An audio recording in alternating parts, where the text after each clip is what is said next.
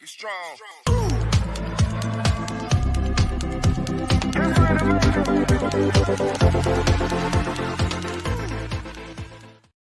Join the She Trucking Foundation today and be a part of a supportive community of women in the trucking industry. Unlock exclusive access to valuable resources, including mentorship, educational workshops, and networking opportunities. Whether you're an experienced professional or just starting your trucking journey, She Trucking is here to empower you and help you thrive. Visit www.shetrucking.com to join us and drive your trucking career to new heights.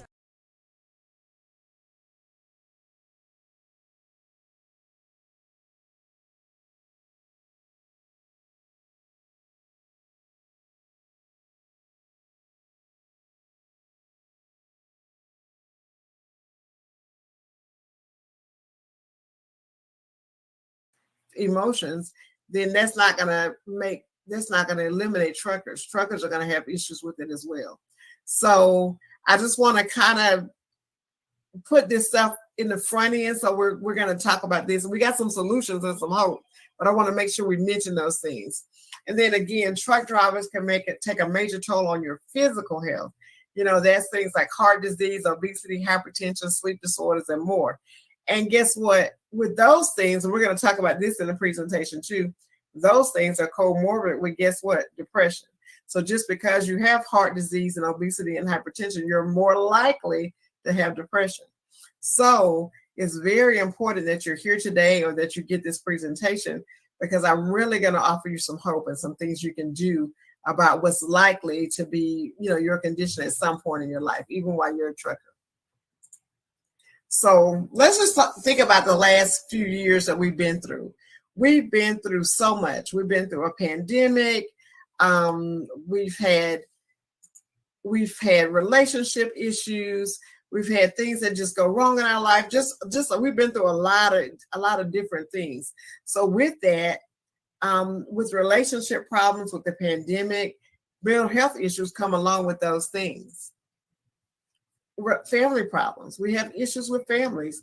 You know, not all of our families get along, and even the ones that get along, we still have issues sometimes.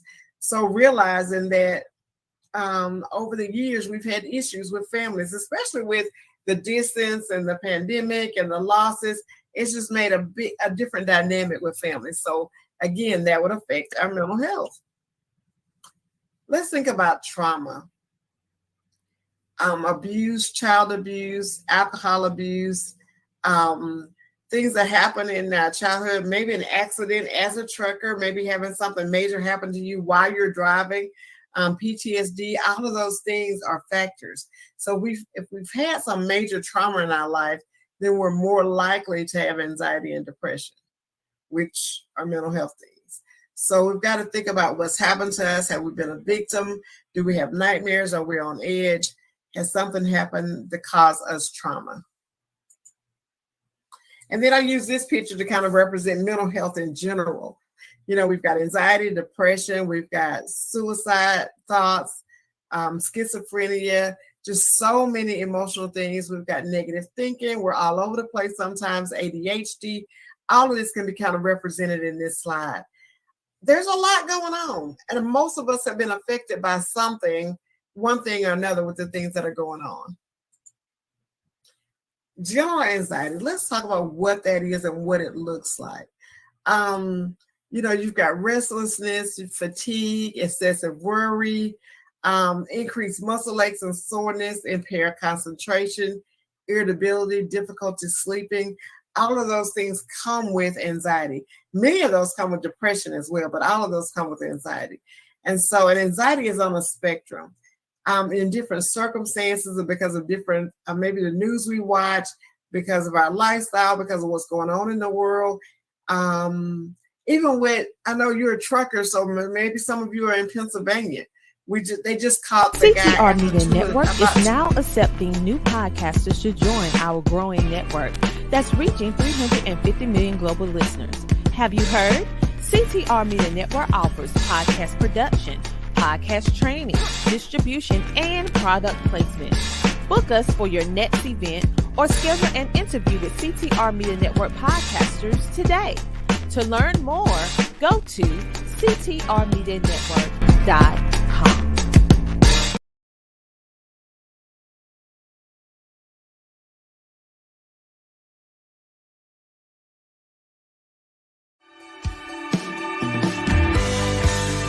While we lean on our decades of proven industry knowledge and expertise, Canal is continually moving forward as a disruptor and innovator in the marketplace.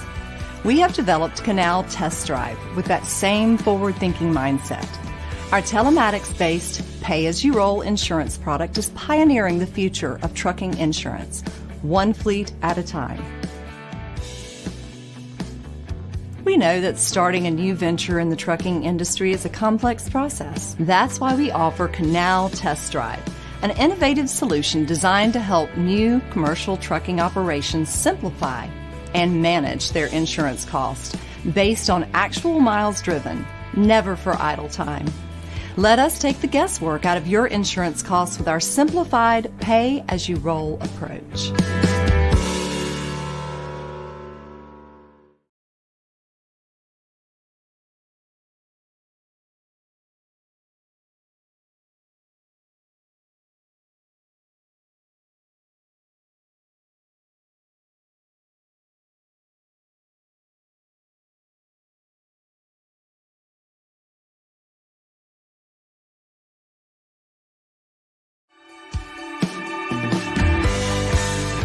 While we lean on our decades of proven industry knowledge and expertise, Canal is continually moving forward as a disruptor and innovator in the marketplace. We have developed Canal Test Drive with that same forward-thinking mindset. Our telematics-based pay-as-you-roll insurance product is pioneering the future of trucking insurance, one fleet at a time. We know that starting a new venture in the trucking industry is a complex process. That's why we offer Canal Test Drive, an innovative solution designed to help new commercial trucking operations simplify and manage their insurance costs based on actual miles driven, never for idle time. Let us take the guesswork out of your insurance costs with our simplified pay-as-you-roll approach.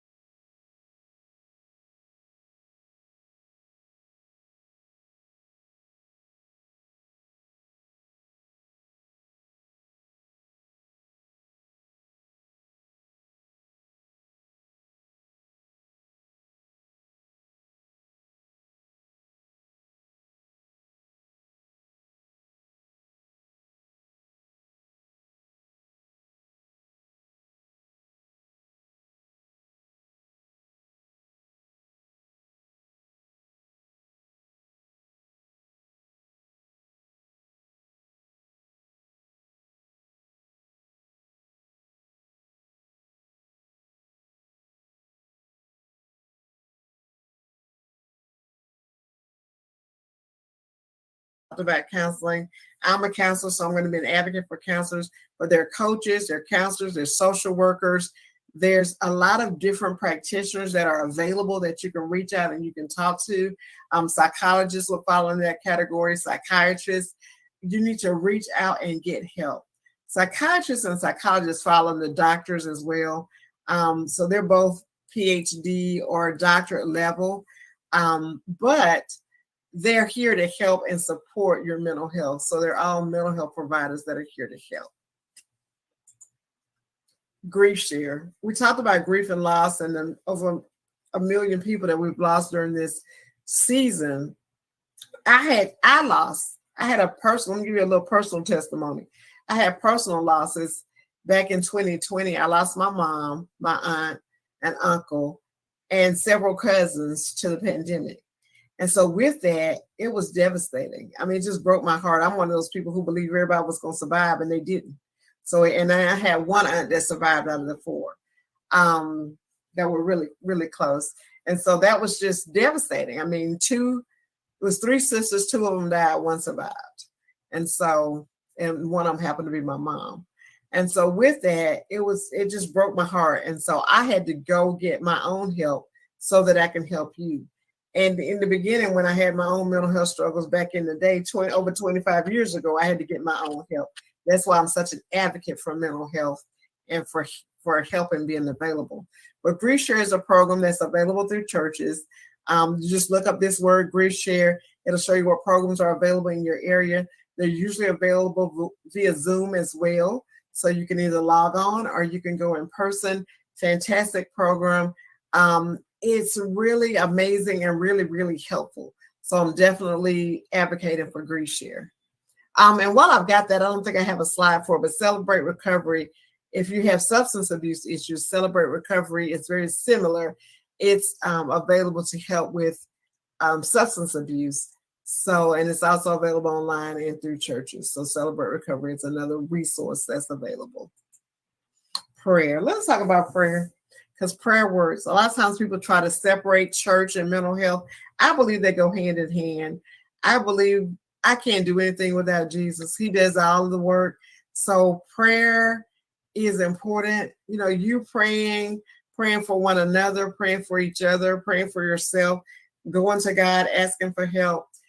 Whoever your God is, I call him Jesus, but whatever you call him, go to him and he can help. So prayer is definitely a good resource when it comes to mental health. God understands it. The Bible talks a lot about mental health. There's a lot of issues that are mentioned in the Bible and that are very, very clear that there would be mental health issues, but God healed them. And so just like he healed back in those times, he can heal us. So I just want to say prayer works. You can't pour from an empty cup, so take care of yourself first. If you're on an airplane and you're sitting next to your kid, the pilot's going to come on and or the flight attendant is going to say, put on your mask first before you help somebody else. That's because if I don't have my oxygen on, how I'm going to help my baby, how I'm going to help my children, how I'm going to help anybody else. So we have to take care of ourselves first. From a biblical standpoint, it says, love your neighbor as yourself. So how am I going to love my neighbor if I'm not loving me? I've got to have something in me to give to my neighbor. I've got to have something in me to help somebody else. So that's why we have to take care of ourselves first. And that's why self-care is so important. And we take care of ourselves so that we can take care of other people, not just to take care of ourselves all day, every day, and don't do anything for anybody else. We still have to give back. We still need to help. We still got to live in the world, but taking care of our health ourselves will equip us to take care of other people. So let's look at types of self-care. We've got physical self-care, sleep, stretching, walking, exercise, yoga. I walked this morning. My husband, my daughter, and myself are walking. It is so cool to have a whole crew getting out every morning and walking the neighborhood. We have a steep hill, so we hit the hill every day, and we walk actually 2 neighborhoods, but it's pretty cool. I'm going to look and see what my stats say about how many steps I have already. And if you have a Fitbit, I would recommend that you use it and that you record your steps. So this morning, as of the time of this recording, I have 7,477 steps. That's pretty cool.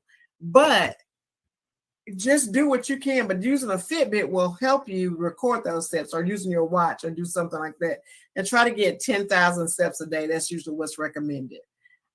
Emotional self-care. You've got to recharge your battery. That's what that little symbol looks like. We got stress management. We got to have coping skills, compassion for one another, compassion for yourself, going to therapy, journaling. I recommend journaling highly. A lot of people won't journal because they say, well, I can't journal every day, or I get distracted, or I can't keep up with it. That's okay. I recommend PRN. Just journal as needed. When something's going on and you got an issue, then journal then. So just journal what you can, and maybe journal your emotions. What are you feeling today? I'm feeling sad. I'm feeling angry. I'm feeling upset. And then, why am I feeling sad? Why am I angry? Why am I upset? Journal that. If you've got a loss, write a letter to your loved one. That's a type of journaling. There's lots of different things you can do with journaling, but it's very healing therapeutically and emotionally. Socially, set boundaries. I have the privilege to go into my Sunday school class this Sunday, this Sunday coming up, and teach, not this Sunday, next Sunday, teach about boundaries to kids. How cool is that? Well, we all have to set boundaries, and boundaries start with us. We try to set boundaries and decide what other people are going to do. We can't control anybody else. We can only control ourselves and what we're going to do. So setting boundaries means deciding what I'm going to do if somebody else does something else. So that's the thing about boundaries. You need a good support system, recognizing your support system, recognizing your circle, who's in your circle. Try to make that circle positive as much as you can. And I will put this caveat. I know we all want positive circles and we all want to be around happy, healthy, whole people, but then nobody's out there helping the depressed or the sad or the person who's anxious. So we have to be open to helping people who are not okay so that they can get okay. If we cut all the people off that are not okay, guess what? They're out there struggling by themselves. So we do have to take care of ourselves so that we can help take care of our friends who may be struggling. Careful. I love social media. I'm a fan, but there are some negative things about social media and positive things. So you have to balance it. But if social media is overwhelming to you, then cut it off. You don't have to have it. It's not something you have to do. So you can do without it if you have to. But if you can use it and you can use it in a positive way, then it's okay. But if it's taking all of your time and you can't write your book or do whatever it is you want to do, then you might have to cut it out for that reason. Communication. I love to teach about communication. I love to help people have healthy conversations. I like to help people slow down and listen and hear people's hearts. It's just so important. Friends and relationships, having those social friends, having relationships is critical. We really all need that. We all need a great circle. So, nurture your friendships. Spiritual. Take time alone. My quiet time is my favorite thing. Just going quiet. Sometimes I walk with no headphones. All the time I walk with no headphones on because I have my family with me. But if I'm walking by myself, it's just me and God. We have a conversation. I love to listen to things. I like books. I like listening to things. But I really have to take the time and just have that quiet time between me and God.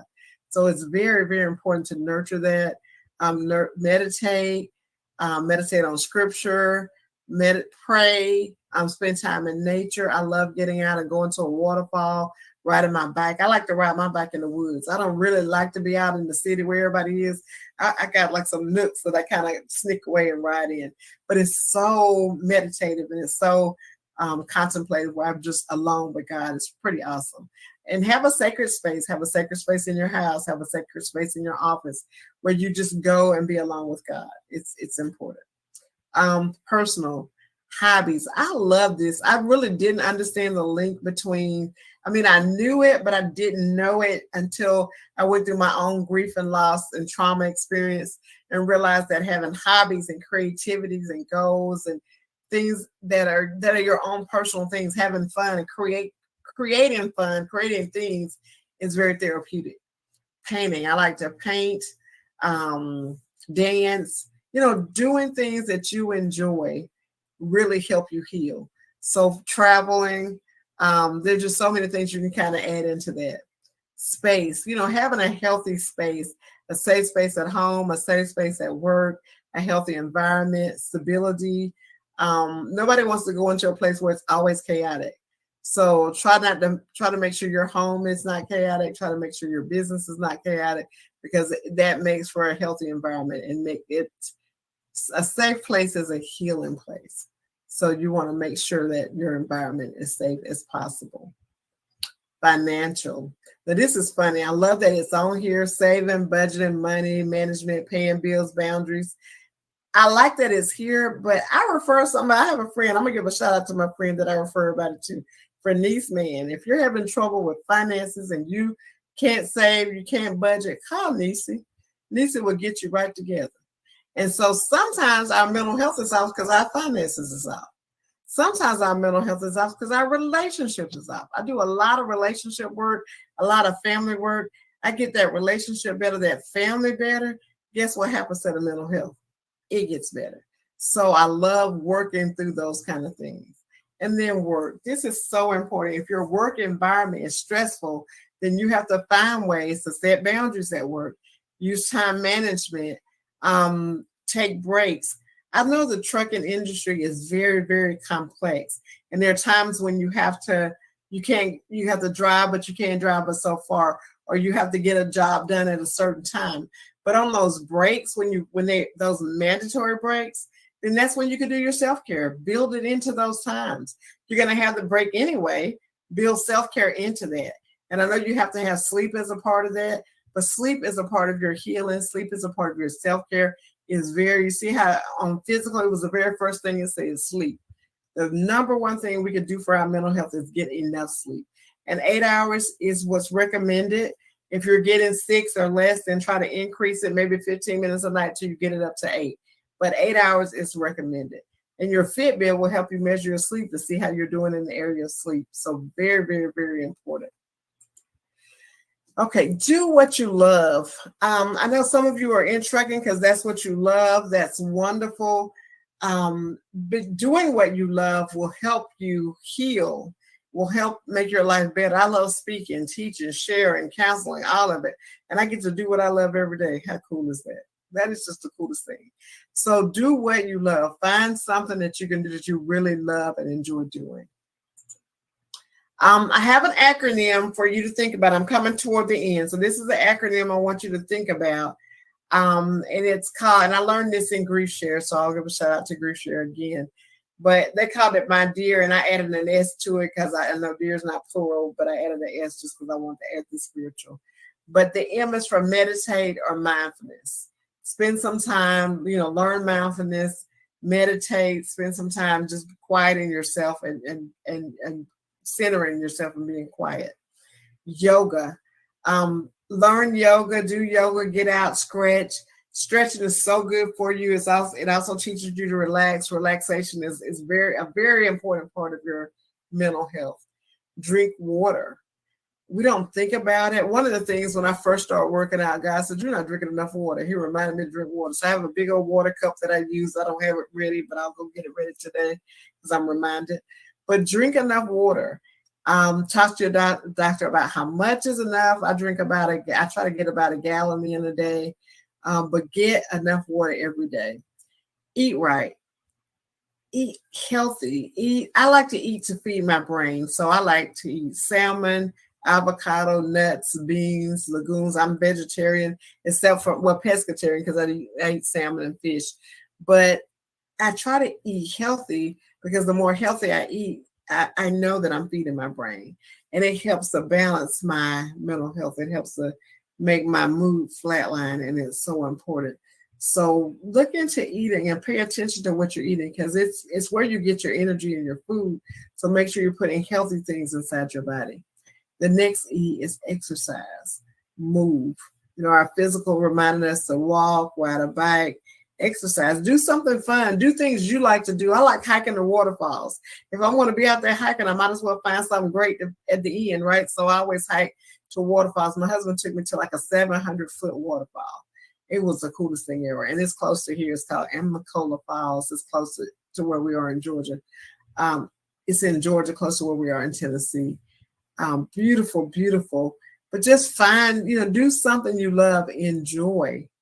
The R is for rest. I mentioned sleep, get enough sleep, take a nap if you have to, but rest is a part of your healing. It's where your cells grow, where your brain regenerates.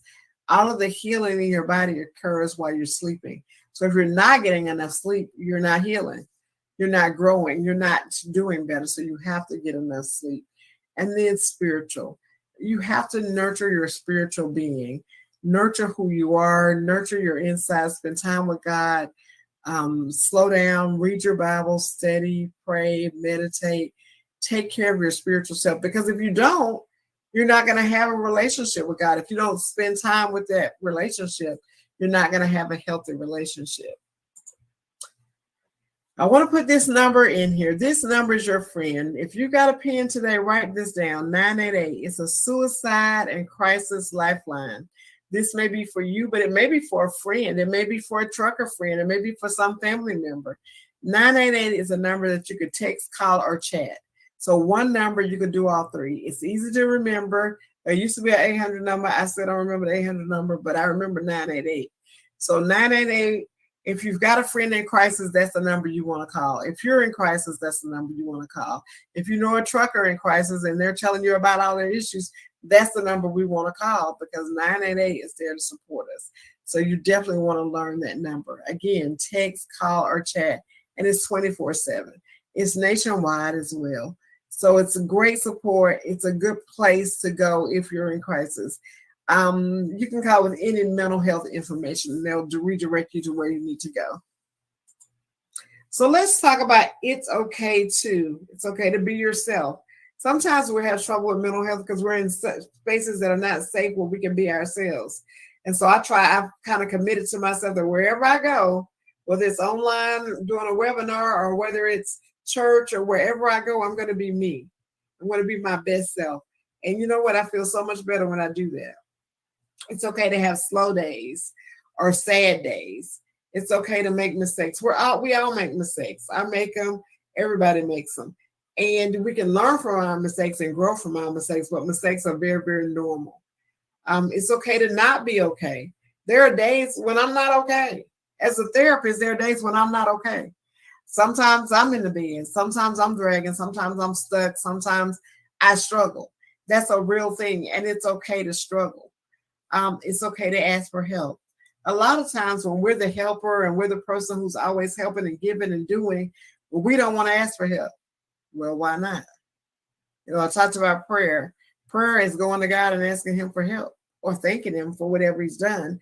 But it's okay to ask for help. And it's okay to ask people for help, not just God.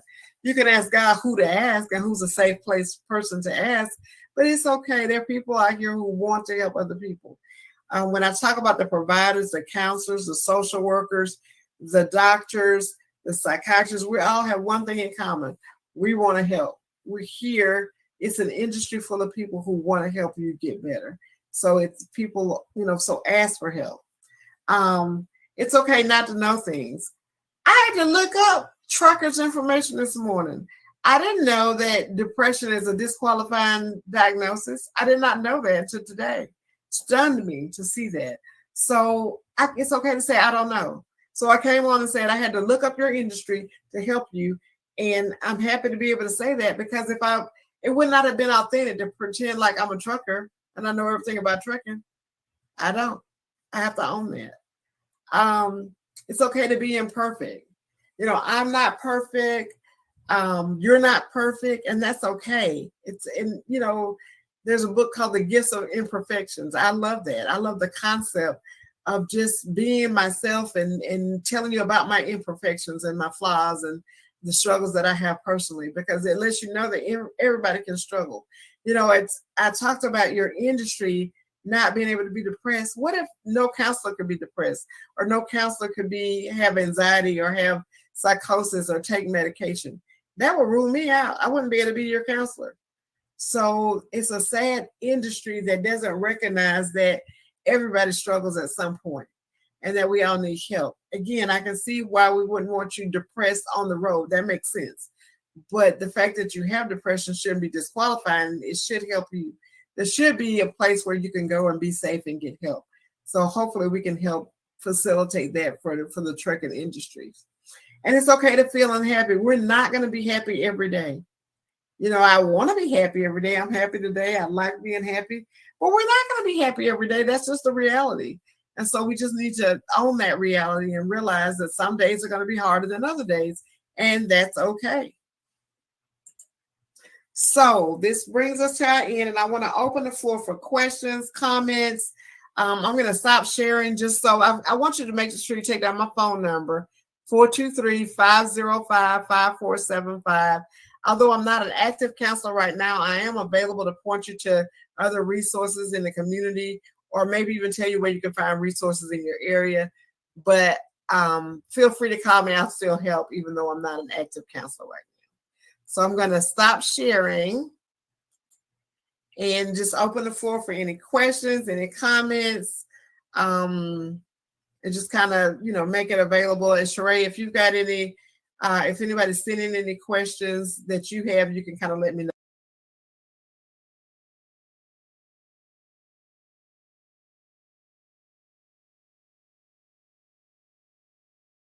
Strong.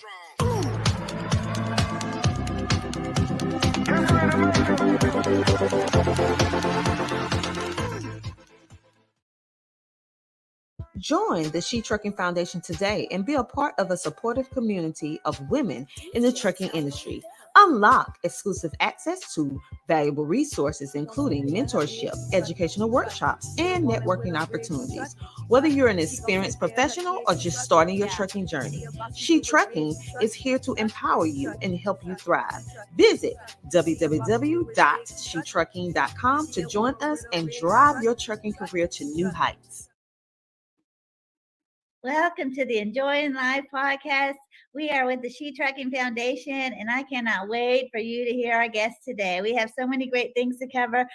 Today, I'm going to put a broker in the hot seat. So I'm looking forward to that. The market is tough right now, and drivers and carriers are struggling a lot. And I really think it's a great opportunity for us to hear from a broker and get some information about the best ways to succeed. And she can have some great tips for us. So if you have questions, be sure to pop those into the comments. Share this out so people can join us and hear our discussion.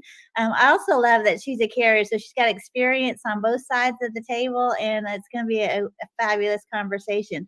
My show is Enjoying Life OTR, and I care a lot about work-life balance. And I've been saying this a lot these last few months. This year in trucking has been rough, especially for owner-operators. But even those of you that are carriers, we're having some stress about maybe not getting enough miles. And we really just got to work smart these days. Trucking is very cyclical, so we have our up times and we have times where, we're all rolling in the money. And then there's times where we're really having to buckle down and be careful. And it feels a little bit more the industry feels a little bit more insecure. And I think we're kind of in one of those times now. So I wanted just to make the opportunity to talk to somebody who's on the broker side and ask her some questions about maybe there's some ways that we can do things better as carriers and build those relationships, and just take the opportunity to learn from somebody with experience on both sides of the table. So I have the honor of welcoming my guest today. Her name is Elizabeth Long. She is a broker, like I said, and a carrier, and I've run freight for them in their brokerage. It's Patriot Star, and she is somebody that I consider to be a real trusted resource in the industry. She and her husband both have been acted like mentors to me, really. And anytime I have a question about the industry or how things are going, or something that's happening with my paperwork and contracts, or something that's just feeling a little bit uncomfortable to me, I know that I can go to her and ask her as a trusted resource, and she's going to give me factual information. So I'm really honored to have her on the show. So if you could join me welcoming Elizabeth Long. Thank you for having me on today, Cindy. Elizabeth, I'm a big fan of yours. I love the work that you do. You're one of my favorite brokers. I tell you that all the time, and I really have enjoyed working with you professionally. But even as a friend, I think you have a lot to offer. At She Trucking, we care a lot about equipping, empowering women to thrive in this industry and to make the most of the opportunities that are presented to us in freight. So I've been looking forward to sharing them with you with them, and getting them to meet you and hear from your perspective. can you start out and just share us a little about your career and how you started in the industry and then what's your role in the industry today? Absolutely. And I do want to tell you too, the feeling is mutual. I love working with you. You are one of my favorite carriers to work with for so many reasons, what we'll probably get into later. Um, so the way I got started in the industry, to be honest, I never thought I would be in transportation, trucking, logistics. I never in my wildest dreams thought I'd be a part of this. But I met my husband, Kenny Long, and we got married, and he had a CDL and owned a truck, and he'd been driving for probably about 15 years when we'd met.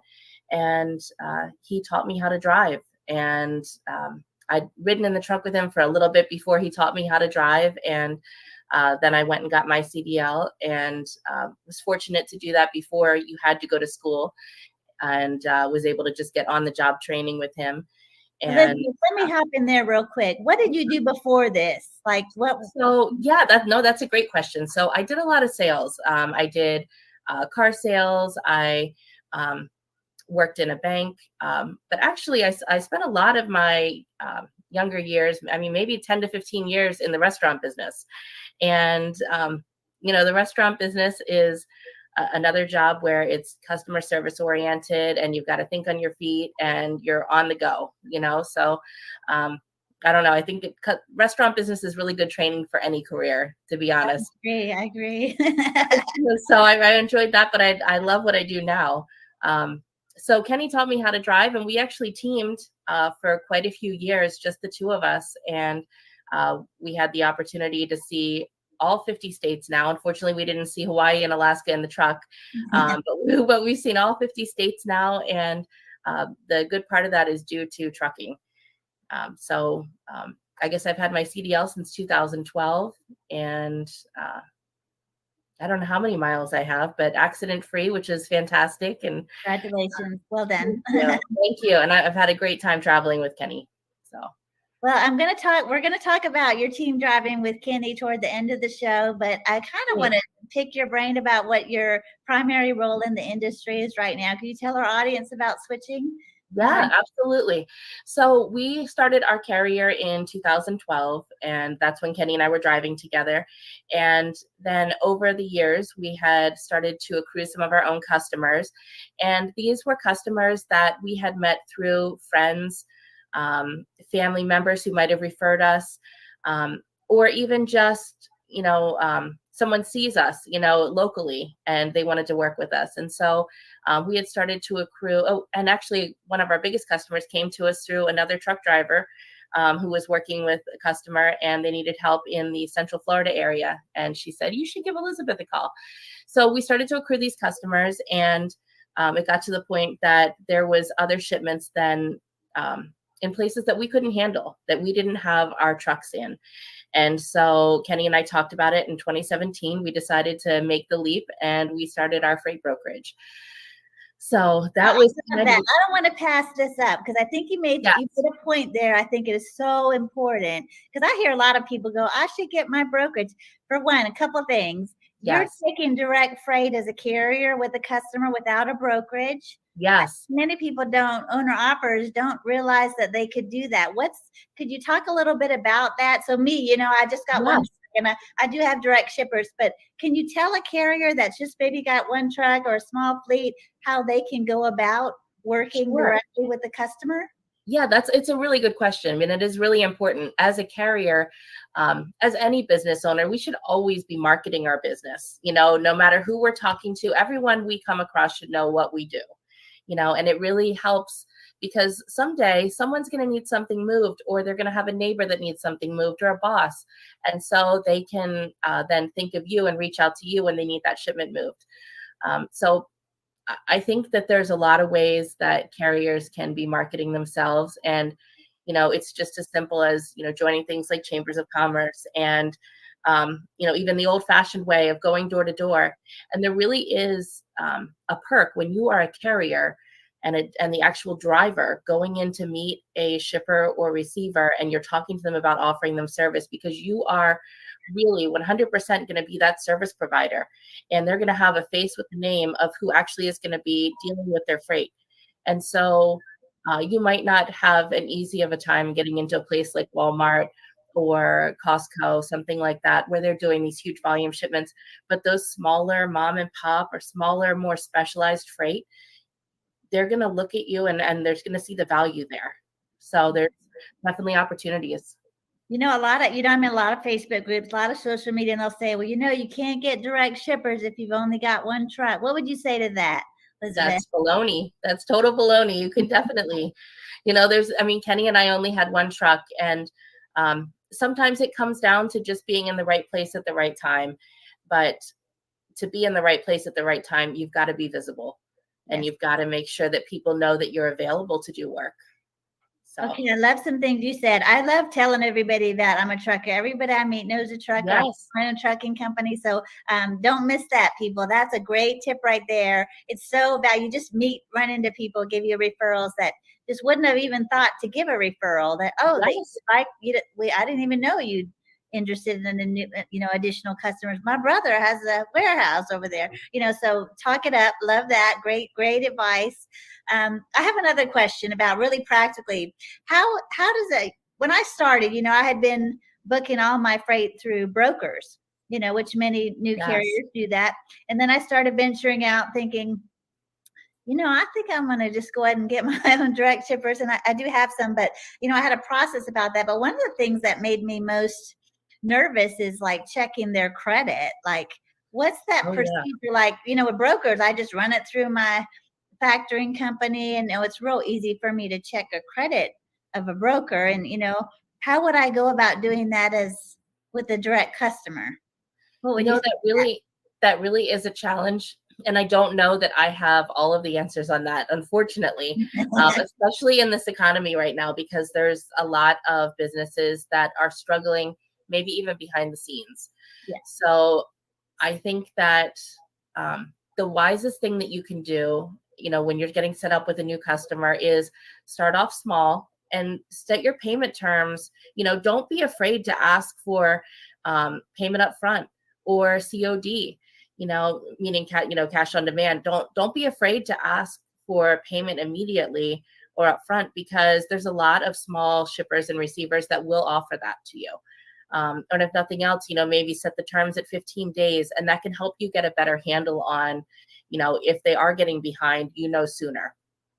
So I think that's the thing I think people don't realize is that, on the shipper side, they're used to people asking for their credit. Yes. That you're going to spend a lot of money on fuel. You're going to have to pay your driver. And so they're expecting, that's a very normal part of their, business, whether they're signing up for a new brokerage to run their freight or they're signing up with the carrier directly. It's a very common practice to ask to see, a credit history and ask for referrals of, so I'm always say, just ask them you can do a credit check. And there are some resources with that, and it's slipping my mind right now, but there is a big resource where you can check credit on basically any business. I don't know that it's always free, but you can also check on things like Google. And, sometimes factoring companies will have these shippers in there if someone else has factored their freight. But really just do a little bit of research. And, if you are actually showing up there at the shipper or receiver, keep an eye out on things. How do things look like they're going? Are the employees looking relaxed, or are they stressed? You'll hear things if you're in and out. So yes. And Google, even just a Google search in itself, because people are going to write reviews. If they're not getting paid 100%, you're going to see reviews there on Google. So that's great. Okay, so now tell me, you said you transitioned into the brokerage because you were getting more customers basically than your own carrier could handle. So can you tell us about transferring into that, and when did you move from the truck to really focusing full time on the brokerage? Could you tell us a little bit about that transition? Sure. So in 2017, we started the brokerage, and I guess if we can backtrack just slightly, in 2015, Kenny and I had started to bring on our first owner operators, meaning that we brought on some other drivers who had their own truck, but we did this the right way. We added them onto our insurance policy, our auto liability and our cargo insurance. Our company name was on the door. We were responsible for safety. They were part of our drug consortium. So we added on these owner operators. And so I would say Kenny and I were still driving in the truck 2017, but it was probably 2019, 2020 when we started to get out of the truck more completely. So even in 2017, even though we'd started the brokerage, it was very slow. It might be 1 or 2 loads a month, to be honest. It was definitely a challenge in the beginning, starting the brokerage. I remember, we decided not to factor from the get-go with our brokerage. And I remember there were so many times that, I would find the right carrier for the load, I thought, and they would say, well, my factoring company is not going to approve you. And, you need to be able to have money set aside then to either do like a 50% upfront and 50% on delivery, or some other sort of payment arrangement. I remember one time though, in the beginning where I had this small load, I think it was like a short little partial going just across town. And I don't know what it was. It was a couple $100. And I said to the carrier, I said, listen, I said, I'd like to work with you on this. I will pay you up front. I said, just show up there to the shipper. I will pay you. I'll give you an EFS check. And then, I trust that you're going to pick up the load and handle the load for me, and they decided, no, I'm not going to do it. I said, I don't know what to do. So there was definitely, that was probably the first 2 years of the brokerage. There was a lot of struggles with that. And I had to work very diligently to make sure that I paid my carriers on time. So it was a lot of really being on top of things to make sure we build our credit in the beginning. And fortunately, when we started out, that's the biggest challenge. I'm sorry to interrupt. Would you say that that's the biggest challenge in starting a brokerage because you don't have established credit, and so the carriers don't? I mean, I know I wouldn't run with the new brokerage that didn't have established credit, because I'm like, I'm gonna spend all that money on fuel, and I'm gonna spend all that time, and then you might pay me, you might not, or when. Would you say that not having established credit is the biggest challenge of starting a new brokerage, or something else? That's a good question. I think not having established credit, and then also cash flow can be a big issue that small brokerages might have when they're starting up. Both of those, I think in the market that we're in now, a brokerage starting up might have a little bit more of an advantage because there's less loads than there have been in the past.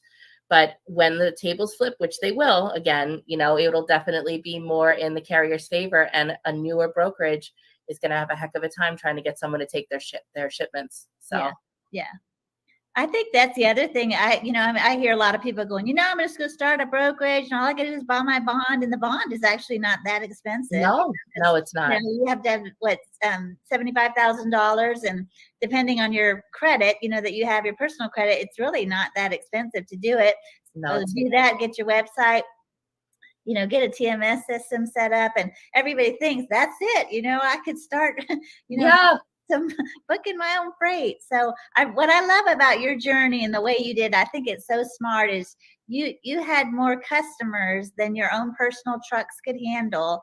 And that was the time where you started to make that transition, because you weren't starting the brokerage with needing to go for customers. Correct. You were already having customer relationships started. And I think that's so smart. And I think many people don't do it that way. So I've heard Kenny say that before. When do I know it's time to start a brokerage? And you'll say, well, when you have more freight than your own trucks can handle, that's the time where you want to branch out. And yes, that's it, like getting new customers, Elizabeth. Everybody acts like that's well, it's not as easy as most of us, as most people might think. And that's probably the reason most carriers don't have a lot of their own direct freight. It takes a lot of calls. Kenny and I actually at one point had hired someone that we had known. He worked with a different brokerage, and we hired him on salary just to do outbound calls to try and bring in new customers. And we paid him for an entire year, and he did not bring in anyone at all. Yeah. So I don't know if it was his methodology that, just wasn't working, but it's really not that easy. It comes to acquire someone who wants you to handle their shipping. It really comes to being at the right place at the right time, and you have something that solves their problem, and a lot of times, business owners, unless there is an issue, unless they're not happy with what's happening with their current service provider, they don't want to have to switch. Right. You know, they're comfortable with the status quo, and unless they're unhappy with the price or the service, or something major has happened. So sometimes it means following up for a couple years until someone might be ready to switch. Okay, listen, everybody. Did you hear what she just said? The time that it takes of so much wooing and wooing and wooing, trying to really build that relationship and keep putting your name and your face in front of that customer. It takes so many times of calling and building those in. And then the market is so fragile right now. The rates are so competitive that shippers, their phones are blowing up all day with people saying, I could beat their rate. Give me a shot. Just give me some loads. And, they're trying to just get the freight as what they can. And, carriers, we're feeling that, we are. You're feeling it too, carrier side. So, but when the market is so competitive like this, then it's just, how low can we go? And, then try to provide good service, provide a good carrier when the rates are, skinny. That's a good. And to be honest, I don't think, when you're looking for shippers that you want to work with, if the shipper tells you that really price is the only thing that matters to them, sometimes you have to listen to that. I actually met someone the other day. Kenny and I were at an event, and we were actually at an event for one of our other customers. We were making a delivery and a pickup for them. And I got to talking to someone else, and he was telling me about how he can ship a pallet anywhere in Florida, one pallet for $165. And I said, wow, that's pretty awesome. I'm not going to be able to beat that for sure. And he let me know, that, really the only thing that matters to him is price. And I said, well, listen, I'm going to give you my card anyway. I'm not going to be able to beat or match that rate for one pallet to go to Miami from Tampa. That's just, I'm not going to be able to do that. But if you have something that goes wrong, or you need something last minute, or you need a full truckload, let me know. I'll be happy to help you, because even though you might not be able to meet their needs at that moment, you might be able to in the future. People's business models change. So okay, again, another great point. I love what you did there. And I even do this as a carrier when I'm talking to a broker, and I will start talking about a load. I do the exact same thing. This is gold right here, Elizabeth. I love what you said right there. So you're getting a no, and and they know this is not going to work right now, but you continued to talk about opportunities for the future. And I'll even do that where I'm like, well, this load obviously is not a good fit for me, and I'll do a very similar thing as a carrier, and I'll say, if something else comes up, keep me in mind. I'm not going to do that rate. I'm not going to, I have no desire to be the bottom of the barrel. Yes, right. But you're right that things do change. And then also when I'm talking to a broker, I will also say, I know they have multiple customers, so this one customer, they're running all this cheap freight, but they do have some more specialized things. And I'll even take that opportunity and I'll say, this one's not a good fit for me, but I'm a great carrier. I mean, my goal is to be your favorite carrier. Every load I do, that's my goal. So, and they love that, and they're having a conversation with me. So even hearing you say that on the broker side, I think that's just a great way to network. And every no that you get doesn't mean it's a never.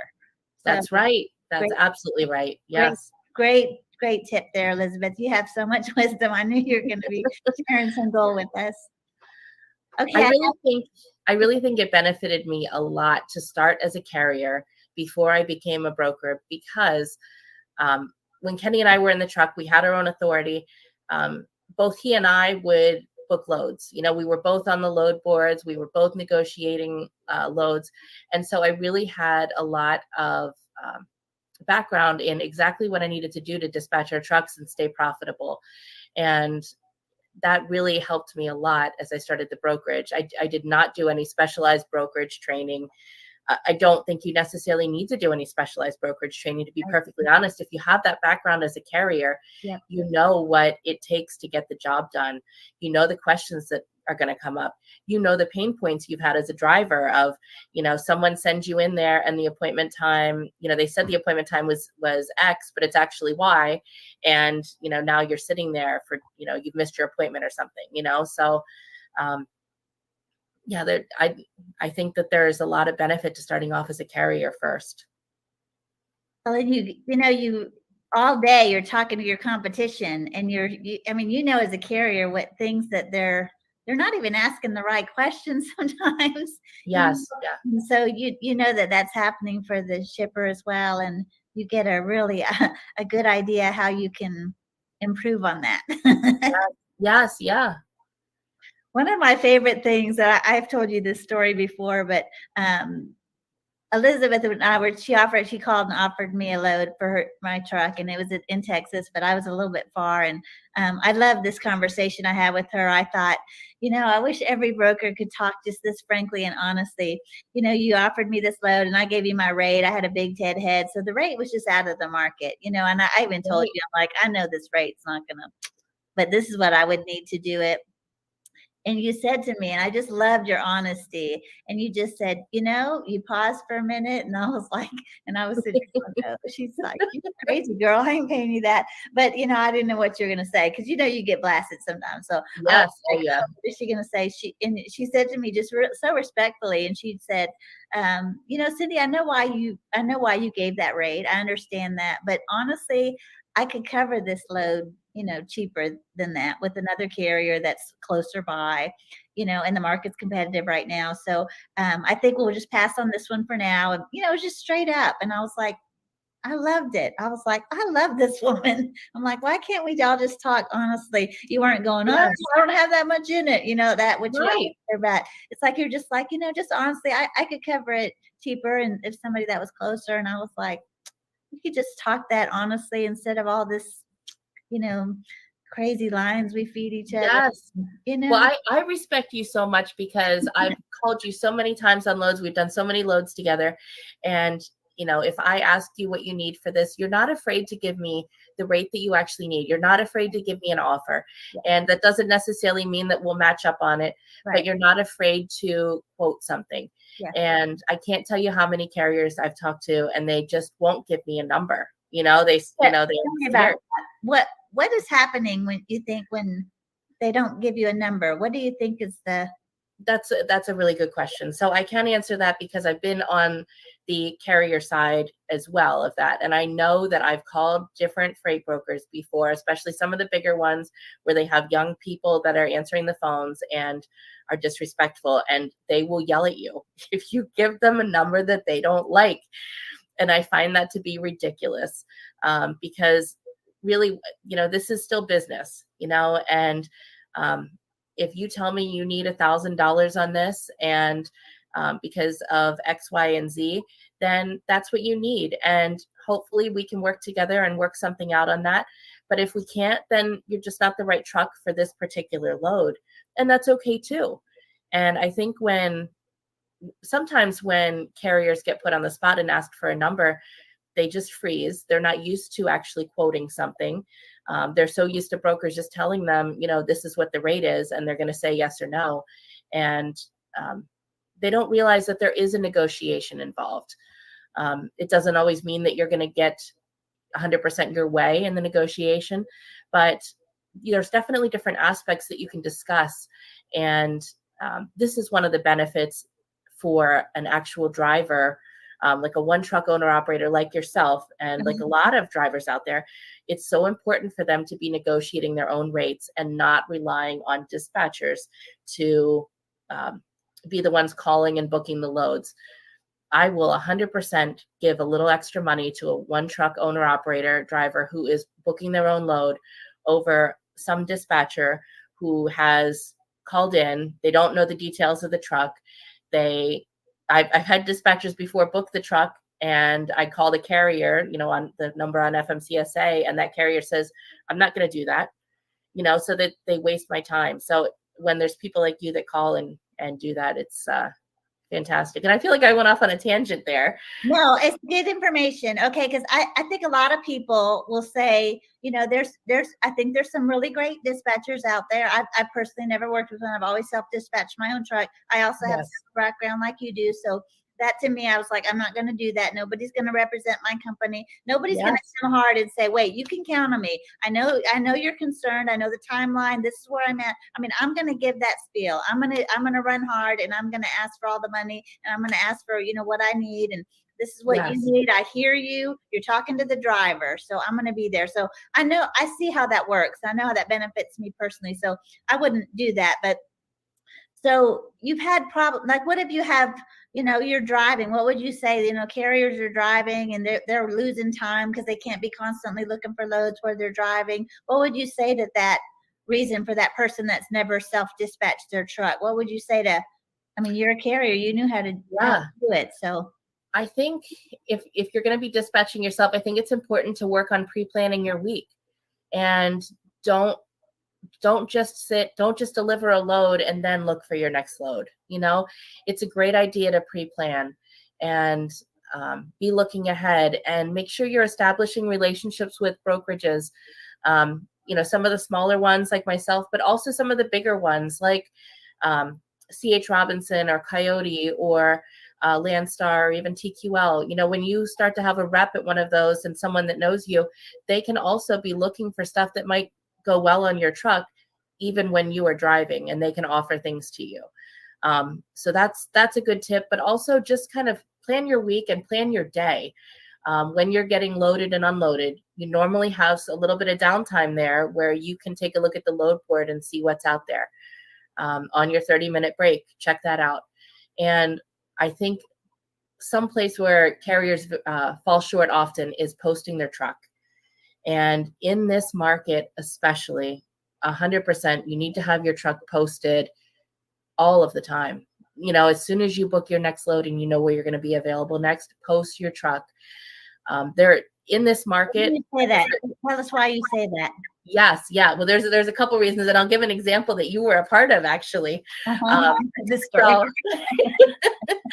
So, in this market where freight brokers are not struggling to find trucks as much, it is super important for them to be able to go onto DAT load board or whatever load board you're using, and be able to see, okay, well, this carrier has a posted truck there.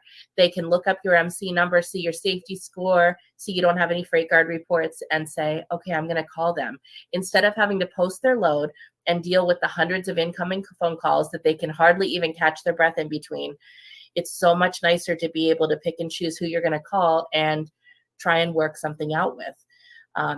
It also puts a little bit more control in your hand as the carrier, though, as well, because you know that the broker has hand selected you, picked you out and said, I'd like to work with this carrier. Yes. Yeah. So they've already kind of looked you up a little bit, most likely, before they've called you.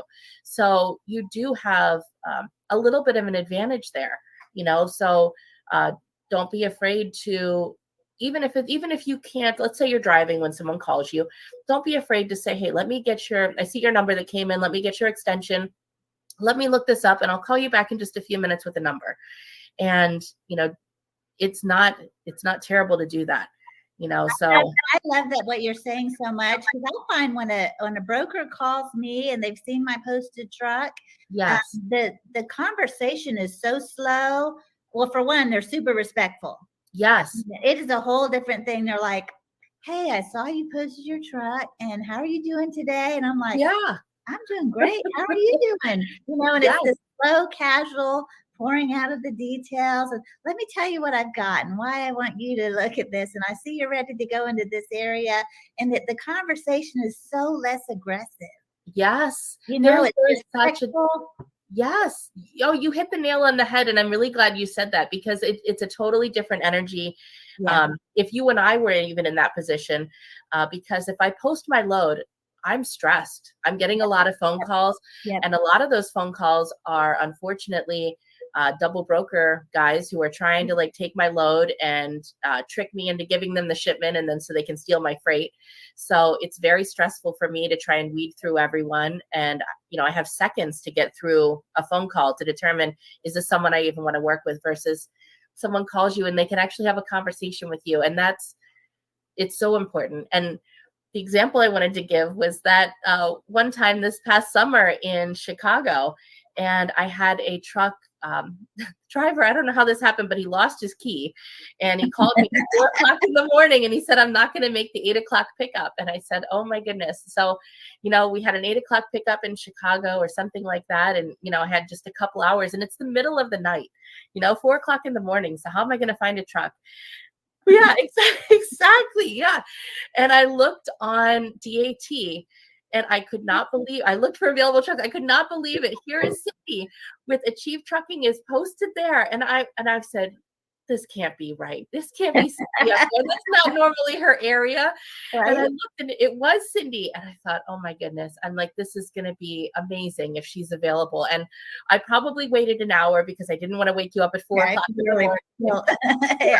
And I called you and, you helped me out with the shipment, and I paid you more than I was going to pay the other carrier. I think I paid you excellent for that market. And, but I was so happy to see a carrier that I knew and trusted that I could rely on to get the job done right. And I think most brokers probably feel like that when they're looking for something more than just the cheapest truck, which we are oftentimes. It's not always just the money, really. Yeah. Okay, I have a lot I want to talk to you about. We're going to take a little commercial break, but you shared some fantastic information, and I still have a list of questions that I want to go through because you're so much information that you have in that beautiful brain of yours, and I'm so grateful. So we're going to cut to commercial, but we're going to be right back. If y'all have any questions, we got a broker in the hot seat here. So if there's anything you wanted to know about the other side, this is the time to ask. And she's an experienced carrier with a fleet of 10 trucks. So she's run all kinds of freight. And so if you guys have questions, pop those in. We're going to go to commercial. We'll be right back.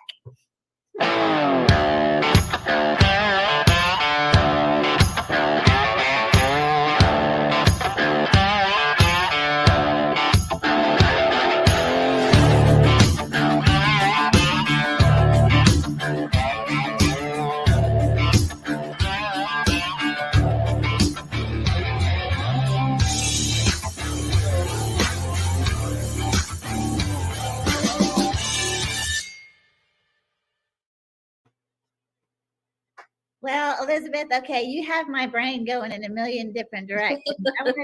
I want to talk a little bit about double brokering. Okay, sure. I know for me as a carrier, I noticed that they're really being careful when they book a load with me. There's a lot of things that are happening. Can you tell us a little bit? Maybe there's a new owner operator out there, or maybe somebody even thinking about becoming an owner operator in the future, or maybe even open a brokerage. Can you tell what's happening in the market today about double brokering and how that impacts all of us? And then what you as a broker are doing to prevent that fraud, basically. Can you give us a little summary if somebody's not really familiar with that side of the? Yeah, absolutely. So what we're seeing happen now is there are a lot of shell carriers. And what I mean by shell carriers is it's someone who has opened up a carrier and maybe they have one truck on their policy and then they are accepting freight from a legitimate broker. And then with their shell carrier, they get the load information, they have the rate confirmation, and they have that load secured. They then hand that load off to maybe a sister brokerage company of theirs, which is a scam brokerage company. They do have a legitimate MC number, but usually they're set up that they don't care to pay any carriers, so that brokerage then will post the load or call trucks and get that load moved with another legitimate carrier who doesn't realize that this has been double brokered. Did that explain that part of it? Very helpful. Right? Okay. Very helpful. So what are you as a broker doing to prevent that from happening? So we as carriers can understand how to overcome, Sure, what we're looking for. Yeah. So one of the first things that I do now is when I am booking a new load, and if I'm having to take incoming phone calls, or if I am looking to work with someone new, I have Carrier 411 up, and I use that every single day. I'm checking every new carrier in there. I'm checking to see if they have any freight guard reports, meaning that someone might have reported them for double brokering. I think there is an unfortunate thing with Carrier 411 that sometimes they've gotten a bad rap because brokers will threaten to file a freight guard report for this or that. And it's, a lot of times it's something that, it stinks, something went wrong, but, it's not the end of the world. And there are brokerages like me that will look past some things like that. I mean, if I ask you about it and you have a good explanation, and it wasn't, yesterday, a lot of times we can move past it and we can still work together. I'm not against that. But if you've been reported for double brokering, we're not working together. So, right. So that's probably my first check. We have a couple other resources that we use. One of the other things that I'm always doing is calling the number that's listed on FMCSA for that carrier to confirm that I'm booking the load with who I think I'm booking it with. A little side note with that, there is something that had happened with FMCSA was allowing carriers to be able to change their address and their phone number by sending in a copy of their driver's license. And what was happening with that is some carriers were actually having their identity stolen, and their phone number and address was changed by sending in a picture of their driver's license to one of these scam brokerages. So I would really hesitate to send a copy of your driver's license, your CDL, to anybody at this point. Okay, everybody get that? It's to prevent somebody else from impersonating your company and your MC. So yes, it's a big scam out there. So there's other ways that you can still verify who you are, and maybe that means, having your insurance agent vouch for you, and so, there's just different things you can do. I would always be ready to send pictures of your truck, your company name. Tell us why they're asking that. Just together. Can you explain that a little bit? Yeah, that's a great question. So, even beyond just the double brokering, there are a lot of companies out there who might only insure one or two trucks, and then they hire on what they call owner operators. And these owner operators are not on their insurance policy. They're not on their cargo. They're not on their liability insurance, and they're sending them in to pick up freight.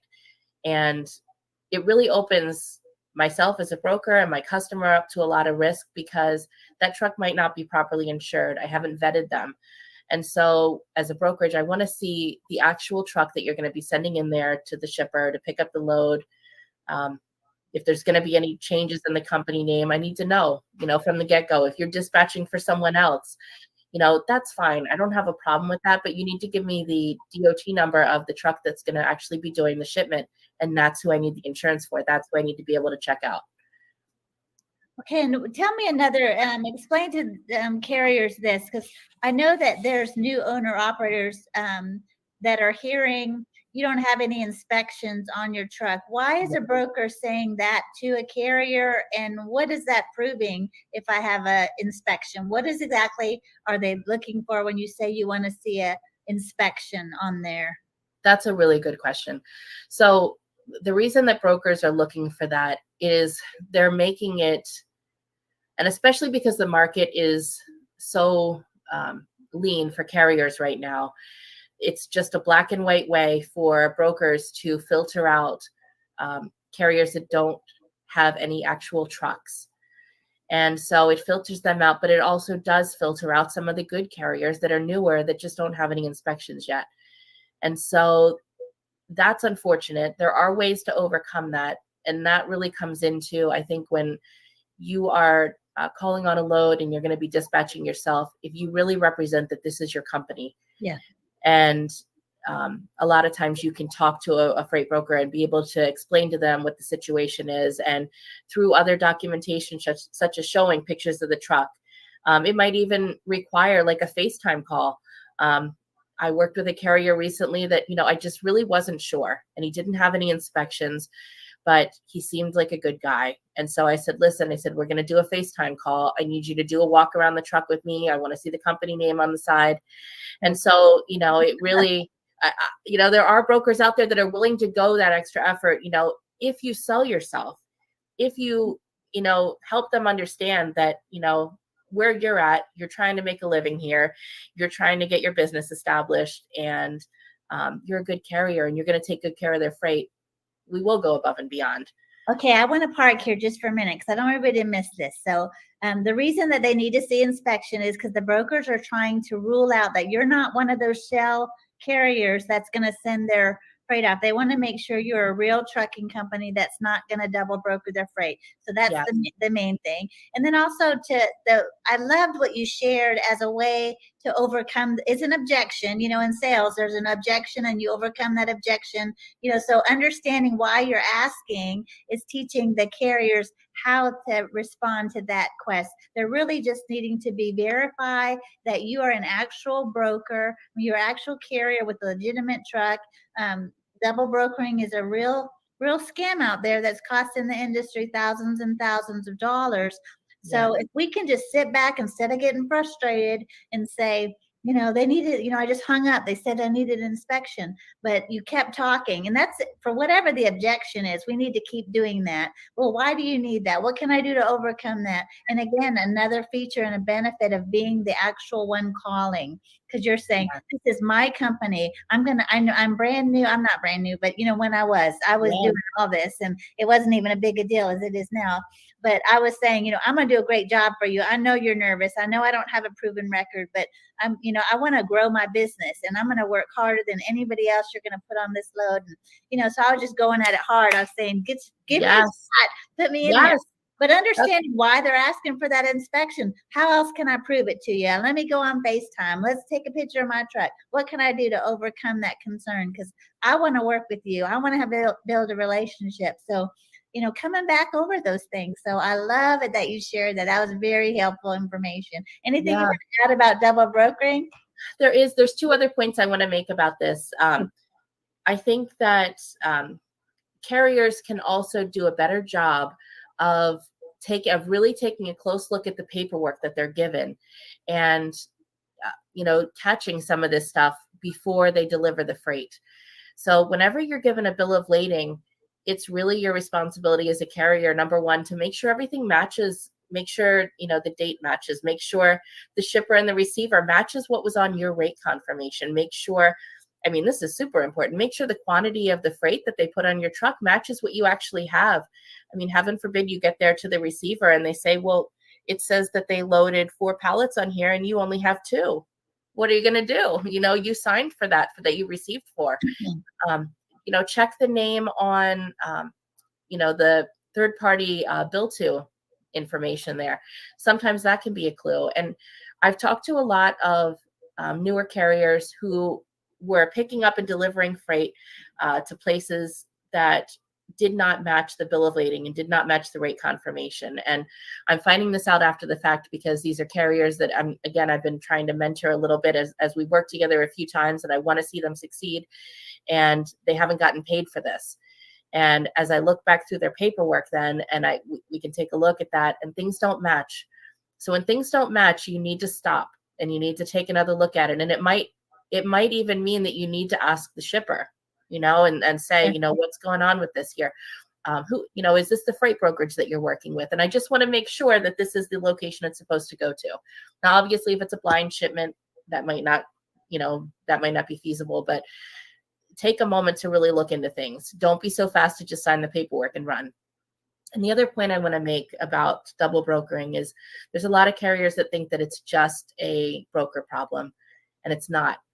One of the big factors that is driving down rates, especially if it's in the case that the shipper might still be paying the same rate, but the broker's rate seems to have dropped to the carrier, it's because so many brokers have ended up double paying for loads, meaning they paid the scam carrier and they've paid the legitimate carrier that actually did the load. And so if you think about that, like let's say you paid $1,000 for this load, but you had to pay it twice now. I guarantee the broker did not have $2,000 in that load to begin with. Yeah. So they're at a deficit. And so they're a little bit more hesitant, I'm sure, in some cases, about throwing out bigger numbers because they might have to double pay if they if things don't check out. Yeah. So Okay, Elizabeth, I want to first jump on here, talk a little bit about She Trucking. One of the things I love about the She Trucking Foundation is we are bringing on quality people like Elizabeth Long, who's dropping all of this valuable information to help empower and equip you to do the things that you want to do. Our goal is to help you to thrive in the industry and bringing on great guests. So if you are not a part of the She Trucking Foundation, I encourage you to join and is to sign up so you don't miss out on all these opportunities. She Trucking has a Facebook group, and Joy in Life OTR also has a Facebook group. So join in both of these communities so you can get exposure and get to learn and thrive in the industry from people like Elizabeth. So Elizabeth, I want to thank you for sharing all those things. So I think you dropped so much great information. One of the things too I want to share, my show is Enjoy in Life OTR, so I can't have you take off on me and not tell me a little bit about what it was like team driving with your husband. So tell me a little bit about that. And I know you guys really took advantage of the opportunity to travel, and many of us don't ever get out of the truck. I mean, I do. I care a lot about that. But yes, you've done some great adventures. We have just a few more minutes before we have to shut up the show. But could you just tell us a little bit about how you and Kenny team drive, how you made it take advantage of the opportunity to travel while you guys were out there? Oh, definitely. Kenny and I had such a great time going over the road together. And I think really, because I came into this as I'd never been a company driver, so I'd never had that experience. But I thought, man, I mean, I always loved to travel. And I thought, this is a way for us to get paid to travel and see the country. Right. And so, we started doing that in 2012. And when we started out, I think we had inflatable stand-up paddle boards on the truck with us and bicycles. And so we were like well equipped to go do, anything, any kind of adventure. I had hammocks on the top bunk, and, we were set. So, a couple of the things that we've done that have just been spectacular is, we've been to Niagara Falls, and I found a casino that we could park that was close to the falls. We could park at the casino, and we walked to the falls and went exploring there. We went to downtown St. Louis one time, and, we've never been afraid to just get out and go and walk. And so I found this little truck stop. It was kind of close to downtown, but I think it was, 5 miles from downtown. And we said, all right, well, we're going to walk it. We did it. And so we walked into downtown and explored all day. And I think we did 15 miles that day, but wow. we had a great time. We went to this, we went to the city museum, which was this jungle gym type thing for adults, and played all day there. We had, I guess, one of our longest trips that we did, which was really neat, is we went out to the state of Oregon. We were kind of near Portland. I don't remember exactly which truck stop it was. I think it was TA Portland South, probably. And so it wasn't anything special. But I looked at the hotels in the area, and all the hotels were about $200 a night. And I said, that's kind of expensive. We have a perfectly good truck right here. And so we slept in the truck, and we showered at the truck stop every day. And then we spent our money on a rental car and went exploring and had great dinners out. And I think we were honestly there for about a week, maybe even 10 days. But we did a lot of hiking up there, and just, really enjoyed some downtime after we delivered our load up there. And, it's pretty awesome that we can have everything we need in the truck with us. We have all of our clothes, we have food, we can cook, it's comfortable. And so as long as you're there at a truck stop and you can take a shower, you could stay there indefinitely and kind of go explore. And I don't know, there's so many neat opportunities. And to think it would have cost us, $1,400 a night, or $1,400 for that week, if we were there in hotels, and we got to just stay there for free. So that was pretty neat. We've gone and seen the Grand Canyon, which I don't know that this was entirely okay for us to do, but we were going. So I don't necessarily recommend this. You could do this at your own risk.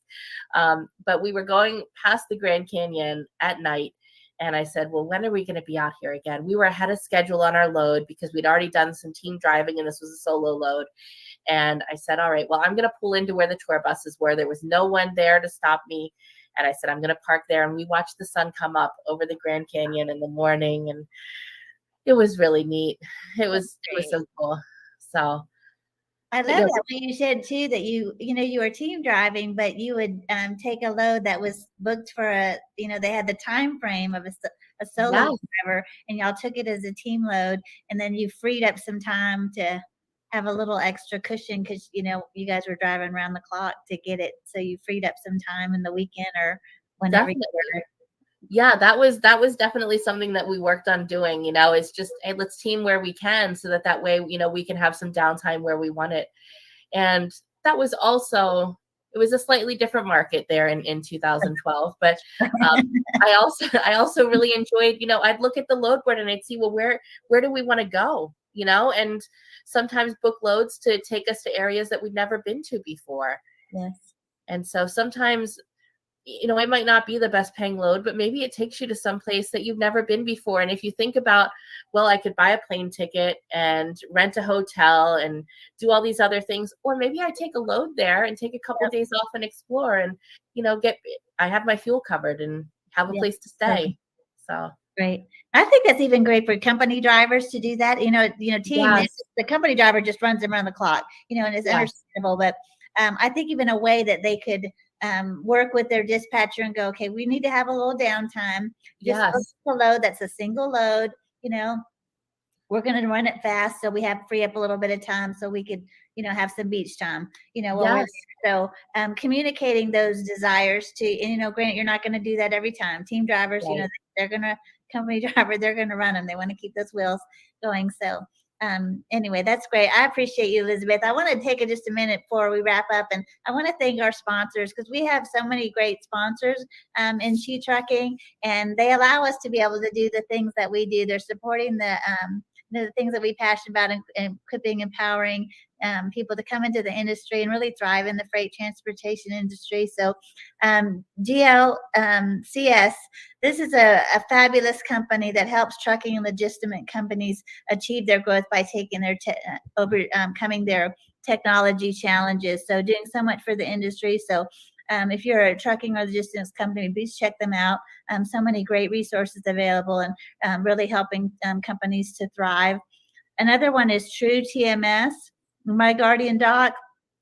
I really love both of these companies. The True TMS is a transportation management system that's actually designed from the ground up with the small carrier in mind.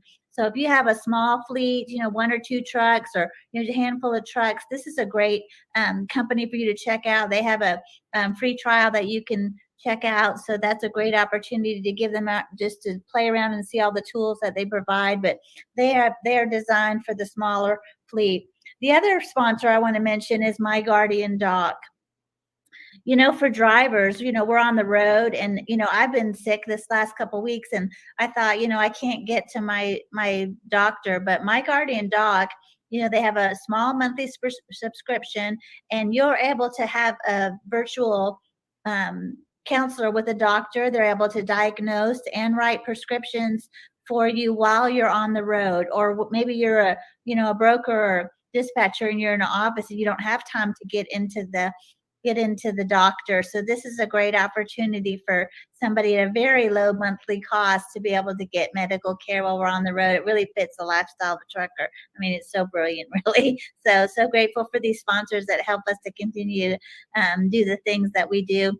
Legal Shields is another one of our sponsors I really like.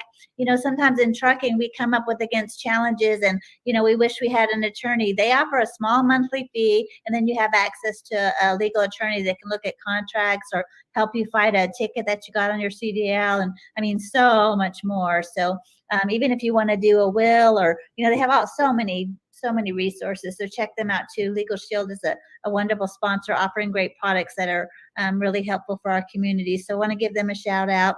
And Elizabeth, I just have to say thank you so much. I could have you on again. I think I could talk with you for another hour because you have so much wisdom. And maybe next time we'll get Kenny on here too, because you guys just have just so much that we could take away and learn. I thank you for taking the time to do this because Absolutely. I I know. really enjoyed it, and I do hope you have me back on here. I would love to do that. Yeah, so grateful for you, and you guys check it out. You guys be sharing this out with other people, and because Elizabeth dropped some great gems here. Whether you're a carrier, a company driver, or you're thinking about starting a brokerage. So she's got some great information, and we're so grateful that you came on. Well, thanks everybody for tuning in. You know, our show is Enjoying Life OTR, so we always want to hear about the ways that you are enjoying life on the road, and I think that comes with work-life balance. So you've given us some great information that'll help us continue to thrive in our business. And I love your stories about how y'all travel and take advantage of the opportunities. So thanks so much for coming on. Elizabeth, and your link is on the show, patriotstartrucks.com. Is that the brokerage website? That's actually for both. Okay.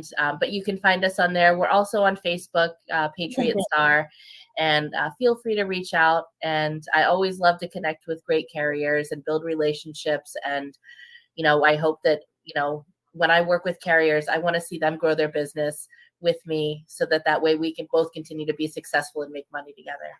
So yeah, I love that you're into partnerships, and you're such a blessing. And I'm just so grateful to have met you and get to work with you and Kenny regularly. So it's so great. You guys be sure to check out all of the ways that you can find Chic Trucking and Enjoying Life OTR. We're all over social media. We're on LinkedIn, we're at YouTube, Facebook groups, Facebook Lives all the time. We're on Instagram. So many ways for you to connect with us, and we look forward to seeing y'all next time. Thanks again, Elizabeth. I sure appreciate you. Thanks for coming on the show. Thank you, Cindy. Have a good evening.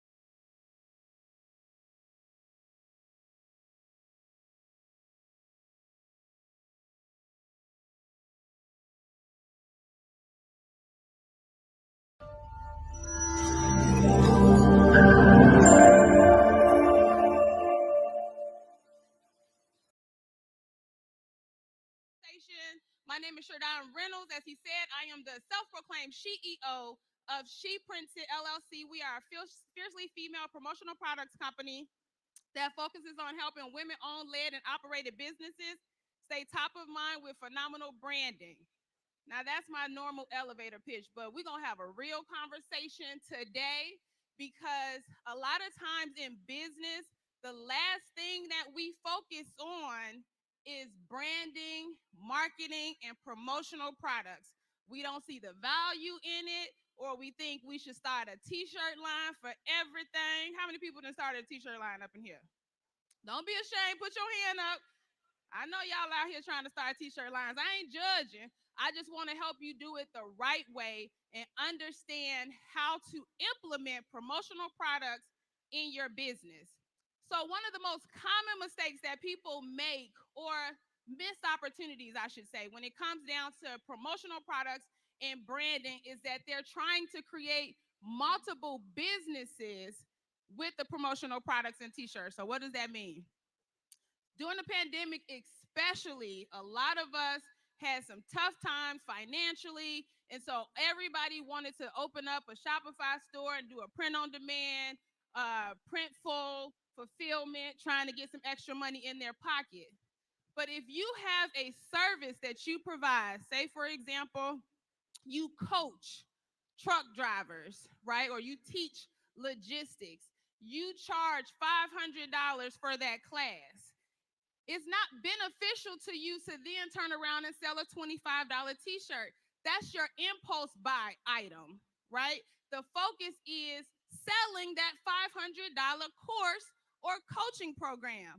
So what if you, instead of trying to sell that $25 t-shirt, sold your coaching program for $550, and it came with a free t-shirt, a free download, a free checklist. Now you really made $50 on that t-shirt instead of $25. You added value to what you offer because your program had free gifts associated with it, and people are more likely to do business with people that they receive free products from. The truth of the matter, statistically proven, people do business with companies that they've gotten promotional products from by 83%. You increase the likelihood of business by 83% if you give away promotional products. So if you spent $2 on mugs and you came here today, everybody, I think a great example is that company right at the front, Prime Line. They're giving away free bags. They got tote bags. They got goodies inside those tote bags. I bet you all went and got y'all a bag. I see the bags sitting on top of these tables. Y'all will never forget that company. I assure you that what they're gifting you versus what they're trying to lure you to buy is probably 300% more in value.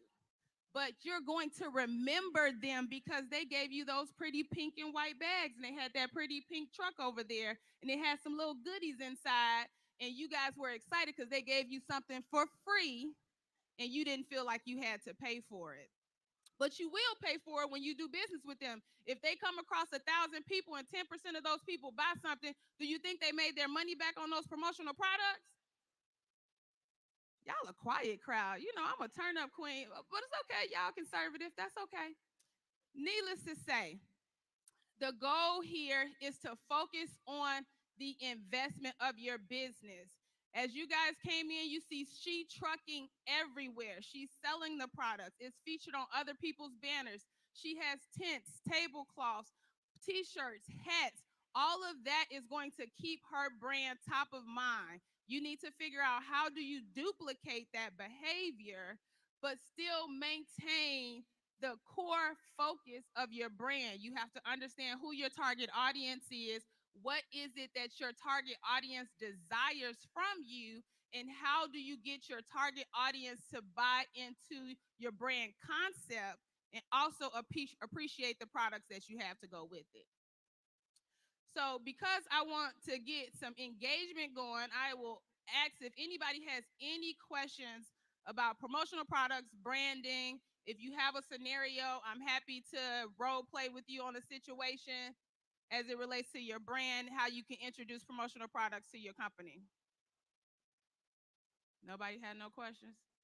Y'all just too chill for me. Okay. Well, I'll continue on. Let me look on this side because I miss y'all over here. No questions? All right. Well, I'll keep on my spiel. As it relates to nonprofits, because I know there's a lot of companies here that have nonprofits or people who are working in the nonprofit space as well. That's another area where people struggle with branding, presentation, and marketing. And in that space, it's not just the products, it's the verbiage. A lot of times we don't know how to talk about what we're selling, and we don't know how to encourage people to purchase at the value that we defined it as. So in the nonprofit sector, it's important that you understand that your words matter. People will spend $100 on a t-shirt if they're getting a free t-shirt for $100 donation. But when you sell them the t-shirt for $25, they're less likely to buy it because people want to feel like they did something right and they want to get a gift for it, right? So they still want something for their money. But you have to know how to have that conversation with them. It's no different than with the courses. You're giving them something for free. As a promotional product, you're doing it as a donation, and every donation level allows for you to increase the value. And as we're talking about value, another area of opportunity in promotional products and branding when it comes to selling is that people don't understand profit margins, markups, their target audience, and value. If anybody is still in here trying to sell a t-shirt for $10 or $15, you really need to reevaluate what you're doing. Supplies cost more than that, labor costs more than that, but most importantly, the value add that you have for your product is worth more than that. So if your presentation is great, when you guys walked in again, Sheree's presentation is amazing. So when you see it, you see that she's invested money, time, and energy. And so when she tells you that a hat is $30, you don't really flinch about it because you can see where that came from. You see the presentation, the investment. She's invested in her. In turn, you're willing to invest in her. If you guys don't have a presentation that looks like something that people want to be a part of, they're not going to invest in it. But you also have to understand that at minimum, you should be doing a 40 to 60% markup on your cost. And that doesn't mean the cost of the one shirt that you got printed at the mall, okay? It's about bulk pricing. You have to understand that you have to start with a certain number of units before you can start to mark up. And the more that you spend, the great thing is that if you buy 24 shirts and you're spending $8 a shirt and then you decide to mark it up to $25, now you can buy 1,000 shirts and you're only paying $5 per shirt, but you still selling it for $25. Just because you saving money don't mean you're supposed to drop the cost of your product. And my last bit of advice to you in pricing, you need to price so that you can offer a discount. Do not price your products at the lowest possible price because you're afraid that people won't buy it. The people that don't buy your stuff don't want your stuff, and that's okay.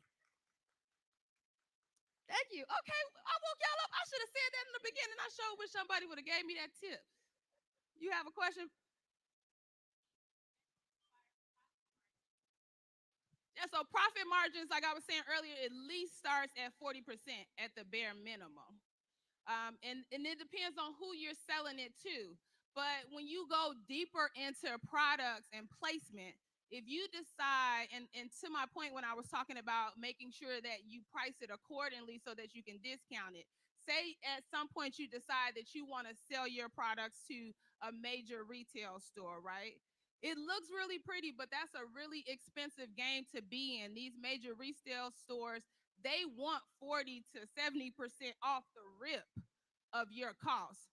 So that's why it's important that your prices are high enough that you can reduce it down. It's a lot like when we go into the mall and they got the 70% off of MSRP rack, and it's always 70% off of that MSRP, and you get excited, but that they never plan to sell it to you at that $115 mark. That is the suggested market value for that item, so they can list it as that. But they never have any intentions to sell it at that point. But everybody wants a discount, so you want to mark it up. Don't be ashamed to take it up because another piece of pricing your product, you have to include all of your overhead and expenses. So if you're only charging for the cost of goods solely based on what you pay for the products, you're pricing it wrong. You have to price your products to include the cost of your employees, the cost of the building that you're operating out of, the cost of lights, utilities, whatever overhead that your business has. You have to incorporate all of those things. And then you take that and determine what the profit margin is. You have to consider what are you spending on ads and other marketing material, right? Because if you pay $5 for the shirt and now you selling it for 10, but you want to run Facebook ads and you want to run Instagram ads and you want to hire a marketing person, that extra $5 ain't gonna make it. So, and that the goal is at the end of the year that you should have seen at least a 20% at stay in your pocket profit, right? Which means after you've covered all of your expenses, that the business should be able to retain about 30% is really good.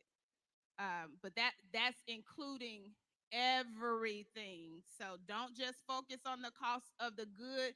And if you don't have overhead right now, you still have to prepare for the future.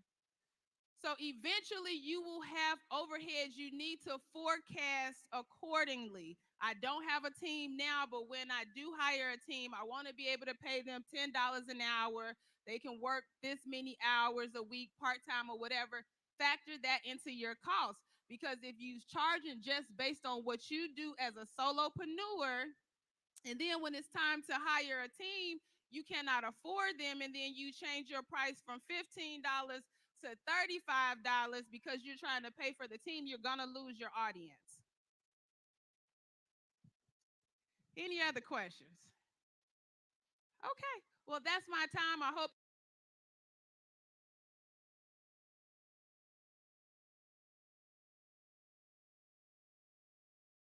To say, first of all, thanks for She Trucking and Sheree Moore for allowing us to be here today. Also, everybody else here for making this event such a success. I am Donna Finney, and this is Tanner Massengill. We're with Commercial Insurance Associates here in Chattanooga, and we're here to talk about insurance. Insurance is one of the leading expenses for trucking companies today. And when it comes to insurance, it can be a little difficult to understand. During my years of working in the family trucking company, I know firsthand how confusing insurance can get. So today, we would like to review some of the most common areas of confusion. Tanner? To begin, we'd like to discuss why insurance coverage is so expensive. In 2019, the commercial auto segment saw underwriting losses of over $4 billion. For nearly a decade, the commercial auto segment has been an unprofitable segment for insurers. For this reason, we expect to see rates continue to rise to compensate for these losses. Well, one may ask, what's driving losses? One factor is claims frequency. Based on findings from the National Safety Council, the number of large truck fatal crashes has increased by 40% from 2010 to 2019. Another factor is nuclear verdicts. A nuclear verdict is a jury award that is beyond what most would consider rational or reasonable. While there's no defined amount to be deemed a nuclear verdict, most would consider it to be a jury award above $10 million. These nuclear verdicts have been increasing at a staggering rate. Over the last 5 years, there have been nearly 300 nuclear verdicts, compared to just 26 from 2006 to 2011. Not only has the frequency of nuclear verdicts been increasing, but so has the severity. One study found that the average verdict size for a lawsuit over $1 million has increased by 1,000% from 2010 to 2018, rising from 2.3 million to 22.3 million. This has caused a number of large trucking operations to shutter their doors. But these verdicts aren't just affecting large trucking operations. RCX Solutions Incorporated is an example of a mid-sized fleet that was forced to close after a claimant was awarded a $23 million verdict. In lawsuits that went for the plaintiff, the most commonly cited factors were hours of service violations, lack of clean driving history, and driver fatigue.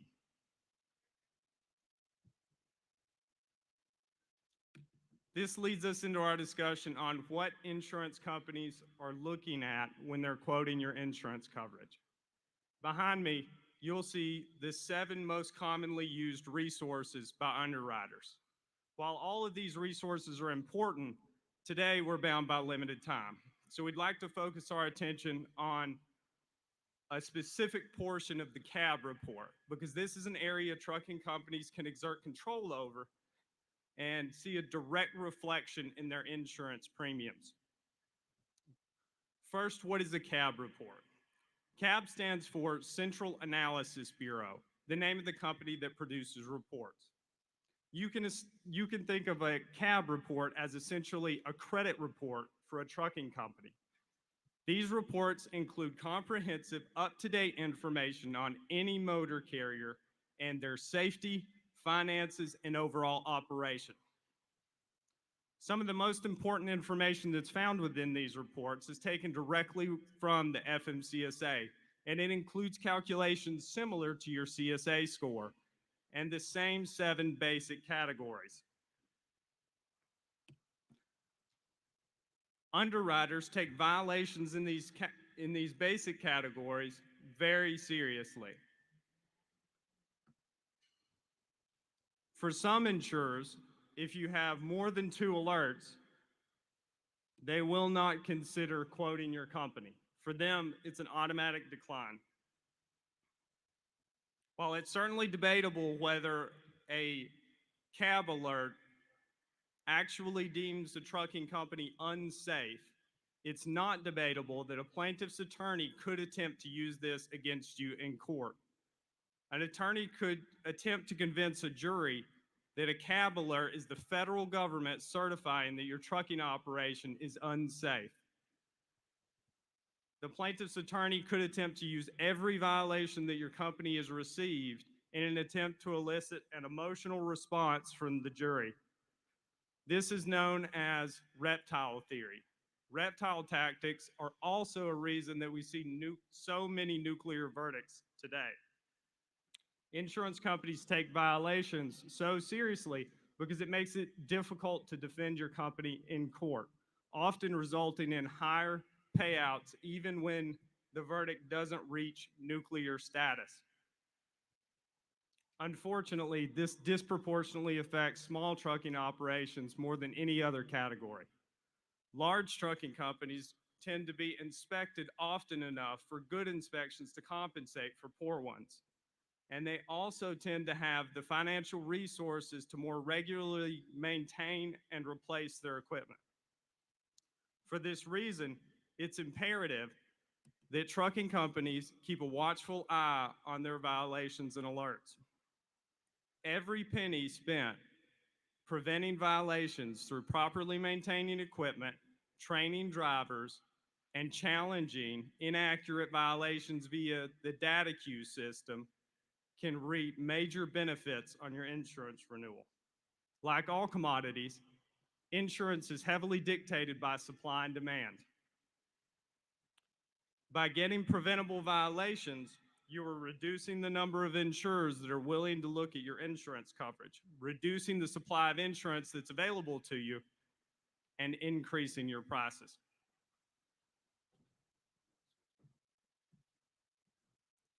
Okay. So now let me tell you why it's good to pick a good broker. Any broker can give you a quote, but not any broker is going to be able to understand your industry, is be able to help you manage violations and safety. They're also going to be able to help establish practices and procedures that will help prevent the violations in the first place. A good broker is going to know the type of coverage that you need. For example, what's the difference between trailer interchange and non-owned, and what's the best situation for you? They're going to have a dedicated team that understands the industry as well. At Commercial Insurance Associates, we have producers and teams that are specialized in the trucking industry. Not to mention, we are one of the top 100 agencies in the United States as ranked by the Insurance Journal. And just recently, we were featured as the Agency of the Month in the magazine Rough Notes. So today, I know that we're kind of limited on time and we don't want to take up that much. So we have probably just enough for 1 or 2 questions if somebody wants to ask any.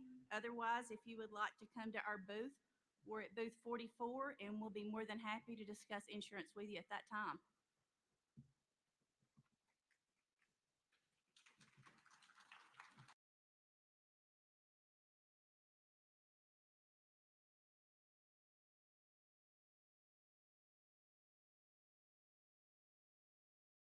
Be strong.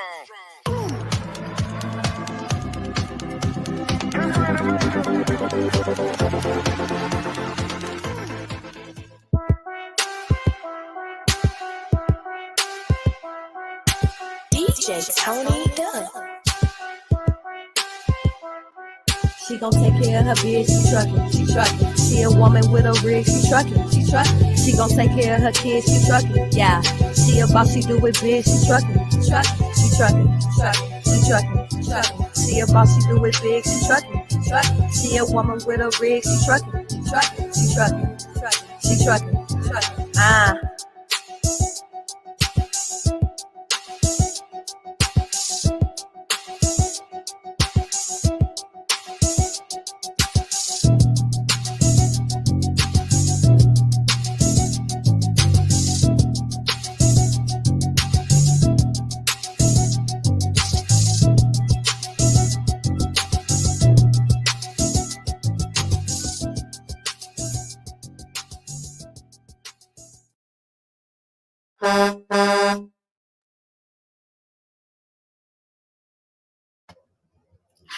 Hi, welcome to She Trekking Podcast Show. I am Melinda. I'm going to be your host for this episode, coming to you live from my truck. We are going to have a fantastic show. A little bit about me. I am a health lifestyle coach that has been certified in health, life, and nutrition. And I've also been working in the medical field for over 25 years. And I want to empower drivers to be healthy on the road. And I am passionate about everybody getting it together and just knocking it out. I drove for almost 5 years now. Not too long after I started driving, I was overweight, and I got a prediabetes diagnosis, and it's what scared me healthy. I tried the traditional medical methods that we would always teach patients to do, and they would not work for me. So that's why I went to health and life coaching school, so I could figure out what works for me in the truck. And I just want to share all my knowledge. If you have any questions while you're watching this show, just throw the questions in there and I'll answer as we're going. Hey, how you doing, Joe John? Thanks for coming. And so I am so excited about this. A couple things, just a little bit about trekking and how it affects our bodies. It is saying that it takes about, if you do a full career of trekking, you can lose about 16 years of your lifespan because of the sedentary driving that we do all the time. And we just need to incorporate a little bit more movements. And one of the biggest issues that I know I had was that I would try to, it's kind of like getting a load. I would try to get to the destination instead of trip planning. And when I learned that to trip plan and break it up into small segments and just do one little thing at a time, it made a world of difference. So, anybody have any questions? I am. Nope, no questions yet. Okay. Let's see. We can start with nutrition. So, on nutrition, there's a lot of controversy about nutrition. Anywhere from vegan to carnivore to fats are healthy, fats are unhealthy, carbs are bad, carbs are good. So I want to try to do a little bit of clarification on the nutrition portion. Carbs, carbs have gotten a really bad name lately, and there's really a lot of good carbs. And your fruits and your vegetables, those are carbs. Your breads, your pastas, those are carbs. Then you got your sugars and your sweets and your desserts, and all those are carbs. And everybody just lumps them into one big pot. And I like to do the fruits and vegetables and actually count those as fibers, because they got a lot of natural fibers in them. And then your breads and your pastas and all that would be your regular carbs. And So you want to try to have as much of your good carbs and with your fibers and everything, and just minimize those other carbs that really can do some raise your sugars up and down. Kind of like going up the mountains in our trucks. You know, you get, if you're fully loaded and it's really slow, but it's going up, and then you just come down and crash. Just like we want a light load and we just want to have straight road and just have it nice and steady. That's kind of how what we want to do with our blood sugars. And that's why nutrition is so important on knowing how to do that.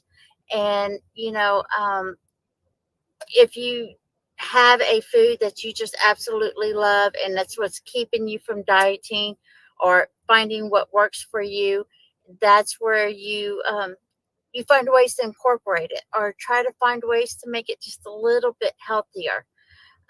Your fats, there's a lot of healthy fats. There was a really bad study back in the 50s, and that is what started the whole health craze. And fats are bad. And then they started making all the margarines and adding sugars into all of our food. And that's when the health of America just started really declining because of that one bad study. And they're finding out that fats are actually good and they're essential, and we need to incorporate them. So if you like fried food and you just don't want to give up fried food, you know, just find a small change you can do is don't get rid of them, because you're not going to stick to anything to getting healthier. You find a healthier oil to cook it in. So two of the really healthier oils is your extra virgin olive oil and your coconut oil. Coconut oil you can actually cook in a higher heat than the extra virgin. So that's just some of the little tricks that you can do. Resistant starch on your rices and your pastas and your potatoes. Mainly your rice and your potatoes, not so much your pastas, but it's still kind of out and to do that. But if you cook it and then you put it in a refrigerator and then you reheat it, that's what's called a resistant starch. And when you throw in that resistant starch, so instead of making your sugars go up and then crashing, it actually just goes up just a little bit. And so it's not as effective to those blood sugars, because you want to try to keep them, you know, pretty steady.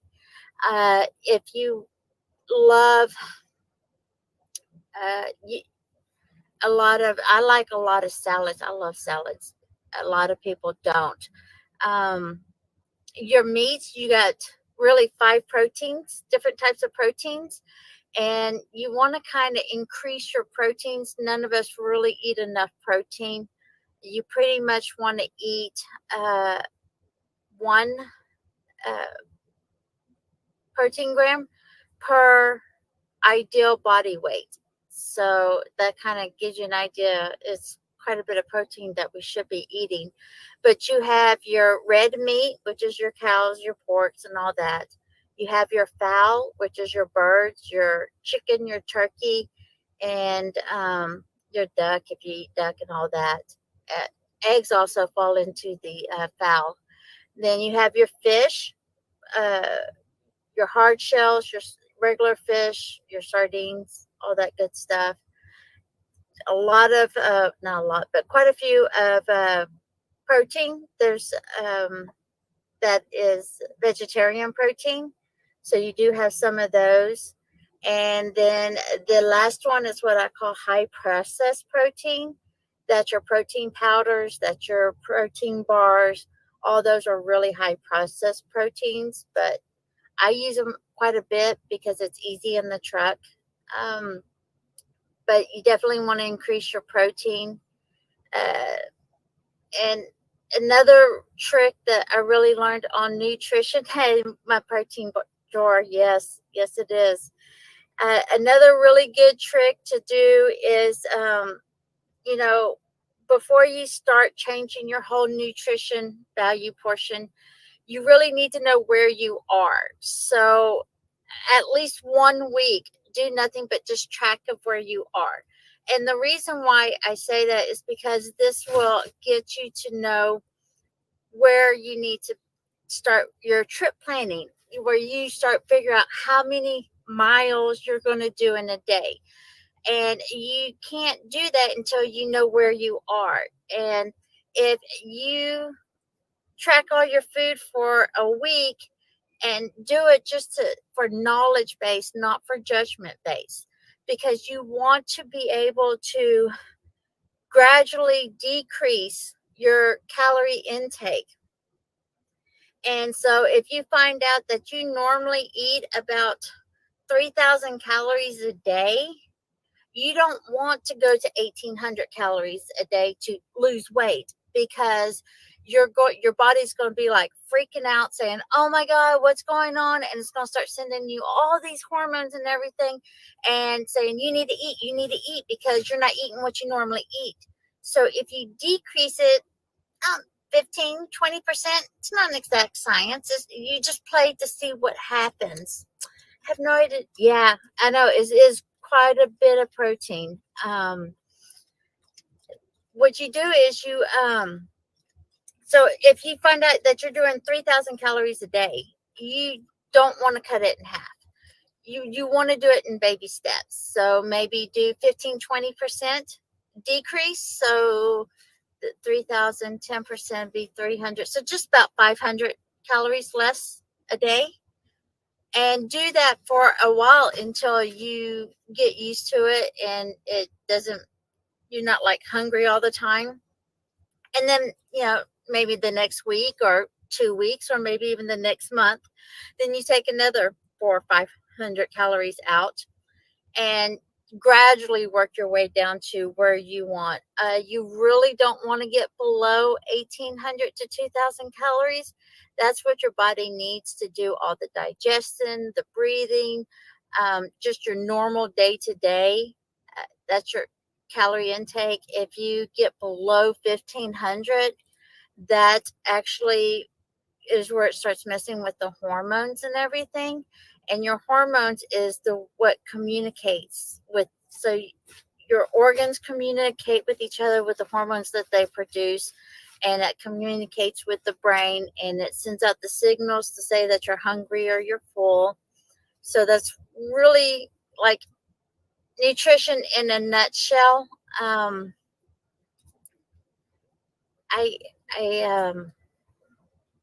I don't know how deep to really go into. Does anybody have any questions?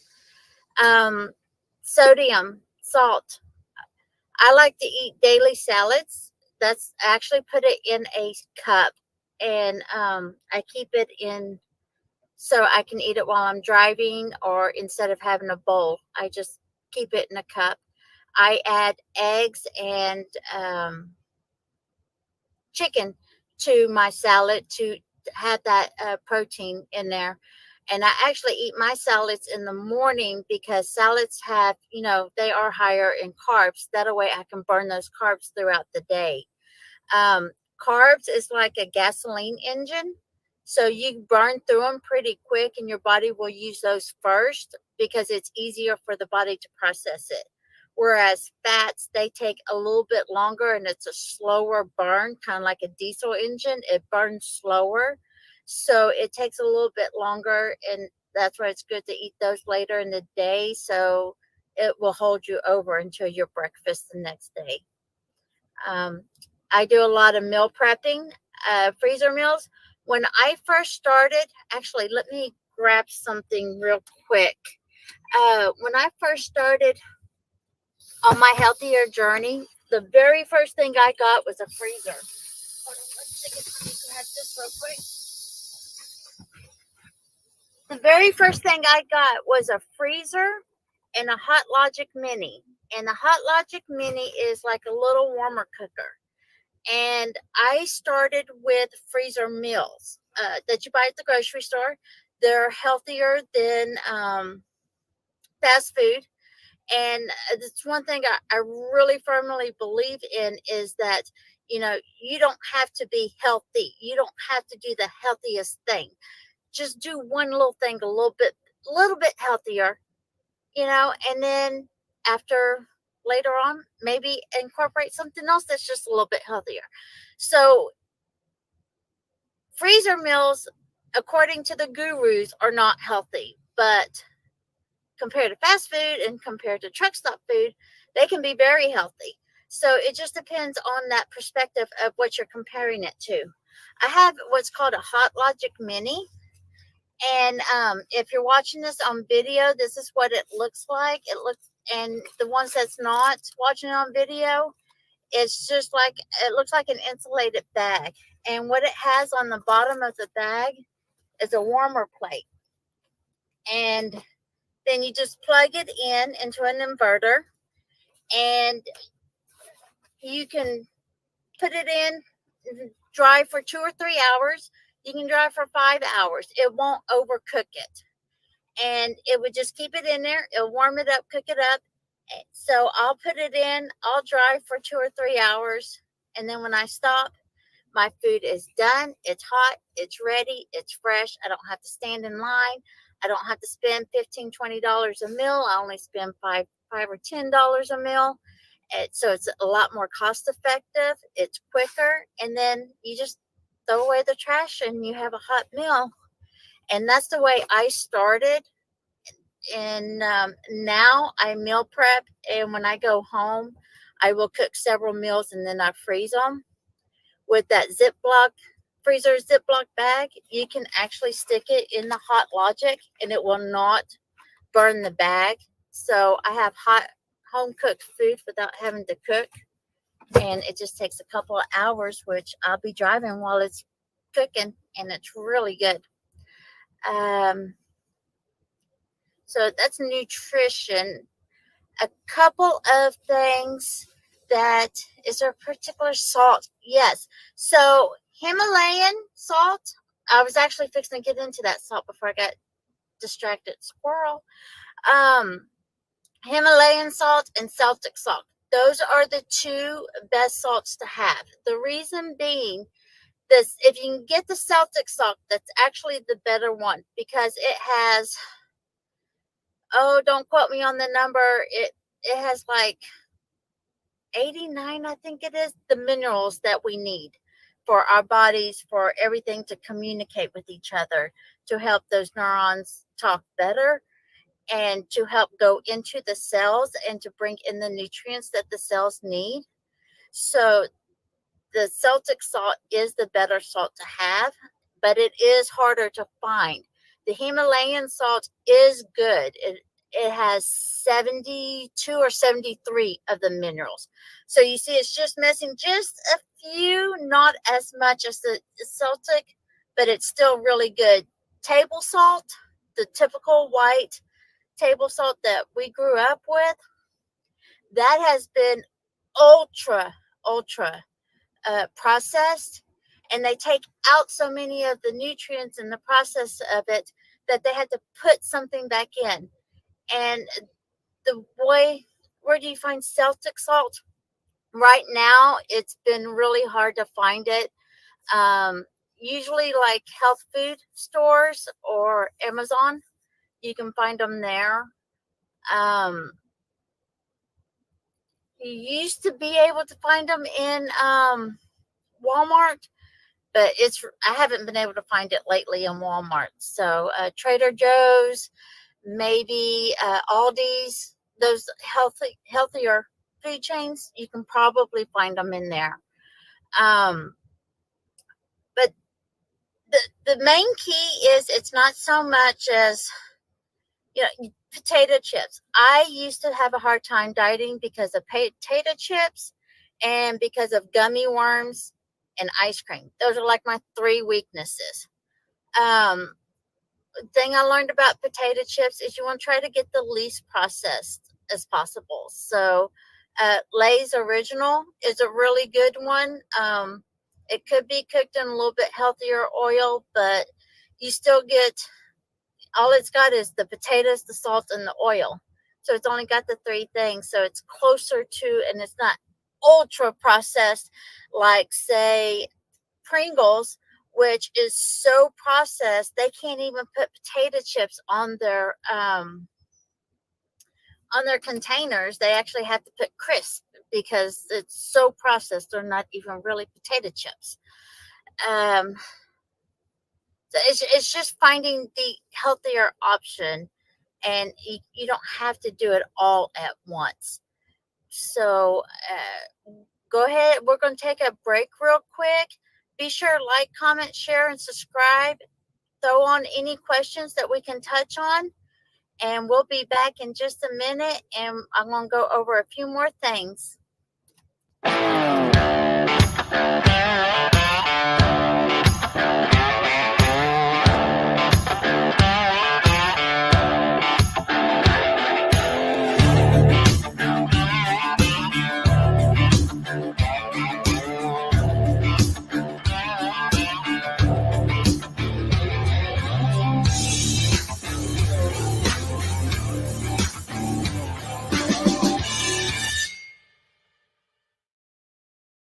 Listen, if anybody's interested in getting into podcasting, grab this book. Go on Amazon, grab this book. It goes with me almost everywhere. This book has like a workbook. It has places you can fill it in. It tells you how to monetize your podcast. It tells you how to set it up. It tells you about sponsorships. It even, listen, go on Amazon and get this book. And this is the Bible for podcasters. Listen, it was ranked #1 in podcasting books. Look right here. Best new podcasting book by Book Authority. Right there. Boom. And a little secret. Y'all, when you grab this book, I think it's page 43. There is a code on there. Listen, you can get access to her class, her course. Get her course. It's worth hundreds of dollars. But this book is it's less than $50. Grab this book on Amazon. I'm telling you, I carry it everywhere. She is the best. Grab this book on Amazon. Hey, welcome back. Yay. Okay, so we left off on nutrition. I just did like a really quick overview onto the nutrition portion. We can definitely go much deeper in a few future zones.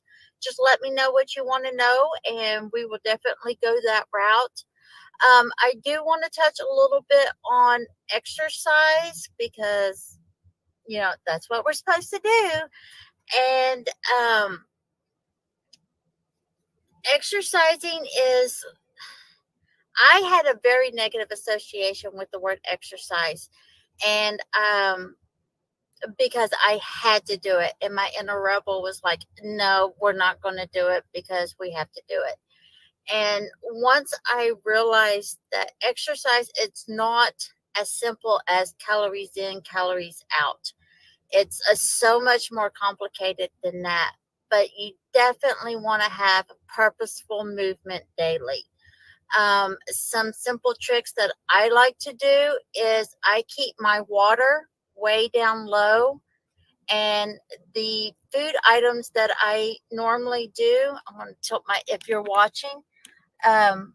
So up there is my upper bunk, and I have a freezer over there, and I actually have a freezer on the other side. I have 2 freezers in my truck now.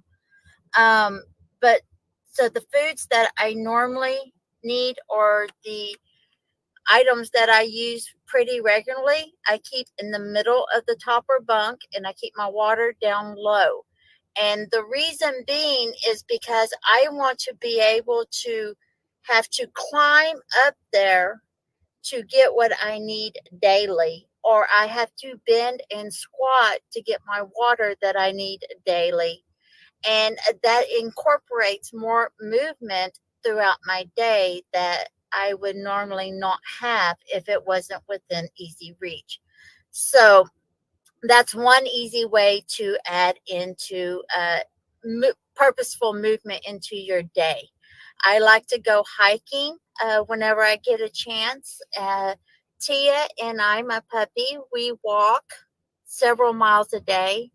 So the rhythm that I really found that has worked for us, and I highly encourage you just to experiment to see what works for you. But we will get up, we'll walk a couple miles, do our pre-trip, get on the road, drive for about 2.5 hours, and then we'll take a 15-20 minute break, whether it would be at a shipper's, dropping and hooking, live unloading, whatever the break, your fuel stop, we will do that and walk around for at least 15-20 minutes. Then we'll go and we'll drive for another 2.5 hours, give or take. And we will do that multiple times throughout the day. And then we stop post trip, and then we'll walk for another 20-30 minutes. And throughout just that day, we usually get in about 5 or 6 miles a day.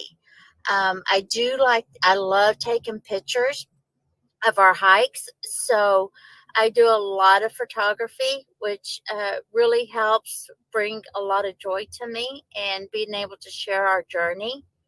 And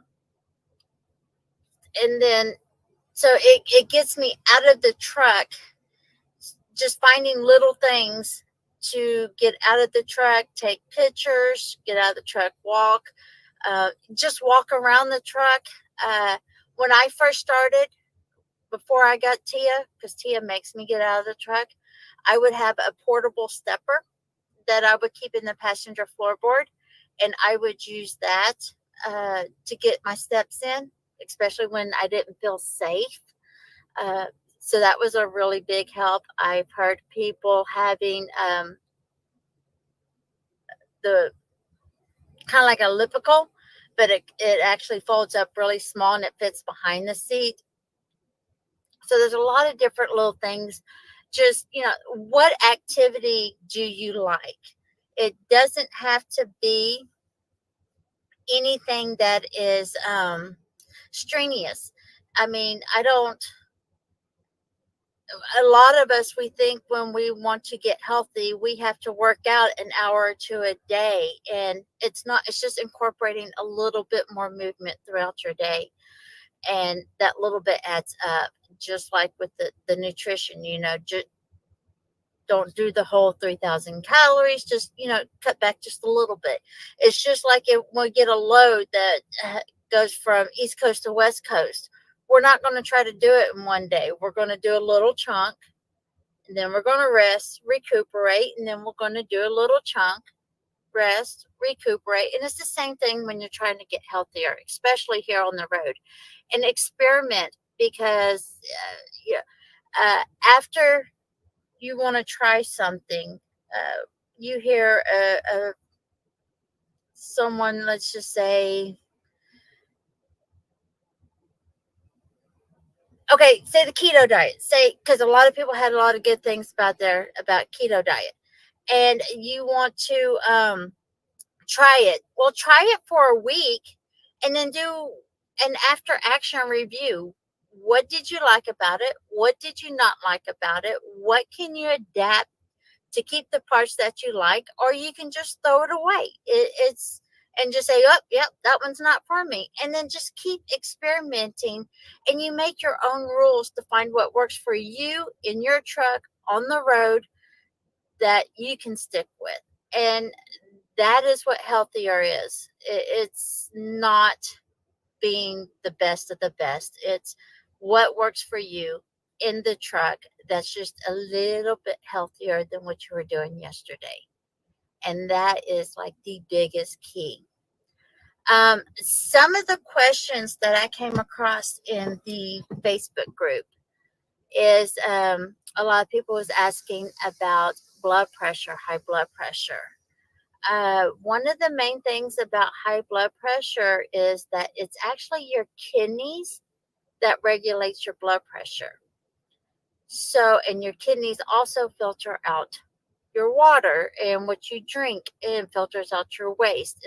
Kidneys are also in charge of your adrenals, which we get a lot of little mini micro adrenal rushes throughout the day when people cut us off and our heart stops, like, oh my God, I can't believe I almost hit them. Or when you're pulling into a customer and you're like, oh, am I going to be able to make this back? And you feel your adrenaline kicking in.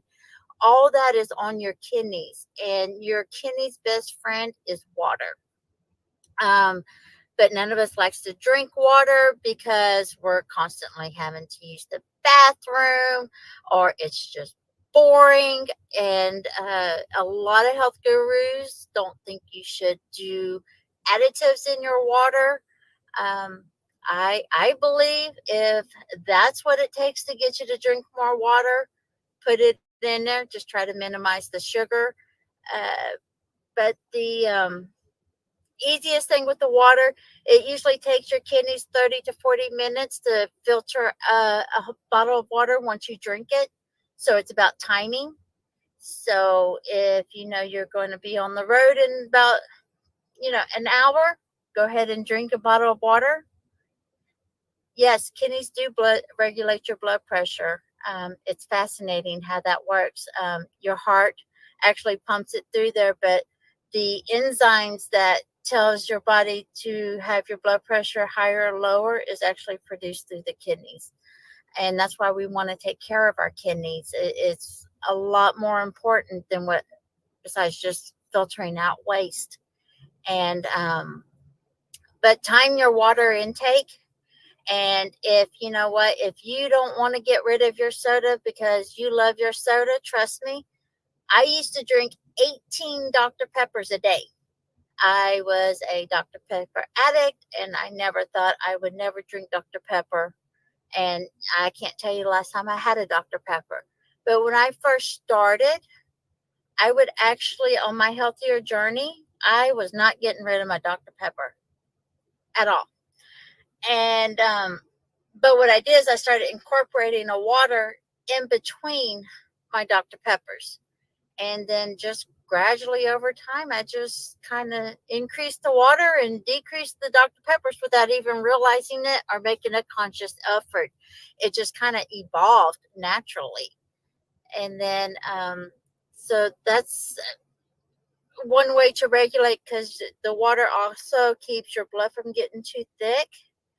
Just like exercise and movement, it has a lot to help with your happy hormones in your brain, and your calves are very important also in your circulatory system, because gravity and your heart will get the blood pumping out and down, but your calves help get that blood and everything back up because it's fighting gravity.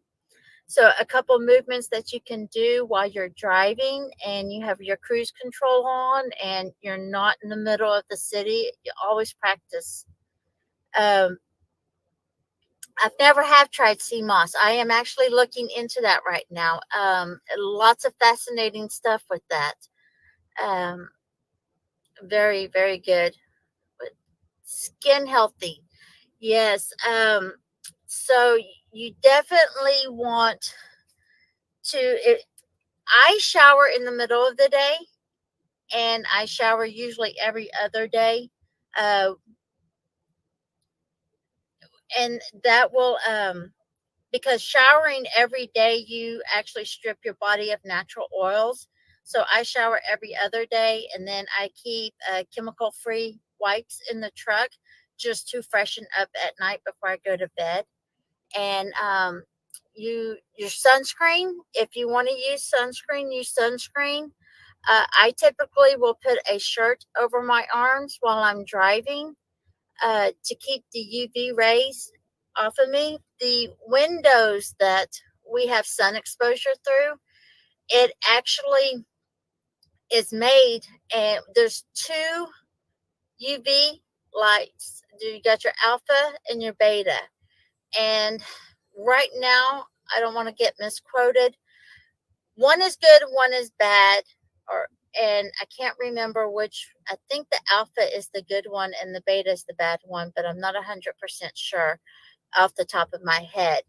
But the windows are made to actually filter out the good UV rays, and the bad UV rays are actually what comes through. So you want to try to keep those rays off of your skin as much as possible through the window. Now, if you can get it through just actual real rays, it won't be as bad because you'll have both of them. So that's one really important trick, because we have those windows on us all the time, and that's what filters in and out those UV rays. Some people like sunscreen, some people don't. It's really your preference. It does help. But if you don't want to, you can always just put something over you just to help protect from those UV rays. Avocado is a very good healthy fat. I love avocados.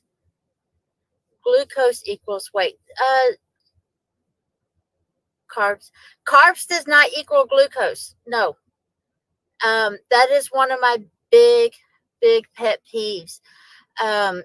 Because carbs it can be fiber, and glucose is essentially sugar. And so there's good carbs, which has a lot of fiber and which is natural. And then you have your high processed. The main thing is just stay away from the high processed stuff as much as possible. So the more processed it is, the unhealthier it can be.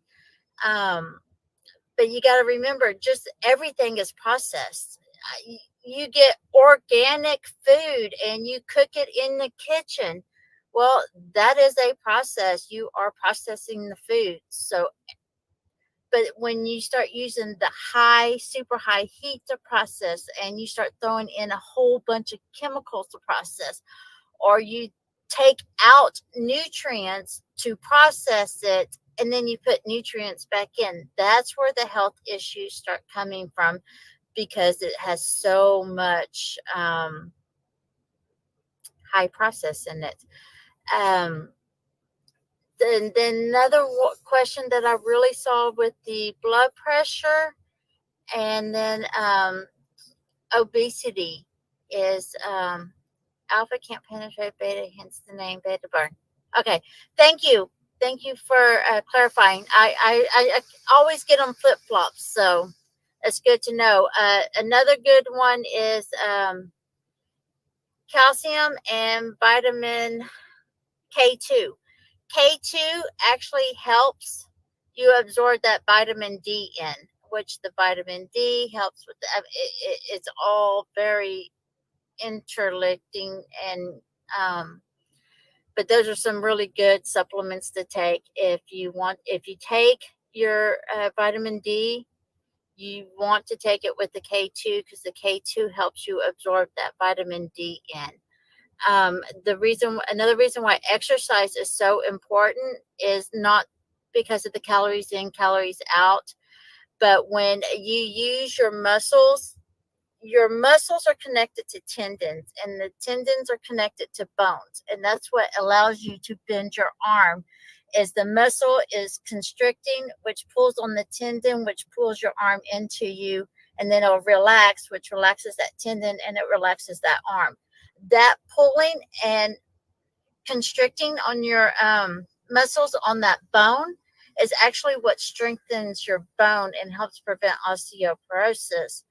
And so that's another reason why exercising or purposeful movement is so important, is to keep your bones strong too. Let's see. So the three main health concerns that I noticed in the She Trucking Facebook group, that was going to be the high blood pressure, which I kind of touched on. And please comment, let us know, and what it's going to be, what more information you want on, because I can go so much deeper on these. You got your blood pressure, obesity, and diabetes. So we're going to take a quick break, and I'm going to touch on diabetes when we come back.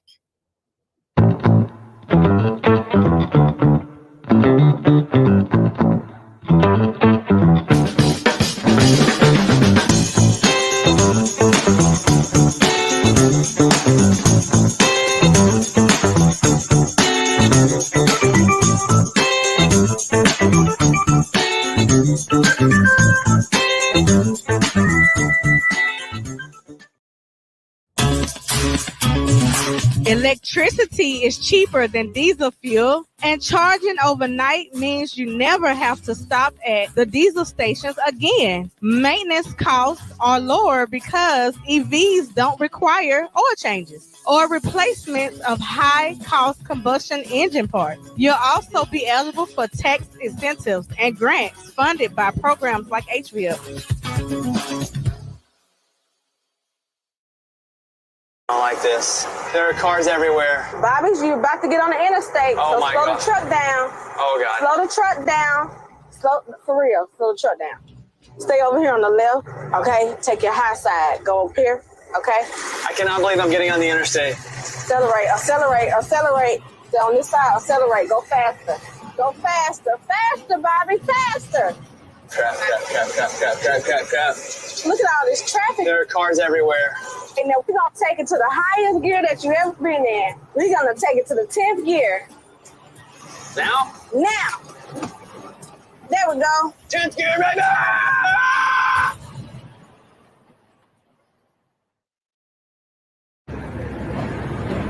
Hey, I'm Todd Spencer, president of OOIDA. We're here at the Walcott Truckers Jamboree.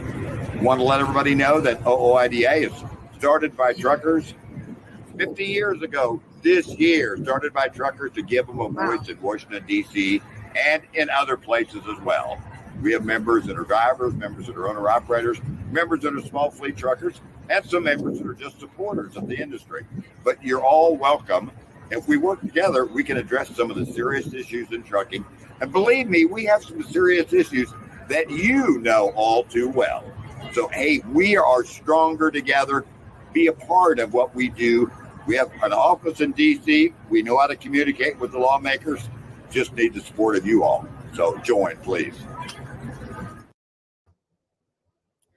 Hey, welcome back. Welcome back. We have been having a lot of good conversation coming in, and I'm loving these questions. We have talked about, touched on nutrition. We have touched on purposeful movement, aka exercise. We have touched on high blood pressure, and now I kind of want to go over diabetes. This is actually what has scared me healthy. Diabetes. My aunt was diagnosed with diabetes in her 30s, and she died at the age of 48 due to complications of diabetes. 1 in 3 Americans will be diagnosed with diabetes, and they say 2 in 1 Americans have pre-diabetes that's undiagnosed and just don't know it yet. I had the pre-diabetes diagnosis, and with my aunt happening, I was like, no, we are going to find something. We are going to get healthy, and we're going to stop playing. And I was able to lose the 60 pounds during the year I was going to health and life coaching school. And through that process, I drove almost 130 miles that year, lost the 60 pounds, and lost my pre-diabetes diagnosis. And I was able to keep it off 3 years later, and I'm still working on it. And I just watch, and that's the reason why I watch so much with my sugars and try to keep that steady level as much as possible instead of those huge roller coasters. And I saw statistics. There is 3.2 million semi-truck drivers, and they're saying 70% of truck drivers will get diagnosed with diabetes. So this is like really, really important, and it can be very scary diagnosis. A lot of doctors or modern medicine will say this is a progressive disease and it cannot be prevented or it cannot be reversed, which has been proven false. It can be with hard work. One of the main things that worked for me was I would learn to look at labels, and I would not tell myself I couldn't have something if it had a lot of sugar in it. I would ask myself, is all this sugar worth it? And does it meet what goals I want? Or am I just wanting it just to have it out of habit? Or am I wanting it because I'm an emotional? And I've just learned to figure it out. And one of the main things that I look at the nutrition labels is I look at that one line that says added sugars. And if it had more than 6 grams of added sugars, I didn't pay attention to total carbs. I didn't pay attention to any of the other stuff. Only thing I paid attention when I started out was just that added sugar. And if it had more than 6 grams of added sugar in it per serving, I would question myself if that's what I wanted. That was the biggest key for me to help with my weight loss journey. Diabetes is, I don't know how deep to get into this because this can get pretty deep. Your pancreas is what sends, whenever you eat a lot of sugar, sends out hormones and insulin to say, hey, we need to bring those sugars down. When my aunt had diabetes, she said that the doctor explained it to her that when your glucose levels or your blood sugar levels get so high, it's like having shards of glass just floating through your bloodstream. And that's what makes it so dangerous, because it can, sorry, it's really emotional. But it can wreak havoc on your body inside. Water does help dilute it. So when diabetics come into the hospital with super high sugar levels, they will hook them up to IVs to help dilute it. So that's another reason why water is important. It does help dilute it some. But the main thing with it's just 70% of truck drivers can have diabetes, y'all. That's just such a scary number. And it's just so easy to find ways not that. There's different little tricks. So obviously watch your sugar intake.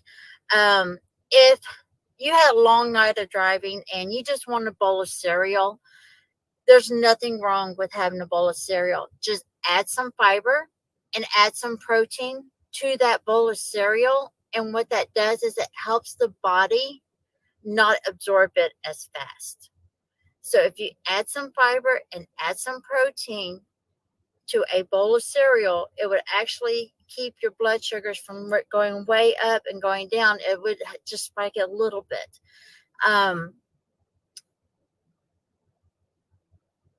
So that's just some of the little tips on the diabetes to keep in. If you want great questions.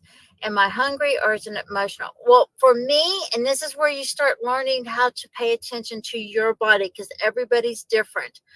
For me, when I'm craving sweets, I am emotional. I'm bored, I'm tired, I'm emotional, just along those lines. When I'm craving something salty like chips, I have found out that I am dehydrated. So I will drink more water. So that's kind of what has worked for me. And it's just questioning what works for you. And that's the hardest thing. Fiber suggestions for cereal. Fruit will work. If it has a skin, it has more fiber. If you peel the skin, it has less fiber. So that's one way to kind of keep that in mind. But yes, actually eat the fruit first and then eat the bowl of cereal, because that fiber will get into the system, which will help the sugar when you eat the cereal. Because we all know at the end of a long drive day, we don't want to do anything, and that's just quick and easy. But we are going to go ahead and wrap up. We are almost at an hour, y'all. You can reach out to me on Facebook Messenger. If we're not friends, it's hard for me to get the messages. So send me a friend request and then I can get your messages quicker. You can reach me on She Trucking.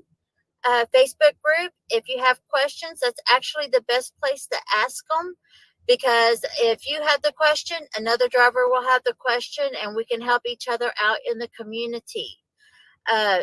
She Trucking has been doing this wonderful thing where we're having different hosts and to help all of us be successful in different areas. Cindy is doing the introducing all the moderators and everybody, and she's really big on that work-life balance. So she's going to have a lot of great tips with that. John, she is really helping out with other aspects in the transportation industry, and she's really big on trafficking, sex trade. So tune into her shows. And then me, I'm doing the health and wellness segments. So please send questions to all of us. That way we can get these shows geared towards what you need, so you can be successful in the transportation industry. And that is what She Trucking is all about. We do want to mention this is the end of the truck driver appreciation, and just thank everybody for their donations of everything that we've been doing. And She Trucking is handing out gifts to drivers. So if you haven't received yours yet, it's coming. It's coming. Just give it a little bit longer, but we got you. And y'all have a blessed night out there. Bye. For all my ladies out there trucking towards they goals. Let's go. She gon' take care of her biz. She trucking. She trucking. She a woman with a rig. She trucking. She trucking. She gon' take care of her kids. She trucking. Yeah. She a boss. She do it big. She trucking. She trucking. She trucking. She trucking. She trucking. She trucking. She a boss. She do it big. She trucking. She trucking. She a woman with a rig. She trucking. She trucking. She trucking. She trucking. She trucking. Often hated, never duplicated. We underestimated cause it's male dominated, but we getting payment like it's money motivated. Our clientele rated while they dragging, we gon' slay it. By the hour, we them girls and we got power. Haters everywhere like some patches, they be sour. Dropping lows on the road and we be runners. You could never do it like us and that's a bummer. They got my back, so I got my girls with me. I can't be like you cause the shoes just won't fit me. All these moves and we make it all happen. We just show and prove while the rest of y'all rapping. Clocking in and making ends when them racks up. Focus like the lens, we don't focus on the trends, nah. Like the truckers pulling in, told them back up. Focus and pretend we don't notice who they is. She gon' take care of her biz, she trucking, she trucking. She a woman with a rig, she trucking, she trucking. She gon' take care of her kids, she trucking, yeah. She a boss, she do it big, she trucking, she trucking, she trucking, she trucking, she trucking. She a boss, she do it big, she trucking, she trucking. She a woman with a rig, she trucking.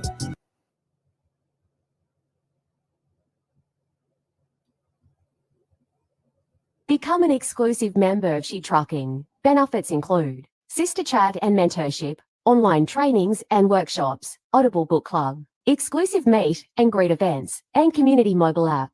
Plus, get a free life planner when you sign up. Don't miss this opportunity. Go to www.shetrucking.com to join.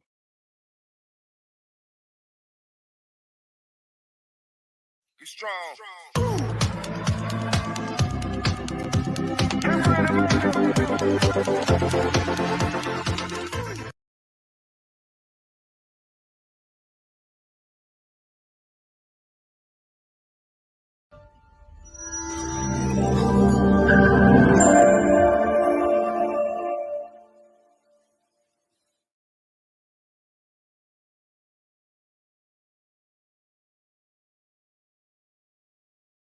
Doing today? Anybody want to know about the world's largest customer? I can't hear you all. Anybody want to learn about the world's largest customer? Right? Anybody know who is the world's largest customer? The who? I can't hear y'all. Why? Because they spend over $7 trillion a year. My name is Hamza Sabri. I'm the CEO of Global Connects. We are the world-class government contracting consulting firm where we engage with small businesses and create a bridge for you to cross over into the government world, knowing how to do business in the public sector. Anybody want to learn how to do business in the public sector? Say, let's go. I can't hear y'all. Are we woke? All right.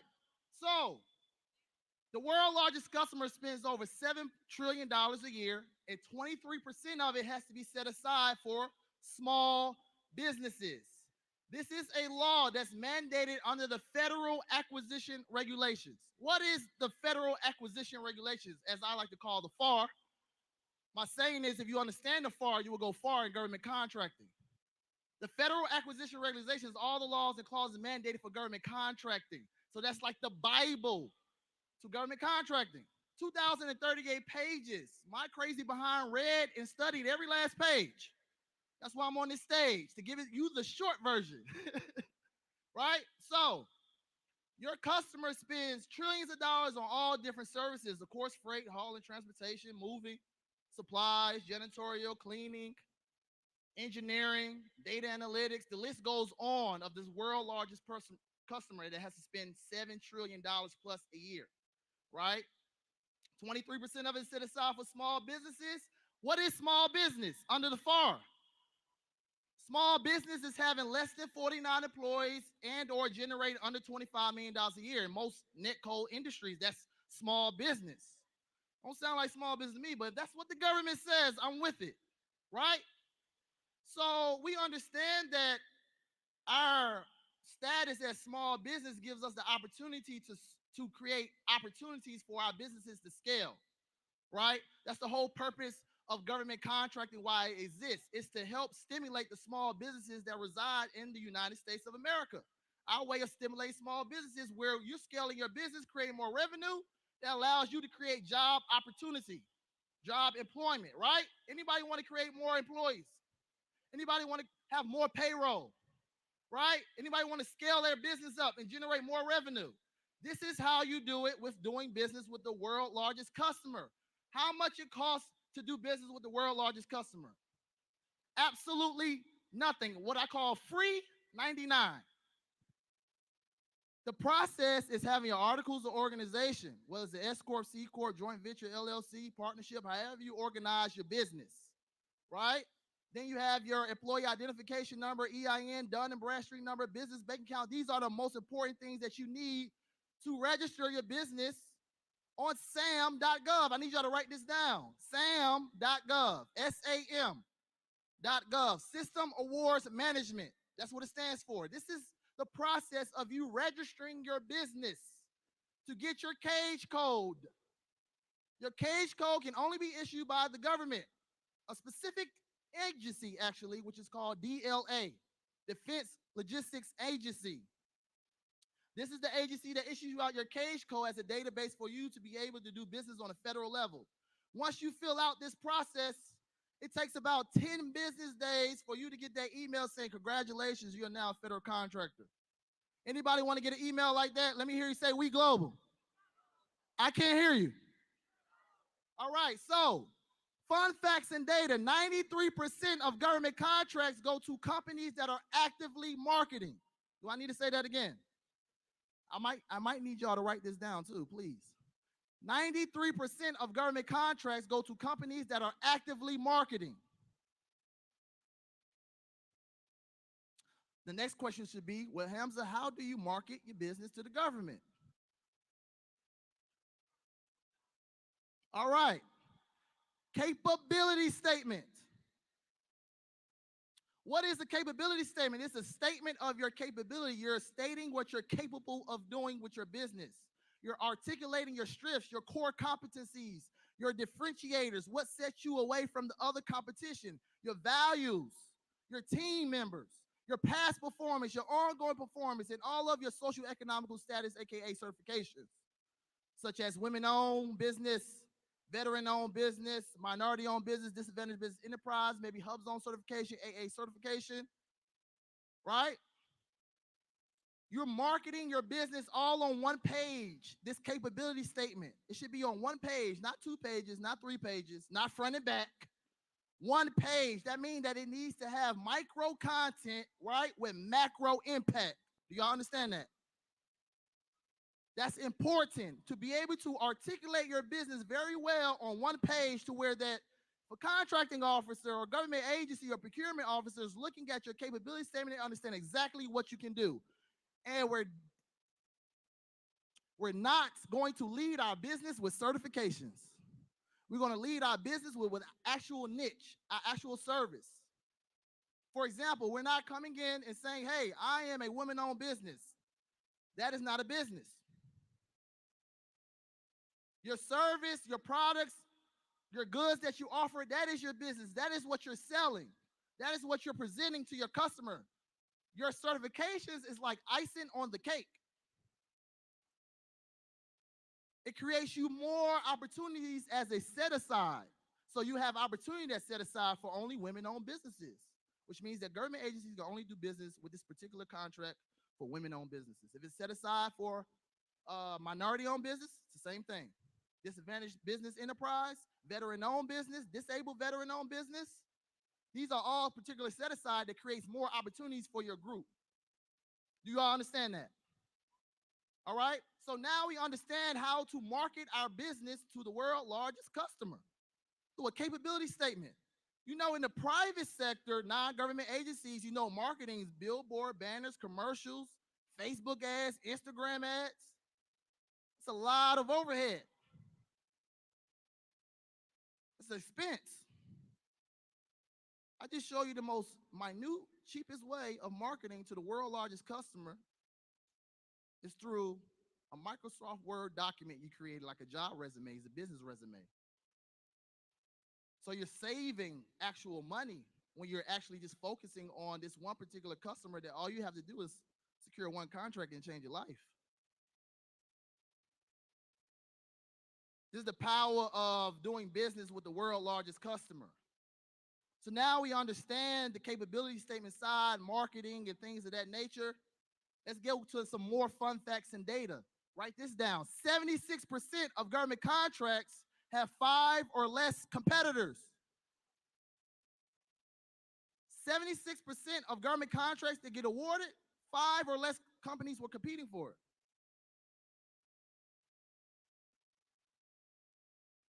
This is for people that are thinking this is a competitive market.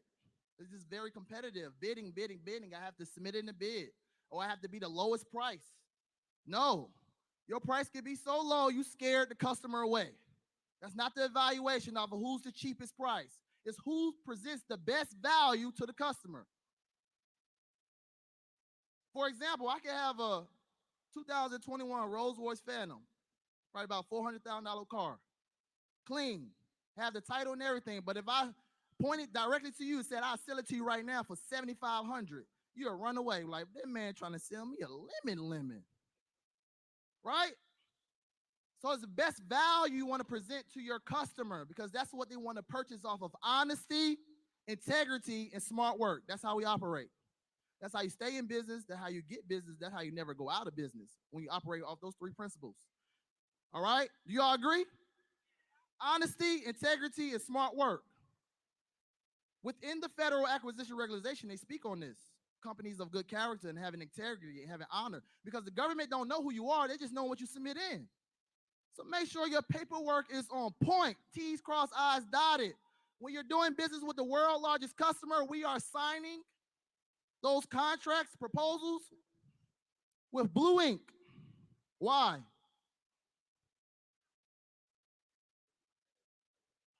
Exactly. Cannot forge blue ink. Small things like that make you stand out as a government contractor, right? Now, let's go to more fun facts and data. We said 76% of government contracts had 5 or less competitors. 36% of government contracts that get awarded only had 1 response. I don't think y'all heard me. 36% of government contracts that get awarded only had 1 response, which means only 1 company submitted in a proposal, quote, bid, or whatever it may be. I've secured government contracts not because I was the lowest accepted price. It was because I was the only price. That means it's not enough of small businesses participating in doing business transactions with the world's largest customer. Here's another fun fact and data for you. By September 30th, 2021. That's about 12 days from now. The government has to spend $1.2 trillion.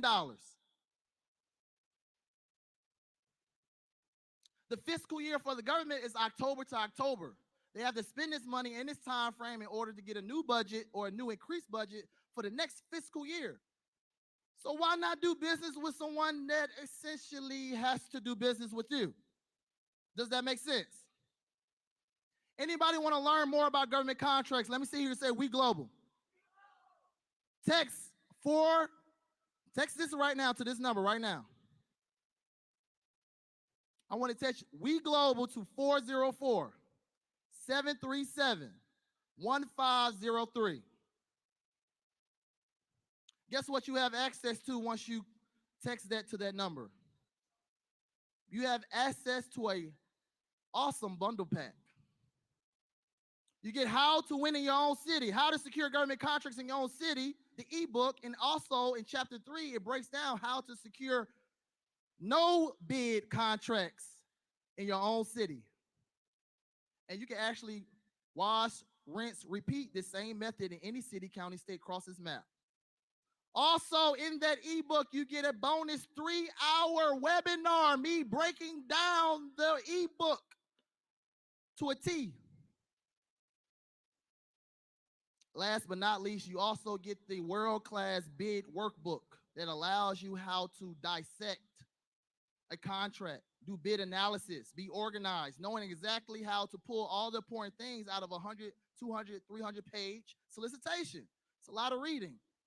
So we use the bid workbook. You can all get that together when you text We Global to 404-737-1503. I also offer a 5-day boot camp, live training, virtual, where I teach you all the ins and outs of how to procure government contracts. Because that is the most important part, is knowing how to aggregate the important information to write the effective proposals, effective bids, and effective quotes.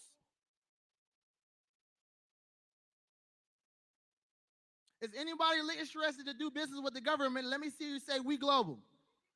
I can't hear you. I want you all to meet me in the back. I have a booth from 4 to 7. Booth 47, excuse me.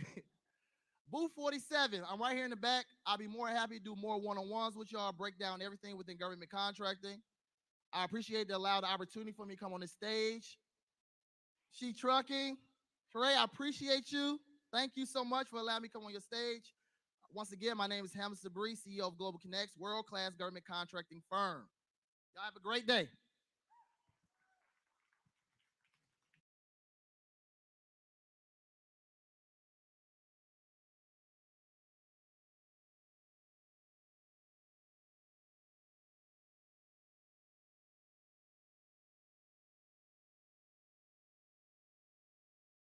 Be strong.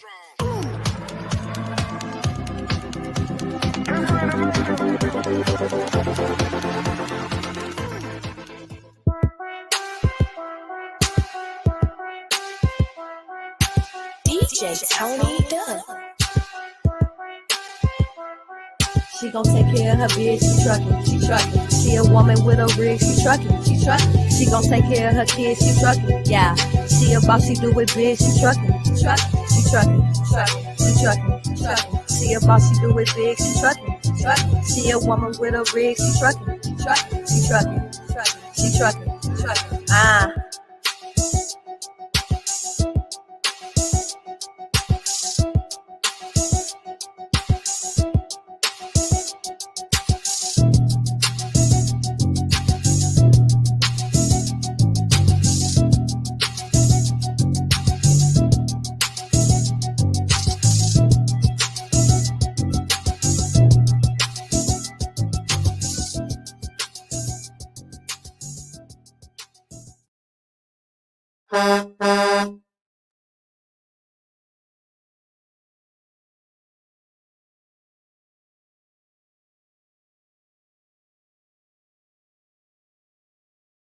My guardian doc. What do you feel about that, and how do you think that it'll help people? Well, I think it's, one of the great things, again, is people talk about the best thing since sliced bread, because the need for someone to be looking over, um, and being readily available and able to provide some help is indeed what many people need these days, because it's become a more complex system to navigate, both for the doctor as well as for the patient. And so having a tool or like that is very much needed this day and time.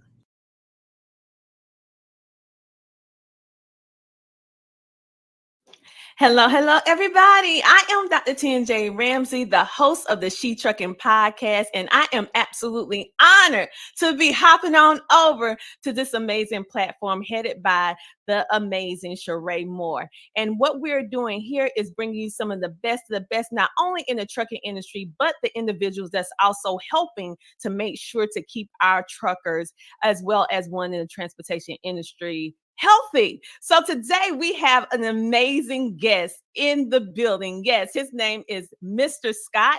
He is a true embodiment of the American dream. Over the past 4 decades, he has empowered many individuals with life and business success principles, propelling many of them to become thriving life insurance agents and agency owners. He is also the CEO of My Care Click Inc., based in Florida. Mr. Scott is a pioneer in accessibility and affordability healthcare through My Garden Doc. So without further ado, I want to bring on Mr. Scott. Well, thank you very much, Tina. Am I here? Can you hear me? All right. Hi, Tina. Thank you very much. Great. Welcome. Great introduction. Thank you so much. Yeah. Oh, hey, you lived it. I just read it. All right. Well, you know what? Speaking of, I was very impressed with how the longevity of your plight with helping individuals in things that we need. We know that they're essential to life. Maybe we don't always want to talk about it, such as life insurance, but it's essential. We need it.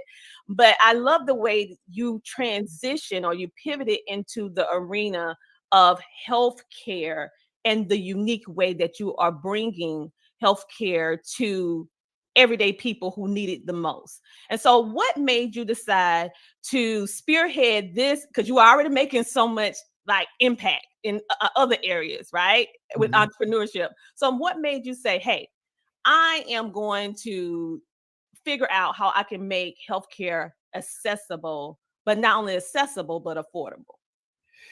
Okay, I'm going to give it to you pretty straight, okay? Mm-hmm.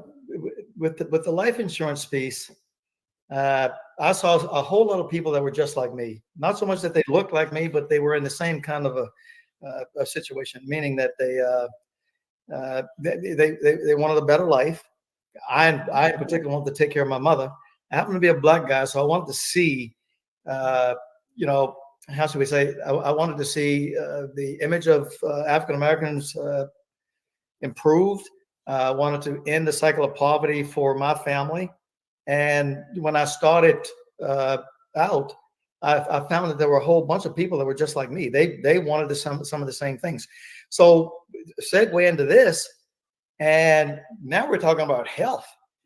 And I don't think there's a person on the planet that doesn't understand, or at least if they're not feeling well, they're going to understand it, that health is extremely important. And so I found myself in a position, actually, I was looking for ways for our guys to diversify their income. And something that wasn't fortunate for us happened and turned out to be fortunate. And so what I did was I went looking for another company, and I ran into telemedicine. This was over a decade ago. And so I developed a relationship with Dr. Karanga, who can't be here tonight. Guess what? Sunday evenings, these guys, all of our guys work very dedicated. We work really hard. And so, Sunday evenings are normally sacrosanct, but I'm intrigued with the She Trucking folks. I grew up in a town where everybody that was driving a truck, and they were the most economically powerful people in our community. I'm in a rural area, but I've never, and I used to go out into the yard and I'd do this, like this. or that you tell the guys that, and when I say, I've never seen a woman doing it, but okay, here's the deal, guys.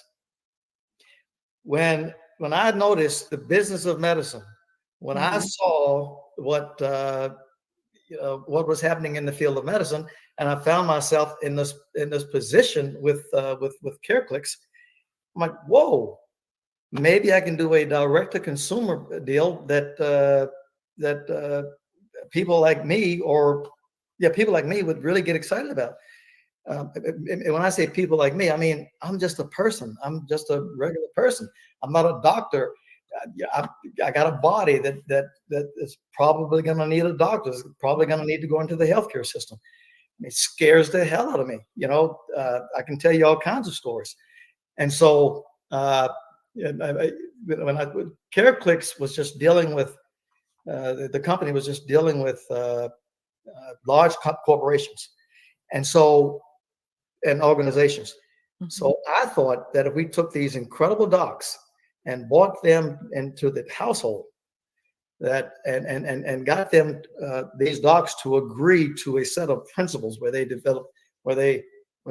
were committed to delivering compassionate care. I think health begins with compassion, world-class care at a price that everyone can afford. I'm like, who in the world is not going to be excited about that? I agree with you. I 100% agree with you, Mr. Scott, for the simple fact that I love how you kind of brought us on a journey with what you just said with your story. You spoke about your need. You spoke about your mom's need. You spoke about how can I transfer this information that I already know from my decades of experience in CareClicks, but how can I love when you said this, which is compassionate care. And I know personally, I have had to be at the leisure of going to the emergency room 1 or 2 times or more times in my life than I wanted to. And I have had different experiences, such as some not so compassionate. So I feel that the combination of what you're doing with the compassion, affordability, and also providing accessibility is very powerful. Sheree Moore, she actually, the founder of She Trucking, she actually was able to experience using My Guardian Doc just recently. And she had an amazing experience. And you just never know on those moments when you feel your worst and you just need to call someone. You need to call a doctor. And so with that being said, the compassionability, the way that you said you needed it for your mom and in the future, possibly yourself. How would you able to get the doctors together to come on this amazing platform? Because what you created was so powerful. It's very powerful. Well, many of the doctors, listen, guys, the people that are listening, we're not going to be able to get into all of the down into the weeds of the business of medicine. Yeah. But most doctors started out just like all of us. They were born into the world. They were babies, and something in their world, in their experience, said, "I want to be a doctor. I want to heal people. I want to make people feel better." And I think they go into medicine with, really very idealistic. And then the business of medicine comes. And that's a different story, folks. It's an entirely different story. And even though we have the most incredible healthcare system in the world here in the US, our results are pretty, it's very expensive. And our outcomes are not nearly as good as we think they should be. So when I looked at this, I'm thinking, okay, how in the world can we get better outcomes? How can we make this system what it can and should be? There's not a doctor worth their stethoscope, that's just off the top of my head, that is probably not going to say, let me hear more. So we're taking the doctor directly into the household. where he and we're not cutting out the payors and the regulators, except up front. Up front, it is just between the doctor and the patient, or what we call the client. Now, if the doctor says that certain things need to be done, then the payors, or they can use their insurance and they can use Medicare and Medicaid or whatever. So, point is that doctors are generally extremely good people. They are very compassionate, I think, just by their nature. And so it's not hard to get a doctor to buy into something that they think is going to be good for their patients if they can do it without creating, issues for themselves. So it's not hard to get the docs. The docs are all on board. Trust me. Oh, that's good to hear, because they're under a lot of stress now with how the economy is right now and how much sickness as a nation we have been experiencing. So just as it's hard for regular everyday people, it's hard for them as well. So and they're tired. So I'm so happy that you was able to find some doctors that was willing to take up this great initiative, because we definitely need it. And so let's just do an example. Say, for example, I wake up and I feel like I may possibly have a cold or the flu, right? Can I call, or how easy is the process for a regular person to be able to set up? Because you said that this is putting the doctors into your home. So how can I, without getting in my car, getting dressed, bring my gardening doc inside my home? Well, it's just one of these, or your computer or whatever. When you engage the doctors virtually, most people probably already have some level of telemedicine or something like that. So when you engage the doctor, they're going to it's pretty much two things. They're either going to treat you and that'll be fine, or they're going to tell you that you need to go someplace else. You need to go to the emergency room or something like that. Sometimes they can treat you and as well as suggest that you go into the emergency room. And so when people contact our docs, it's a little bit of a different deal. See, our docs will treat you as just like any other doctor would.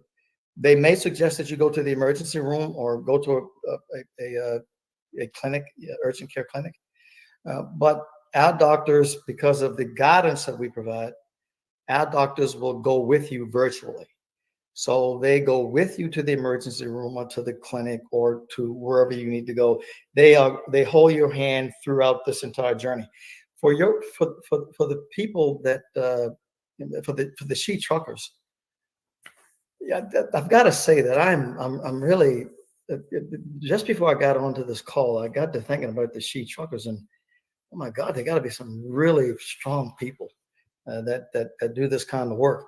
And they leave their babies and they leave their husbands, or and some of them may be senior citizens, and so they leave their partners.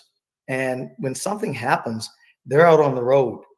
It would seem to me that what we're bringing here in my Guardian Doc is something that it would be yes, because all they've got to do is make a call, and they've got a medical expert that is in sync and following the guidelines of what we call our Patient Safety and Care Equity Council, that is committed to delivering compassionate care to their family. And so, what an amazing product to have at this price for them, where they feel a certain degree of, maybe a great degree of peace of mind while they're out on the road doing this job. And our docs will go to the hospital or the clinic virtually with their loved ones. That's pretty strong stuff. That That is powerful. I mean, there are so many people that know they need to seek medical assistance, but it's the fear of, right? And so the fact that what you're doing with My Garden Doc is powerful in multiple ways. What I'm hearing is telehealth. Number one, meaning that you can log in from your cell phone. Everyone has a cell phone now, so it makes it very accessible. Or your computer. Just have to have Wi-Fi. But you also can get in contact with quality doctors on your platform.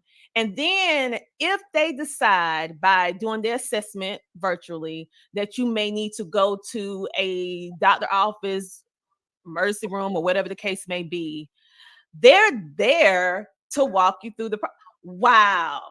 That's that compassionate care that you were speaking about. That is like bringing the values from the past when the doctors used to come to your home, but bringing it into our century, tying in the digital world. That's powerful. Yeah, we think so. No, you can think so. I know so. That's And it would be, I think it would be good to add that we don't know of anyone else that is delivering this level of service in terms of the guidance. And you may know, I don't want to really call their names, but there's some huge companies that are coming into this space direct to consumer.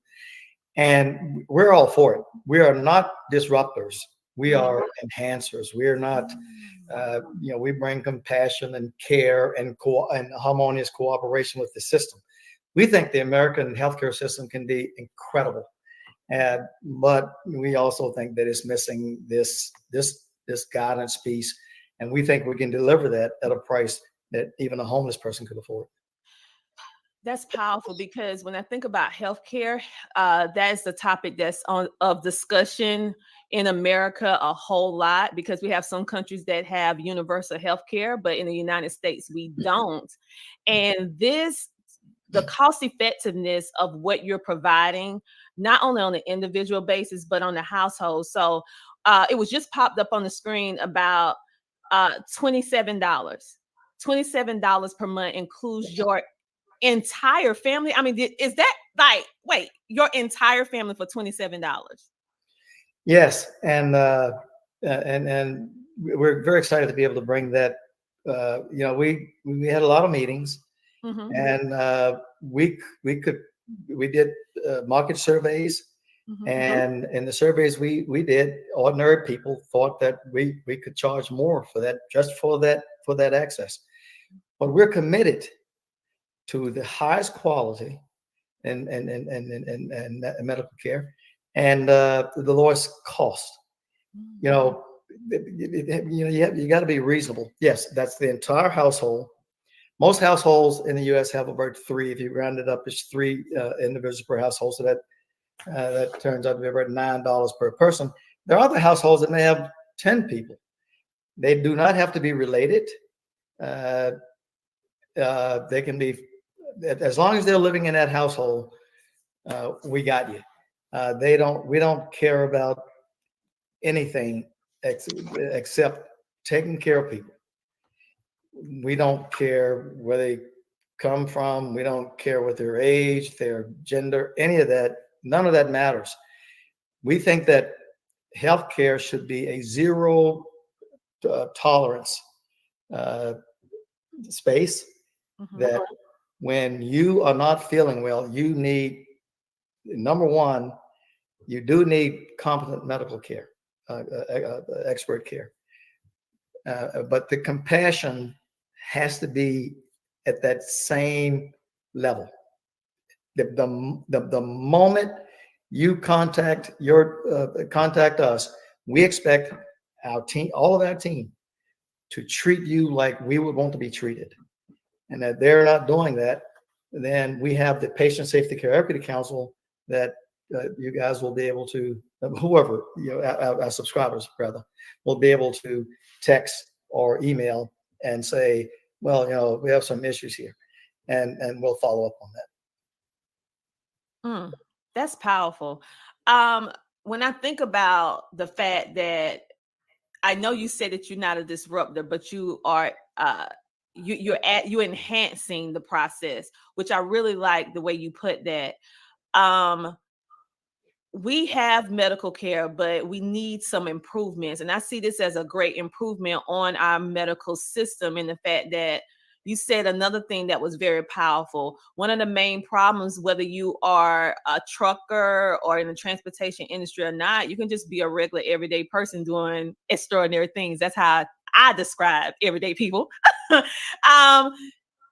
When you think about the structure of how to set up insurance, usually everyone has to be a part of that family. I heard you say something that I thought was very unique and very much needed, that if they're living in your household, they are considered part of your household, living with you, then that's part of your family. And what I love is that you're forward thinking, because we're living in a world right now, due to the economy, where more people that are not related are staying together in order to make ends meet. And so the fact that you are so forward thinking with what the family is, okay, what it has become, I should say, with everything that's going on. You just got me in awe. It's not very often that someone makes me speechless, especially dealing with healthcare, because it's such a topic that need to be discussed, but it can have a lot of emotions attached to it. Oh, yes, of course. Yes. So what we're going to do right now, Mr. Scott, we're going to take a commercial break from our sponsors, and we will be back in a moment. Make sure to like, follow, share, and subscribe, and make sure to share this video. While we lean on our decades of proven industry knowledge and expertise, Canal is continually moving forward as a disruptor and innovator in the marketplace. We have developed Canal Test Drive with that same forward-thinking mindset. Our telematics-based pay-as-you-roll insurance product is pioneering the future of trucking insurance, one fleet at a time. We know that starting a new venture in the trucking industry is a complex process. That's why we offer Canal Test Drive, an innovative solution designed to help new commercial trucking operations simplify and manage their insurance costs based on actual miles driven, never for idle time. Let us take the guesswork out of your insurance costs with our simplified pay-as-you-roll approach. Now, those prices sound right, and those services sound, just being honest, like you know, like I know, specialty copays, primary care copays, urgent care, all that stuff adds up, and being able to access those services for a reasonable fee and have, closer to immediate access than waiting 3 hours in an ER or urgent care, that's priceless to a patient, who doesn't feel well. So, really interesting, I think, to consider this.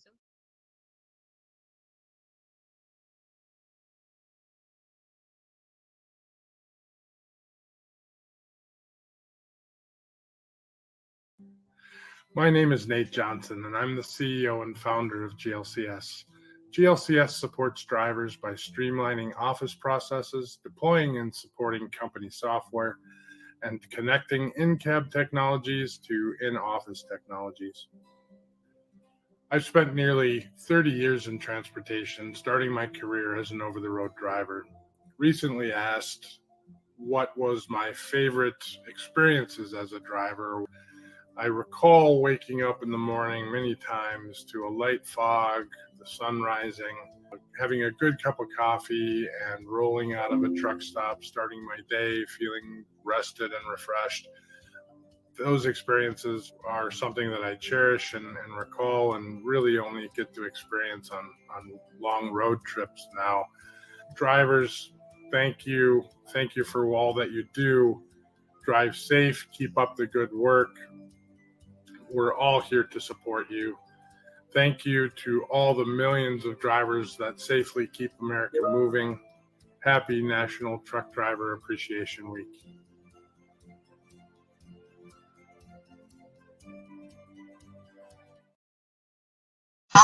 Okay. I'm in my car where I live most of the time. So, no, I was happy to hop in, and Marcus asked me if I could do just a brief testimonial.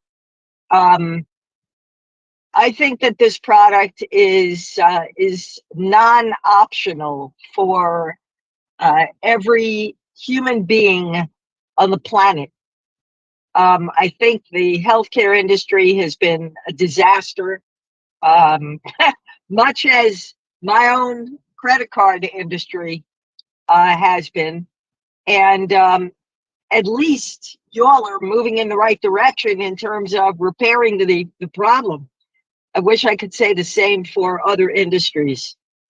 But I had the opportunity to try the product myself when I was in Charlotte, where I am now again. I guess it was a couple of months ago. Very much by accident, I just sort of picked up a cold, started coughing. I'm on the phone pretty much just 18 hours a day, every day, 7 days. And so the idea of my having a cough and having to excuse myself every other minute was rude and annoying. And it was, it was tough because I didn't give my body a chance to get over anything, putting it under the stress of coughing. So, I had joined because I thought it appeared to be a great product. And I thought, well, this is kind of a no-brainer for the cost. And after a couple of days of coughing, because I wasn't at home where I normally would have picked up the phone and gotten something that I was used to taking so that the cough didn't turn into bronchitis, I didn't have that available to me. So I went ahead and called. Literally within 15 minutes of calling, not only did they find me in the system, connect me with a doctor, he talked through my situation, my history of what I had taken for this previously. Felt comfortable with that he was able to call in a prescription for the same thing. I was able to go down to Harris Teeter, pick up the prescription, and start taking it. I mean, that's ridiculous. And I haven't been able to shut up about it ever since. I mean, I have just gotten on the phone with colleagues of mine, new colleagues of mine, and said, I want to tell you about something. You are flat out stupid if you don't do this. And just like that, we are back. I am Dr. TNJ Ramsey, the host of the She Trucking podcast for today. And we are sharing a riveting story along with access with Mr. Scott, who is telling us all about My Garden Dock. He is also providing access for everyday people, like I like to describe, doing extraordinary things, access, including putting a special interest here in the She Trucking community, making sure that our essential drivers and the ones in the transportation industry have accessibility when they need it most. And not only doing that, but making sure that it is cost effective and accessible. So before the commercial break, we were actually speaking about all of these things and so much more. So right now we have Mr. Scott back in the building, and we're going to continuously speak more about the power of My Garden Dock, which is a telehealth communications where you can control and get access through the power of your phone, your laptop. Listen, people, like the lady just said, I don't know her name, but I do know this. Ooh, excuse me. I had something that fall down. Live TV. Well, it's powerful. It's a no-brainer because so many of us right now have to watch everything that we spend. And so with My Garden Dock, it is really, really a breakthrough for everybody, including the ones in the trucking industry. So Mr. Scott, welcome back to the show. I want to thank you so much for taking the time. Taking the time. You could have had this idea, but then you didn't implement it. So thank you for taking the time to implement it and then taking the time to go and find like-minded professionals, doctors in the medical industry that can see the vision and providing such amazing care. Like I said before, you guys, Sheree Moore of She Trucking, the founder and CEO, she actually used it just this week. Okay, and she loves it as well. So, Mr. Scott, what type of services basically that they can come that a person can call in to get from my guardian dog, and how can they? I know that She Trucking and you, or I would say the company, have a partnership, and so I want to thank you for locking arms with the She Trucking community and keeping us healthy while we're on this road trekking, and the supporters of. So thank you so much for what you're doing for our community. Yeah, I think that yeah, when the truckers are out on the road, their families are at home, and I'm very pleased to be able to help them. I can I know how important the work that they do is to the country and to their families, I imagine as well, and maybe they love what they're doing, and for us to be able to take some of the weight off of them, it does me well to be able to do that. Presently, there are probably just two services that are most important. The moment you call in, come in on your computer or call in, and you can use your home phone as well. The customer care center will take over from there. They will tell you what you should or shouldn't do. They will answer the phone. They're very friendly. We picked them. We handpicked them for their compassion for people. They already have the compassion for people. We've just put them in these positions. And though they know the doctors, they know the business of medicine.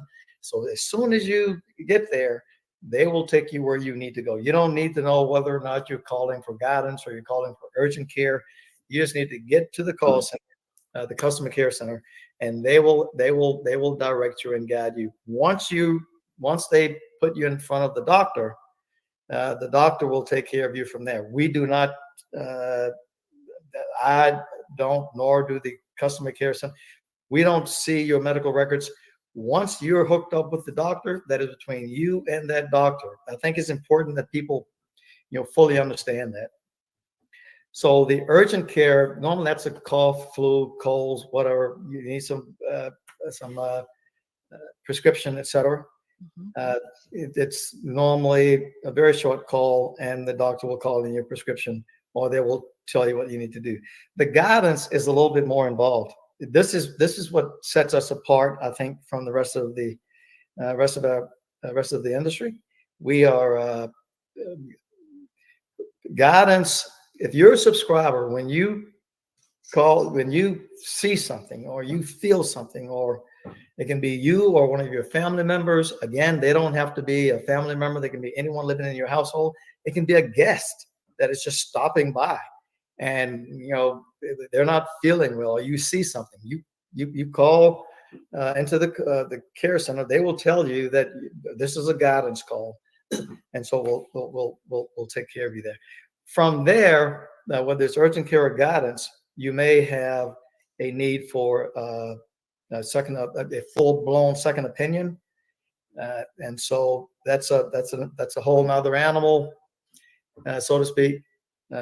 We do take insurance and Medicare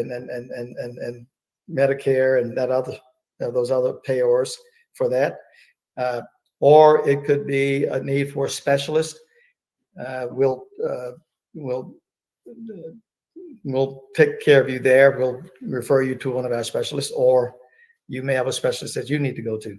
In addition to that, the mental health piece, our primary care docs are trained to work with you, whoever calls in your household, if they have a mental health issue. We're very proud of this. This is such an important thing because so many people are experiencing these issues with mental health. And so we're glad to be able to provide that. From there, you may go to a psychiatrist that may be our psychiatrist, or you may have one that you want to go to. We just want you to be okay. We want you to feel better. Uh, we're in business, so we need to make money. There's no question about that. But we believe, or at least I believe, and I think all the whole team believe, that if we bring a great service to the community, that we're going to do very well. It's a philosophy that I've used from day one. Take care of others, and others will take care of you. So there are so many services that are coming that I can't begin to tell you. All of them, mobile phlebotomist, prescription drugs. There's just when you join, you'll see probably every month more and more things will be added. Well, I love it because you mentioned some great things, and I can see, because I have had some experience with telehealth, and I have never heard of a telehealth business that's this robust, have so many different options. And so when I think of My Guardian Doc, it really is a breakthrough in regards to what you guys are providing for the price point that you're providing access to everyday people. The fact that it's $27 a month and it includes the entire household that lives in your house, whether they're blood related or not, that's crucial. That's powerful. And then you also have the virtual medicine program. I love where you said these are the benefits for anybody that really wanted to know some additional benefits of why My Guardian Doc is the solution to your problem, is because they lower the healthcare costs, their on-demand access, they have fewer visits to the emergency room.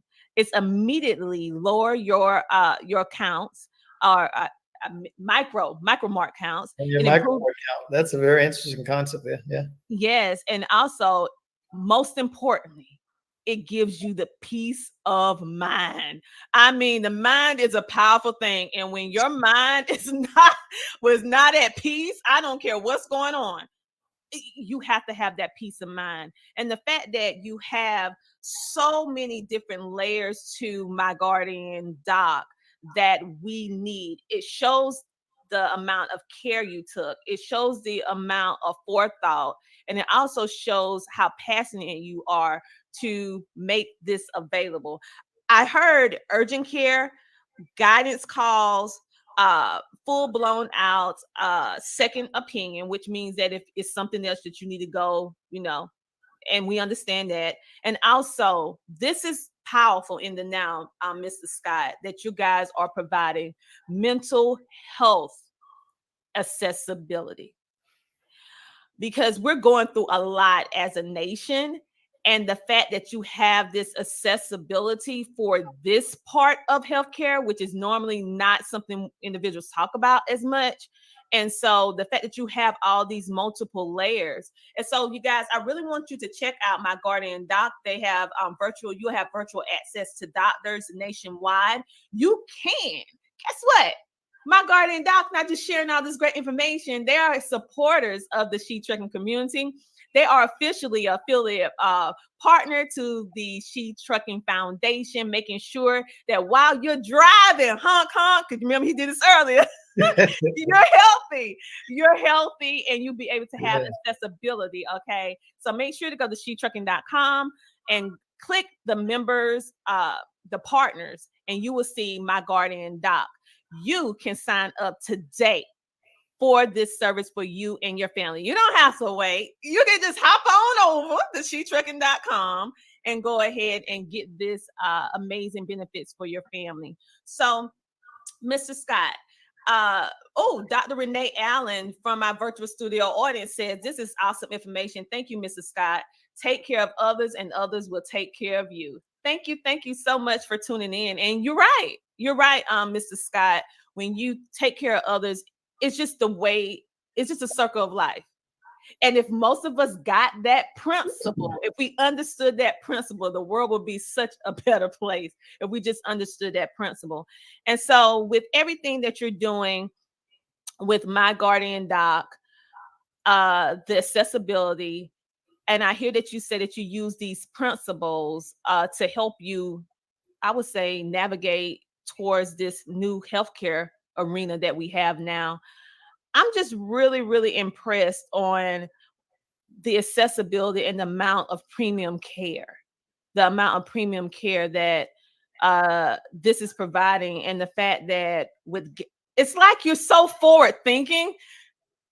People, I don't even think you guys get like how forward thinking this is. Okay, for those of you who may not have transportation, this can be a breakthrough for ones who don't have access to transportation, because they can literally just speak to a doctor from their cell phone. So, Mrs. Scott, is there anything else you would like to share with us about My Guardian Doc? Yeah, of course.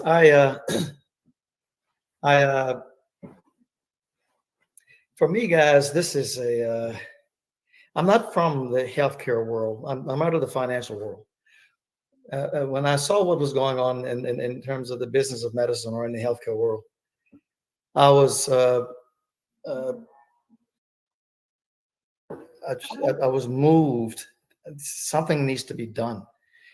And then, I looked in the mirror and I'm like, well, wait a minute, you're in a position to do something, because I was with CareClicks. So I feel like this is it's my purpose in life at this stage anyway, to do something about this. I've seen, I don't like it when I'm not feeling well. I hate some of the stories that I hear about people that, are screaming and begging, the docs sometimes, or for help. And the story of Serena, who, she finally got her help. And then there was the taper from CNN. His daughter was having issues, and he was able to call the hospital administrator. But for ordinary people, what do we do? And so now you've got My Guardian Doc, and so you can call My Guardian Doc, and My Guardian Doc will take care of you in that respect. These are licensed and doctors, board certified, many of them. And so I'm very pleased to be able to be a part of this and to bring this to the healthcare world. The thing that makes us unique, My Guardian Doc unique, is the guidance piece. The guidance is the compassionate medical guidance is what you want. That's what you need. So you can have your health insurance, you can love your doctor, you can have telemedicine already. I don't care if you have 4 or 5 telemedicine plans, 3 policies, and on Medicare too. At this price, and with how important health is, it makes no sense not to add My Guardian Doc to your program, because now you've got, let me tell you what we're trying to do, folks. We believe that we can institutionalize compassion. We can institutionalize friendship and the spirit of family. And so it's like having a doctor in the family, or a doctor that's a friend. If we can institutionalize racism and hatred and all that silliness, why can't we institutionalize the more positive aspects of life, particularly when it comes to something as important as health? There are no do-overs in health, man.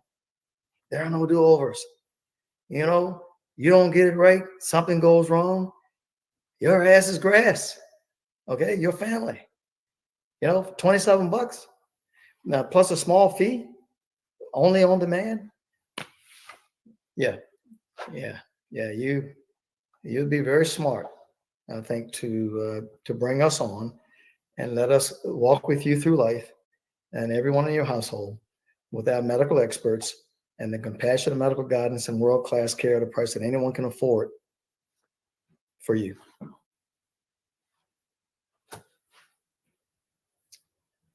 Yes. I 1000% agree with you, because there's an old saying that your health is your true wealth. And that has been so elusive, especially here in the United States, because of the fact of the healthcare being so expensive. And so it was you're only privy if you have a certain amount of income. So the fact that you're bringing this premium care, you're to everyday people. And you know, I love to say they're doing extraordinary things. I don't care if you're sitting on the porch making somebody smile, being positive. That's extraordinary in this system. that you're making it accessible. But I'm just really moved. So Marcus Williams from our live studio audience, he wants to know, is My Guardian Doc available in all 50 states? And he said, what if I'm traveling on a job and have a health issue? That's a great question. Well, you know, that's what we're all about. I mean, this is virtual care. You know, you get to, yeah, we're in all 50 states. As a matter of fact, we expect to be in every country. CareClicks, the company that provides all of our medical services, is a 10-year-old company, and in 37 countries, and Fortune 500 corporations trust CareClicks to provide their care. So I don't know if I've made that clear, but all of our docs are provided by CareClicks. So yeah, that's it's available in all 50 states, and of course, if you're traveling and having health issues, and that's what it's all about. Now, some people will say, "Well, I already have telemedicine," and you know, frankly, you ought to have it. And if you got it with your primary, with your carrier, with your payor, that's fine. At your job, that's fine. So you've got your telemedicine. I would add My Guardian Doc, because when you're not well,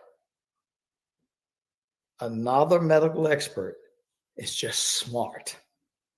And at this price, it makes no sense. I mean, don't debate this. Don't, this is don't play around with this. This is your health. Add My Guardian Doc now, and when you go to if you use telemedicine and the doctor says take this or take that, and you feel okay with it, fine. If not, call My Guardian Doc. If the doctor says you need to go to the emergency room, take My Guardian Doc with you. You're probably not going to have that service with what you've got already. We don't know of anyone that has the guidance. Guidance means that this doctor, our doctors, will go to the doctor with you. They're up in their rescue squad with you. They're down at the hospital with you, over at the clinic with you. They go to the specialist office with you. And when nobody's around at 2 o'clock in the morning, 3 o'clock in the morning, they're with you. Understand that if you're feeling just fine right now, you're like, I think I'm okay. Why would I need that? Guys, look, don't be silly, man. This is serious business. This health thing is serious business. It's very serious business. And if you do it for the people in your household, do it for you, and tell other people about it, and we'll take good care of them. I promise you. Listen, you guys, it's a no-brainer at this point. We know how expensive healthcare is, and the fact that My Guardian Doc through CareClicks is making this available for all of us, and you do not have to be coming up under a tier of an employer.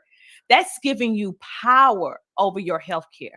So $27, I mean, right. Yeah, I mean, you can barely get bread, some milk, some eggs. Oh, whoa. I think you're at bread and milk. It depends on how many loaves of bread you get and how many. Exactly. You can barely get anything. If you get 2 breads and 2 milks, that's it. Egg, you're done. That's probably $40 right there. So the fact that you can get access to this type of quality care through My Guardian Doc, through their affiliation partnership with She Trucking, I need you to go right now to shetrucking.com and sign up. I don't want you suffering in silence anymore, because I know many of you reach out and sick. And now this is the answer. This is the solution when you're feeling bad, when you're in a no man's land and you in a different area and you don't know where you're at. I mean, who really want to go to the doctor without having the guidance? I mean, if I have someone going with me to the doctor that is qualified, that's compassionate, that cares, that's in my corner. And when I'm going for a health concern that I'm not even prepared for, that gives you peace of mind. Peace of mind. And that is priceless. Okay.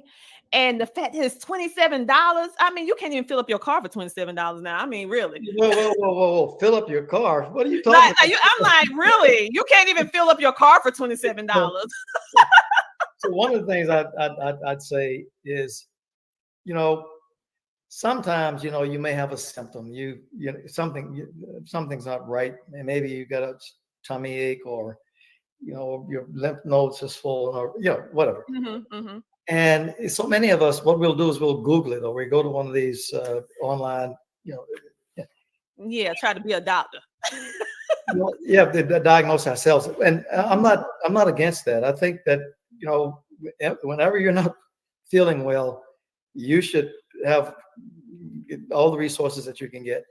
And, if you got telemedicine, if you got your primary care, call them, do what you need to do. But this is such an amazing thing that you can just get on the phone and say, no, I don't know exactly what's going on. I'm just feeling a little weird. Or, I saw my wife stumble today, and I'm just, what should I do? This is guidance. That is, there are no codes for that with most of the payors. And so we're very pleased to bring that to the household, to the American public. And it is unique, and we are excited about it. And I think there are going to be other companies and other organizations that will do this, but we don't know of any that are doing it right now. Well, right now, My Garden Doc is the pioneer. So yes, it has to always be someone that paved the way for new innovation, and My Garden Doc has done that. So whoever come after, you was the first. You was the first. And also, I want to reiterate that My Garden Doc also provide assistance in regards to mental health. Okay, so it's pretty much a one-stop shop. So maybe it's not a physical ailment, but you need someone to help you with mental health. Maybe you're depressed, or depression not going away. Maybe it's anxiety. Whatever the case may be, you just don't feel quite right, and you need to speak with a qualified person. You can utilize My Garden Doc in order to help you with your mental health. And that is powerful in itself, because usually that's not usually the case.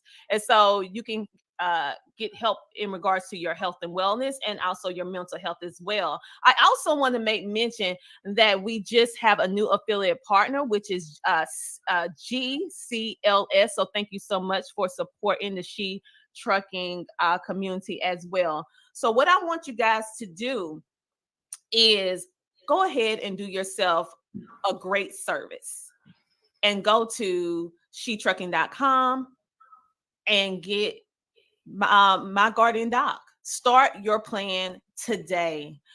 No longer do you have to suffer in silence. No longer do you have to drive your truck feeling terrible. I know, I hear the stories. You're aching, you're hurting, you're tired, all of that, right? This is for you. In lieu of Truck Driver Appreciation Week that just happened in September, this is carrying on. We don't forget about you. Yes, we have our week of celebration. We're so happy for our truckers, right?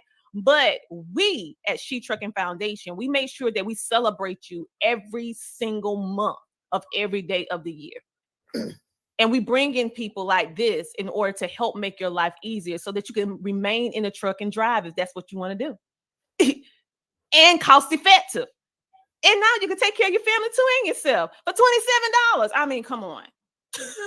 I don't have anything else to say. Go to shetrucking.com. Go ahead and click and get started on today. Mr. Scott, I want to thank you so much for coming on the She Trucking podcast, because I know that you're a very busy man. So I'm so happy that you took some time on this Sunday for me to chat with you a little bit, and for you to explain and share with us your passion, your compassion, and your amazing team of doctors and individuals who coming together to bring us this innovative way of healthcare that's foundation is compassion. Thank you. Amen. Thank you. Thank you. So, this has been another amazing episode of the She Trucking Podcast. Remember to like, follow, share, and subscribe. I am Dr. Tina J. Ramsey, your host today for the She Trucking Podcast, hopping on over from the Tina Ramsey Show. I'm just so excited to be here, and our show is powered by CTR Media Network. Make sure to go to shetrucking.com. Let me say it again. That's shetrucking.com, and click on the partnerships tab, and you'll be able to see My Guardian Doc. And I want you to start taking control of the health care of you and your family. Remember, your wealth is your health.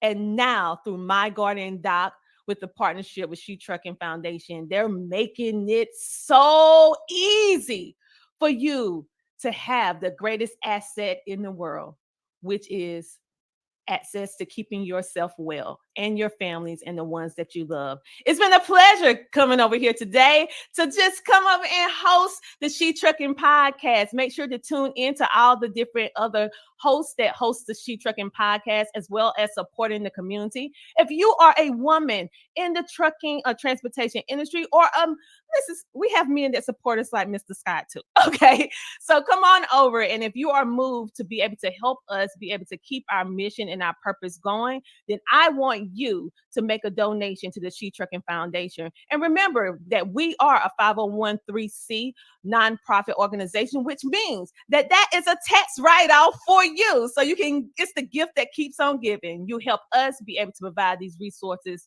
for our members and our community, and you can get a tax write-off at the end of the year through our nonprofit. I am so happy to be here with you today. Thank you for everyone who tuned in live, and for everyone that will be listening on the replay. Have a great, amazing rest of your day. Go to shetrucking.com and sign up for My Guardian Doc. And it's been a pleasure hosting the She Trucking Podcast with you. I'll see you next time. Bye. Listen, if anybody's interested in getting into podcasting, grab this book. Go on Amazon, grab this book. It goes with me almost everywhere. This book has like a workbook.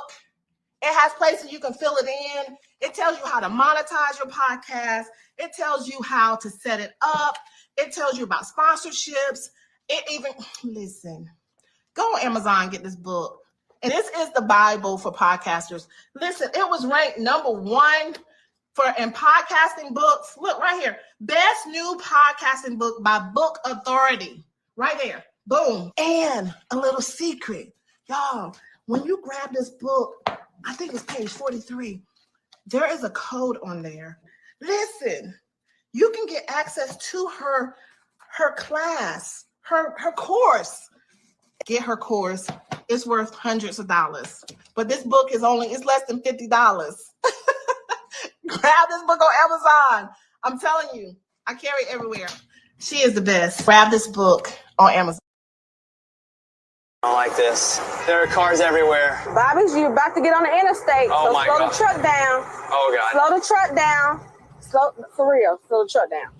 Stay over here on the left, okay? Take your high side. Go up here, okay? I cannot believe I'm getting on the interstate. Accelerate. Stay on this side, accelerate. Go faster. Go faster, Bobby, faster. Crap. Look at all this traffic. There are cars everywhere. And now we're going to take it to the highest gear that you've ever been in. We're going to take it to the 10th gear. Now? Now. There we go. 10th gear right now!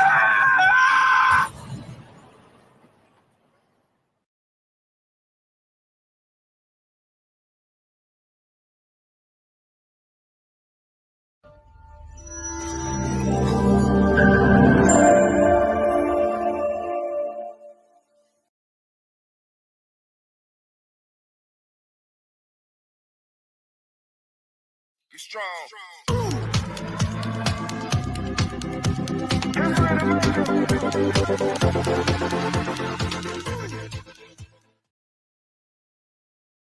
Join the She Trucking Foundation today and be a part of a supportive community of women in the trucking industry. Unlock exclusive access to valuable resources, including mentorship, educational workshops, and networking opportunities. Whether you're an experienced professional or just starting your trucking journey, She Trucking is here to empower you and help you thrive. Visit www.shetrucking.com to join us and drive your trucking career to new heights. Hello, everybody. I am Dr. T&J Ramsey, the host of the She Trucking podcast powered by CTR Media Network. And today we have an amazing featured guest, and her name is Brooke O'Grady. She actually has a Bachelor of Science in Education from the University of Kansas and a Master's of Arts in the Organizational Leadership from Baker's University. She's also the COO of TAFS. Yes, TAFS Factoring. So we're going to get into some great conversation in regards to factoring. What is it? How can women find themselves, or do you see yourself in this lane of expertise, and so much more? So without further ado, let's bring on Brooke O'Grady. And guess what? They happen to be our platinum sponsor for the She Trucking podcast. So let's go ahead and bring her on right now. So hello, Brooke. How are you? I'm good. How are I you? am amazing. And I'm so excited every time I see another woman doing something in an arena that they didn't put it in the cards for us to be doing, Right. but we're doing it anyway, and also shedding light to give inspiration, not only within the trucking industry, but especially within our community of 30,000 women, so they can see representation and also widen their horizon. So with that being said, you are the COO of TAFS, and thank you so much for becoming our platinum sponsor for the She Trucking podcast. We thoroughly appreciate it. And so we're so happy to just be sharing our partnership with all of you. Yeah. I mean, I first met Sheree in Tampa in October. And I mean, it was the Broker Carrier Summit, and she just came into the room and had such positive energy to her. Like, people are definitely drawn to her. She's so easy to talk to. She's so cute and personable. And we were like, okay, we got to figure out a way to connect here, because you can tell she's just a genuine person. And we're like, okay, how can we kind of team up together? I love it because when you see other women in this male dominated part of the industry and you're equally doing great in your field. And Sheree, she is a trailblazer in regards to this, and was able to forge and bring all of us together up under one little hub. And so now seeing you, many of our viewers, because we have so many new women that are venturing into this trucking and transportation arena, or the industry, I should say. So with that being said, they may be wondering, what is TAF? What is a factoring company? So could you explain that a little bit for our audience so they can understand what a factoring company is? Yeah. I mean, I think even in my interview here, they were like, do you know what factoring is? And I was like, yeah. I had no idea. I mean, I was like, I don't know, do they work in a factory? I just had no knowledge of it. I was actually a former middle school teacher. And so I was living out in Arizona when I got the job offer to move back to Kansas City to be with TAFS. And I knew, I had asked my dad, he's like, yeah, it has to do with buying receivables. And I'm like, what does that mean? I'm a teacher. I don't know what buying, receivables means. I've learned a lot now that I've been here 8 years. But basically what we do is we do financing and a lot of the back office work for small to medium to even some of the larger trucking companies out there. And that's really to help support the trucking companies, because there are long pay terms in the industry. So if you haul a load for a broker, you may not get paid for 30, 40, 60 days. It really depends on their pay terms. And it makes it really difficult for trucking companies, especially newer ones, to survive with limited cash flow. A lot of times they have truck payment, they have insurance, they have fuel, they have to send money back home. And so when it's taking 45 days to get paid, it just puts a financial burden on trucking companies. And so what we do is our clients, they submit the invoice to us as soon as they deliver a load. And then we pay them upfront, majority of the money, anywhere from 97 to 98% we pay upfront. And on the back end, TAFS is going to do a lot of the back office work. So we're going to do the billing to your broker. We're going to do the collections. And so just making sure that the owners or the drivers, whatever it may be, they can really focus on driving and staying on the road, booking loads. And that way we can just be a partnership and help them survive. Wow. So basically you become that small to medium, or even in some cases, like you said, large companies, team. Right. In other words, you become their team because in essence, the fact that you all can do 97 to 98% with the bills that come in, that actually can greatly make the difference between a company staying afloat or going under. Because we're talking 30 to 45 days. And when we look at America in just regular terms, just from a standard job, usually you're one paycheck away from homelessness, or you one paycheck away from a situation that you don't want to be in. And so that can also be the factor into trucking companies, because we know things are more expensive. So the fact that you come in as that, I would say, anchor to be able to get necessary assistance. And also when you mentioned about the billing and collections and the invoices, I mean, let's keep it real. When you have a trucking company, you're thinking about keeping your truckers trucking, making sure they get the loads, making sure they get the right pricing. You're not really thinking about no administrative, secretarial, paper moving work. So the fact that you guys are here to make that easier and keep you on point. So with that being said, if you are a company right now and you need help with that, they just contact you and they be able to get signed on. How does that work? If they need so currently, if you're looking for a factoring company, you can go to our website, tafs.com, and there's like a web form you can fill out to get signed up, and you'll get a call from us immediately. That's probably where, if anyone's just kind of searching, that's where our leads come in through. Our sales team, they're calling brand new MCs as well to try to say, hey, you probably need a factoring company, especially if you're new to the game. Because what we've learned is a lot of it is to just some consulting. You may have a newer trucking company, but some of these men and women, they've driven for somebody else. So they're not necessarily new to driving the truck, but they are newer sometimes to owning a business, which is totally different. There's a lot more at risk.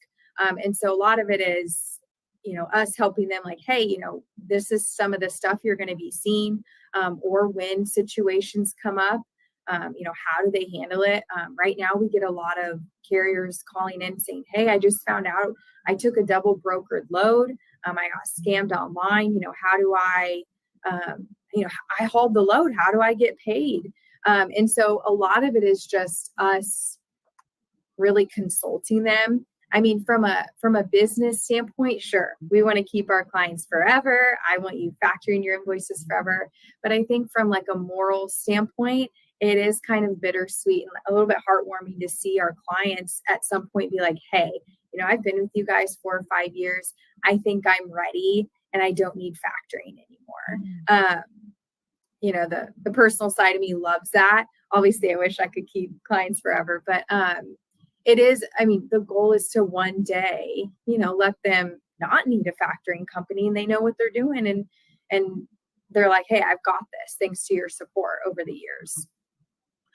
Yes, ultimately. So it sounds like it's a little bit administrative, it's a little bit of consulting, and then it's a little bit of um giving them that needed support that they need, because like you said, you have some people that have may not necessarily be new to trucking, but they're new to trucking business, and that is two different arenas to be in, from independently or maybe driving for another company driving, versus now you have a responsibility not only yourself but everyone else that's in your business. So I feel that that is not only a good thing to have a factoring company, but it's necessary, especially with all the different rules and the different changes and the different things that you have to keep eyes and ears on in order to be able to stay trucking in this new season. I would say this new season of trucking. And so it's very, very good that that you guys are providing not just I hear from you that, which I feel that is very important and powerful. And you don't hear this too much from COOs. You really care.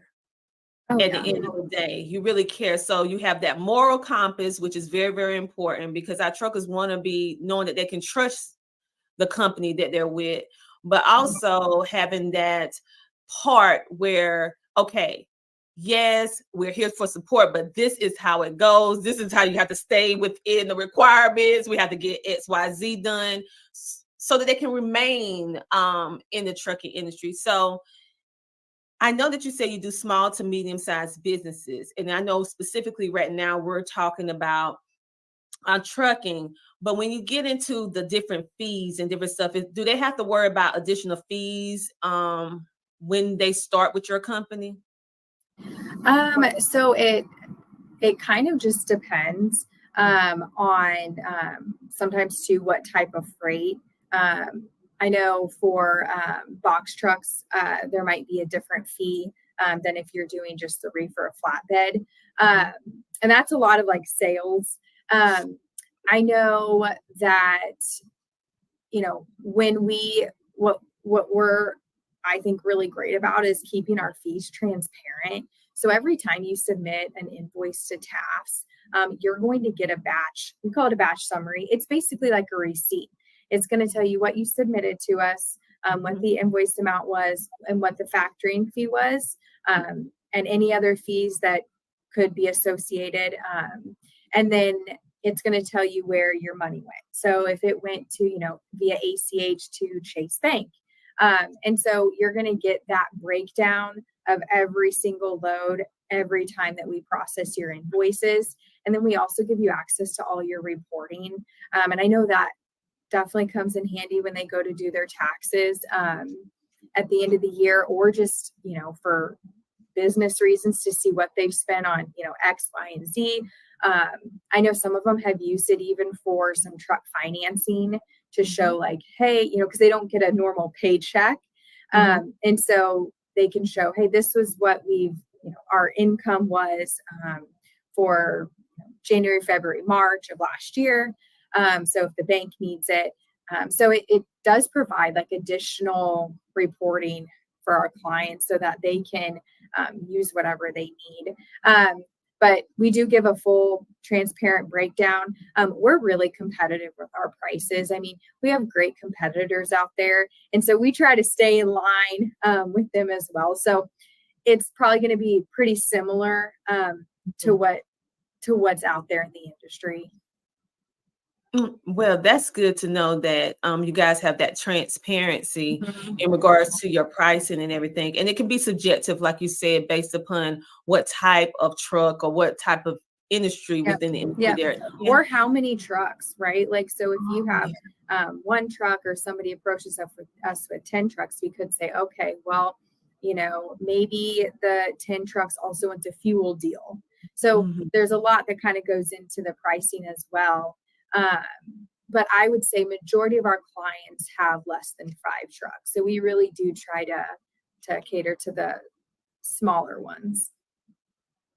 Okay, well, that's still, for a person who don't know quite what they're doing, you need help with 5 trucks, okay? Because I think that's a lot. I'm like, that's a lot to me. To handle 5 trucks, I'm like, I mean, it's nonstop. I mean, yeah, I think it's a lot. So I don't mean to downplay 5 trucks at all, because it's a lot. Even people going from 1 to 2 trucks within their first year is a huge accomplishment. I mean, it's hard to keep up in general with 1 truck, and then you talk about adding another one. So that it's impressive. I would say that too, because I hear everything dealing with the 1 truck, and then the ones who had 2, we like, oh, I know. That's a lot. I mean, it's probably kind of like adding kids, right? Like 1, yeah, you have some chaos, and then you add 2, it's like, okay, now it's even more chaos. Then you add 3, you're like, wow, I'm way outnumbered, a lot of chaos. So it's probably, similar. I would say so. And for every person, their capacity to be able to handle what they're handling is a little bit different for each person. But to me, 5 is a lot. So anything past that, however, everybody's capacity is a little bit different. So I love the fact that you guys have that good transparency. You have that good moral compass. You all also, I would say lay a good foundation so that if they need to get other financial help because of bookkeeping and all this, you guys kind of keep a record of transparency, letting them see everything and be able to have these documents that can go and apply for various different things, because you guys are so great with keeping up with the paperwork. And in the trucking industry with our truckers, one of the hardest things is keeping that paperwork. Because like I said, on most truckers' mind, they're not thinking about the paperwork like that unless you got to send this paperwork in order for you to get paid for your haul. Yeah, you're gonna think about it then, but other than that, your main concern is getting from point A to point B quicker and faster, right? Yeah. And so the fact that you guys are helping them on, which I think it should be necessary for everyone, for the fact that they don't have time to do all this kind of paperwork. It's a lot. It's a lot when you think about it. And so speaking about paperwork, we know that sometimes with factoring companies, they can do recourse and non-recourse on factoring. So do y'all have like a certain requirement where you determine whether they fall into that, and do y'all handle that? Yeah, so currently we are a full recourse program. And so we will, call and email all the brokers all day long to try to get that pay status. I'm sure they just love it. But we gotta provide that service and try to fight for our clients. If TAFS strongly feels that the invoice is not going to get paid, we will recourse that. What I've really seen over the past year is more of the bankruptcies from some of the larger brokers, Yellow, Surge, Convoy, Meadowlark. I mean, the list goes on and on, which was a hectic year. I've never seen anything like that. And then I see it more in claims, brokers not wanting to pay because there's a claim, or they're holding everything in payables right now because there's a claim. That's majority of what I see. In those instances, especially for the bankruptcy, we did offer loans to all of our clients who needed them. And we do that just in general to our clientele. We offer business loans.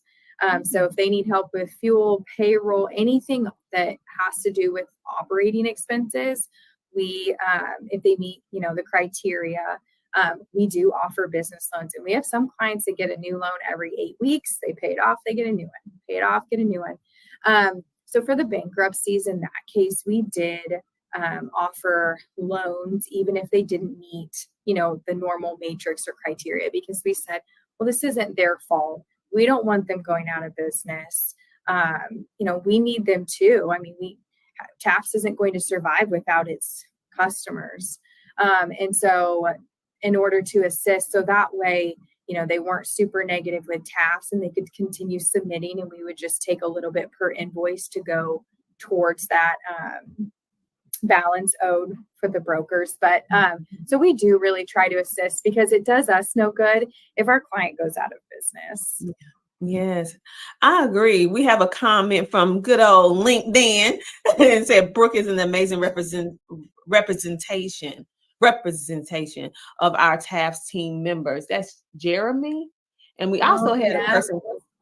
Yeah, so thank you for tuning in. Thank you for tuning in. So it's good to know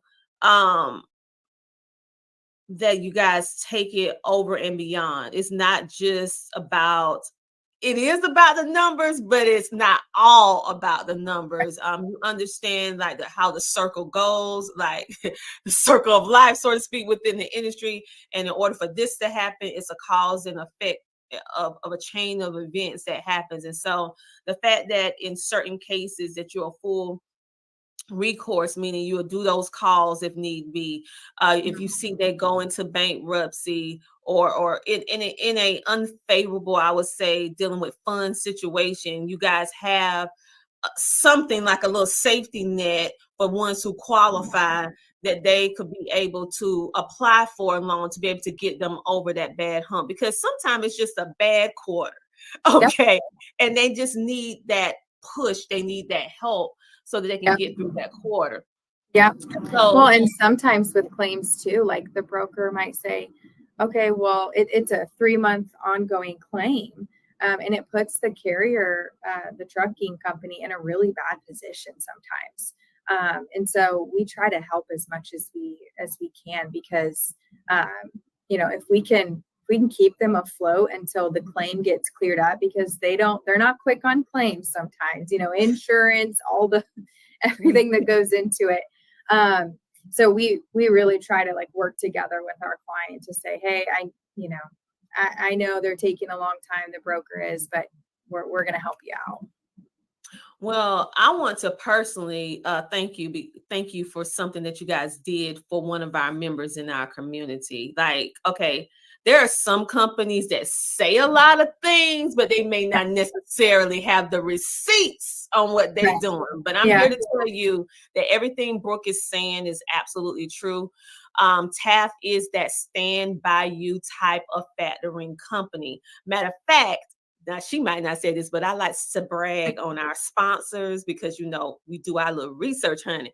They were awarded the best trucking factoring company in 2022, and they did not receive that. They was on this list, and out of all these factoring companies, they were listed as the best for trucking. So that should tell you what kind of caliber TAFs has. Also, I would like to thank you for helping one of our members in the She Trucking community who experienced the terrible thing of double brokering. And we know what happens with double brokering. And it's happening more and more, it's happening more often. So the fact that even before this partnership was solidified, you guys stepped in and you helped her with that double brokering. So I would like to just thank you publicly for taking the time, even before we had solidified all of this partnership with you guys supporting us. You went in to help. So thank you so much, because listen, we don't double broke. Ooh, that's a whole topic all by itself.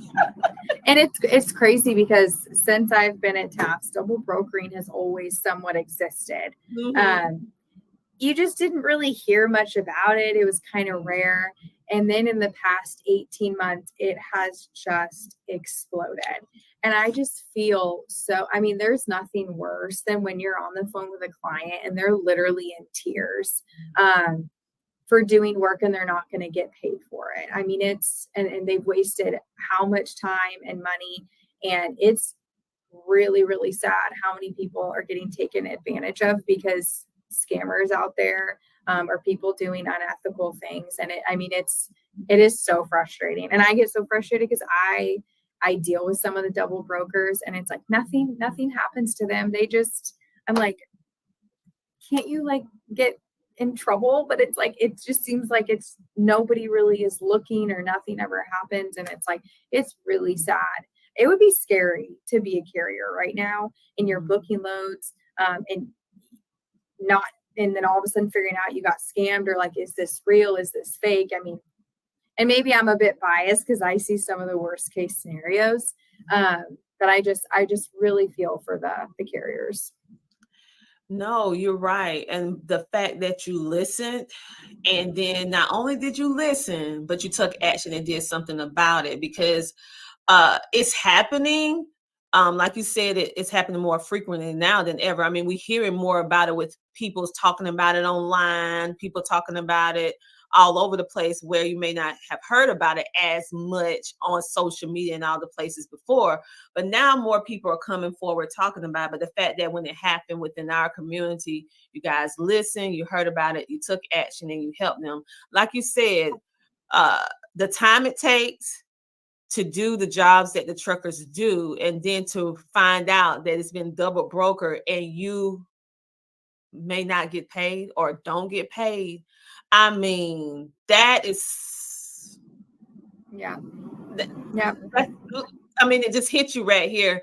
And so the fact that you guys heard it, took action, and you made something happen. So we're just, we can't even express how, because we hear so many of the sad stories of the cases or the people who never received the help. They just become another statistic in this endless cycle of double brokering. So the fact that you guys did that, I want to just say that this is different. So if you guys looking for a factoring company that really, stand by what they say, they're not only just a company, they have what I call those morals, ethics, standards. And that is what you should look for when you are building your brand as a trucking company, when you're building your business.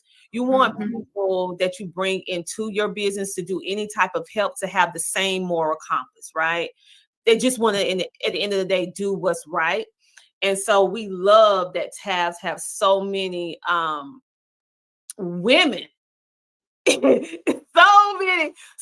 women in Tabs. So that beautiful photo that you guys had actually sent wearing the She Trucking shirts. Yes, there it is. I mean, the fact that all of the women. So we're gonna change the conversation a little bit in regards to when we think about trucking. Usually it's kind of linear in the fact that we just think about we're in a male dominated industry. If you're in the trucking, the transportation industry, you have to drive a truck, you have to drive a box truck, you have to do, a truck. You're not thinking about other layers of the transportation industry. And tabs just happen to be one of those layers in the trucking and transportation industry. So, what are some things that you have noticed, that you have seen in regards to, I wouldn't necessarily say the pivot, but the change in regards to how many women you see? And TAP is so different because it's so many women. So let's talk about how women can find themselves or build a career in logistics. Yeah. So TAFs, I mean, at one point, I think it was like 70% of us were women. Yeah, it was like super high. I'm not sure what it is now, but we still have a lot of women. And I've really noticed that with a lot of the trucking companies, we are definitely seeing more like women owners, which is just awesome in the last 2 years, really since 2021. But we really see a lot of the women doing the back office work. So the owner, maybe the driver, and he's driving and hauling loads, but really the women are kind of doing that back office, all the behind the scene work that makes it all go round. And we definitely need that, right? We need both. I tend to see more of like the sales being more men dominated in the factoring industry, but definitely the women when it comes to operations, accounting. Some are definitely in sales as well. But I'm like, there's actually a lot more women in logistics, I think, than what people realize. I even look at like Trans Am, they're a sister company of ours. There's a lot of women in the office. And so it's really neat to see. And like, I'm not on TikTok, but I'm on Instagram. And the other day I was looking at like just reels, and obviously like my phone's listening to me or whatever, because it's now showing me like videos of like women out there securing their trucks, like out in the industry, and just like women in trucking. And I'm like, what? I'm like, this is so cool that there are pages like this and that more women are getting like exposure of what it's like in the industry, you know? And some of these girls, they are tiny. They're like, I mean, Sheree's tiny, right? She's like teeny tiny. Yeah. And I'm like, these girls driving these huge trucks. I mean, it's really badass. It's so cool. I know. And the fact that March is International Women's Month, and we're going to be at MATS, the Mid-American Truck Show, which is the largest trucking event people come from all over to go to MATS every single year.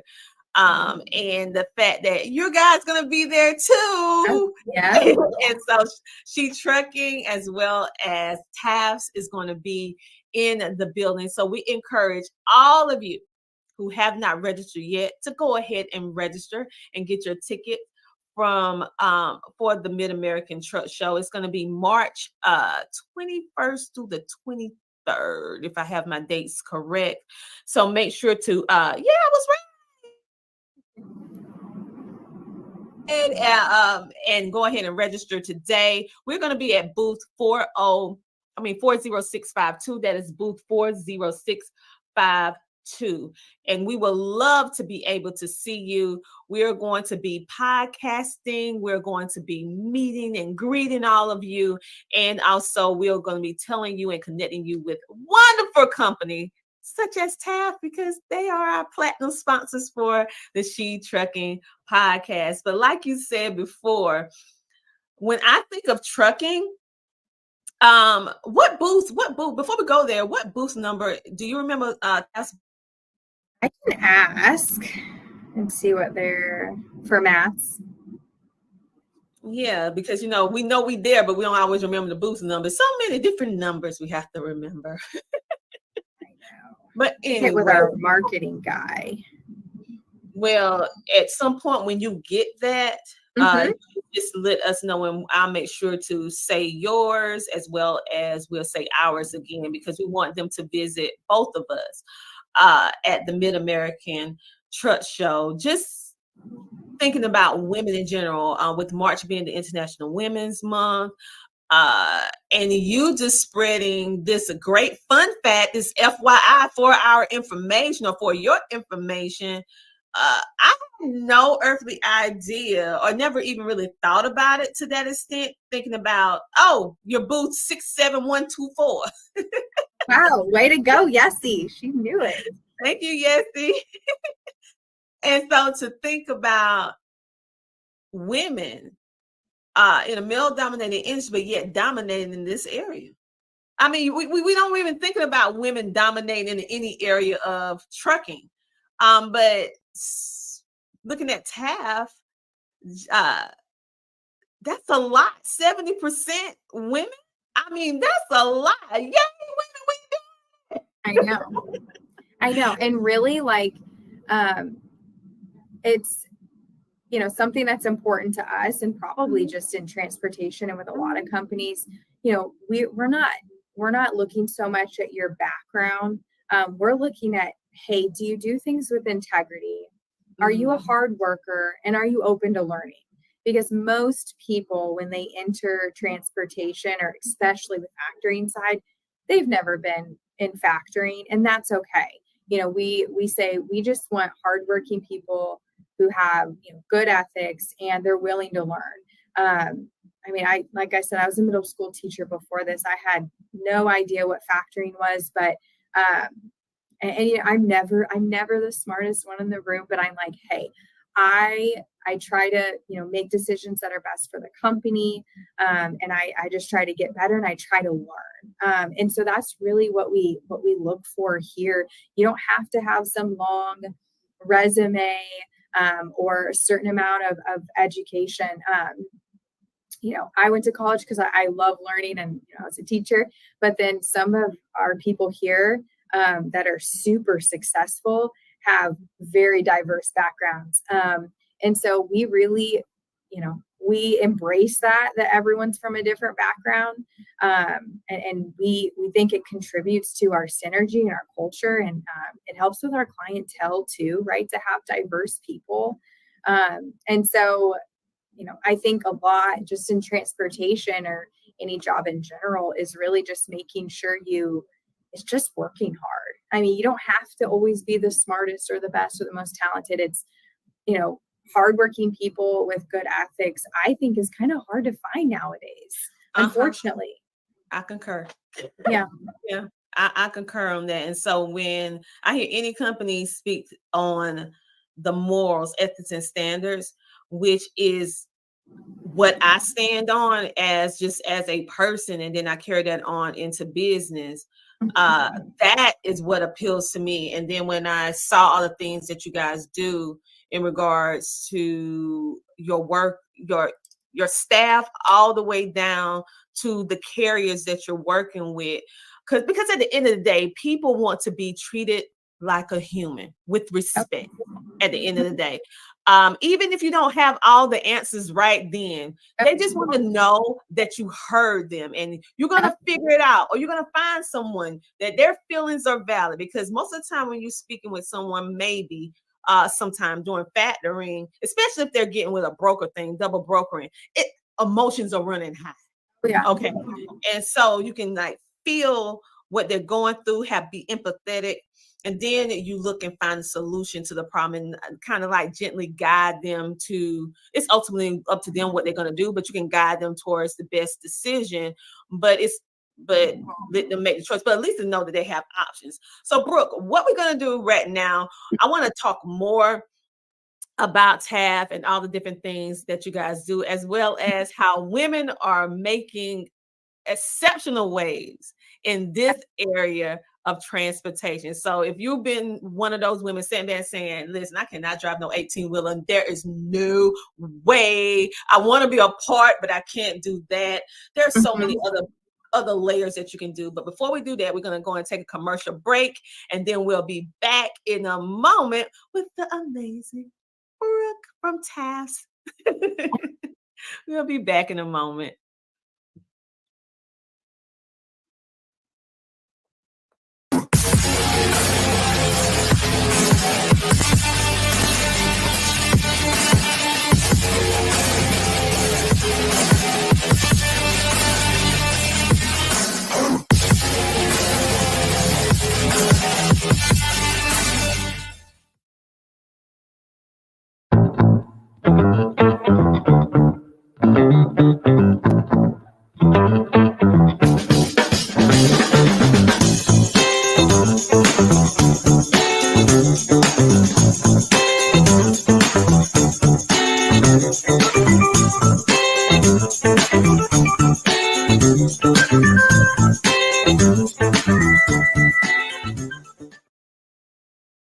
And just like that, we are back. We're back with Brooke, and she is TAF's COO, and she has been explaining to us different things in regards to what factoring is. She also been breaking down how they actually can help small to medium and even some large trucking companies be able to stay afloat, and all the different resources that they have available, just in case you find yourself in a little pinch, which all of us do. They have resources if you fit the requirement. They can be able to do loans, they'll be able to educate, all these different things. And she, before we went to the commercial break, she also shared with us how women, yes, women, being a former educator in the public school system, just as I was a special needs education teacher before all of this. Oh, that's awesome. Yeah, so hearing our similarities, because I would have never thought that this would be something that I'll be doing. And I'm sure you didn't grow up saying I want to be a factorer when I grow up. That's not on. Yeah, I was like, okay, was that one of the career choices that they give you as a little child? No, I don't remember that. No, it wasn't. So the fact that you found yourself in this industry and seeing, because we know we hear so often it's male dominated, and we know that's true to a certain extent, But learning from you today, how with TAVs, how it's 70% women at minimum, and how you guys are making waves and different things that women can be very beneficial and needed and necessary when you're dealing with accounting, dealing with the day-to-day operations of a business, and how women can start exploring this type of industry. I never even thought about fattening. I mean, literally, I never even thought about women in fattening. Well, I like the way that sounds, women in fattening. But anyway, Yeah. that sounds pretty good. We should start something. Okay. Start a little movement here. So, in regards to TAP, because I know you guys are big on helping, do y'all have any sort of education that you guys provide for your carriers in the form of maybe a newsletter, a blog, or someplace where they can go to get additional information in regards to factoring and trucking and what's going on in this industry? You know, we were just talking about that the other day, of, you know, possibly putting something together like that. Right now, what we do, as situations kind of come up in the industry, we will email out kind of like our advice. So like the scamming lately, right? So they're booking online, they think it's a certain broker and it ends up not being that broker. Okay, what do you do?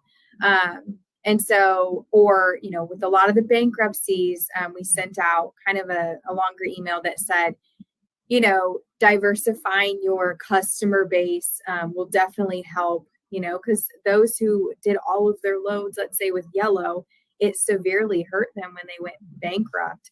And so we try to give out advice here and there as we see situations come up, or that we see, hey, a lot of carriers lately have been saying this. But we were just talking the other day, we're like, maybe we should do some sort of, especially in the beginning, when a carrier's with us, some sort of like educational tool, because that seems to be when they need it the most. You know, some of the companies that have been around 8, 9, 10 years, they've seen a lot in their time, and they may not need as much of that consulting. So that is something that we've talked about. We have so much in the pipeline for the next year. Our main focus over this next year is just really elevating the client experience. I think this industry was really tough over the past year and a half for everybody involved. I mean, for the carriers, I mean, the rates were not where, you know, they used to be. A lot of people went out of business.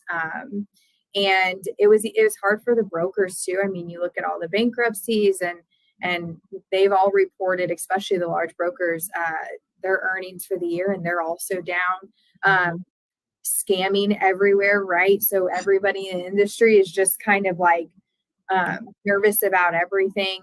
And so I think, you know, we said, okay, we really need to figure out a way for, you know, factoring companies, brokers, carriers to all really come together and work together really well. And TAP really needs to focus on the client experience, because we have good competitors, right? And if our rates are all basically the same, what's going to make us stand out? Well, people just, as you had said earlier, people just want to be treated like humans, and they want to feel heard. And I think now that the dust has settled a little bit from the horrible year and a half, I think TAPS is in a much better place to say, okay, how can we really elevate this now and take it to the next level, to where that's something that we truly, truly pride ourselves on. So that's really in the pipeline.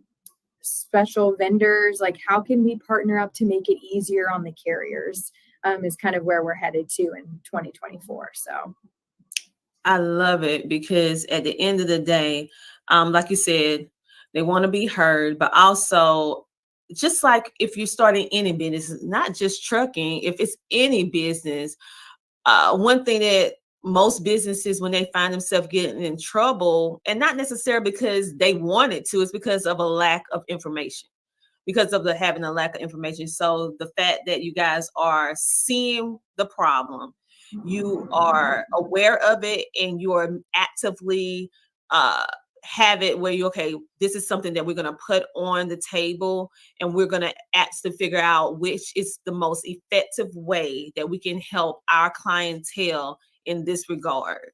And so the fact that you're even taking the time to do this, because at the end of the day, let's just keep it real. You're a factoring company. You're not a consulting company. Right.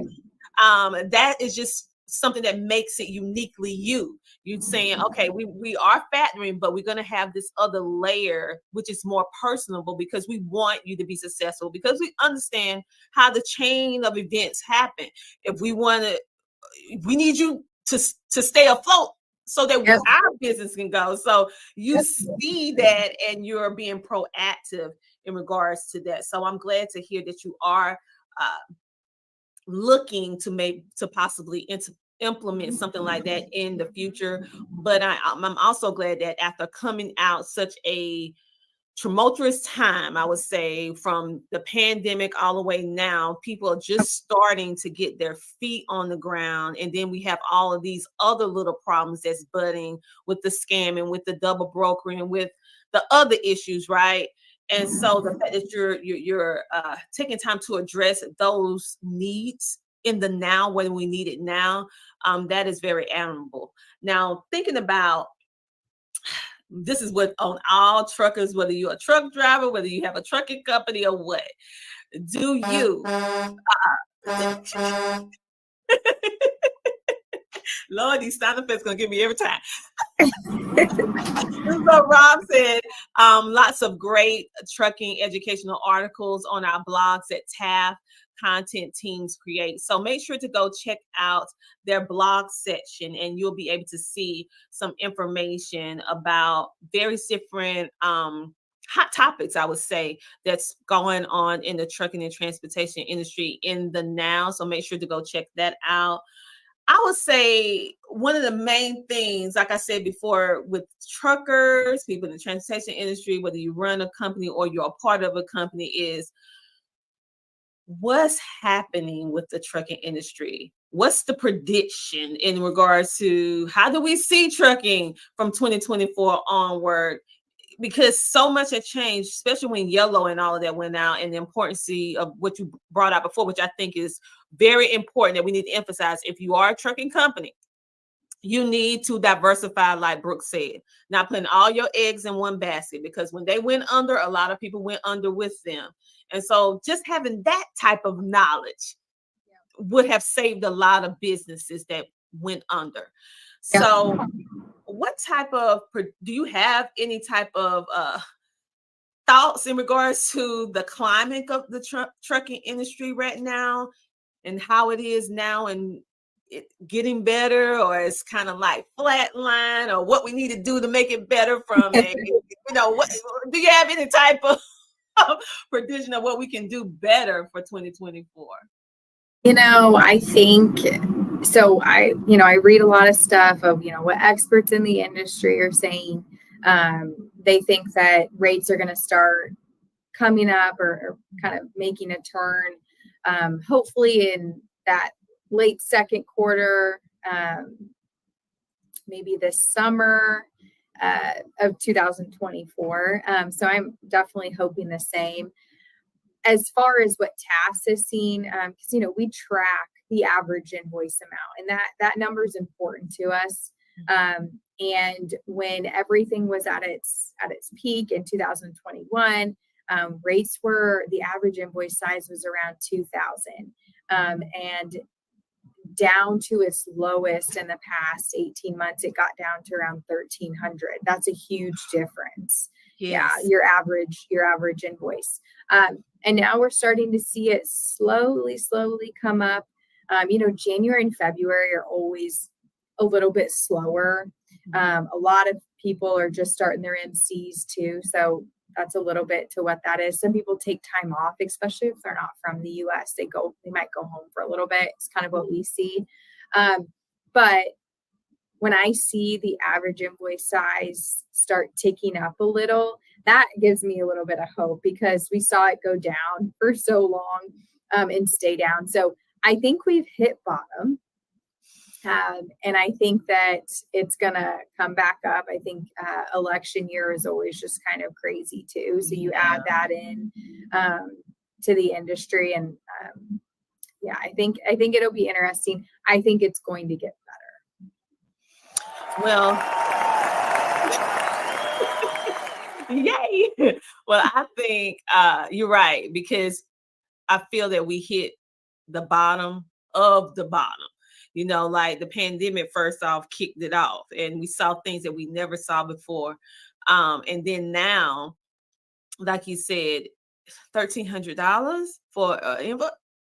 That's a low, and so we only can go up from here, people. So have a little I know, hope. like it can't get lower.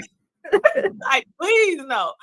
Okay, so we also want to make mention that at the Mid-American Truck Show during Women International Month, She Trucking will be launching our first edition of the Lord help me, the She Trucking magazine. And we're so excited about this first commemorative edition of the magazine, and we are actually featuring TAFs in this magazine as well. So I know you're learning a lot from Brooke today about TAFs and their moral compass, as well as what they do for the carriers in the industry. But you're going to learn more detail about what those services entail. And you'll be able to scan a code or be able to go to their website and be able to join.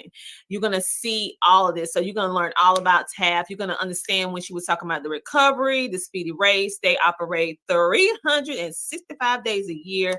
For us, just speaking about that good old fuel, honey, how much it costs and how can you help me? They have those fuel cards ready. And also they have extensive benefits for growth. So they're more than just a factoring company. That's what they are, but they're so much more, because they help you, in my opinion, when other people might not help you. I mean, and the attention to detail on what TAFs does for their carriers and the business owners of those carriers. What they do is just it's more than just a factoring, in my opinion. I know this is not their slogan, but in my opinion, they're more than just a factoring. You know, y'all might need to coin that. You're more than just a factoring company. And so in this new terrain that we find ourselves in, the new tapestry of what we see going on within the trucking and transportation industry, and for those of you who already have a trucking business and you're trying to figure out which factoring company should you go with, you should go with the best. You should go with TAFs. Okay, because like I said, it's more than just a factoring company. They're actually going to help you, and they also have things implemented to educate you. Okay, at the end of the day, you don't only need services, you need to be educated about the why, so that you can effectively run your business and be able to be in business for the long haul, not short term, but for the long haul. And so I'm just so thankful for you for giving me some of your time, Brooke, today. And I also want to say a big thank you to our She Trucking magazine sponsors. And I also want to let people know that we are going to be giving away this first edition of the She Trucking magazine for absolutely free, thanks to the sponsors. But we need more sponsors so that we can give away more magazines for absolutely free at this event, because it's more than just a magazine. It's actually attaching you to wonderful companies like TAF and information that you need to know in order to grow, whether you are a trucker, whether you are transportation, whether you are a company. You can connect with different people. And also you'll get to meet our vice president that we got on She Trucking. So you'll be able to meet and see a lot of us that you may not necessarily see that's behind the scenes. So we want to give a special thank you to Brandon Johnson, Nate Johnson, and John White. We want to give a special thank you for being some of the first contributors for the She Trucking magazine, but we still need your help, okay? And if your heart is moved to do so, which I know it is, I need you to go on to donate at shetrucking.com. We also have John White as well. So thank you everyone for all of your contributions towards the magazine, so that we can be able to give this invaluable free resource to the individuals that's at the mats event that's going to be happening next month. And you can also join the movement yourself. You can get your company featured inside the pages of the magazine by placing your ad today by going to www.shetrucking.com. And on the cover for our volume 1, we have our amazing new vice president,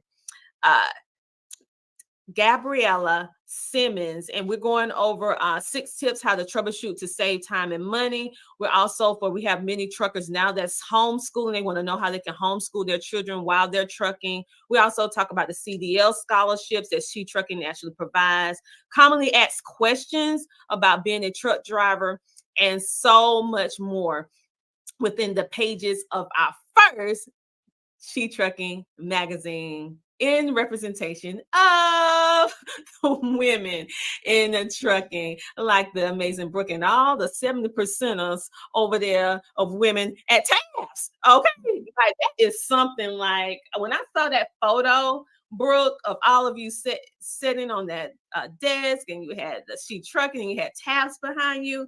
Here it is. I was like, I know, it's so cute. And we have a lot more women than that, but most of that is sales as well. And so we all saw the sweatshirts and we're like, okay, we all want to order some swag and then take a picture and just wear the swag. I mean, it's good swag, which is important. Oh, yes, I 100% agree with you. But it was just great to see when I saw it. So to me, I'm like, wait, that's She Trucking logo. And I'm like, wait.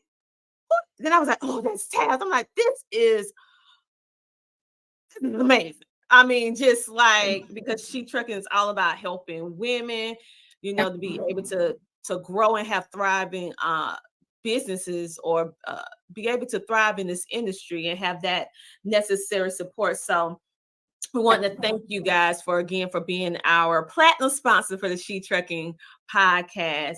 And one more thing I wanted to ask you was, what do you let me see, how can I say this?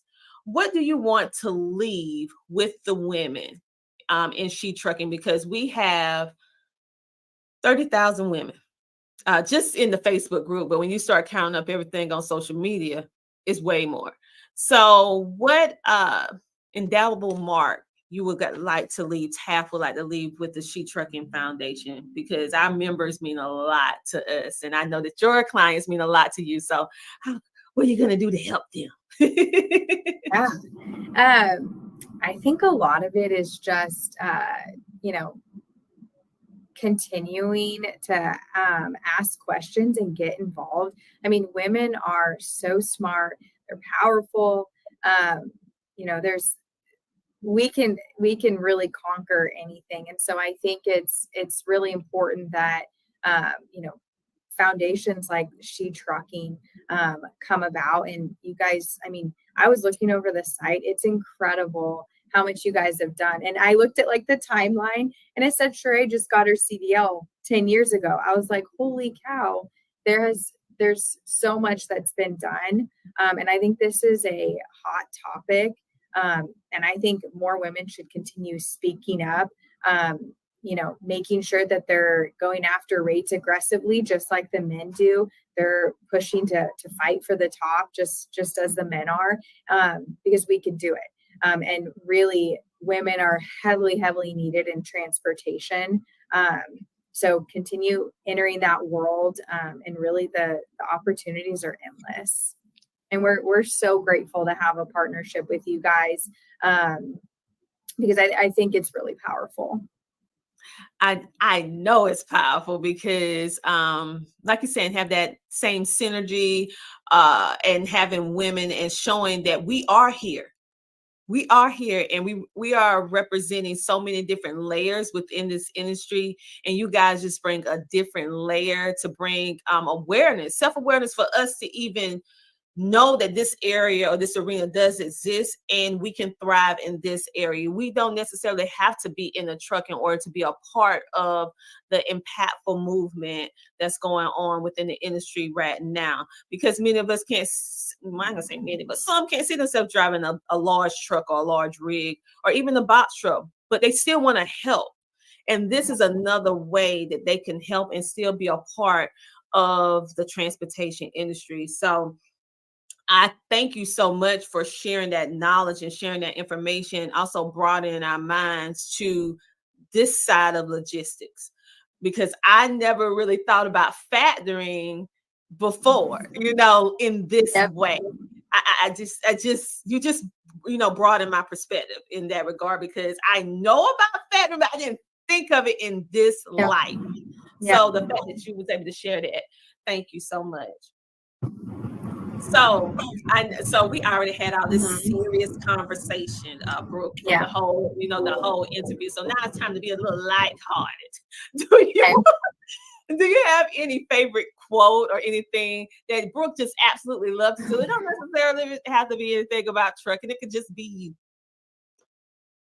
Because we work all the time. I know. I'm never not working, whether it's at home with the kids or it's here. It's like, me too. I'm a mother too. Oh yeah. After I leave work, I'm like, it's second shift. Here we go. Which is just as important as this shift during the day. I guess probably my favorite quote has to probably do with leadership. That's what I went to get my graduate degree in, and I try to read a lot about leadership, but something that really changed a lot of my mindset, and I don't even know who said it, but I read it somewhere, and it was like, leadership isn't about what they can do for me, it's about what I can do for them. And I think that's so important, because I think some people view when they're in a higher title, might view it as, hey, how can people get some stuff off my plate? And I really don't view it like that. I try to view it as, okay, am I giving the people underneath me enough support to get their job done, to make them successful? And so I really look at leadership as kind of like a servant type role, instead of the other way around. And so that kind of guides a lot of my thinking or my decision making. So that's probably my favorite quote, when it comes to just working in life and in general, is really that leadership role. I love the quote. Now I'm gonna have to use it for myself. Yeah, good. I love it. And at the end of the day, to be a successful leader, in all cases, ones who I have watched, who I have learned from, to be a successful leader, you have to learn how to be a servant leader first. You have to put the word servant in front of your leadership, because like you said, you have to put others first. And once you learn how to navigate that terrain effectively,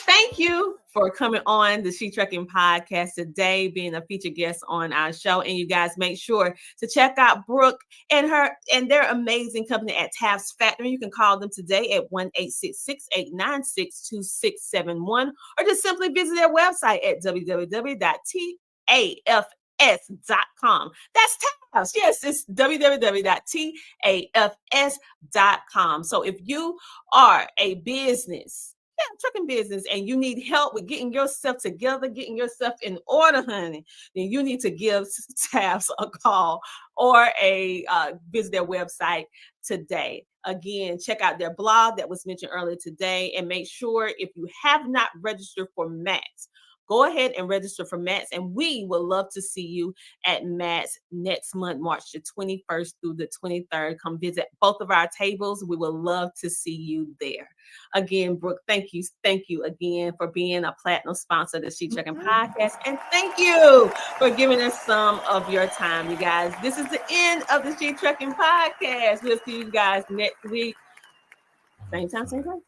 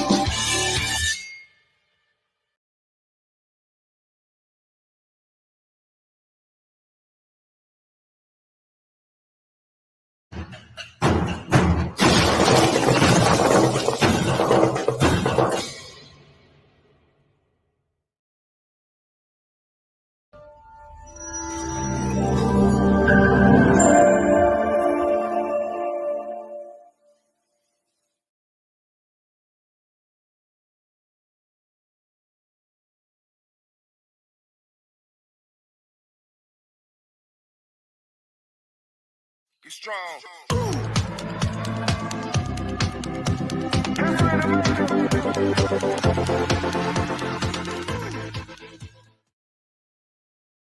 Join the She Trucking Foundation today and be a part of a supportive community of women in the trucking industry.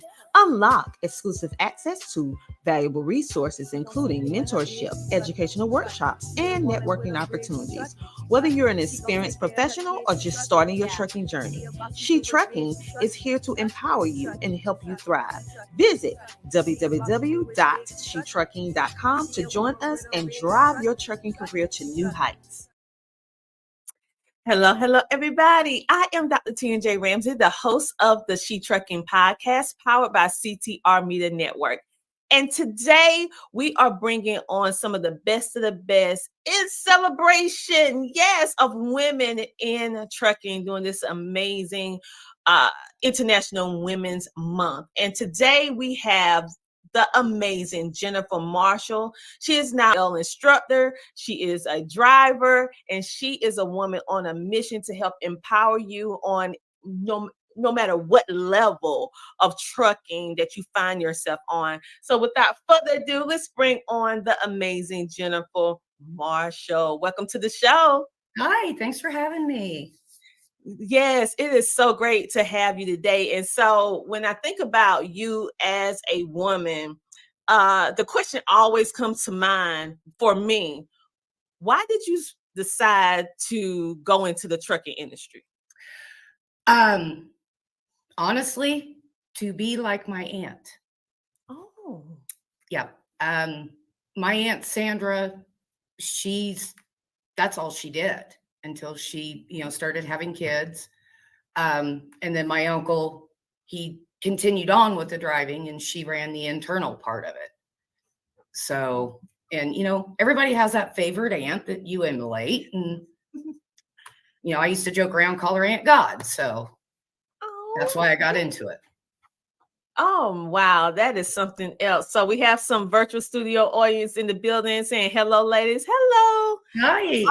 All right. Make sure to like, follow, share, and subscribe. So Jennifer, you went in because you had this fabulous aunt and you decided to go into trucking. So was it easy for you to obtain your CDL? And when did you come into the industry?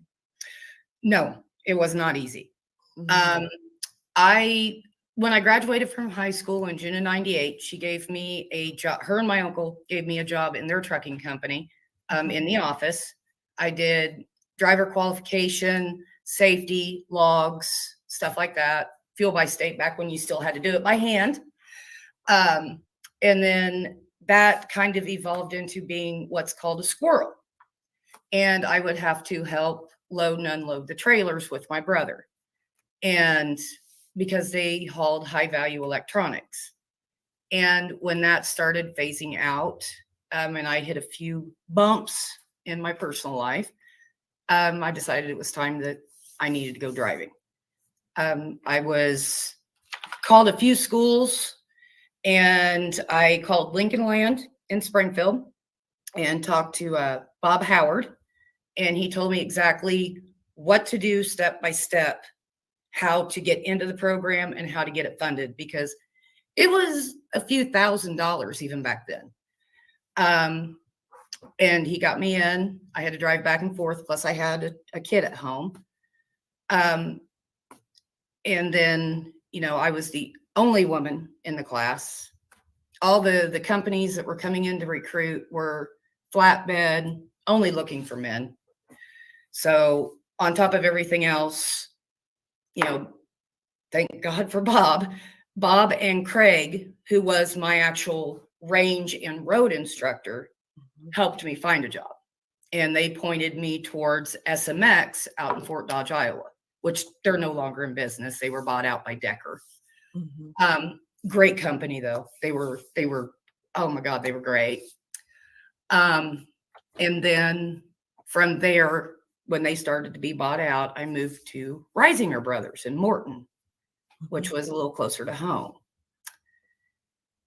Had to step away from that one because ran into an issue being, a girl. So you know how it is. Then I went to night transportation. And when I was at night, I had the best support group. Right up there in Lamont, Illinois. My dispatcher, I'm not going to name names because they're all still involved in trucking. Just the dispatcher and the recruiter and everybody was great in that office except for the safety guy. Had a few issues with the safety guy. He put a tracker on my truck, and he would know exactly where I was at, what I was doing, and would show up when I was in the Chicagoland area. One night it got bad enough that my dispatcher and him actually threw hands in the parking lot over it.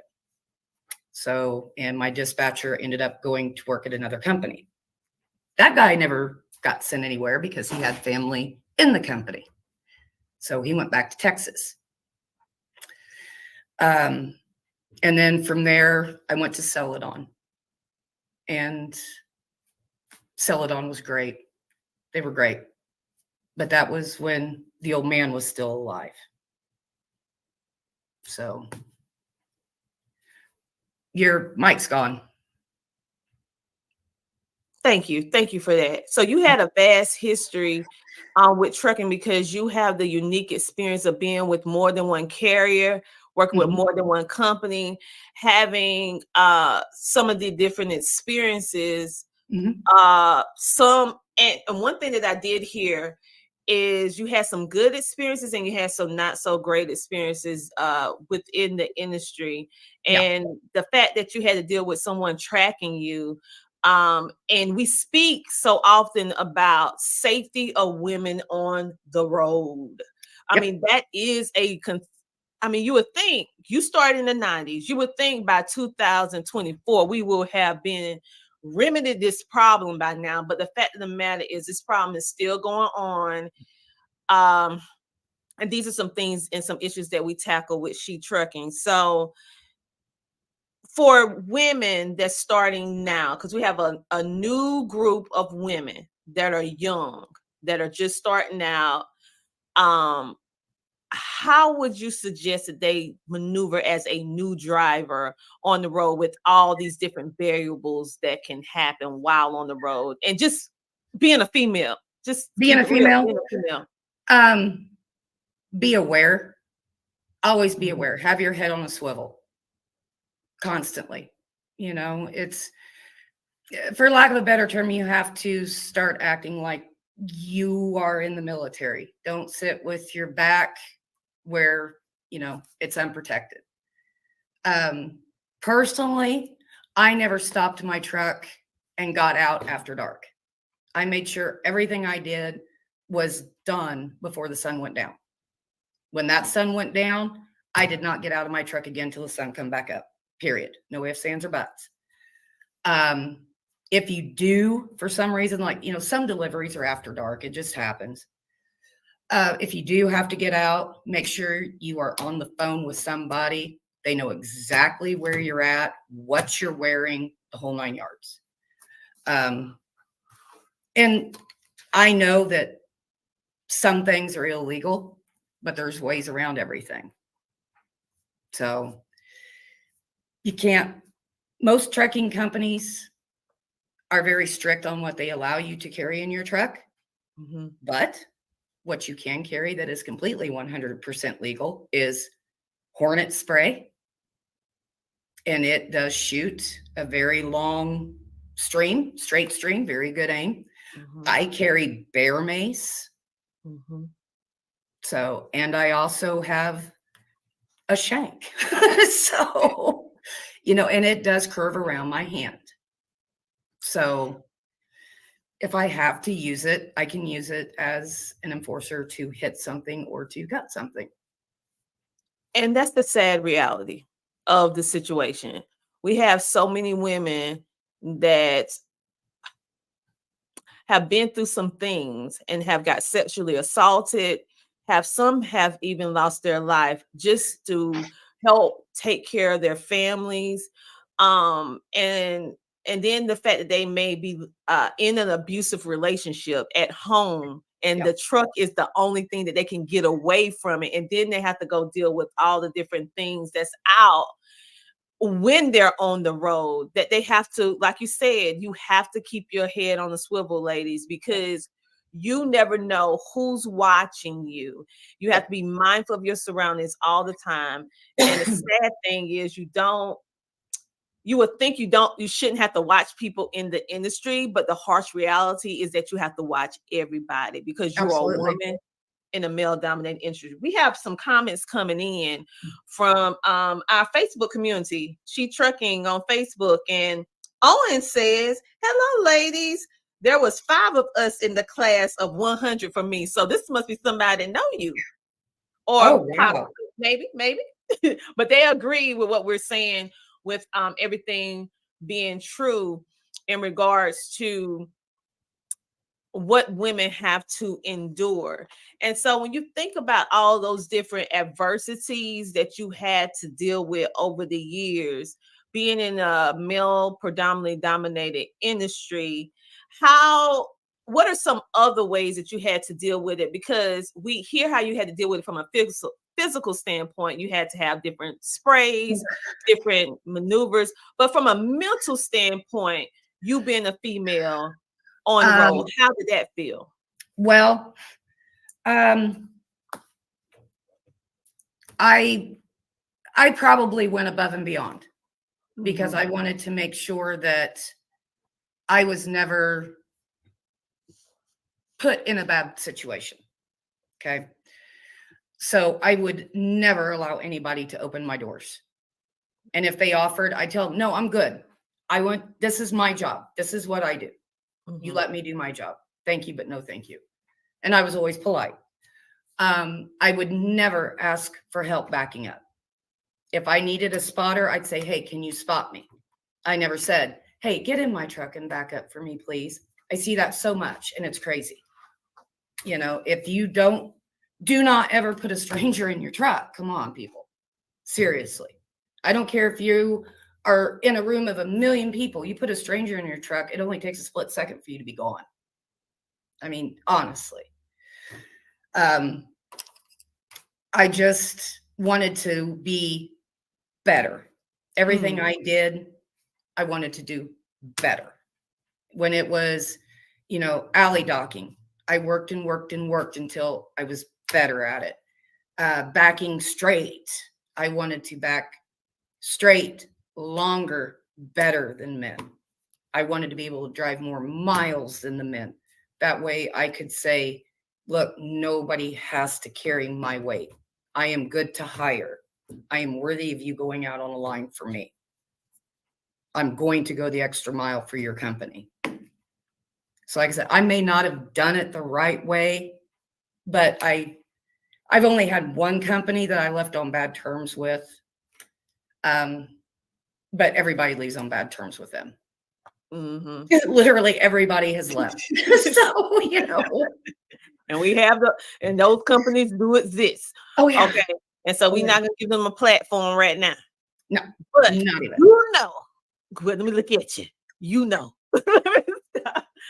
Okay, and so and ladies, the reason why we're going so deep into these uncomfortable topics is because we need you to understand. We don't want you to be naive. We have a lot of new women, a lot of young people that it's a generational gap, a generational divide. Like our age bracket, Jennifer, we have an awareness of our surroundings because of how we was raised a little bit differently than this new generation of we young were raised people. feral. Yeah, within their 20s. And so they're a little bit more carefree in ways that we never were. That helps in some ways, but also is very dangerous in this industry. Yes. And I'm even going to take a shower. Getting out of your truck at any time can become a life and death situation. Up under the wrong circumstances if you're not paying attention. If you're not, you have to start being mindful of what's going on. Okay. And it's not saying that we want you to be paranoid, we want you to be fearful, overly fearful, but we want you to be self-aware of what's going on in the industry. And sometimes people may just not talk about it. But here, Jennifer and I, and with She Trucking, we want you to be known, we want you to be mindful of the good and not so good so that you can be safe, so that you can make it home to your families. We want you to stay safe, just like our virtual studio audience. She said, definitely. And she said, stay safe. So Jennifer, is there anything else you want to say on that topic? Because if not, we're going to take a small commercial break and then we'll be back with some more conversation, because I'm so grateful to you for even having the bravery to talk about this. This side. Everybody can talk about the other side, but this is really what hits home. And this is what women leave for. They leave the industry just because of this stuff that we're talking about. And they don't have anyone like you, Jennifer, that can tell them from a woman perspective, this is what you need to look out for. Yep. They're going to ask you 40 ways from Sunday where you're going, what you're hauling, where you're going next. Don't tell them. Don't. Tell them someplace in the opposite damn direction. You know, I stopped and had a tire fixed at a Love's in northern Indiana when I was headed into Michigan. I got up into Michigan, got at a truck stop, shut down for the night. I was hauling pickles out of Palatka, Florida. And I had the mechanic call me and say he's staring at my truck. I literally had to call my husband at that time, who lived in Indiana, and tell him to get up there now. I'm sitting on the floorboard of my truck with the doors locked. And this guy took my phone number off of the paperwork from the breakdown. So do not put your phone number on there. Put your dispatchers. And then have your dispatcher contact you, because there is 24-hour dispatch. Anywhere you work, 24-hour dispatch. They can call you when your truck's ready. Little tips like that can be things that save your life, because it takes but a minute for your life to be changed forever. And sometime it never go back to how it was before. And so on this Women International Month, we're celebrating amazing women like Jennifer and all of you that's in the She Trucking community. But with all that celebration of you being able to conquer, being able to build, grow, and thrive in an industry was not made for you, we also have to have the hard conversation surrounding the parameters of having yourself inserted in an industry that was not made for you. Yeah. The dark side. The dark side. The dark side. Yeah. And it does exist.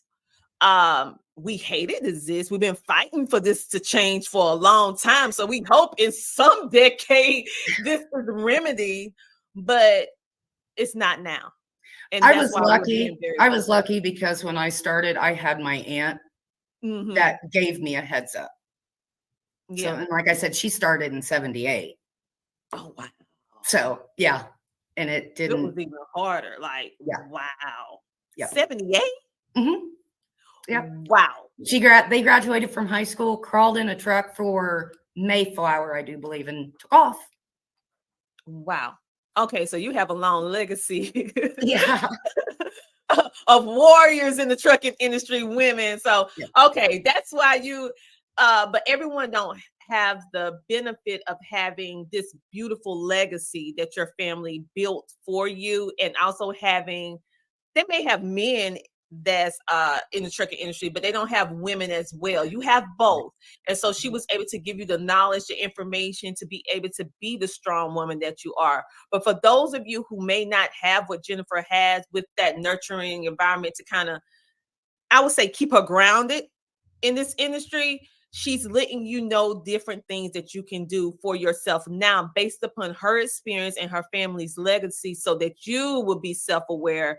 You don't have to have what she had, but she's here to inform you. Listen, ladies, it's more than just getting in the truck and driving.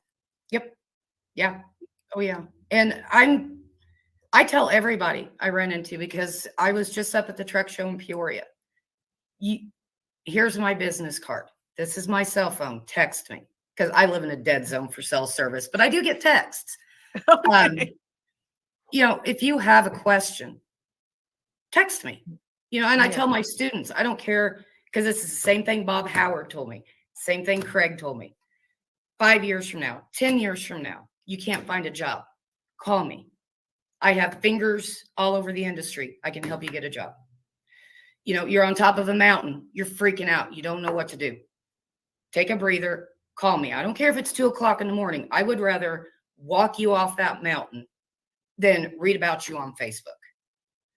If you're sitting in a truck stop, scared to death, call me.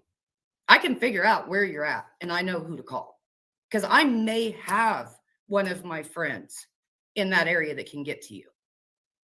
I have a good friend in Florida. I have another good friend that lives in Oklahoma, another one that lives in California. I even have a really good Facebook friend that lives in Canada, because I also drove to Canada when I worked for Celenon. So I know people everywhere.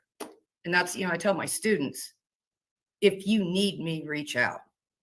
I'm not going to cut you off. Even when you're done with the class, I'm here. And see, that is true sisterhood. Okay. We say the word sisterhood a lot, but do we really, are we using it because it's a trend? Are we using it because it sounds good to say? This is what sisterhood look like. This is what we build for She Trucking. Jennifer is one of our members. And we're going to talk a little bit more after the commercial break, because you're saying, man, I know everybody on here is like, Jennifer is amazing. I know. No, she also has a school as well. So when we get back from our commercial break, we're going to go into her school, because you already heard her journey. And now she's actually turned another leaf, and she's doing the school. And you can find out how you can be a part of it, how you can be within her inner circle, and all that good stuff after this commercial break. We'll be back in a moment.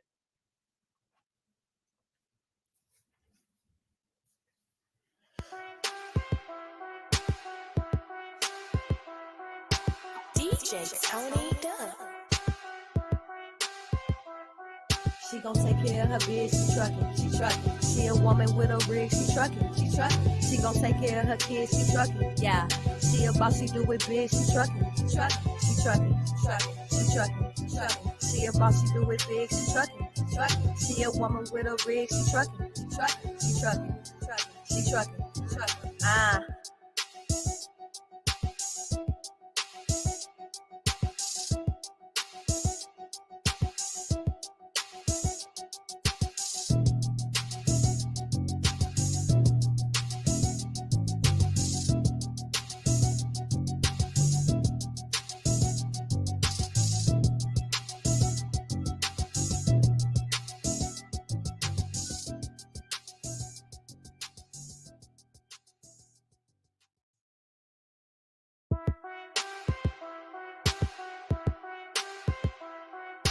DJ Tony Dubb. She gon' take care of her bitch, she truckin'. She a woman with a rig, she truckin'. She gon' take care of her kids, she truckin'. Yeah, she a boss, she do it big, she truckin'. She truckin'.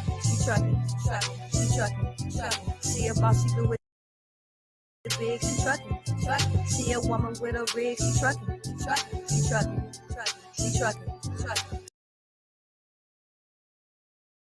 And just like that, we are back. And that was a commercial from previous years from Matt's. Matt's is the Mid-American Truck Show.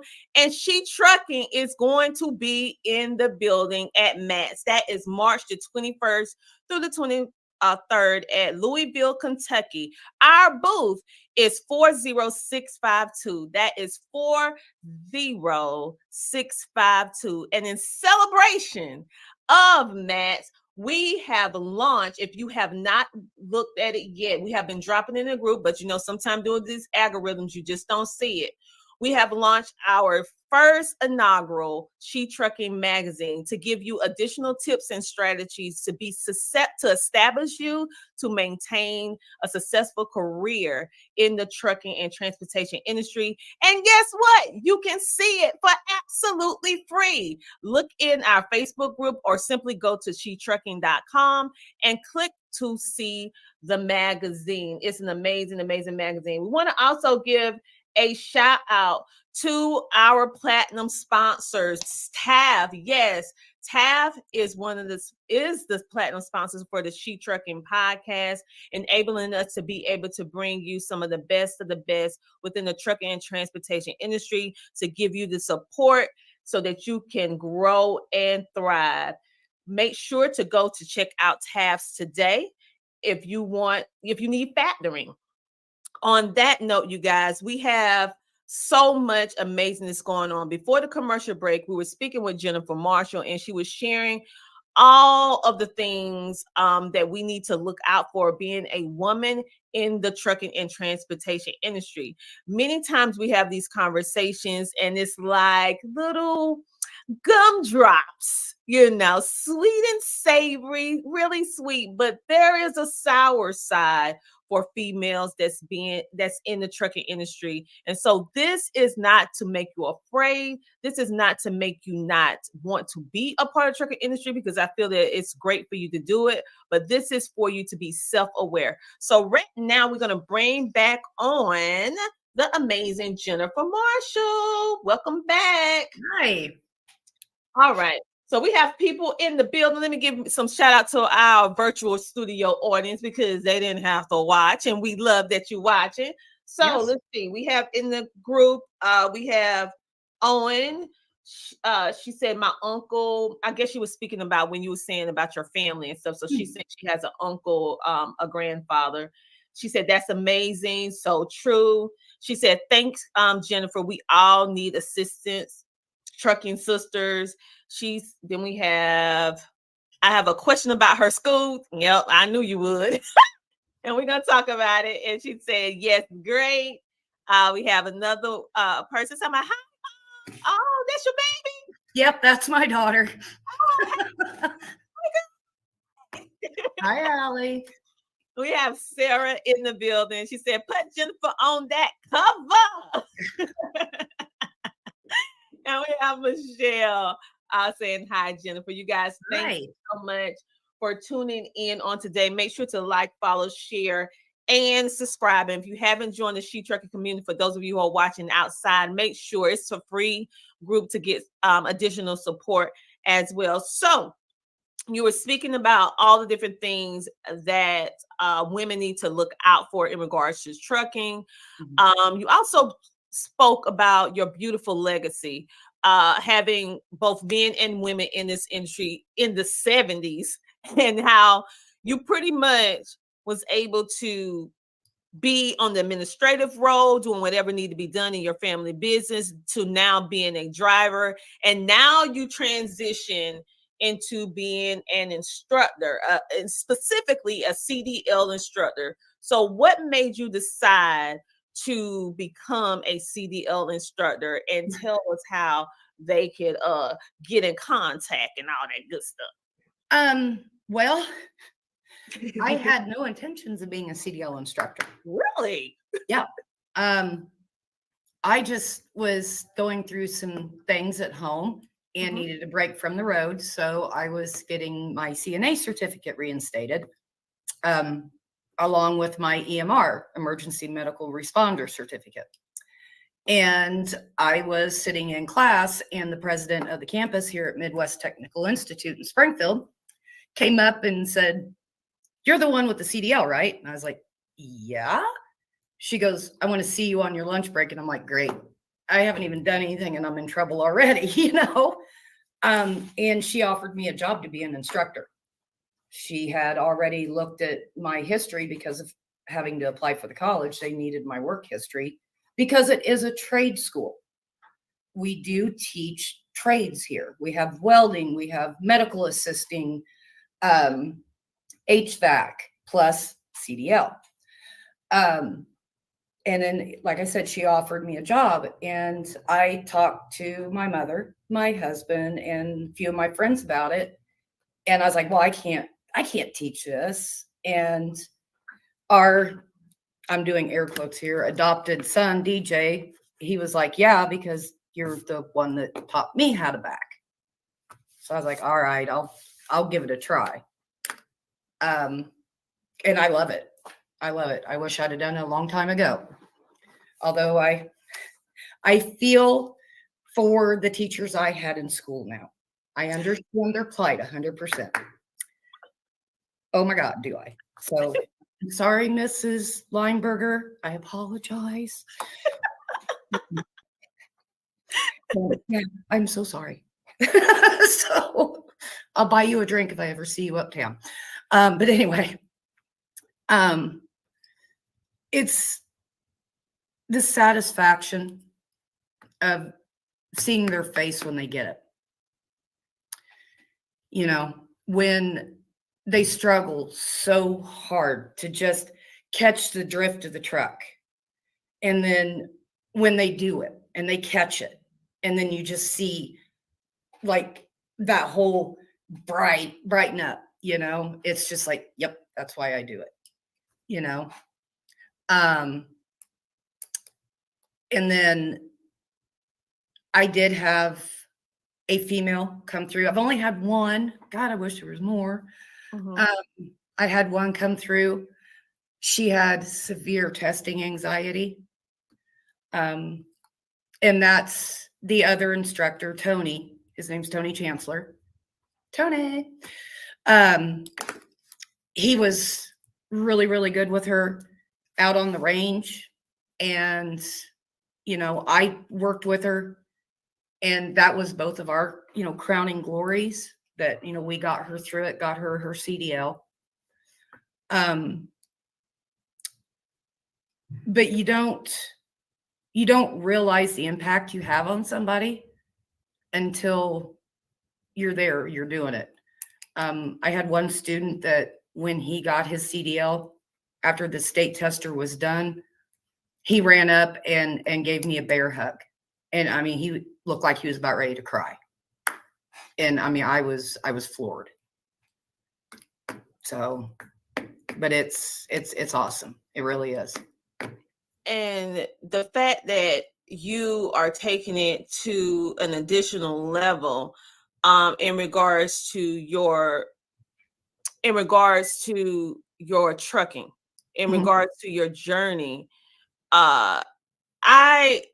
you don't hear this story every day that someone just out of high school, a woman just out of high school, and then she starts in her family's trucking business, like doing administrative roles or whatever needs to be done. Then that same girl, that same young lady, eventually goes into driving a truck, and then that same young lady start, you know, teaching school. And I also was an owner operator. I did buy 2 trucks. So okay, well, so tell us a little bit about what made you do that at that point in your life, because you did just about every single little piece of this trucking and transportation industry. So tell us a little bit about what was the mindset, because so many people right now is talking about, I want to buy a truck, and we're trying to say this is not a good time to buy a truck. So and that's what I tell all my students. This is what I tell all my students. You know, I will help you every step of the way if you decide to start being an owner operator, by all means. This is not the climate for it. Okay. It is just not. I just noticed that 2 more companies went out of business today. The little man is taking a hit below the belt. Every owner operator is going to tell you right now is not the right time. They're all going to tell you this.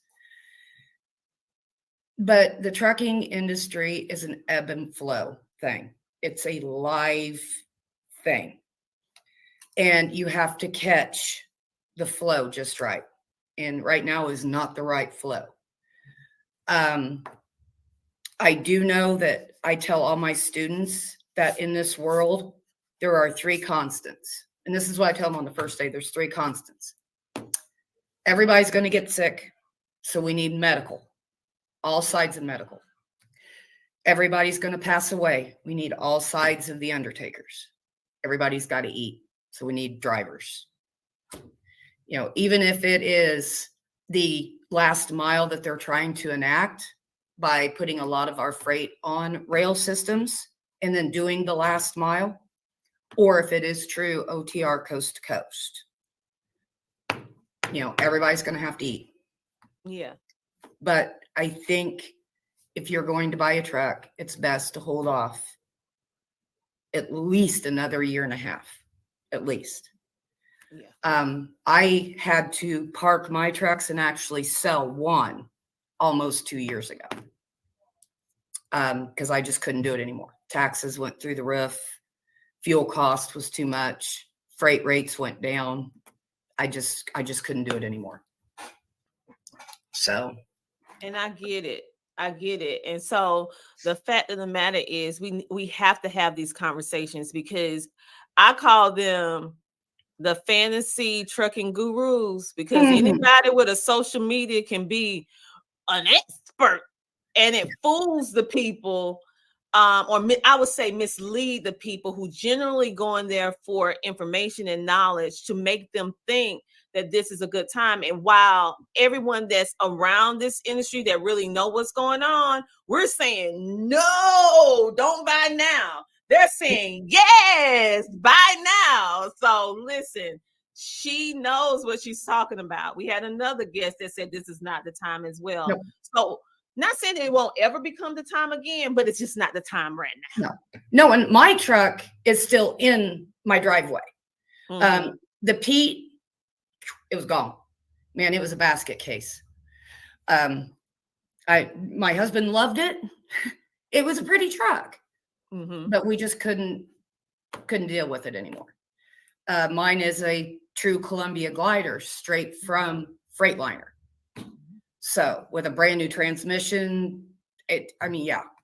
So she's just kind of sitting and waiting. So yeah. That's okay though, because she can sit and wait for a little while, because when she go out in her glory, she'll be going out soon, but not now. She ain't costing me no hay sitting there. I know that's right. So we have so many people that are on right now. We want to make sure that we acknowledge our virtual studio audience for taking the time. We have Adam. He said, hi, Jennifer. Hi. We have Michelle. She says, great interview. Love women power. Thank you so much for tuning in.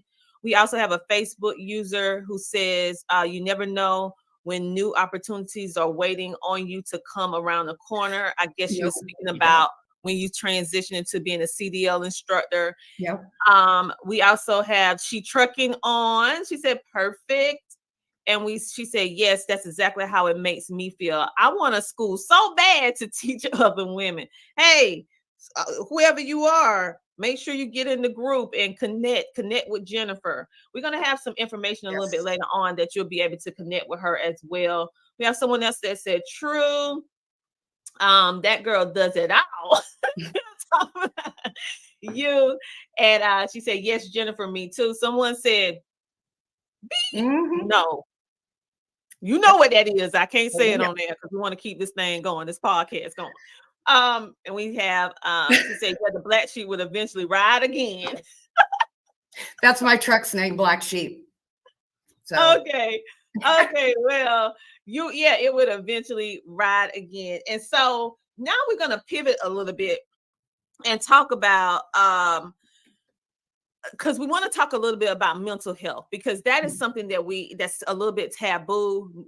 We know that a lot of our women are dealing with it, and men as well. They're dealing with it too, because you have to have these long stints where you're away from people, you're away from your family. So as a woman, how was it for you? Because you still drive on the weekend, but when you were doing those OTRs over the road, how was it for you to cope with being away from home? We actually approached this today in class. I had a student ask me. Back when I started, it was harder. We didn't have cell phones that you could just pick up and dial and call everybody and FaceTime and, you know, Snapchat and Twitter and all this other stuff. We actually, once you got unloaded, you had to make a mad dash to the truck stop to the payphone to get your next dispatch. We had bag phones. They were like $5 a minute. We actually had 800 phone numbers that we could call to call home from a payphone. Back when everybody still had landlines. And then, you know, cell phones did start to come in. And then, you know, you had your free minutes after, I think it was like 9 o'clock or something like that. But that's when you could go into the truck stop for lunch, an early supper. You could sit and talk with the other drivers, the older drivers. It was safe. You could get some advice. You know, if you were struggling with something, you didn't know how to get somewhere, you didn't know how to get in somewhere, you could get the advice that you needed. That's gone now. You can't do that. They're even shutting down the restaurants in the truck stops. The camaraderie that kept you company back then, it's not there anymore. It's not. I don't know if it was the invention of social media. I don't know if it was the generation of, you know, I'm important and I need a trophy too. I don't know. But the camaraderie's gone that we had out on the road where, you know, we could all sit out and gossip. Because, you know, the women would tend to gravitate towards each other. And it's like we would just kind of like, we had sonar, we would just find each other, you know. Not anymore. Not anymore. And so you had that one cassette that you really liked, you know. I ran an Earl Thomas Conley cassette till I had to buy it twice because I ran it out. You got to know certain truck stops. You had certain truck stops that you stopped at all the time. And then you got to know the staff there. So you got to feel safe there. You know, I had a truck stop in New Paris, Ohio. I stopped there so often that I would walk in and the waitress would know exactly what I wanted to drink and had it sitting on the table and exactly what I wanted to eat. You know, and I wasn't the only one. We were all like that. You know, now it's that is gone. And we've done it to ourselves, but it's gone. And so what I'm hearing is the sense of community, the sense of knowing that you know that you know that you know. It's something about having, I would say, consistency. Because when I'm hearing everything that you're saying, like having the simple things, that waitress that knew you was coming and knew your order, that knew what you wanted. Like I said, like when I tell my children, social media, they grew up in a time where they only knew digital stuff. You know, we came in a time where it was merging to us little by little, but we still use communication. Good old speaking like we're doing right now. We didn't have to have a cell phone to send a text message, some emojis and all this stuff like that. We had a conversation. Right. You know, and so, go ahead. It was neat when XM radio come out because I could be in one part of the country and, you know, my husband would be at another one and another friend of ours would be at another one. And we would be on the phone at the same time. Well, then we would tell each other, hey, turn to this station. And we'd all be sitting and listening to the same channel. And that helped a lot. But, you know, once again, that was after cell phones got prevalent. It was after 9 o'clock and, you know, So Mhm. it's, different now. It is. And speaking of that, we're gonna go into a different area. We're gonna talk about, we're gonna keep it real, dealing with unity amongst women in trucking. Okay. The harsh reality is that it's not too many women in the trucking and transportation industry, and you have a lot of things that are against you being just a female truck driver or in this industry per se. And the sad reality is that we are dealing with I would say, a problem of women going against women in trucking when we should all be coming together in unity. So do you find that to be the case? Is it just me? Because I see bullying and all kind of things going on amongst women. I'm like, what are you doing? We fighting this fight together. And woosah. It's a woosah moment. Got to rub the earlobes. I'm on quite a few websites on Facebook or pages or whatever you want to call them. And I noticed that when somebody asks a question, it ain't 5 minutes and somebody is jumping down their throat. Yeah, my English is not so good today. Jumping down their throat, telling them that their question was stupid. That they're dumb. They need to get off the road. That if they can't accept this part of being a truck driver, then they just need to get out of it. No.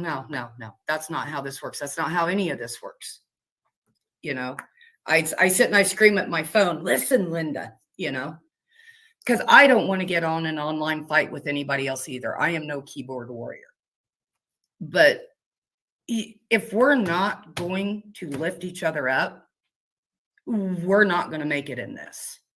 Because right now in the trucking industry as a whole, WIT, Women in Trucking, is advertising that 12.1% of the trucking industry is female. Okay. That was in July of 23, I think is where that number come from. What that number is actually the number of females that hold a CDL, an active CDL.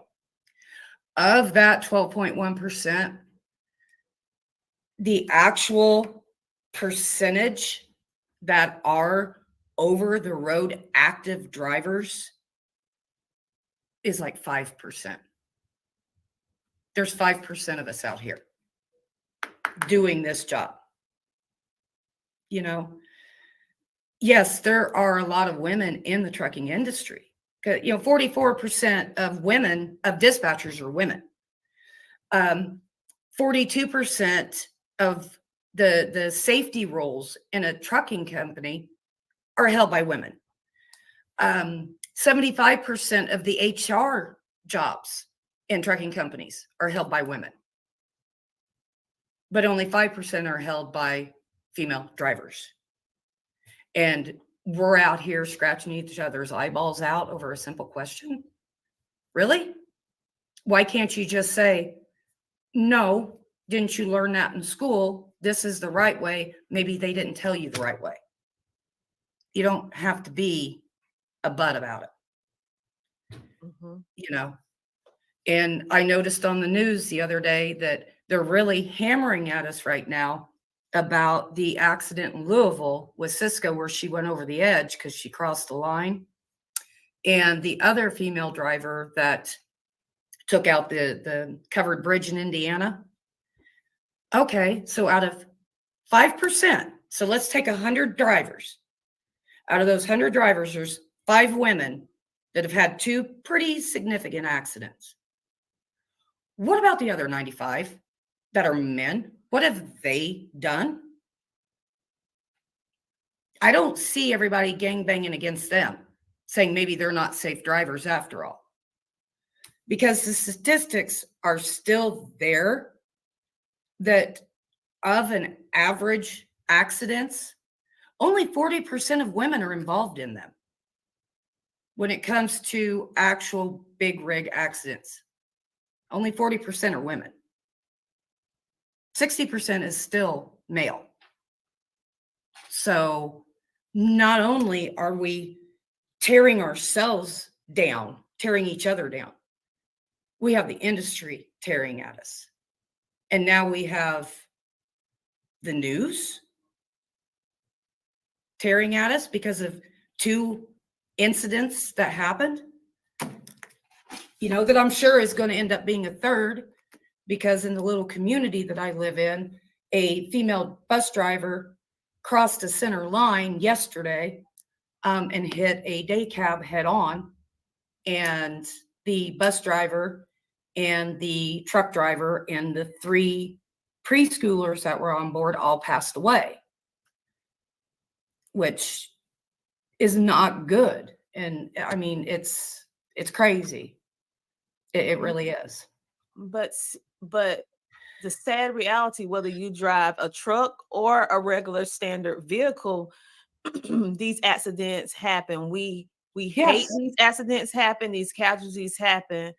But the core of this that we should be really hammering down on is the fact that as women in this industry, we have enough against us.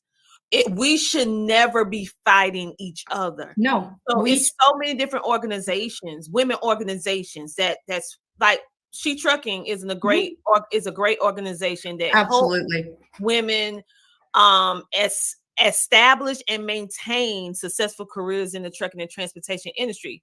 We're not the only one. It's other organizations and entities. Instead of us independently working on these islands, we should all come together. Absolutely. We're more powerful. That's the only way we're going to fix it. That's the only way that we're going to rise above, is if we work together, not separately. So, you get on these sites and they're nitpicking at each other, and it's like, ladies, stop, just stop. Look at the way you look. Okay, you have somebody that's on the fence about being a driver, and then they see this, and they're going to be like, oh, hell no, and I met a young lady at the truck show, Claudette Hart. She's from the Chicago area, and she's doing like inner city support for people that want to be a truck driver. She's not teaching it, but she's giving them support to do it. And I give her props. I really do. She is trying so hard to lift up women everywhere. And it's like, you can do it. I can do it. There is another female instructor at 160. She's doing it. But these people on Facebook, they can't. What's wrong with that? It's a problem. It's a problem. And that's why we're addressing it today. One of our virtual studio audience members said they agree. So on this Women's International Month, we need to change the narrative, move that needle from the negative zone to the positive zone. Absolutely. And we all need to come together, because we're all women. We all have families. We all have different issues that we have to contend to in regular life, as well as the beast right here in the trucking and transportation industry. No woman in this industry should be at odds. When we see another woman, we should feel secure and comfort to know that that is our sister, regardless of the color of her skin, regardless of her age, regardless of her background. We are one. Exactly.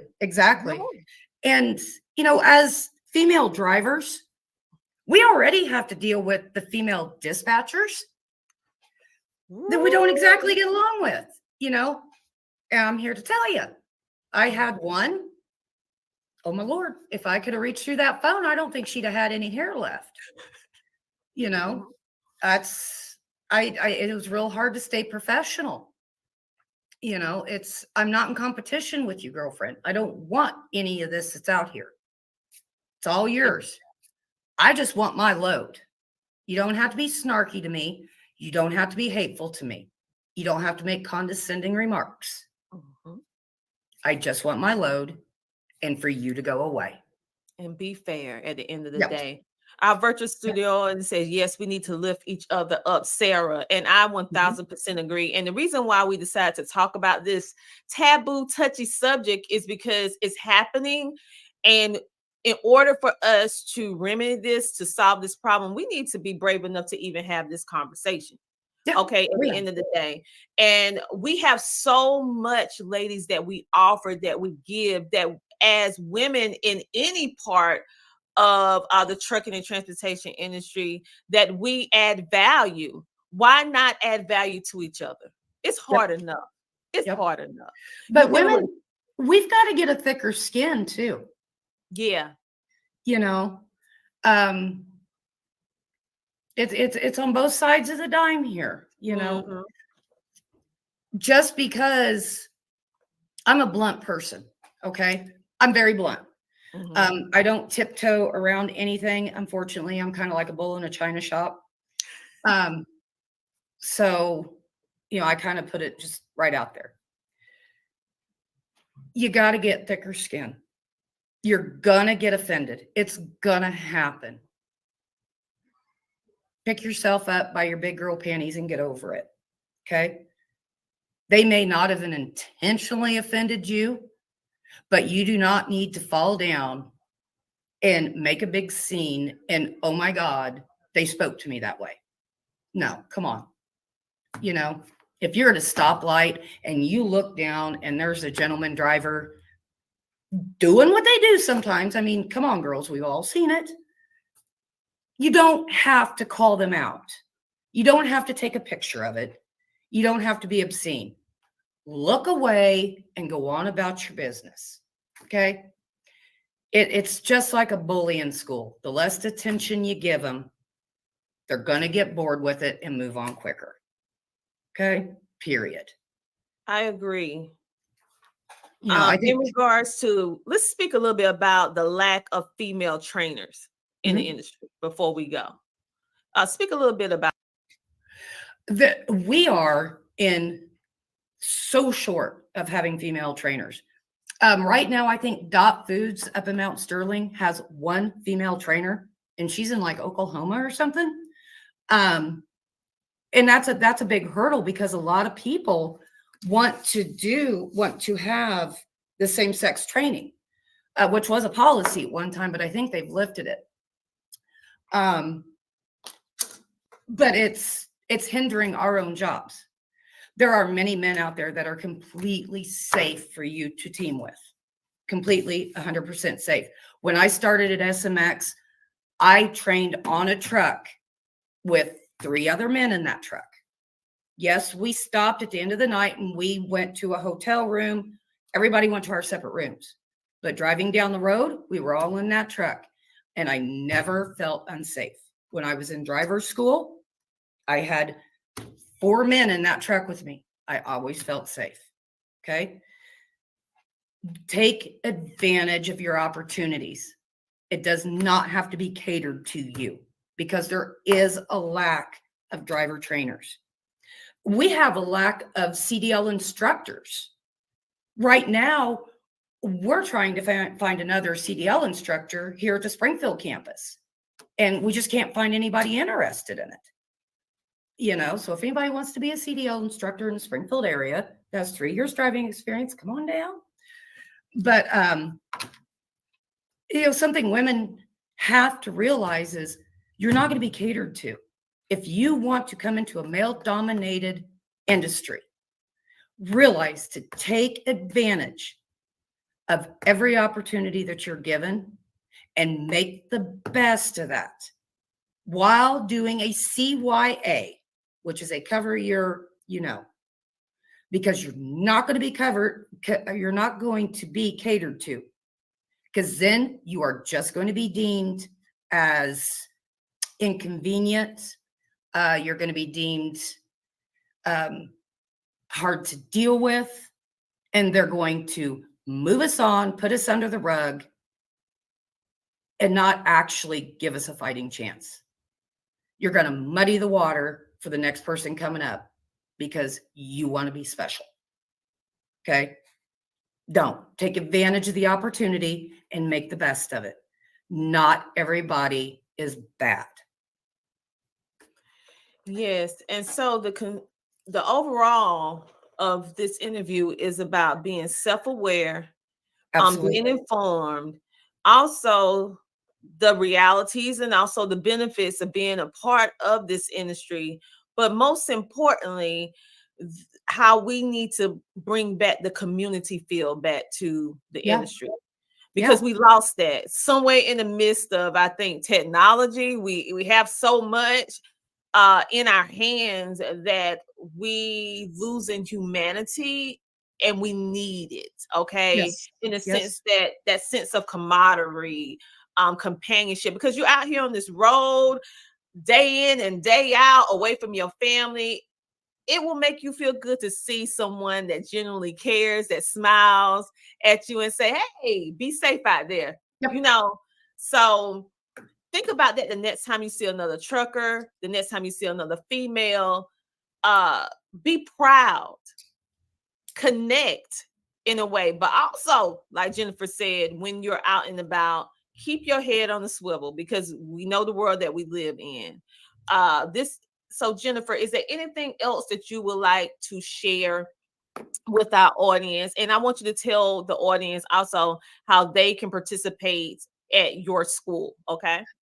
I want to see more women take advantage of being a driver. It is fun. It's challenging. And there's so many, I mean, the words of Miley Cyrus, so many hills that you can climb, and you can look back and go, I did that. You can't take that away from me. I did that all on my own. You know, I drove that mountain. I drove through that snowstorm. I did that. You know, take advantage of it. Get out there. The first year is going to be rough because it's a lifestyle change. It's going to be rough until you get used to it. But do it. Give it a try. If you've ever thought about it, just try it.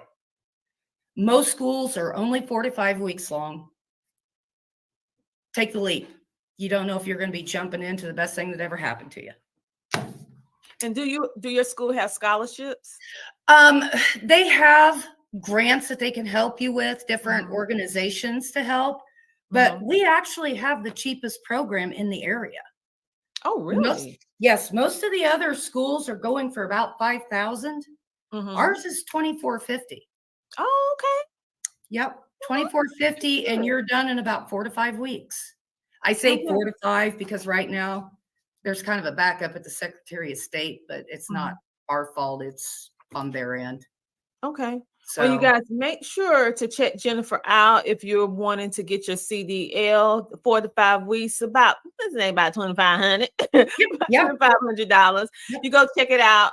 Go to www.midwesttech.edu. That's midwesttech.edu. You can also contact her via email, jmarshall@midwesttech.edu. That's just one L though.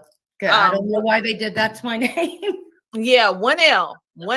Okay, so make sure to check her out on that, because she can actually help you with the CDL. She is she been through many different facets of the trucking and transportation industry, so she come with a wealth of knowledge, and she's an instructor that actually still drives on the weekend, because you want to be abreast of what's really going on in the now. Yep. I work for Clark Transportation out of Lincoln, Illinois on the weekends. I can't teach it if I don't know it. If I'm not staying sharp on it, what I'm not helping these students. That's right. Thank you so much for giving us. I will be down at MAPS walking around. So, and if anybody has any questions or concerns, reach out, email me. I will get you my business phone number, which I don't even have it memorized. My business phone is 217-671-7674. So you're coming to Matt's. We're all going to be at Matt's. Make sure you Yes. stop by the Sheet Trucking table so we can take a Oh, photo. yeah, absolutely. Most It'd be definitely. good to get off this virtual and see you in person. Now, I warn you, I'm short. I'm not that tall. So my chair lifts pretty good. I'm not that tall. We'll get our photo, you guys, and we'll give you guys a recap because we're both going to be at Matt's. Make sure to come check us both out at Matt's. If you have not gotten your tickets yet, make sure to go get your ticket. Let me pop this up on the screen. You can meet us, the Sheet Trucking team, the Sheet Trucking Foundation at Matt's. Our booth number is 40652. That's 40652. You will also be able to have the opportunity to get a copy of our first inaugural Sheet Trucking magazine for absolutely free, to give you additional tips and strategies with our new VP, Gabriella Simmons. She will actually be there as well. We also want to give a shout out to Loyalty for being a consistent supporter of the Sheet Trucking Foundation. We also want to give a shout out to GLCS. That's GLCS, as well as the Driving Forward podcast with Mr. Nate. Thank you for all your support. And Brandon from B Logistics. All of these people helped in various different ways, from the podcast itself to actually helping with the magazine, so that we can give it to you for absolutely free. We also have one of our ad sponsors in the building, Tamika McCrae. Tamika McCrae, thank you so much for everything that you did with purchasing the ad. We have more, but I saw her in the group and I want to give her a shout out. For those of you who would like to support what we do with the Sheet Trucking Foundation, because we're all about helping women and minorities in the trucking and transportation industry to establish and maintain successful careers in the trucking and transportation industry. And we do this from various different ways, from trainings to webinars to informative interviews such as you see. And for us to continuously be able to do this, we need your help. So go to sheettrucking.com and donate today. We are 501(c)(3). We are. So you can be able to get a tax write-off for your generous contribution. So thank you for everyone who has supported in the past and for everyone who is supporting now. Sarah said, great interview. Hey, it wouldn't be great without a great guest. You need to thank Jennifer. And your daughter said, awesome interview, Mom. I love it when your children come in. And Jeremy said, awesome interview. Keep up the good work and keep changing lives. And we do have another Facebook user thanking the Sheet Trucker community. Oh, this for me. I wasn't going to read that. Oh, thank you, you guys. You know, I love what I do, being able to spread the voices of wonderful women like Jennifer. Jennifer, thank you. You're very welcome. Thank you for having me. No, it's truly my pleasure. You have a very unique story that shows legacy, that shows diversity within your career, because you have diversified your portfolio in the trucking industry by going from different areas. So I feel that our community, as well as the college, they really benefited from what you're doing, because you have all this experience. You're not just reading a textbook. You know, you have the experience. And so I can't wait to meet you in person. But I had to give you that little warning. I'm short now. That's okay. That's okay. We also want to give a shout out to My Guardian Doc, because like Jennifer said, you need to make sure that you have insurance, okay? Medical insurance. And so My Guardian Doc is actually on sheettrucking.com, where you can actually cover your whole family for $27 per month. So we have no excuse to not get the coverage for yourself and your family. And also check out Miss Sue. Check out Miss Sue. She has, if you ever find yourself in a situation as a truck driver that need legal help, because sometimes it does happen and you need some legal help, we have Miss Sue in the community that will help our members with that part. Let me make sure I mention everybody, because we appreciate every donation, whether it's $1 or $1,000, because all of it helps us do what we do. And I think that's about it. Other than we have the raffle coming up in the Diamonds and Pearls. So make sure to stay in the know by going to SheTrucking.com. And again, lastly, a big shout out to our platinum sponsor for the She Trucking podcast, which is Tav's Factoring. Thank you so much for sponsoring the podcast because we couldn't do it without you. Jennifer, listen, thank you so much. You guys, I want you to go to Midwest Tech EDU. And here's her email again that you can get in contact with her as well. And I can't wait to see you next week. Yes, next week. It's next week. Ooh, it came fast. Yes. On that note, you guys have a great, amazing rest of your day. Do you want to say anything else before we go? Maybe you thought about something you want to say before we go? Not really. I'm kind of just all over the place here, you know. We're great. I just want everybody to give it a shot. If you've ever thought about it, try it. Because then you can't say, I wish I would have. Oh, we don't want to live a life of regret. Nope. On that note, you guys check us out on SheTrucking.com. Come meet us at the Mid-American Truck Show next week. And make sure to go to the website to look at our first inaugural magazine for absolutely free. It has a lot of great information in it for you. A lot of people came together in order to make that for you available for absolutely free. So take advantage of the resources. Yes, it's on SheTrucking.com. Yes. And so you guys, we are getting ready to go. Jennifer, you can stay in the back for a moment, and you guys have a great, amazing rest of your day. And thank you for tuning in to the She Trucking podcast. We'll see you guys next week.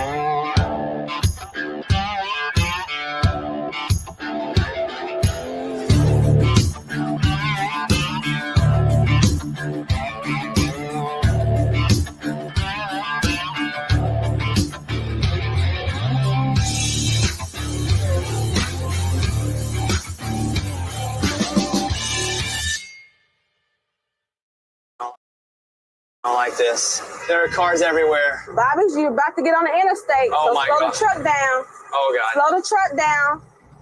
For real, slow the truck down. Stay over here on the left, okay? Take your high side. Go up here, okay?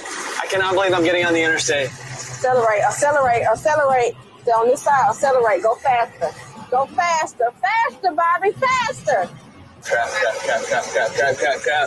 Look at all this traffic. There are cars everywhere. And now we're going to take it to the highest gear that you've ever been in. We're going to take it to the 10th gear. Now? Now. There we go. 10th gear right now!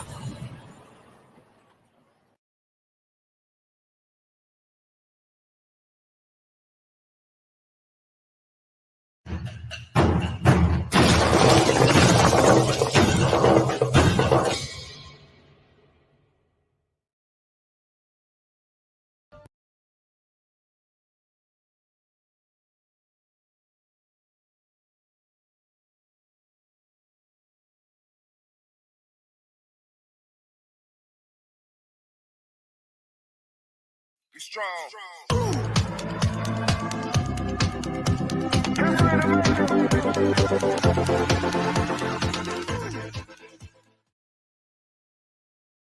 Join the She Trucking Foundation today and be a part of a supportive community of women in the trucking industry.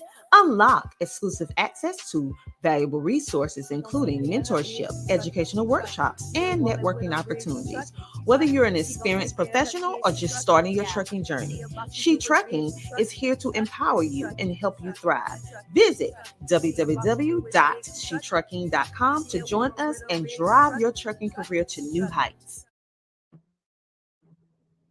All right, welcome y'all to this episode, very, very special episode of She Trucking Podcast, sponsored by TAFS.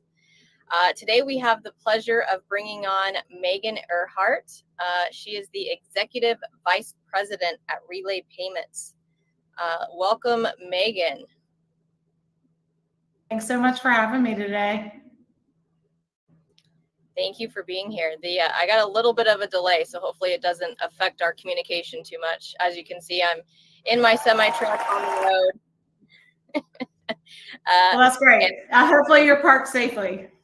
Yes, I'm parked safely. For those of y'all who don't know me, a new face here on the podcast, I'm Gabrielle Simmons, the new Vice President of the Board of Directors at She Trucking. So again, Megan, thank you so much for being here with us today.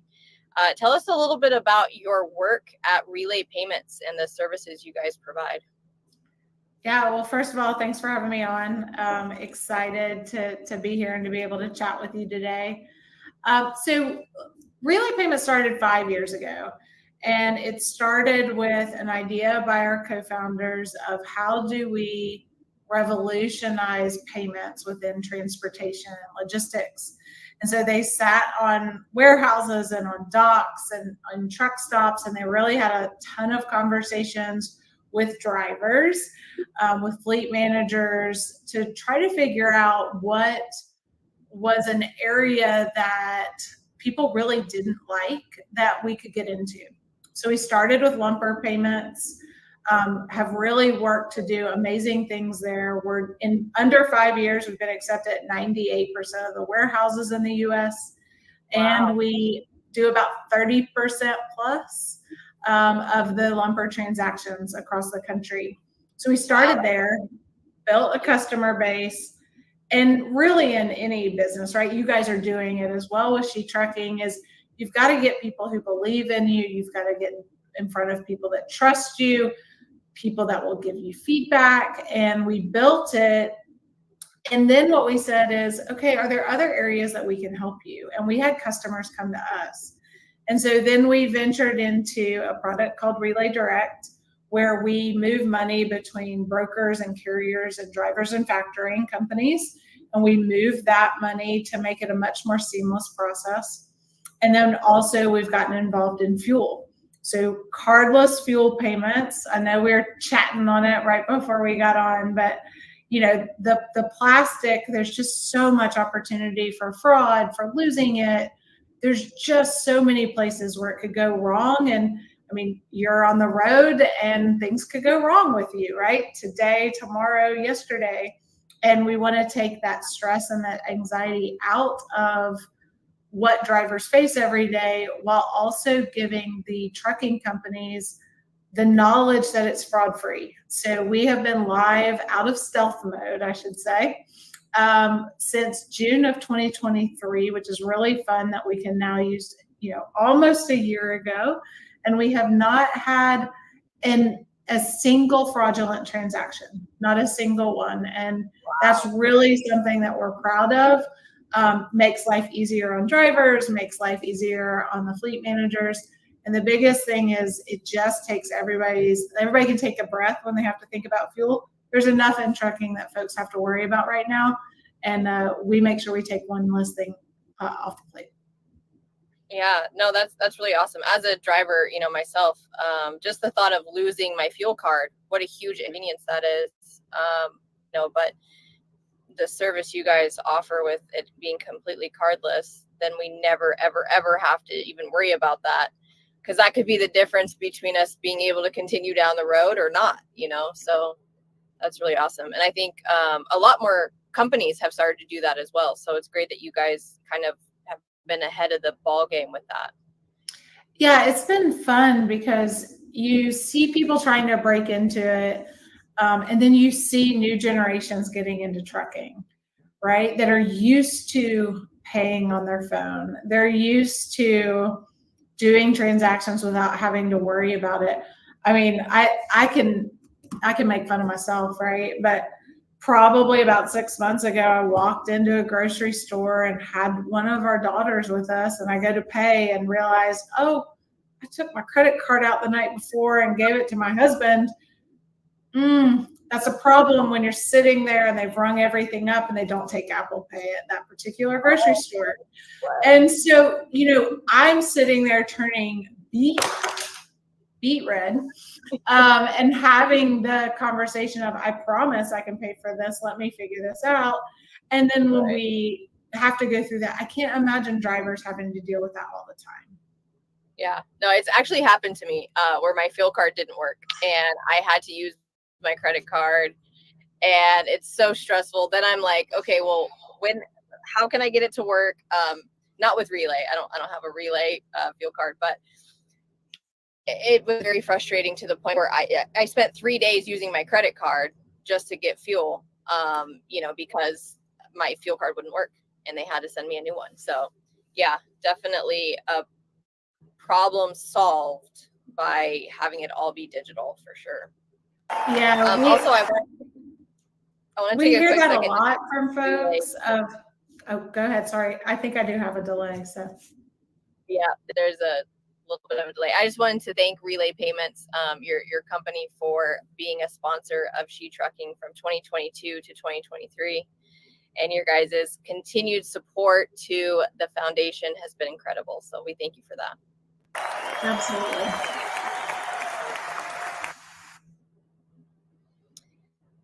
So another question we have for you is, what would you say to women who may be considering a career in the trucking, logistics, transportation industry, be it any type of position, driver or working in a company that supports the logistics industry? What would you say to these women?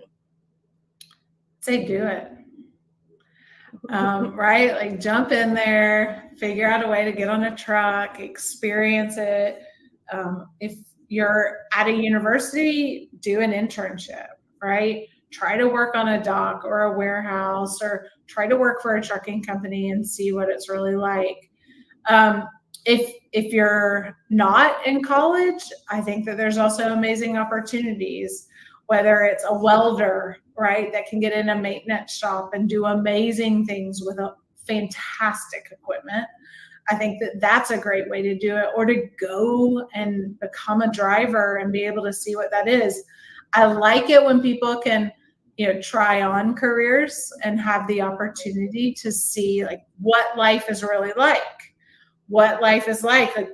I've been out before. I will say I've never spent the night in a truck, but I have been out and been like, recognize how important it is on where you're parked, right? Like, are you safe? Are you in a good place? Is there lighting? I get all of that, but I learned that over time. And so I think talking to people now with social media, with you guys, you all open up people's eyes to a lot more than could be when I started in transportation, right? Like I had to walk into a bullpen basically and like figure out what the words meant. Now we have the ability to learn things different ways, which is just incredibly exciting. But I have a daughter who's 17, and we also have a 14-year-old, but the 17-year-old is trying to decide what to do for college. And I'm like, hey, go into business. And 2 of the final schools she's looking at have supply chain. And I'm like, hey, get a minor in it. Like knowing about transportation is never going to hurt you in your career. Get that experience, see what it's like. Because I mean, for me, it was like basically a drug. I got into trucking and just didn't want to let go. And there's always things that you can fix and learn, and things change, and you can be a part of that change, like what I'm doing now at Relay. And I would say any female that wants to do it, go do it. Yeah, and tell us a little bit more about that. Like, how did you get into this space to begin with, of the trucking industry? I would say it's a lot of luck and being in the right place at the right time, and then really keeping a very open mind. So I worked for a hardware software company for about 7 years, and then went to work for Pilot. And at Pilot, went in as a project manager within IT, was learning all of that, and then the merger happened with Flying J. And I was lucky enough and privileged enough and raised my hand enough times to say, can I help? Can I help? To get put on that merger team. And through that, I got the opportunity to figure out, hey, how are we going to buy fuel on minute one? Right? Like, you don't think about that, right? Like these two huge companies that have travel centers and they're hauling fuel all around the country. But like really, truly, when you merge them, how are you going to buy the fuel that needs to go to the truck stops? And I got put on that team and was able to go jump on a truck in Louisville, Kentucky during that time. I ended up getting really involved in trucking, running logistics, running dispatch, bringing that technology in. And then we purchased an oil field services company, and I was able to go out in the oil fields and do trucking in the oil fields. And so I have a pair of steel-toed boots that still have, I like to say, oil from every major shale and shale region in North America, and cowgirl boots that have the same, and I absolutely love it.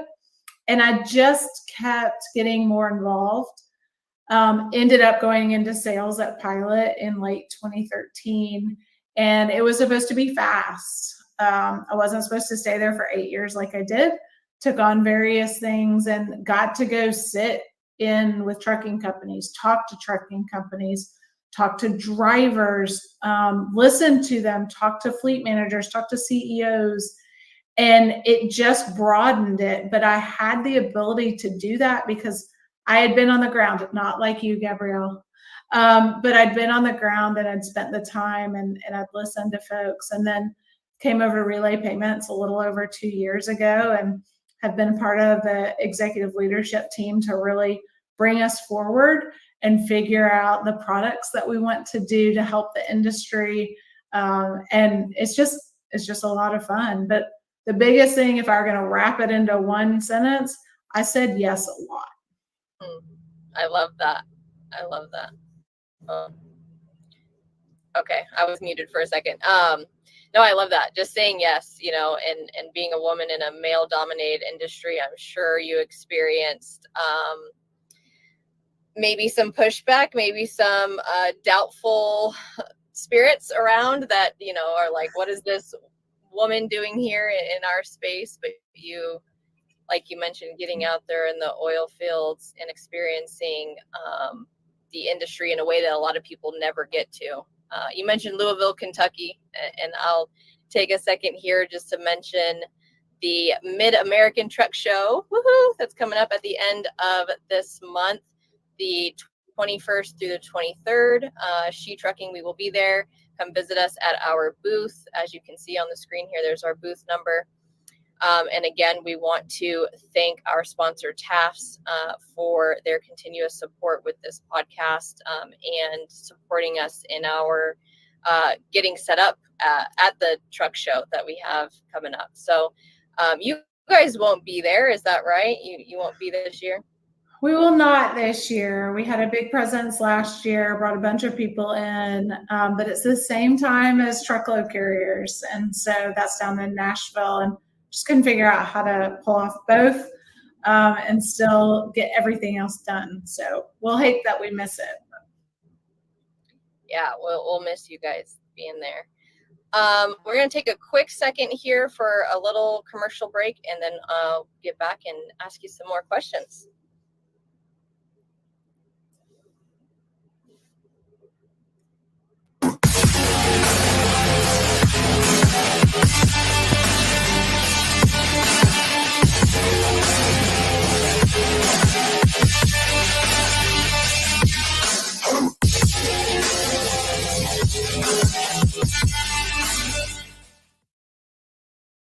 I don't like this. There are cars everywhere. Bobby's, you're about to get on the interstate. Oh so my slow God. the truck down. Oh God. Slow the truck down.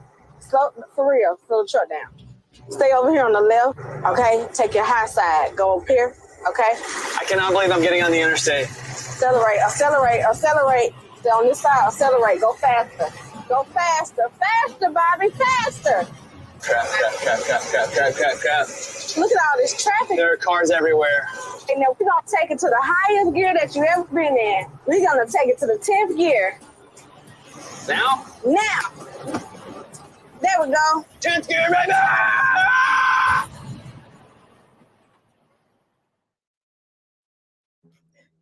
All right. So part of the Mid-American Truck Show, as the quick little commercial there, is announcing new things, right? Announcing what our companies are working on. And we will be announcing the first ever She Trucking magazine that will be coming out, and we will have some physical copies at our booth. So make sure you guys come and see us. Also, we are still accepting sponsorship.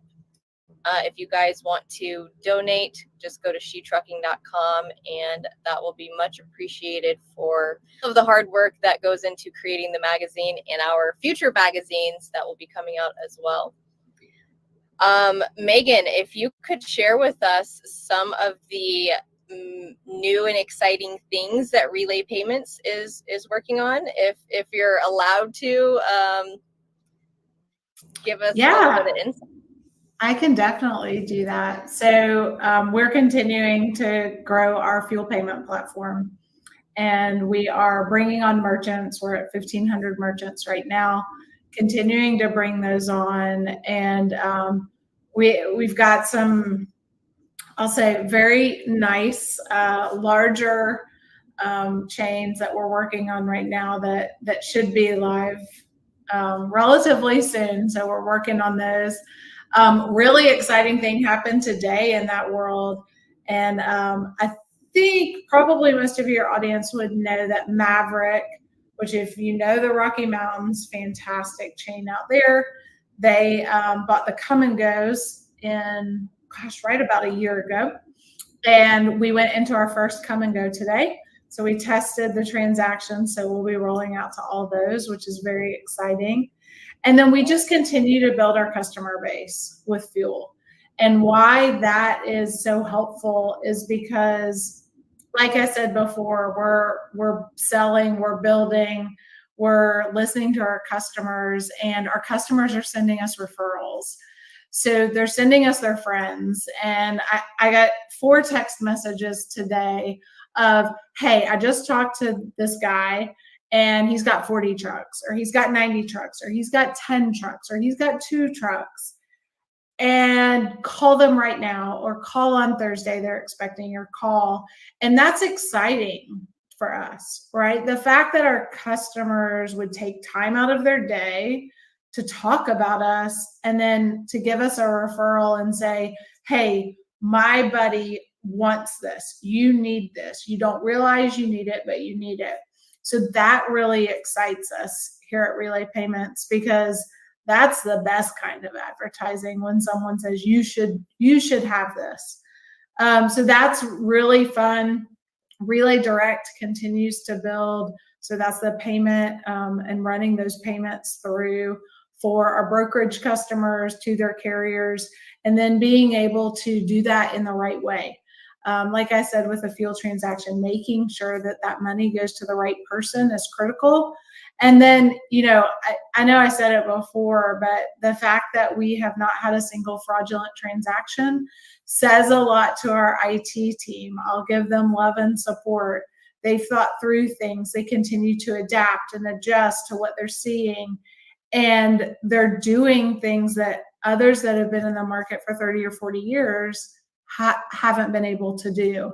And that's fun to be a part of, and fun for me, having been in the industry so long. It's really fun to see it and to be able to help the industry out. Yeah, that's awesome. Love it. Love that you guys are growing and expanding what seems to be super quickly. So congratulations to you guys on all the growth and future growth that I'm sure we will see. Another question for you. This is one of our last questions we have here. Have you had any female mentors to kind of help you in your journey? Be it, back when you were in sales or in IT, did you have any mentors that guided you? And do you feel like that's an important part of your success? Yeah, I think it's important to have mentors. I think it's important to have sponsors. I think it's important to have people that'll hit you upside the head with a 2x4 when you're not being very smart. And I've had all of those. And sometimes they're the exact same person. And yes, absolutely. I think it starts, with family, right? And who you see. And I had a grandmother that was an x-ray tech from back in the 40s and was a widow in her 30s, and she worked 2 to 3 jobs, right? Like she was so focused on that, put forth the idea of hard work gets you places and it matters. She believed that doing things keeps you young. She was in her 70s and still an x-ray tech, and she would tell 60-year-olds, you're old because you act old. And so I think like that started it. My mom was also just a powerhouse nurse, and she showed me like what it took to step outside the classic aspect of nursing and do other things and to lead people and to come up with ideas. So that really mattered from female mentorship and seeing it, right? Seeing it every day.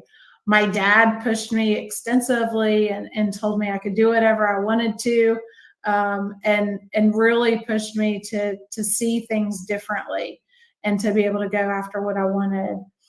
That started it, and then it continued to build. And in my career specifically, I have had males and females that have been a part of my journey, that have stood next to me. 98% of the time of my career, even before I got in trucking, was male dominated. I went to a school where there were 3 guys to every girl. I have been in a male dominated life pretty much forever. And I had situations, not dangerous situations, but situations where people would say something, or they'd make a derogatory comment, or it was something that, you just want to come on, like your mom raised you better than that. Your dad definitely raised you better than that. And you step back from it and you look at it. And I had people next to me more times than not that called it out before I had to. And usually they were male. And they said that, like, come on, like, we're not going to do that. It said other more colorful language. Let's leave it at that since we are live. But really stood up for me and said, you deserve a spot at the table. You deserve to have your ideas heard. I read an article the other day that said men interrupt. That's what men do. It is how their brain works. What's interesting is when I started pointing it out and saying, hey, like I've been interrupted like 6 times in the last 20 minutes. People started paying attention to it, and others would comment, and I had females, and what we'd say is, hey, when we see it, we're going to say, hey, why don't we go back to Gabrielle? Gabrielle, what were you just saying? And we call it out and make people aware of it, not aggressively, right? Because that creates a whole nother set of problems, but in a way that was like, hey, we're paying attention and we're supporting each other. So I definitely had that. And then I had people that took me under their wings and allowed me to ask the stupid trucking questions, right? Allowed me to call them and toss ideas around without judging me. I think regardless of industry, that's really important. And then what I've allowed that to do is our daughters have seen that. Our daughters have been able to address it. Now, sometimes aggressively, sometimes against us. I think one of our daughters started negotiating at like 3.5. That got uncomfortable. My husband was like, you started it, you did this, which I admit, but it's serving them well now. So I think you just sort of take all those different aspects, but absolutely mentors and supporters and sponsors and people that really just pulled me up and pulled me with them. And that's been very fun to be a part of, especially to look back on. That's amazing. Thank you for sharing that. From your family to, the people that you've worked with, it sounds like you've had a lot of support, and I'm sure that has paid into why you've been so successful in your journey in this industry as a whole. What does Women's History Month that we are in now, the month of March, and upcoming Women's International Women's Day, I always get that backwards. What does Women's History Month mean to you? Yeah, I love it. I love that we have different months that celebrate people and the diversity and the inclusion, as it should be every day. But what it means to me is celebrating. One day before March 1st, so on February 29th, JB Hunt put a woman in as CEO, or announced it, and Shelly Simpson will be that. Shelly is a very dear friend of mine. And in industry, she's all the things I talked about for me: a mentor, a sponsor, a 2x4 across the head when I need it.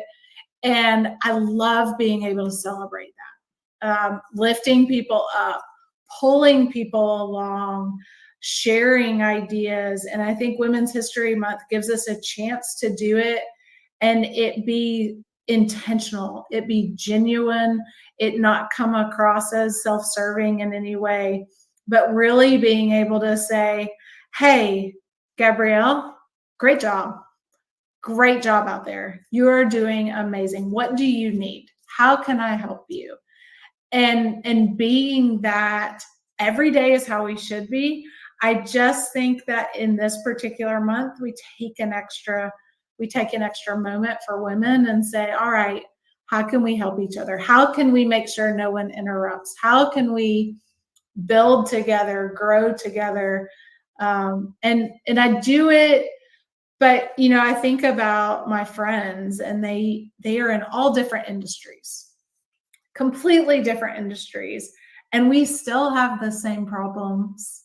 We still encounter it because we're mamas and we work and we travel, and there's all these things that build up on us. And we can talk through it together, and we can support each other and be like, hey, I have no idea about the words you just talked about, but I have been in that situation before. Or call someone up and say, I have no idea.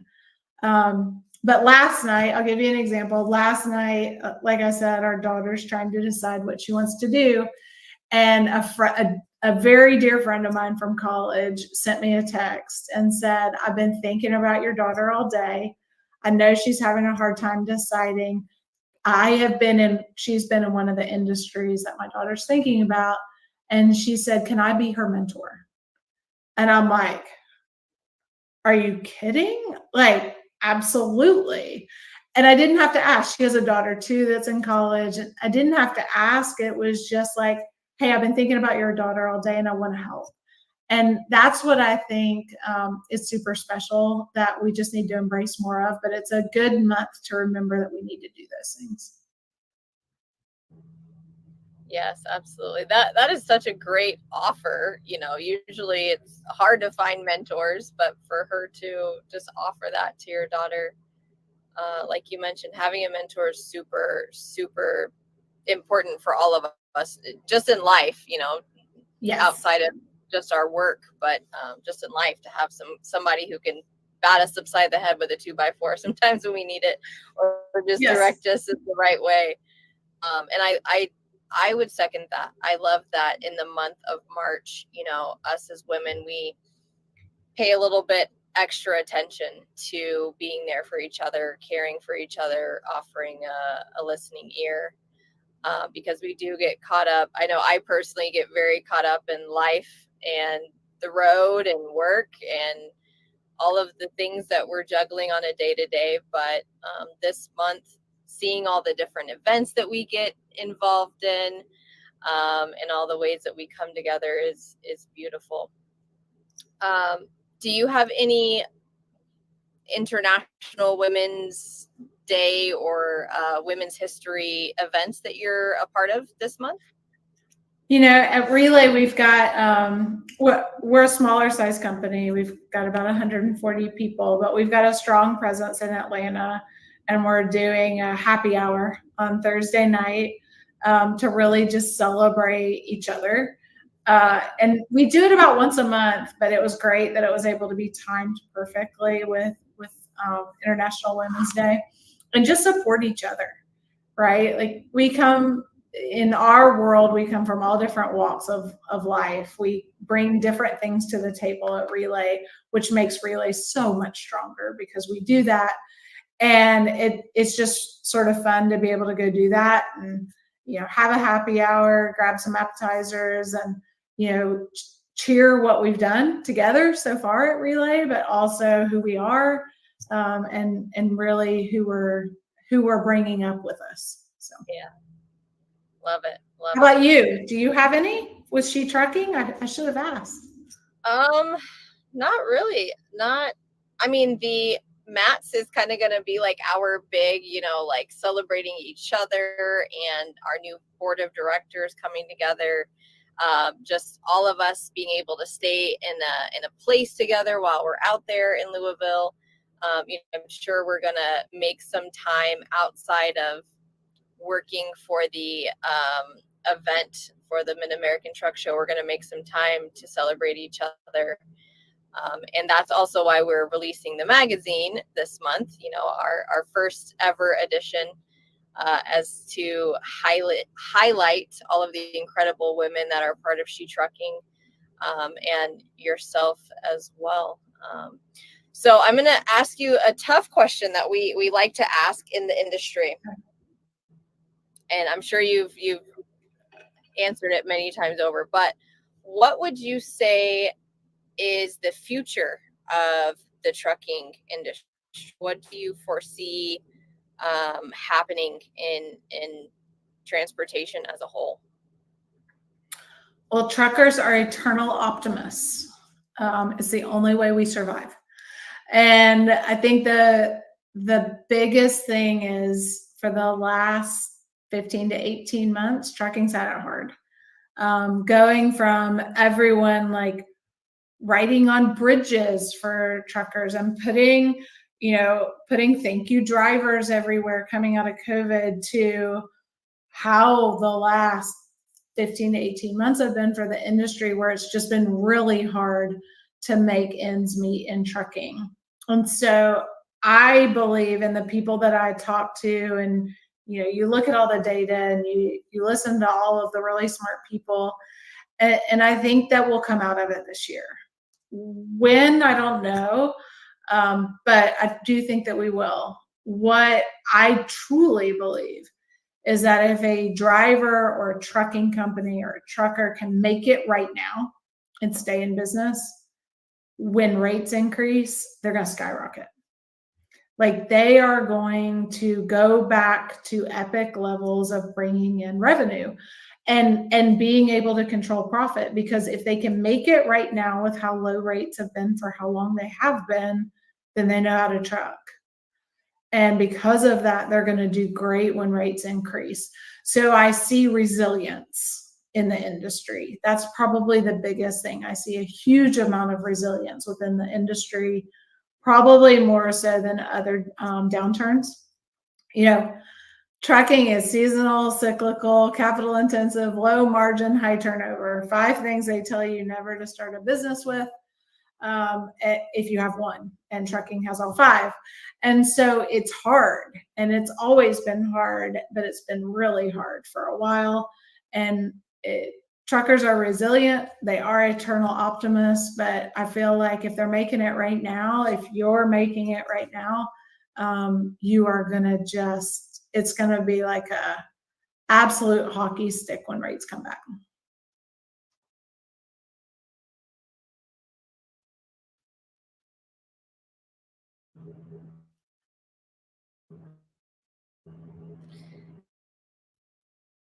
Technical difficulties getting unmuted.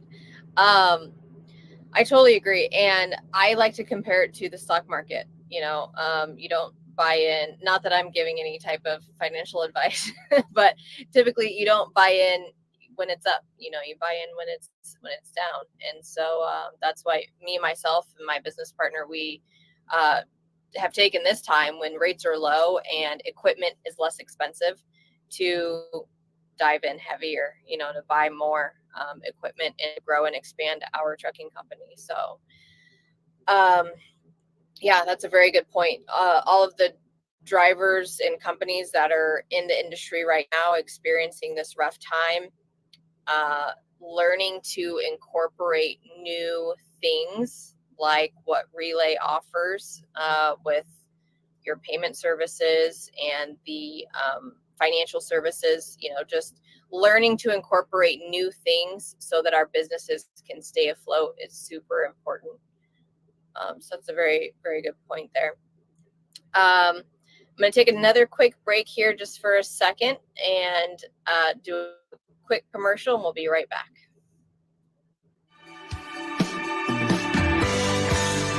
While we lean on our decades of proven industry knowledge and expertise, Canal is continually moving forward as a disruptor and innovator in the marketplace. We have developed Canal Test Drive with that same forward-thinking mindset.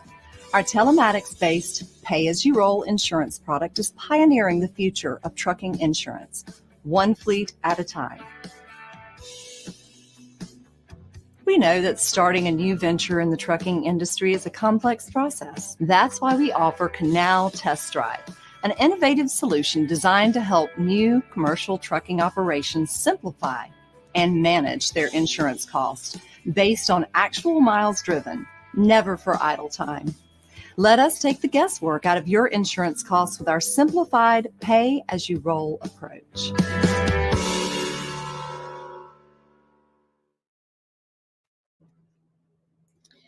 All righty, welcome back. So I just want to thank you so much for being here with us today with She Trucking. I know you've had the opportunity to meet with our founder, Sheree Moore. I haven't yet had the pleasure to meet you in person, but I definitely look forward to staying connected with you as we grow, as a company here at She Trucking, and as you guys continue to grow. Real quick, can you tell us how drivers can get the fuel card? Absolutely. Go to relaypayments.com and also can call 1-877-735-2910. That's our 24/7 365 customer service. We answer in under 30 seconds. We won't put you through the massive wait times, and they can help as well. So again, that number is 877-735-2910. And thank you for having me. This has been great. Love She Trucking, love what you guys are doing, and happy to be on today, and look forward to doing more with you guys in the future. Thank you so much. Before we head out, just going to thank our sponsors. Again, this podcast is sponsored by TAFS for the month of March and April as well. Their continued sponsorship into our support for the Mid-American Truck Show. Also want to thank our sponsors as part of the First Magazine, Brandon Johnson, John White with MHC Kenworth, and Nate Johnson as well. Thank you guys so much for your contributions to the She Trucking Foundation. We really appreciate it. That is it for today's podcast, guys. Be sure to reach out to Relay Payments, Relay Direct with your payment needs. And we'll catch you guys next time. Peace and love. Electricity is cheaper than diesel fuel, and charging overnight means you never have to stop at the diesel stations again. Maintenance costs are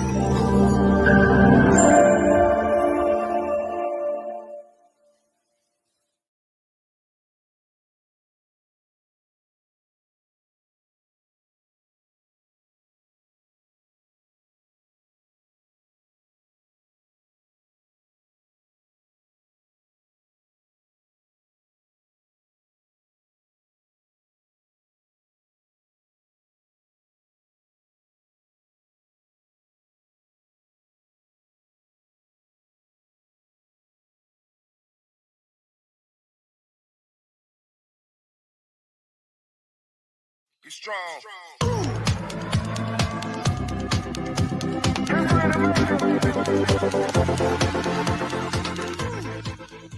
She Trucking Podcast is an informative podcast that is dedicated to bringing listeners the latest news and updates from the ever-evolving transportation industry. Founded by industry expert and entrepreneur Sheree Moore, and powered by CTR Media Network. Whether you're a seasoned transportation professional or just getting started in the industry, the She Trucking Podcast offers valuable insights and advice to help you stay ahead of the curve. Learn more online at shetrucking.com.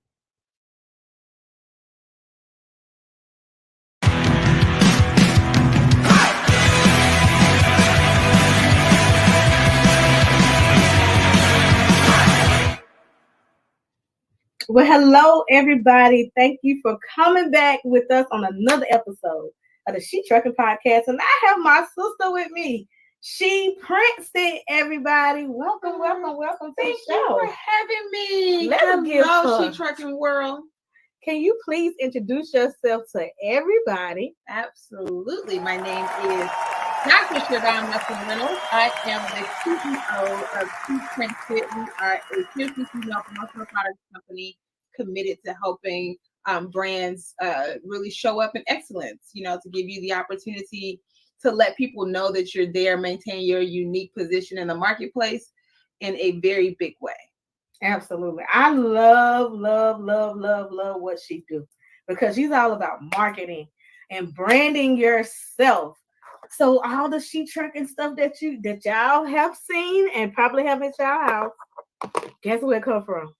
She prints it. Why? Because she actually prints it. You see all the products she has behind her, right? Yeah. Let's talk about that. Yeah, and this actually, fun fact, She Prints It really started off as an idea to start a t-shirt line, right? And this was, umpteen years ago, pre-drop ship era. And I couldn't find a print shop that could accommodate my limited capital and also the versatility that I wanted to offer. And so it encouraged me to really learn about the business. And on that journey, I was constantly coming across other people who had amazing brands that they didn't have anything that spoke to their brand. So I naturally decided that, okay, if I need it, I know that there's a whole village of people who need it as well, particularly women in business. And so we pivoted to really become a promotional products and print company to help small businesses play in a sandbox with the big boys and maintain their unique appeal. But I say all of that to say, taking the time to really perfect the craft and pivoting still allowed me to operate in my passion project, which is what you see behind us. This is our She Wear Club. And so everything here was really to empower, uplift, and celebrate Black women. And so you see all of our items reflect that. See, we're going to be twins in one day. Yes, twin in them. I'm putting on my shirt now because this is a She Prints It. Listen, listen, I'm going to brand myself right now and I'm put back on tomorrow too. Right. So don't you worry about it. Hey, mind y'all business. That's right. And because so the we super cool thing too about this t-shirt, there's a story behind this one in particular. Mm-hmm. So we have a grant that we do annually, and what we do is that we select, currently we've reduced it to 5 to 7 small women-owned businesses. Mm-hmm. They're given a link with these shirts on it, and whenever people purchase them, all of the profits go into a pot for them. And then we give it to them as a grant. And we also have a larger one. So that's why it's the My Sister's Keepers grant that we have. I love it. I love it. And this is one of the shirts that she was talking about. Yes, this is one of our original designs. I know that you have all seen a knockoff version of it. And this really leans into the importance of intellectual property and all that good stuff. But we are the original creators of Black Women Nutrition Facts. I created this about 11 plus 12 years ago. And now there's a different variation of it all over the world. But again, it's important to me that Black women see themselves in their own excellence and not in the roles that they hold to other people, not, celebrating being a wife or a mom or, whatever, like all that is dope. Mm-hmm. But before anything, she was still these things: resilient, beautiful, strong, magic, flawless, and educated. And she's made of melanin gold and honey 100%. We're also the healthiest thing on the market. You see 0 calories, baby. So that was the idea, just for us to really love on ourselves unapologetically. I love it. I love it. I love everything you represent. I love how you empower women, entrepreneurs, brand owners, people who want to, you help people bring their vision to life. And thank you for commenting. Y'all comment. This is a time when you want to ask questions. Say hello. Hello. Good evening. So, as an entrepreneur, going through let's talk about and how was it like being an entrepreneur during the pandemic when everything stopped? Everything just shut on down on us, right? Yeah. And then because this right now in our industry, the trucking industry, it feel like the pandemic. So while we was going through, while the world was going through the pandemic, we was rolling. We was Yeah. But now it's more like the pandemic for us. Now that everything is slowed down for you all. It has slowed down. So as an entrepreneur, what advice do you have for entrepreneurs to be able to keep going, keep pushing, using this time to build and stuff like that? Absolutely. So similar as you were saying in the trucking industry, we also had a really big boom in business during the pandemic, right? And so, yes, financially, it was a gift. We had some record numbers, we really got the exposure that we needed, and we reached a much broader audience and all that fun stuff. But at the same time, because everything took off so quickly, we missed those opportunities to really sit and learn, to really focus on networking events or growth and development courses, right? Those in-person opportunities, because the world was still technically shut down and we were just moving. We were just trying to make it happen and get out there and build our brand, right? And so similarly, now that the world has slowed down a little bit, what I appreciate is that it's allowed me to really value my time and value how do I maximize every moment of every day and every opportunity. So if you feel like your business has slowed down, you're freaking out, you're like, oh my God, where am I going to get my next dollar from? Trust you, me, God will make a way. But I need you to focus on where's the next place that I'm going to get an opportunity, education, resources, so that when that next boom happens, I'm ready, that I'm structurally sound, that I have systems in place. How do I maximize this downtime to really prepare for the next wave? Because it's coming. It's coming. It's coming. It is. Miss Cheryl Paulett said, and thank you for tuning in. She said, I want a She Empower shirt. Absolutely. If you go to sheprinted.com. It's right below you. Yep. Right here. It's on our website. It's under products. It's on the main page. And you can, whenever you make a purchase, like I said, 100% of the profits go into our grant. And then we award women annually whatever it is that we make off of these shirts, because we genuinely want to empower and be our sister's keeper. So thank you. I feel empowered. You should. I did. You see that? Y'all saw the transition. Right. I feel empowered right now. It does something. It does something to you. And it's it is also a really good quality shirt. I'm very particular. So we started this line in the pandemic. So this is one of the OG shirts, right? And it still looks just as good as your brand new shirt. It's just a good quality shirt because I never sacrifice quality for quantity or savings of money, which we can talk about later. That's just not the brand that I live in. If you are the brand that's all about what is the cheapest option, it ain't us. Yeah. But if you want the best quality, if you want a professional experience with a friend, if you want something that will last and you get a bang for your buck, then you're in the right place. But this shirt, it washes very well. It wears good. It feels good. That was one of the constant feedbacks that we got, because a lot of people, when we first did it, thought, oh, they're just trying to raise money. It's probably gonna be the cheapest shirt on the market. I was like, no. Yeah, it is a good. Not for these shirt. Dope women. I'm not gonna represent us in less than excellence. Absolutely, absolutely.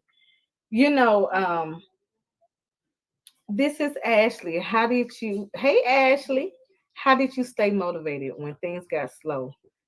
What kept you going? That's a good question. So for me, I never, it never really got like slow for us, right? It was more so, I guess it was more just so like an adjustment, but it never completely slowed down.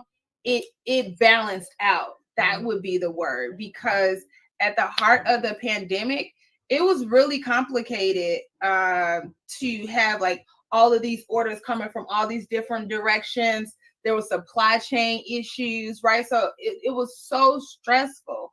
So I guess because the stress level was so high, even with the profits, the slowing down gave me some sanity. Yeah. Right? Like it gave me a sense of peace and calm.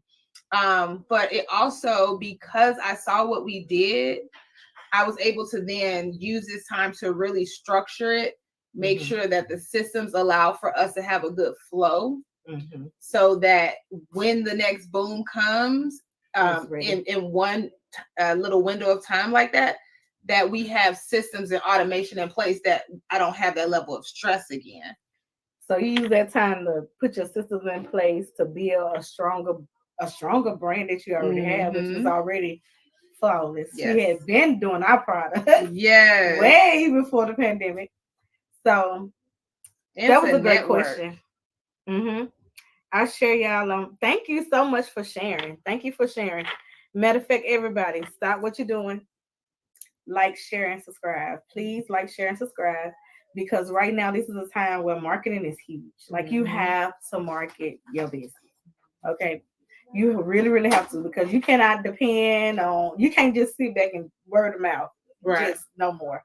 Like, it's so important that you market your business, because it's hard for us entrepreneurs. It is. It absolutely is. To be able to gain customers. You know, people money are tight right now. So, and as y'all know, especially in trucking, people ain't buying stuff like they used to. Right. So this is a time where you want to get your business in order. No, absolutely. And then just with marketing in general, like it is so essential to the success of your brand, period. Right? Like if you're not effectively marketing, it's not about who does it the best all the time. See, this effective marketing all the time. But if you could be the best of the best, but if I don't know who you are, if when I Google a particular product, you don't have SEO optimization, you don't have a presence in Google search, your Instagram name is Tasha Does It the Best, but the name of your business is Curls and Kinks, like it ain't making sense, right? Like you have to make it where it's easy for people to know you have your intellectual property, and then when they find you, you need to show up in excellence completely, and then you have to teach them to find you. We were looking at something online not too long ago, and then immediately, what I show you on my phone, look how they found me, right? Because they're using pixels, because they're using marketing, and the marketing imagery was amazing. This one right here is a prime example on how to market. If you don't know what good marketing look like, that's how you got here. You need to follow her page. Exactly. That's how you got here. Good marketing. Absolutely. And that's why we're here. We're here to help you. Yeah. Be able to market effectively. Yeah. We here to make sure. Listen, what we here to make sure you got products. You know, so you can wear your brand. So you can be able to do the things that we do and we love. This is what we love. This is what we love. We love, absolutely love to do. You see these smiles on our face. This is my favorite place to come. It's like literally, I pulled my semi truck up in her parking lot, and jumped out. Like she sure did. She sure did. Had took up the whole front of my building. Okay. But that's that. I mean, it's amazing. Like I tell people all the time, if you don't love your brand, don't ask other people to. It's true. If you don't invest in your brand, don't ask other people to. Like if you don't see the value in spending more time out of your day, you may not have more money, But if you don't see the value in giving more time into marketing, right? Eventually spending more money on promoting, because totally slightly different things, right? That live together. Branding and marketing go together. Okay. But yeah, like if you don't invest in you, please and pretty please stop asking other people to. Just stop, because it makes no sense. I'm only showing up for you in as much as you're going to show up for yourself. Absolutely. We're going to take a quick break, y'all. And I thank y'all for tuning in. We're going to take a quick break. Think of your questions and write them below. This commercial that I'm getting ready to play is an event that I will be attending next week in California. I will be driving the electric trucks. This is what CalStart has a electric truck emission event that you can actually drive the electric trucks. Literally, we are driving Peterbilts. We driving all the Freightliners, all the electric trucks. So it is a free event that you can attend. And you can check out our social media. We're posting about it every single day. It is in Fresno, California, and it is free. So check out this video if you want to be a part of it.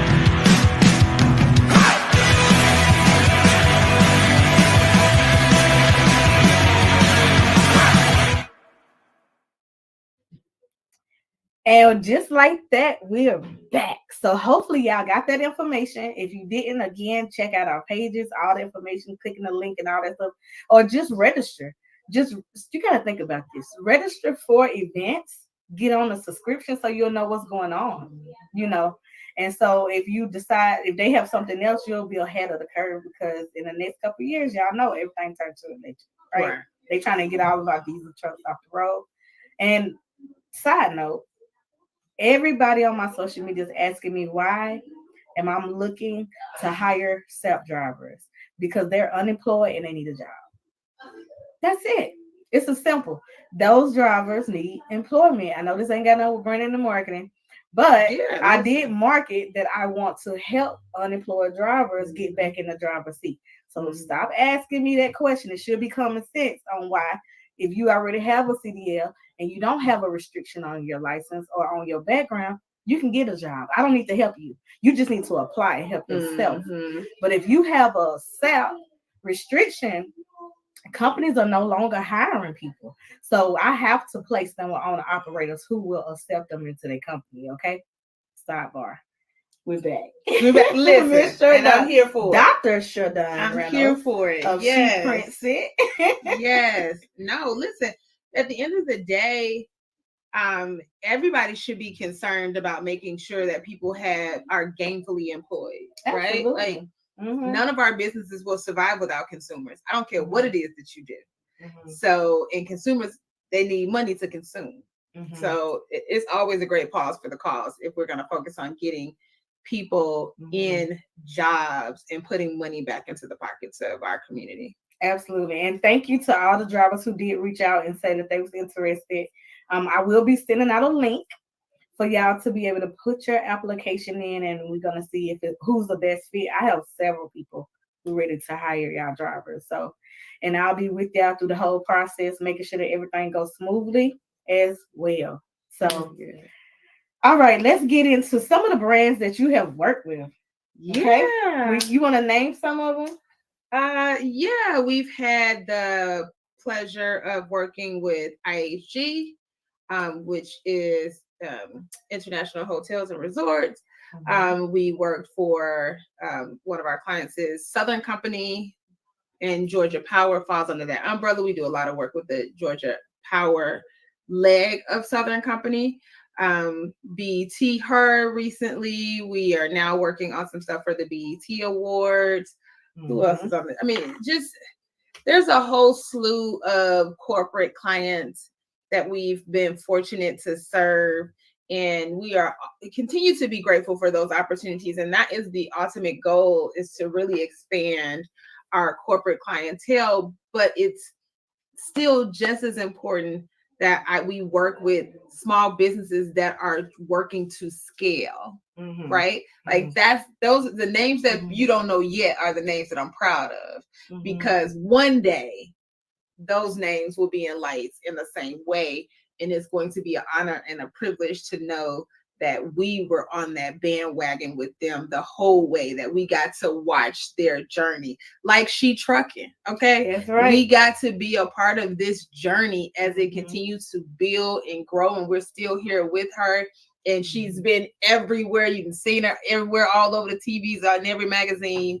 And so it's just an honor to be able to say, hey, I remember when you first realize the power of people knowing and putting respect on your name and putting it out into the universe. And so those are the clients that I'm most honored to say that I serve, the names that you don't know yet. And so do you do bulk shipping or do you do like individual? Like, can they buy one product?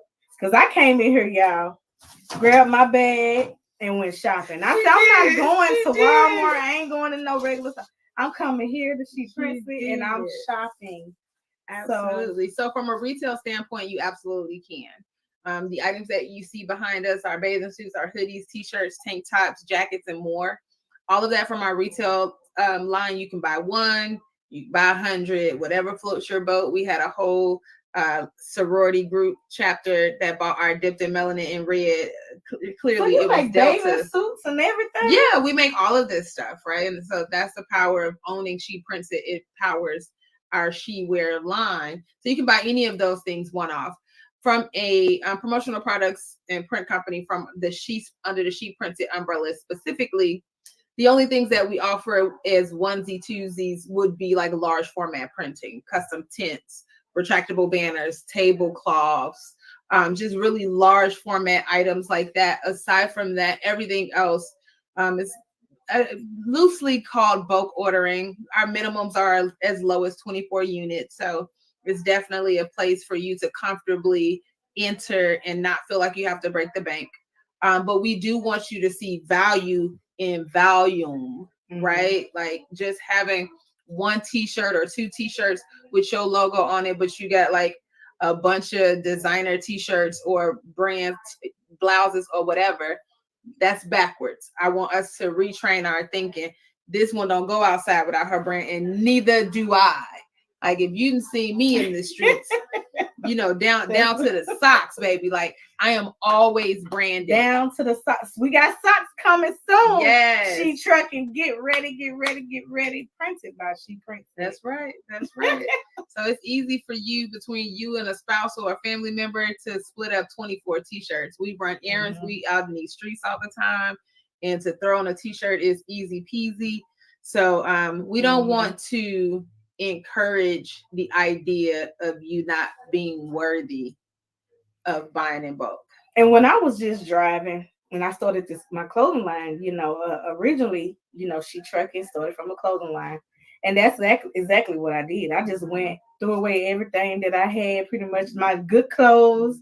You know, I kept them good. I didn't bring those into the truck. Every day I wore my brand. Yeah. And that was more of my uniform. So that's how I'm here today to tell y'all, if you want to brand yourself and wear your uniform every single day, because what that did, that literally helped me build relationships with the shippers, the receivers. They started knowing who I was. Yes. When I started building those partnerships. Yeah. So I want to encourage you to brand yourself and market effectively. Yeah. And if you need help, you either go to She Prints It for your branding, for your printing, and the coaching for your marketing part, and coaching, right? The coaching part of it, and the strategies and different things like that. Then come and holler at me. You go to inbox me or go to my website or whatever on shetrucking.com and be able to schedule a consultation. Let's talk. Okay. Yeah. So, because she's done it. Been there, done like that. Some of these folks out here, I ain't gonna even go there. Focus on the people who have done what it is that you desire to do, right? Because some people out here just getting wealthy on the idea that you're interested in something, right? But not because they haven't invested. They've not invested. Yeah. They're making money off of you being intrigued by their lifestyle or whatever, but they have no real receipts. They don't have products. They don't have anything to show. You are the product. Be careful to not become their product. That's true. That's really good. I hope that didn't go over your head. These products are in our membership boxes. Okay. So as we get members coming into our organization, these are promotional products that we give to our members for our organization. There's a lot of organizations out here that don't give you anything. And then some of the stuff you give, you might as well throw it in the trash. That part. You might want to throw it in the trash. When I tell it's you, no good. That is so true. It's quality over quantity every time. Like I hear people say, well, I can get, a t-shirt at Walmart for $7 or $10 or whatever. And it's like, but if you have to buy another one every couple washes, then how much did you really pay for it? It's true. Because even the She Trucking shirt I have on now is so old, but it's still good. See? And so that's what I love about when you wear your own brand. You can just keep going with it over and over. And it's kind of timeless until it's time. It leads into the know, like, and trust. Right. Because if I see it all the time, people see she so much with me that when they see it somewhere else, they think it's me. Exactly. They're like, when we first started doing your stuff, they was like, you got trucking now too? I was like, I don't own she as a whole. Because, another thing is this, a lot of people, they are so afraid to collaborate. Yeah. And this is what it looked like when we collaborate, y'all. Yeah. And I tell people, I rock my she. I have she is me. It's a shirt up there on the top. Matter of fact, it might be right here. Yeah. It is. Yeah, it's right there. The she is me, and people think this is me, but it's not. It's a she. But it was meant for you to feel as if it was yours. That is the whole idea of the design, that she is me. She is all of us, right? And so but the power of connection is everything. It is. The power of connection is everything. Like, we have to show up and work together. We can't be out here lone wolfing it. I would rather split $1 billion than solely have a couple thousand. Jay-Z said, what's better than 1 millionaire? Two. Okay. Especially if they from the same as you. Hello.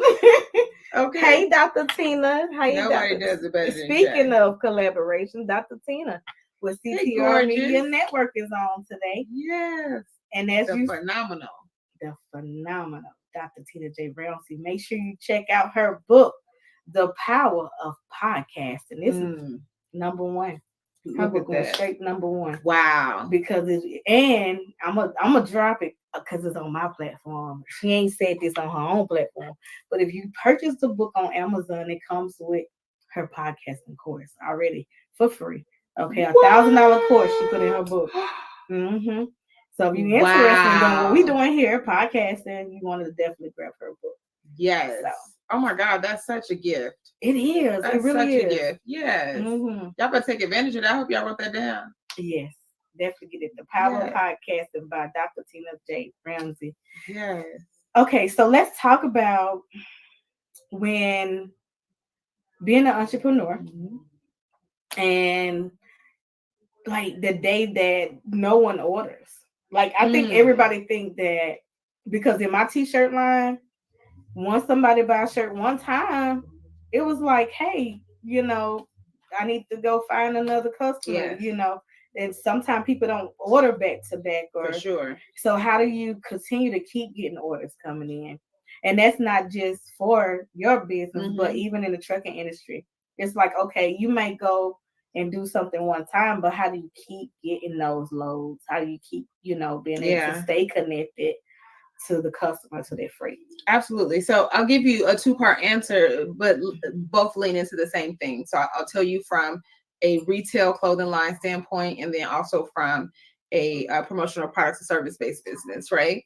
As a retail brand, you have to get outside, right? And so I know the pandemic made you feel like, oh, there's so much money on the internet, and it is. But if I don't know you, I'm not coming to look for you on the internet. And so the reason that we were able to constantly have orders, and we definitely had days where we didn't, But I buzzed up through the pandemic. in the I listen, buzzed her up. orders alone kept us busy.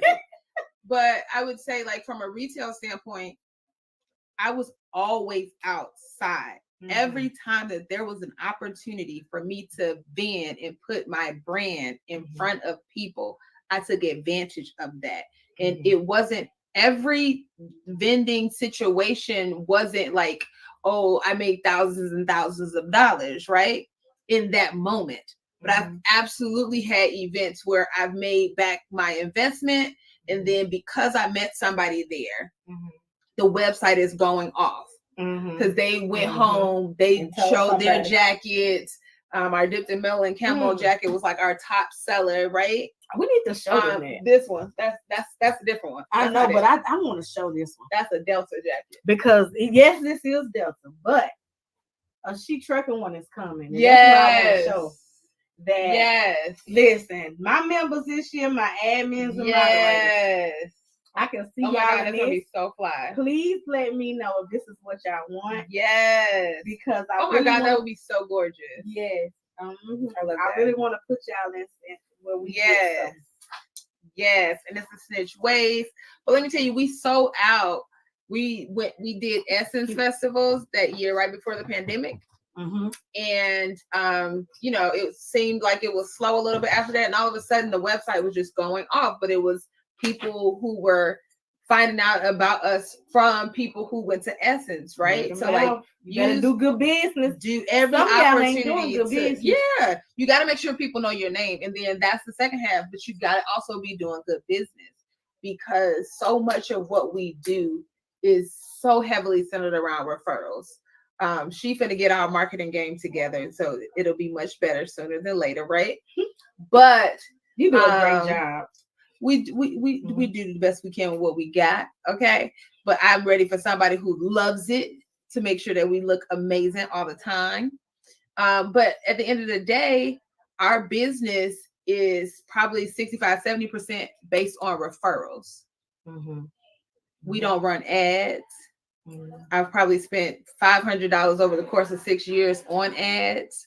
Our word of mouth is the most powerful marketing tool that we have right now. It's because we do good business and we treat people with respect and we honor their dollar. And that is what you should be focused on when the orders are not coming in. How do I go back to my warm and my hot leads? Are you following up with them in emails? Are you checking on your old customers? Sometimes it's not just about chasing new money, because there's that old money is already sitting right there. They just busy. Yes. Reach out to them. Hey, you haven't ordered a shirt in a long time. Here's a $5 off coupon. Check out our newest collection.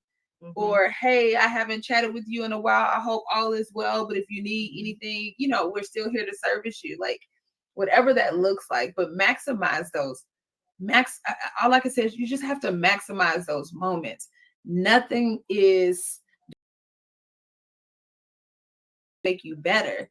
So while you're looking like I don't get an order today and you upset, you should be like, boom, I got some downtime. Let me hit these old customers up. So that ching ching be hitting hard when I wake up in the morning. That's the goal. Absolutely. Absolutely. I remember that first year, it was great. I think I made the most money I ever made off apparel. That second year, I was like, it was a pause. Everybody had their stuff. I had to go find more people to market to as well. And then, like you said, doing events help as well. Being outside. And these are things that we want to be able to hands-on bring you into the office. As you see me and her here now. And we're gonna put a workshop together. I'm announcing it right here on the CTR Podcast. Yes. Because we want to make sure that you are in position to win. This is winning season. Yes. Okay. We got 6 months left for the rest of the year.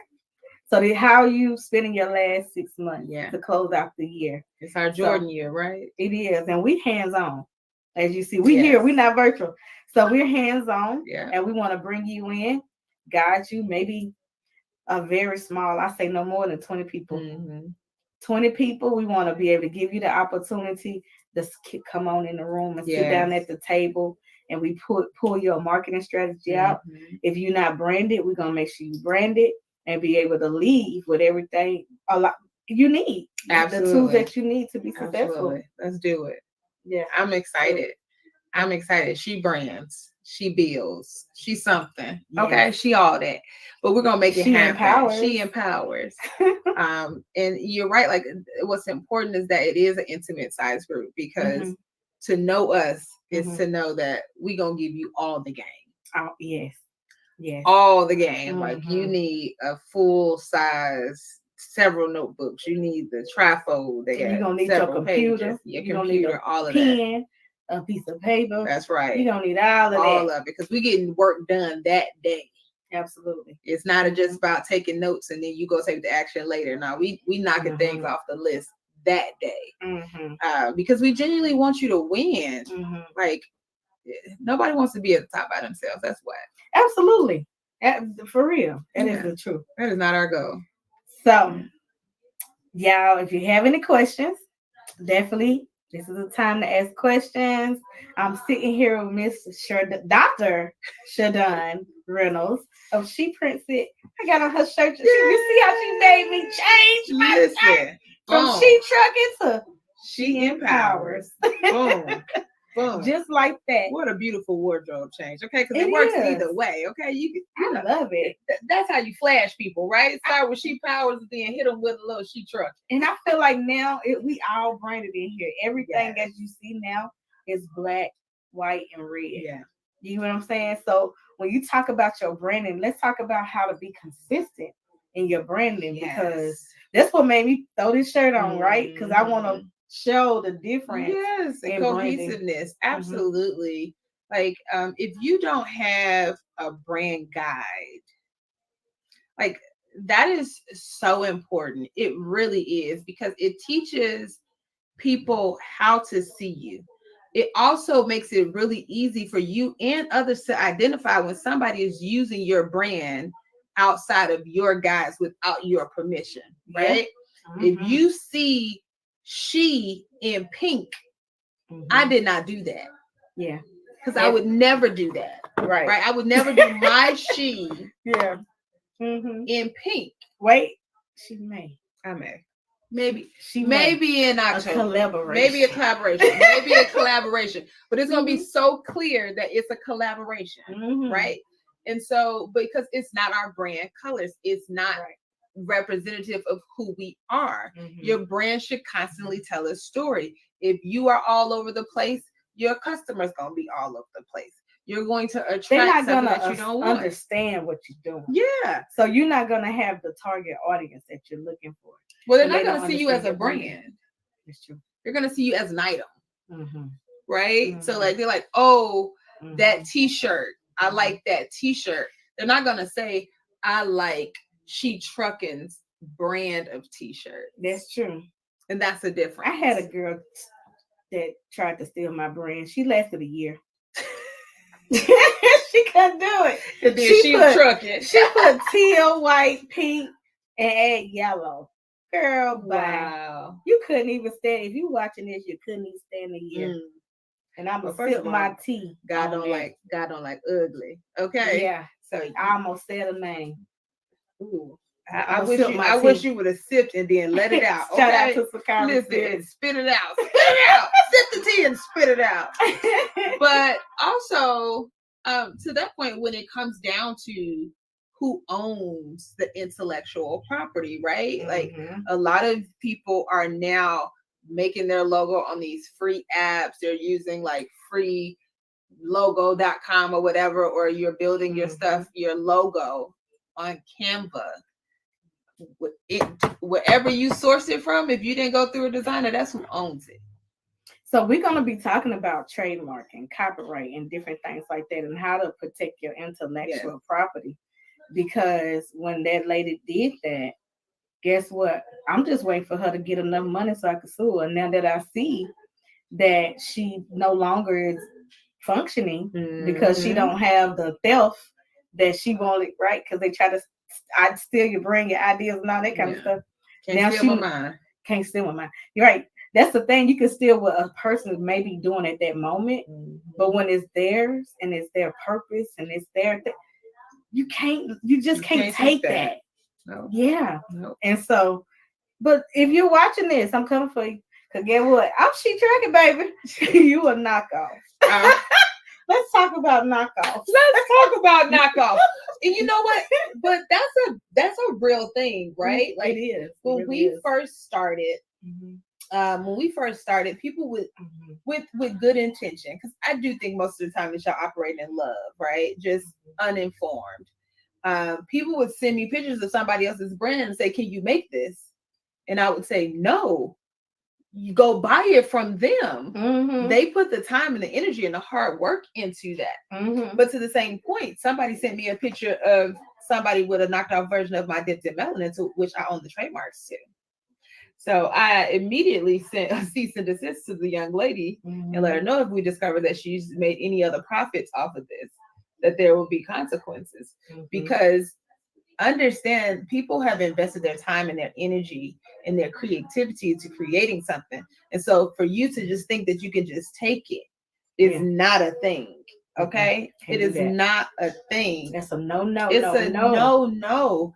Find what you love. I've seen so many people try to create our font. There's a similar standard font out there, but if you see, like, our S is pulled, the neck of the S is pulled over further, the mouth of the H is wider, so this is a custom built font. Somebody tried to copy it offline and duplicate it, but she owns the trademarks to it. Like, you have to protect your intellectual property, because I guarantee you, especially if it's blowing up, people gonna try to steal it. But stop taking stuff, folks. Like, I had somebody who put sheet trucking up, and they was a dispatching company. And if you watching, because I know you're my friend on Facebook, I'm talking about you. I need some tea. Let me spill my tea. I need some names. Can we Google them?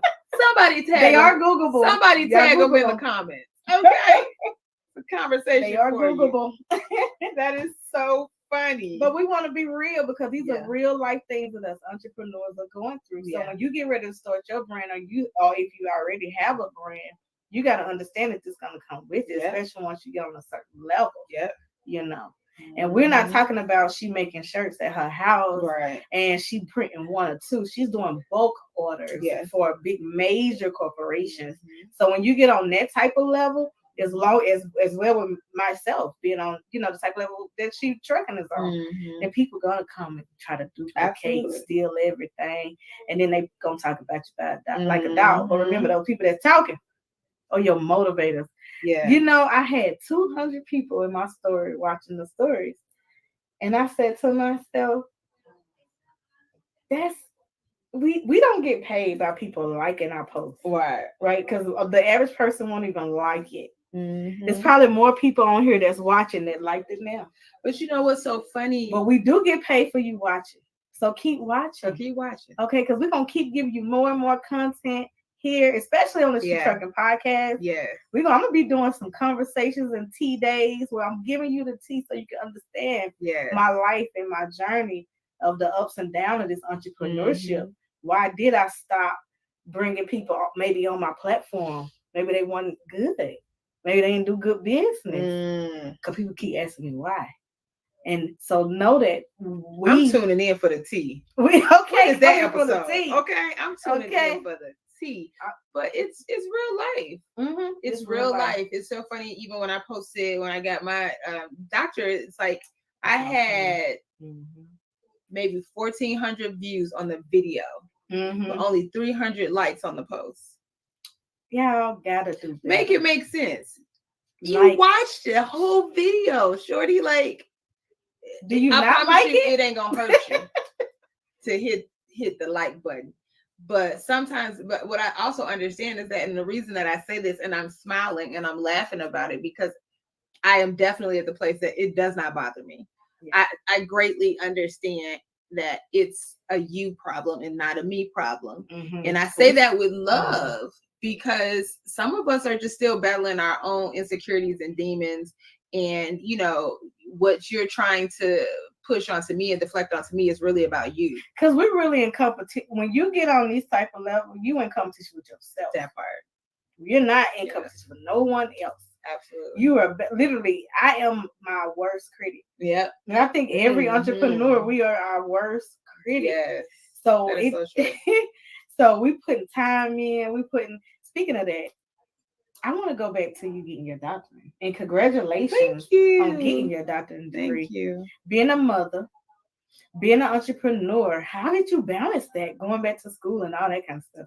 So let me be very clear. For me, my doctorate, I have a honorary doctoral degree from the Greater Commission Theological and Seminary College here in Atlanta, Georgia. And I'm so glad that we get to have this conversation because I also went to college. I attended Clark Atlanta University here in Atlanta, Georgia as well, HBCU. And I think that there's been a lot of chatter around honorary degrees. Fun fact, me and Tabitha Brown got the same degree on the same day, which was super cool. If y'all know, everybody knows Tabitha Brown at this point. And right? That's her business. Yes, that's her business. I know Tabitha said, and that's my business. Mm-hmm. And so, but what I find to be very interesting in what I want you to remember as you're building your business is that some of the life experiences you are receiving, you will never get in somebody's classroom. Mm-hmm. The things that you are really contributing in the struggles and the strains and all these things that you're going through on this journey are giving you, it's a classroom of life. And that will go on forever in the day, but you will learn and grow from it in ways that no professor could ever provide you. And so I celebrate my doctorate to a whole nother level because I was honored because of my life's work. Right? It is in celebration of my life's work, the contribution. I got humane letters. And so that's my contribution to humanity. What I've put into the world, someone saw my level of work in years and said, you deserve to be honored with a doctorate accredited degree. Right? And so I'm still humbled and grateful, but I'm able to really sit back and realize that I earned that. That I put in. But how did you work. balance that? Because I think I don't know. I don't think I did. The balance is people. You know, it's hard to balance like stuff. But there's no such thing as balance. Just take that word out. Take it, pick it up, grab it, throw it in the garbage. Okay, you just gotta do it. Right. You just gotta do it. There's no balance. Like whatever I choose to do in that moment. So if I'm time blocking, right? I say that like from 9 to 5, those are my work hours. If I'm in the office, and that's all that matters. That's my focus. If I happen to be working prior to that or after that, it's still a part of my family hours. So that's the priority. So if I'm like, okay, if we're doing this and I'm like, okay, but my family call, I gotta go. It's time to stop because I chose to dedicate this time to them. But I can't balance it all evenly. I'm just saying that I'm prioritizing. That's it. But I'm not balancing anything. I'm not a juggler. This ain't no balancing act. It's not a thing. But I choose to prioritize. If I'm at work, then I'm 100% there. And my family respects that and they understand that that's what I'm focused on. But when I'm in family time, I'm 100% there. And so everybody around me needs to respect that that's my focus in that moment. If it's, time to, as a speaker, when I'm traveling, things like that, which is still work. Or if I'm, doing school or whatever that looks like, that's the focus in that moment. If I'm in my coaching sessions with my coach, trying to maximize my professional success, then that's the focus. And I don't let work or family interrupt that. Do you write it out every day? Like, do you use a calendar, a journal, a planner, or anything? I use a calendar. That thing be going off like 40 going north because it's always something popping up and I need it because at this point in my life, I will forget something faster than I remember it. So I use calendars, but I'm also a big fan of writing because I feel like writing makes it real. When you have to spell something out, when you have to put something on paper, it feels like it does something different to your mind, right? And so I'm a big fan of writing things out, making them big and bold, particularly things that are like goal-centered affirmations. I want to constantly see them, so I'll write them on a large sticky note and put it on the wall. I wish I could see them. They all around. Yes, especially the things that really inspire me. Look, I'm a printer, so clearly I'll print some stuff out in a heartbeat and put it on the wall. But writing, there's a power in your pen, and I can't clearly articulate what it is, but there's something about being able to write it out that makes a world of a difference. Well, everyone, again, if you missed the first half of the show, I'm going to replay the same commercial because I really want you to participate if you can. This is a free event. We're going to be I want you to meet me in Fresno, California at Cal Start emission driving event. So you get to, electric driving event. It is about the emissions as well, but you'll be able to see the commercial. So stick with us. Stay tuned. We'll be right back.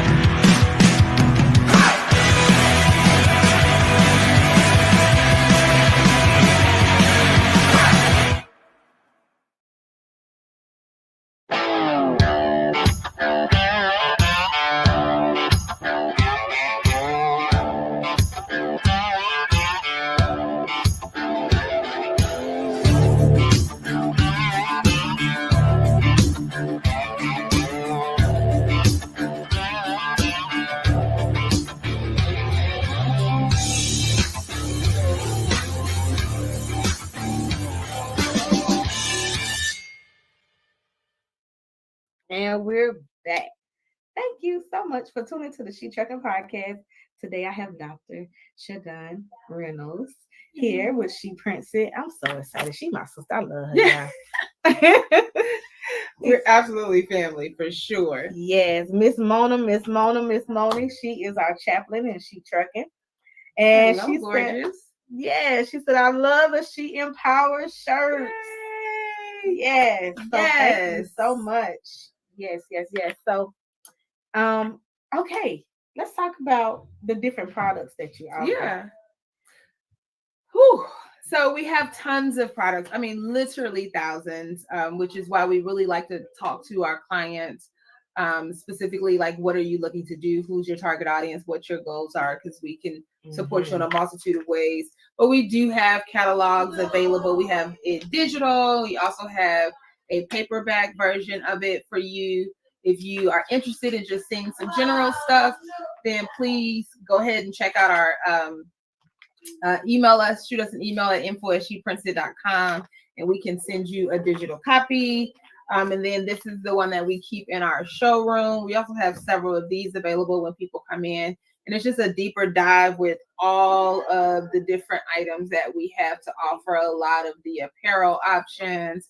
And this one is more compact. We focus on some of our top sellers, different categorical things that you may be interested in by the season.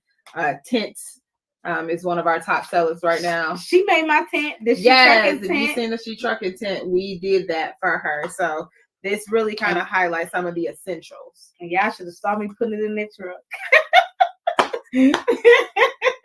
That was exactly what you were picking up when you came with the truck. Yes, absolutely. But that, I mean, people don't think to invest in things like that.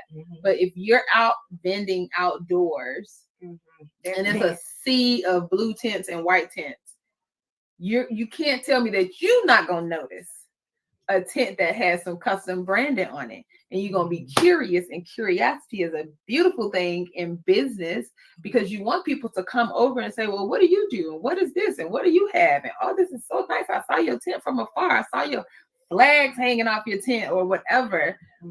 So all of that stuff also perfectly aligns with a strong marketing presence, because If I see you online and you look great online, then I go to an event or to your retail store and it's a mess, you completely messed up your marketing and branding story. Absolutely. So last words as we close out. Y'all better get y'all last questions in. Yes, yes. I tell you what though, my last words, first is a thank you. You're welcome. Thank you so much for sharing your platform with me. Most importantly, thank you for what you do for the viewers, for the She Trucking community, that membership model that you have, their opportunity to really be connected. You guys are really, you have no idea how important and how powerful community is. Mm-hmm. To have people who understand what you're going through, what your struggles are, that have resources to empower you. I'm always just so grateful when I see what you've built, because that is changing the world. We are so much greater together. So that's first and foremost. Thank you for sharing your platform, and thank you for being out here and changing the world. And how can people follow you? Yeah, Instagram, easy peasy. Well, She Prints it on all platforms, right? So Instagram is a slightly unique where sheprints.it. But no matter what the platform is, if you type in She Prints It, we're gonna come up.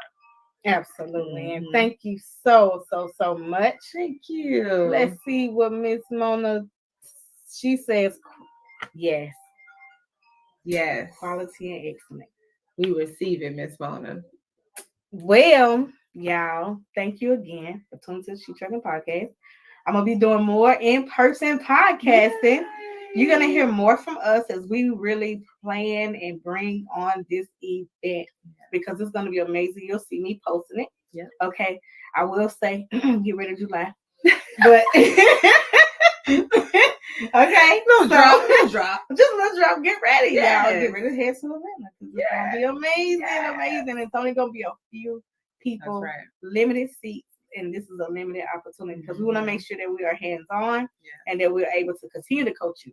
Yes. Okay, through the process. We're going to literally like, this is what, I can't remember the year I met you. I don't even know. It feels like we've always known each other though, right? Like it was an instant connection, like straight family from the moment we share space with each other. Absolutely. So I don't know.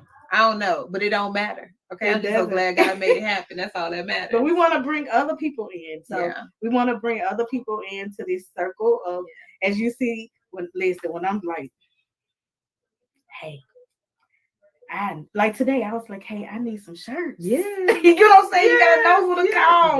You gotta know who. You gotta have people in your corner that's gonna help you as well to be able to get what you need, like products, services, different things, answer business questions. She is a wealth of knowledge. So she just gave you a lot of business game, entrepreneurship game, branding game, sisterhood. Yeah, my sister keeper. That's right. As she said before, if you purchase a shirt, it's gonna go towards. Tell them it one more time. Yeah, it's gonna go towards our My Sister's Keepers grant, and we will gift all of the profits to different small women-owned businesses that have been in existence for 1 to 2 years. Yes. So much information was dropped on this live. Yes, and God will set you up every time. Every time He will, but you got to do the work. Listen, you got to do the work. Do the work. It's people that pray about it all day and don't put no work in. But I think that my cup is empty. We can go deep on that, and I can pray that it's some more tea coming here. But guess what? I gotta go put the tea in the cup. You gotta do the work. I gotta brew it. I gotta put the sweetener in it. But I gotta stir it up. Prayer and faith ain't the same. That part. Because sometimes y'all think y'all praying and y'all just begging. Oh, y'all don't want that, huh? Because faith is work. To have unwavering faith is work. And some of y'all ain't really got that type of faith. Some of y'all just out here begging. Y'all panhandling with y'all prayers. Okay. So put the work in, pray about it, Have real faith, and then do the work. Do the work, because it's gonna take some long nights. It's gonna take stand up at 5 o'clock in the morning, getting up maybe at 3 o'clock in the morning. 24 hours. Sometimes we work on our brand. Sometimes we know we're supposed to be asleep, but guess what? We're trying to finish because we got deadlines.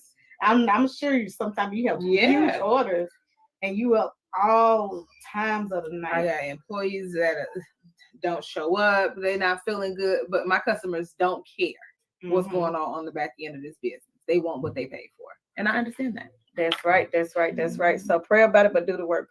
Put the work in. Say it, sis. I know, right? Let's go. So this has been another amazing episode of the She Trucking Podcast with Miss Sherdun. Listen, Dr. Sherdun, I gotta get used to that, child. I know. I gotta get used to hearing it. Listen, I'm But so I received proud, first of all, of you. Thank you. You listen. I told her, I'm pulling up on you. Yes. I said, I'm coming to get my hug. I'm pulling up. I got so excited. I jumped out the car too fast without walked in. I'm like, hey. But I was so excited because she didn't even tell me. I know. She didn't even tell me. I know. So everybody got on me about that. It was so surreal when you get those kind of honors and opportunities. You know, you're still in awe. I want to close out by saying how powerful is doing like writing down your goals and doing a what do we do every year? Some people call them vision boards. Vision boards, yeah. It's extremely important. What you put into the universe is the start of what you get back. Yes, you have to do the work.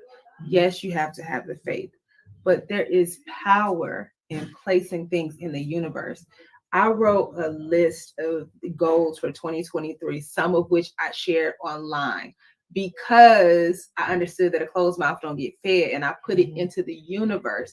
So many of my goals were knocked off in days. Instantly. Yes, I was watching her goals get knocked off. Universe. Yes, and you still got 6 more months. Yes, and I said, I can't believe I still got 6 more. And look how much I'm just blown away and so proud and so inspired. First of all, because I'm just like, I literally seen the list that she posted on social media, and I see her literally walking in God's purpose for her life. And I hope you're encouraged today, because you can do the same. Get your vision board out, write it down. If you want to post it, post it. If you don't, you can keep it private. But when she posted it, it's coming to life. It is. I understand why people think that they should, move in silence, but it's not about moving in silence. It's about moving with discernment, because God don't want you to be silent. He has his children lined up and ready to help you, because you can't do this by yourself. But if you don't let his children know that you need support in order to conquer these goals, it can't happen. So I do understand that, you want to move in silence to some degree, but you also have to make sure that people know what it is that you need. We can't complain about people not supporting us and we never ask for help. And I know that's easier said than done, because I'm horrible about asking for help. But I'm doing better and just putting it out into the universe and letting the Lord position people in my life. And I think that's the piece when you get to that point where you're like, Lord, I'm gonna focus on what I need. That part right there is what's gonna push you to that next level. Yes. Amen. Because sometimes we just focusing on what we're doing, but what are those missing pieces? Sometimes it may be your system, sometimes it may be your funnel, sometimes it may be the way you network. You might not be networking effectively. You might not, like she said, be outside going to different conferences, different events, actually aligning yourself up with your target audience. And so I just want to encourage you on today. You also may not be a servant. That's true. I realize if you never leader, gotta be a servant leader. You can't always be asking for something from others and never willing to give anything in return. I was just saying that you gotta pay to play. Yeah. People think that you're supposed to come and you just give it to them. If somebody giving it to you, trust me, they ain't giving you all you need. First of all, they're not going to give you everything you need. Even when I'm doing my consultations, if I don't even like, if it's free and I'm just giving you some information, I ain't giving you everything. Okay, I'm gonna give you a little bit. You know why? I'm gonna give you a lot. I will say it's more than what your imagination can take at the time, but you're not gonna get that if you purchase whatever. You get what I'm saying? And so people always ask me, well, how you get all these different things? Well, we had to invest and put our money where our goals was. I just literally attended an event. I attended this huge event because someone invested into their brand to be there. This is not luck. You get what I'm saying? Sometimes if you want to be there, when we go to the Mid American Truck Show, we have to purchase space to be there. You know, so you gotta pay to play. And in this next season, we're gonna play hard. All right. We're gonna play hard. We're gonna play big. Okay, drop the mic. Boom. So as she said, you can go to sheprincesit.com, be able to get your brand started. Get your Miss Mona, you have a brand, Trucking Angels with Christ. You do events. She Prince It is a vendor who you can get all of your products from. Right here. She has everything that you possibly want. Okay. My job is to show you how to get the funding to be able to get those products. Okay. Because it is people who will believe in your message and your brand if it's aligned properly. So you can be able to get funding to get your products. Okay. So all right. What? Amen. She said amen. No, what did it say? Oh, yes. Thanks again. I see more people on here than usual. But we'll be back around this time again. Okay. I'm going to let her go home. She's been at work all day. I'm just holding her hostage here. I'm trying to keep her as long as I can. Oh my God, this was good. This was so good. Thank you. I'm so excited that we really got to connect with your audience, and thank you all for your level of engagement, because that is huge. We want to make sure we're maximizing these opportunities. Absolutely. And so let's I want y'all to share, like, and subscribe. Watch the replay. If you're watching the replay, you have a question, you want to drop some, comment, definitely comment on this video. We're here for you. We're here for you. Okay. If I wish I could show you what's in front of us, it's all everybody else's product. So I just showed you all of her products, but everything in front. I feel like I want to. Let's do a tour. Let's do it. I got to. Can you tell them about? Yeah, for sure. I can move this all around. We can make it. Let's see. Right here. Oh, okay. Multitasking. Yes. So let's talk about it. So this is just a retractable banner. So this is what we use for all of our marketing. We have several of them that we take with us to shows and keep it in the office and all that fun stuff. But every brand should have, again, marketing materials, signs of this nature. It lets people know what we do, all the ways to reach us, a QR code at the bottom so that if we're at a show, they can immediately scan that and follow us on Instagram. But it lets them know who we are. It also keeps them engaged and something to do if we're busy while they have us at the show. And this is just some of the different promotional items that we have, brands that you may be familiar with. So like some Geico stuff, BET Her, Morehouse School of Medicine, just all kind of different things that we offer so that you can see in real time. If you're like, oh, I wonder what kind of mugs that you guys have, it's our showroom. So you can come in, you can touch, see, feel, decide what works for you, what intrigues you. You may come in here and see something you never thought about before, right? And so now you get to come in, you get to touch it, and you get to say, oh, this is nice. Okay, I do want to do some of these. I wasn't sure how big these lanyards were, but now I get to see what they look like. And so I can come in and experience what size lanyard do I want, So we really just make a space for you to truly see everything that we have, but so that you can also touch, like I said, particularly when it comes to apparel, because A lot of times people are like, oh, I don't know what's a good t-shirt. I don't know what's a good sweater. I don't know what I like and what I don't like. We may tell you that something is polyester and you like, I don't want polyester until you feel it and you like, oh, that is exactly what I want, right? Like I sweat a lot. I don't want materials that can't absorb the moisture. So that's what this allows you to really touch, see, feel some of the options of products that we have, but also so that you can see the different print methods that we offer. What does screen print feels like? You know, what is sublimation look like, right? What is embroidery? So you really get to have an in-house experience and know for sure when I leave here, I'm confident in what I'm purchasing. I'm not like sitting online only and thinking, oh, I don't know what this is going to turn out like. You get to touch, see, feel, and know in advance the quality that you're about to receive. Absolutely.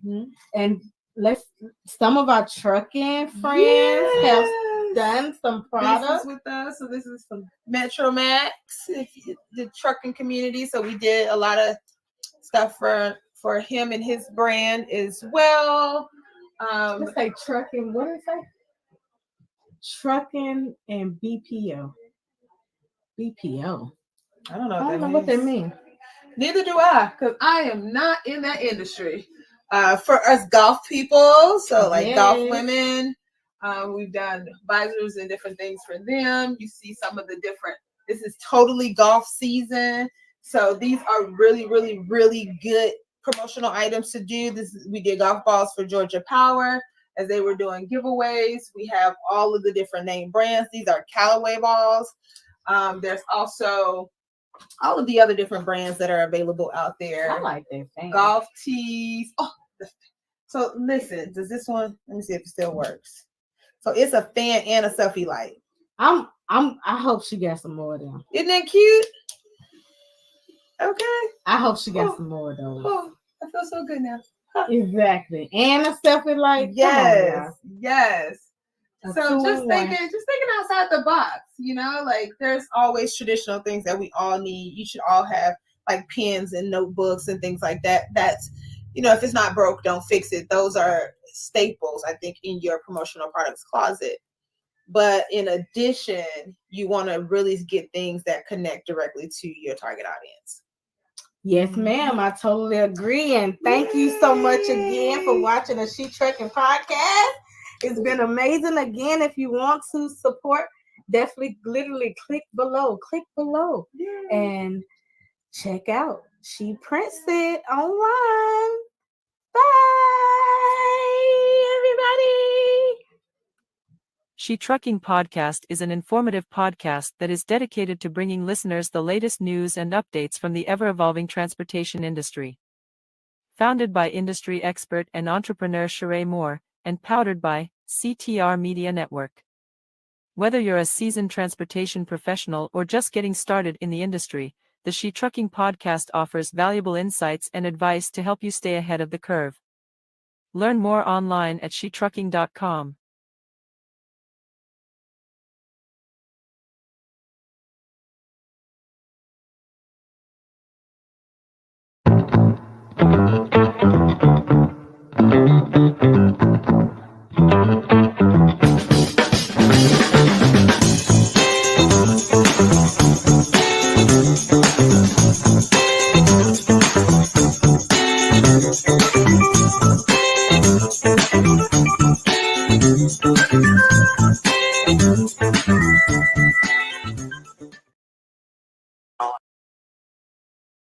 I don't like this. There are cars everywhere. Bobby, you're about to get on the interstate. Oh so my slow God. the truck down. Oh God. Slow the truck down. For real, slow the truck down. Stay over here on the left, okay? Take your high side. Go up here, okay? I cannot believe I'm getting on the interstate. Accelerate. Stay on this side, accelerate. Go faster. Faster, Bobby, faster. Crap. Look at all this traffic. There are cars everywhere. And then we're going to take it to the highest gear that you've ever been in. We're going to take it to the 10th gear. Now? There we go. 10th gear, baby!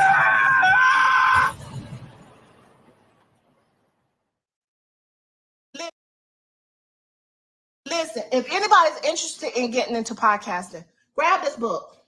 Go on Amazon, grab this book. It goes with me almost everywhere. This book has like a workbook. It has places you can fill it in. It tells you how to monetize your podcast. It tells you how to set it up. It tells you about sponsorships. It even, listen, go on Amazon and get this book. And this is the Bible for podcasters. Listen, it was ranked #1 in podcasting books. Look right here. Best new podcasting book by Book Authority. Right there. Boom. And a little secret. Y'all, when you grab this book, I think it's page 43. There is a code on there. Listen, you can get access to her class, her course. Get her course. It's worth hundreds of dollars. But this book it's less than $50. Grab this book on Amazon. I'm telling you, I carry it everywhere. She is the best. Grab this book on Amazon. All right, so at this time, we are welcoming author, podcast, businesswoman, coach, podcast influencer, Coach Tina Ramsey. What up, family? CTR Media Network. Yeah.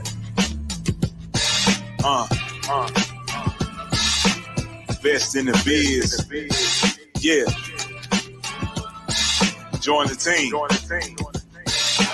CTR is who we are, the media network, that's the best by far. Whether you're listening at your home, at your job, in your car, come get the information that's needed above par, never lasting.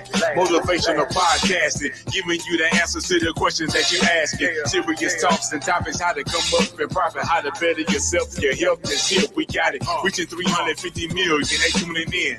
We in 50 different countries, we all can. And like minded, find your purpose and your assignment. Come get your fix, your feel, your mental alignment. Get active and speak to the masses. Build your influence all levels and all classes. Now you know you can monetize and grow. CTR Media Network, start the show. CTR Media Network.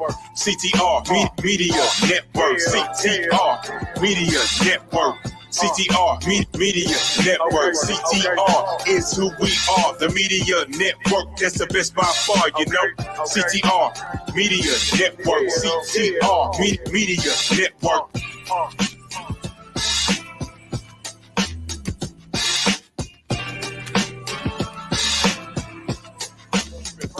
Better yourself, your health and shit. We got it. Reaching 350 million, they tuning in.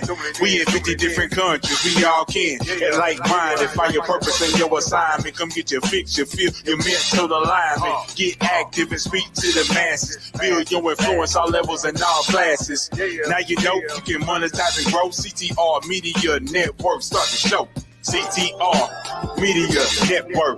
CTR Media Network. CTR Media Network. CTR Media Network. CTR is who we are. The media network that's the best by far, you know. CTR Media Network. CTR Media Network.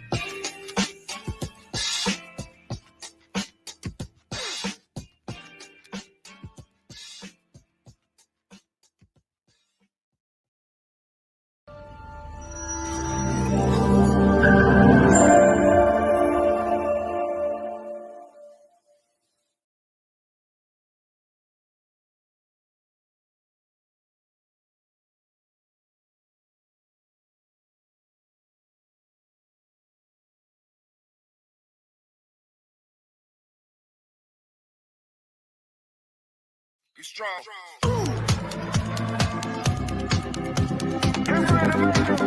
DJ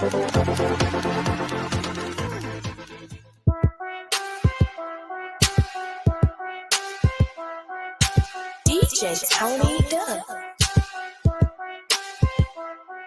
She gon' take care of her bitch, she truckin', she truckin'. She a woman with a rig, she truckin', she truckin'. She gon' take care of her kids, she truckin', yeah. She a boss, she do it big, she truckin', she truckin', she truckin', she truckin', she truckin'. She a boss, she do it big, she truckin', she truckin'. She a woman with a rig, she truckin', she truckin', she truckin', she truckin', she truckin'. Ah.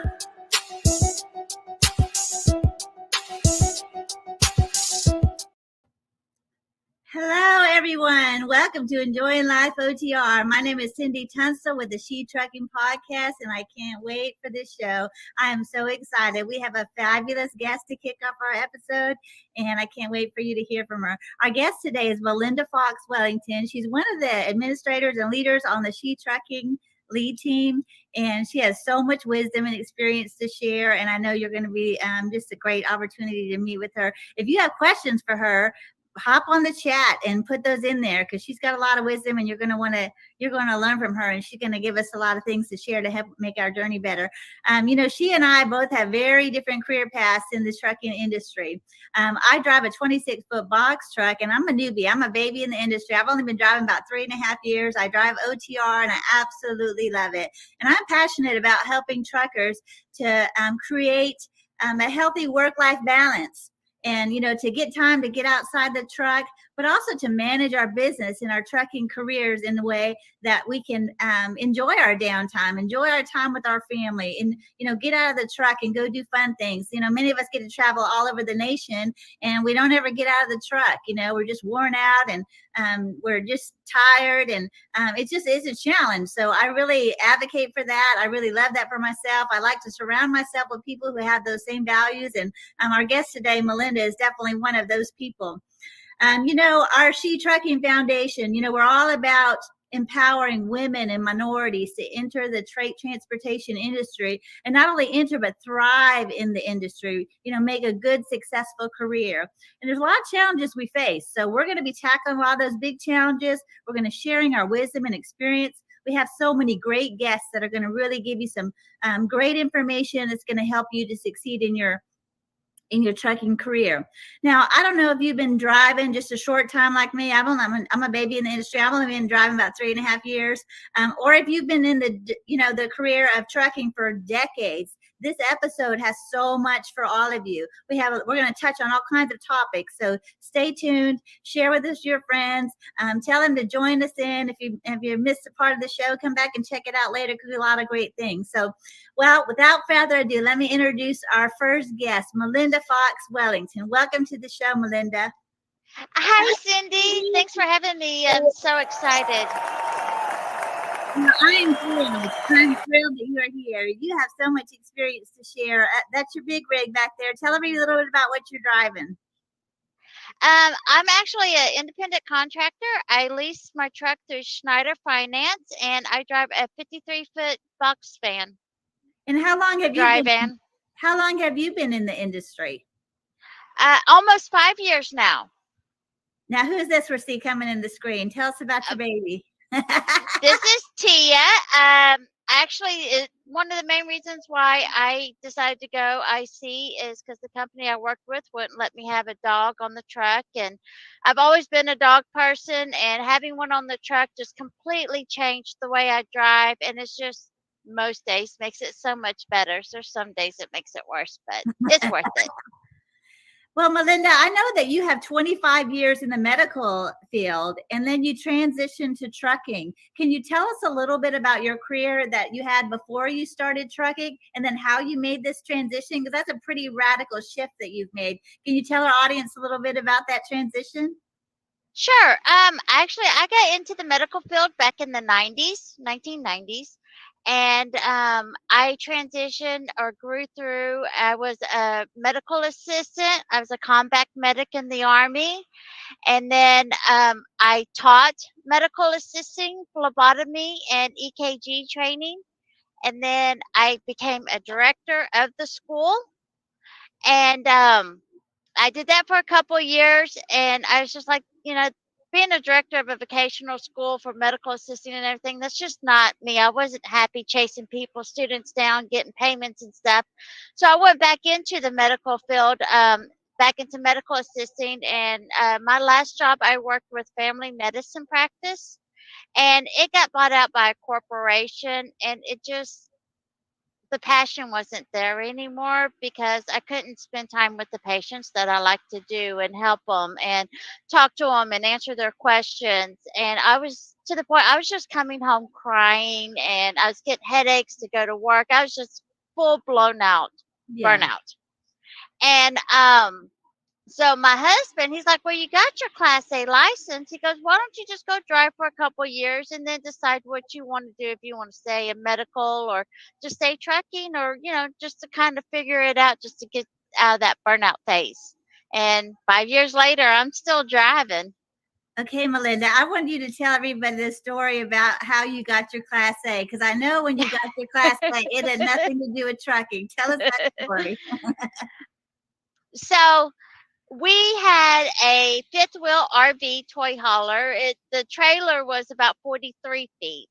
And I kept asking my husband to teach me how to drive it, teach me how to drive it. And he's like, no, no, no. Well, we were coming back from a camping trip one time, and my husband had a kidney stone, and the poor guy was in a lot of pain. And, the loving, compassionate wife that we all can be, I was just like, this is why you need to teach me. I need to know how to drive this thing. And poor guy was in so much pain. He finally's like, I'm never going to teach you how to drive. And he's like, we're either going to get a divorce or kill each other. And I just like you too much for that. So about a week after that conversation, I happened to drive by a truck driving school, and I just whipped in and asked them, hey, do you have part-time classes? Because I still work. And I just want to learn how to drive my RV. I had my Class A license for over a year before I even thought about driving. Wow, I love that. And then it's just so random that you ended up in the trucking industry. Yeah. I love it so much, and you love it. You're still doing it and thriving out here in the industry. So I'm gonna share a little bit about your career path, because you and I took very different career paths. So I'm gonna tell a little bit about my journey, how I got into trucking. Just because the She Trucking community, they need to know my story as well. I drive a 26-foot box truck over the road, and I love it. I love to travel. I'm a travel junkie. My family was military, so I have military background. So I just feel like I have a little bit of that nomad in me, that gypsy, and I like to go, and I love to explore new places. But I would have never picked trucking. My story is kind of similar to yours. It kind of happened in a random way. I was doing a sales job, which I liked, but I wasn't making very much money. And, there wasn't really a growth path there for me. And I was ready to make some changes. This was back in 2019. And I was like, I got to do something else. And you know how you do, you start dreaming about what you'd like to do in your next position. And, you pick out, I like this part of this and this part of that. Well, I was just still kind of toying around with all those things and putting my resume together. And I told God one day, I said, I'd really like to be my own boss. My next position, I would really like to be my own boss. And I didn't even know be my own boss of what.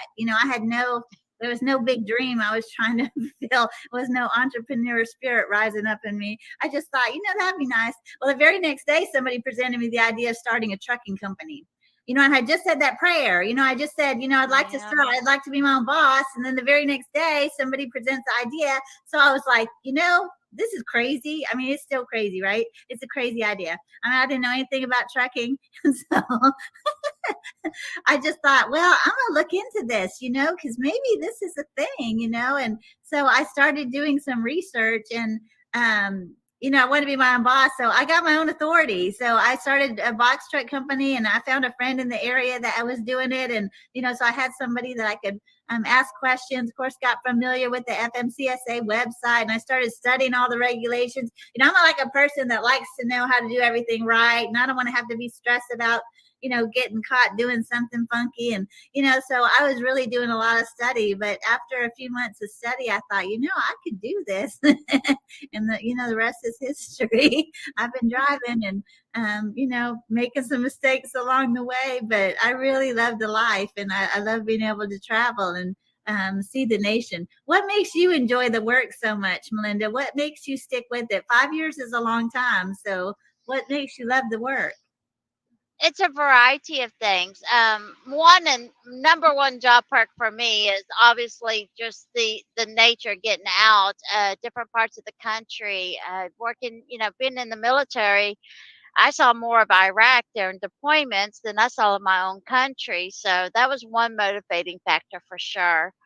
But I like going to the shippers, not knowing exactly, what challenge am I going to have to overcome to get this thing where it needs to be. And the trip planning, I love the trip planning and the researching. And I mean, just so many different facets of trucking as a driver just absolutely just fits with my personality.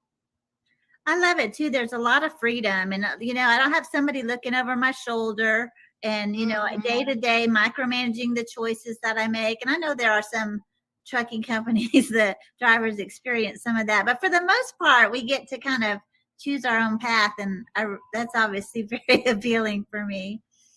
Yeah, pretty much as long as you make your appointments on time and you don't like burn a whole bunch of extra fuel, because you never did company, right? You just went straight into owner. Yeah, I did the company path first, and as long as I stayed within 10% of the route. So if the route was supposed to be 500 miles, I had 550 miles without getting into trouble. Okay. And and as long as I made my appointments on time, they didn't care how I ran my clock. As long as I stayed safe, legal, and made my appointments, they left me alone. So that's what made it really nice.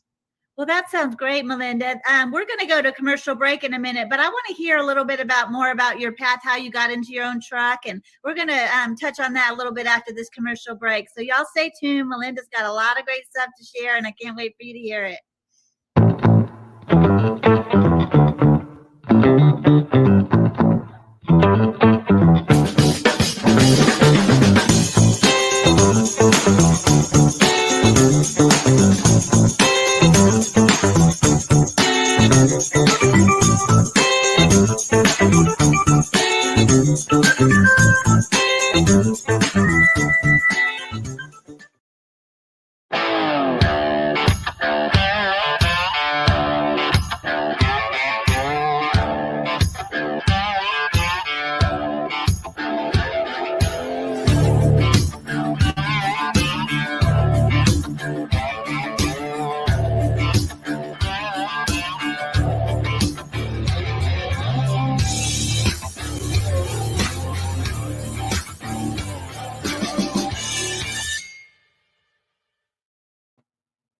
Well, welcome back. I'm so excited to finish this conversation with Melinda. My guest is Melinda Fox Wellington. My name is Cindy Tunstall, and I'm your host. Melinda and I are both one of the lead team members of the She Trucking Facebook community. We have 30,000 women in that group, and there's a lot of activity that goes on there every day. And she and I are part of a team that help to keep that information relevant to our community and safe. And it's a great place for people to share their journey and ask questions and get a serious answer, because sometimes on some communities people will ask questions and the answers that they get are not factual or helpful in any way. So I love the Facebook community that we have. And if you're listening to the podcast and you aren't familiar with that, please encourage you to join, because we're doing some great things there. And check out the She Trucking website as well, shetrucking.com. Hey Sheila, I see you in the chats, and we're glad you're here. If y'all have any questions for us, be sure to shoot those in the comments, and we'll try to address those as we go along.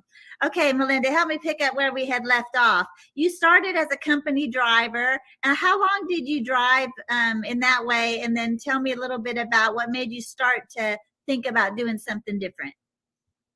So I started driving as a company driver, inexperienced driver, and I was lucky enough to get on what is called a regional dedicated run. Okay. And so I just stayed within 4 states and delivered from a distribution center to the store.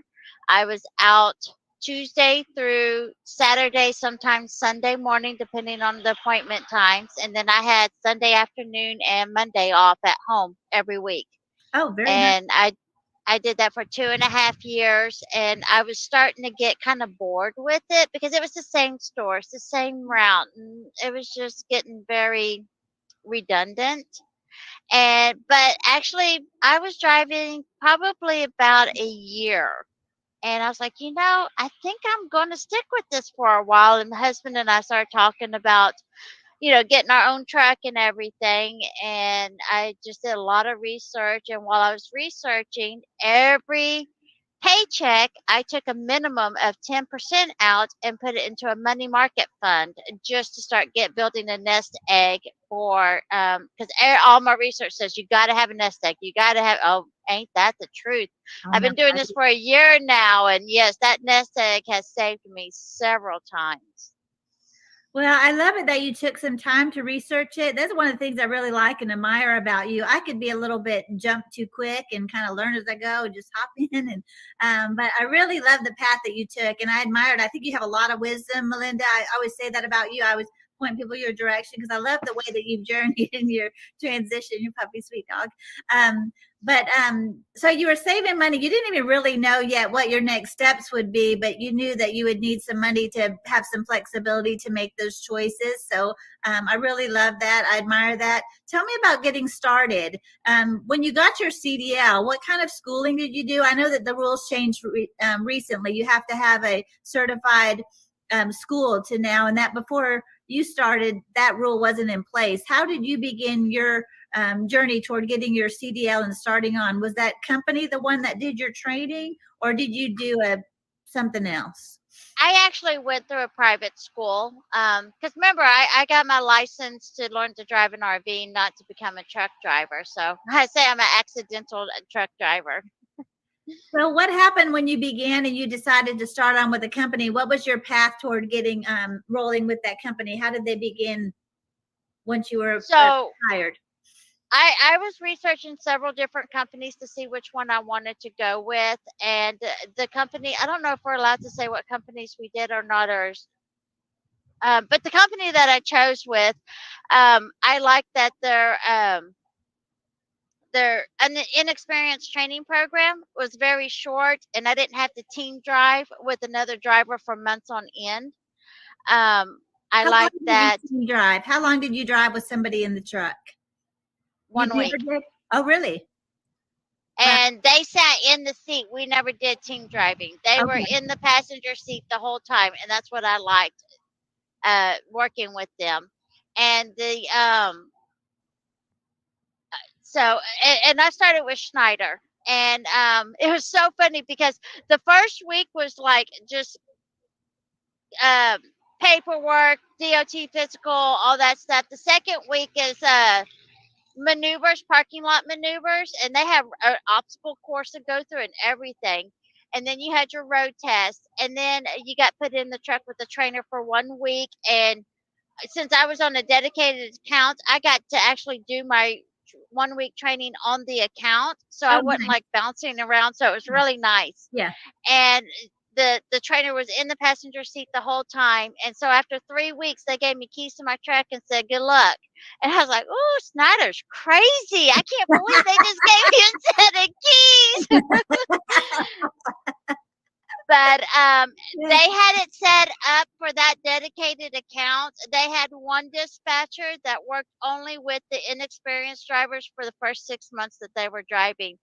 And I really liked that because they were really patient. They answered my questions. I had a couple of tricky situations. I'm like, hey, I really need more training. I don't feel comfortable with this. They're like, okay, we'll set you up with more training.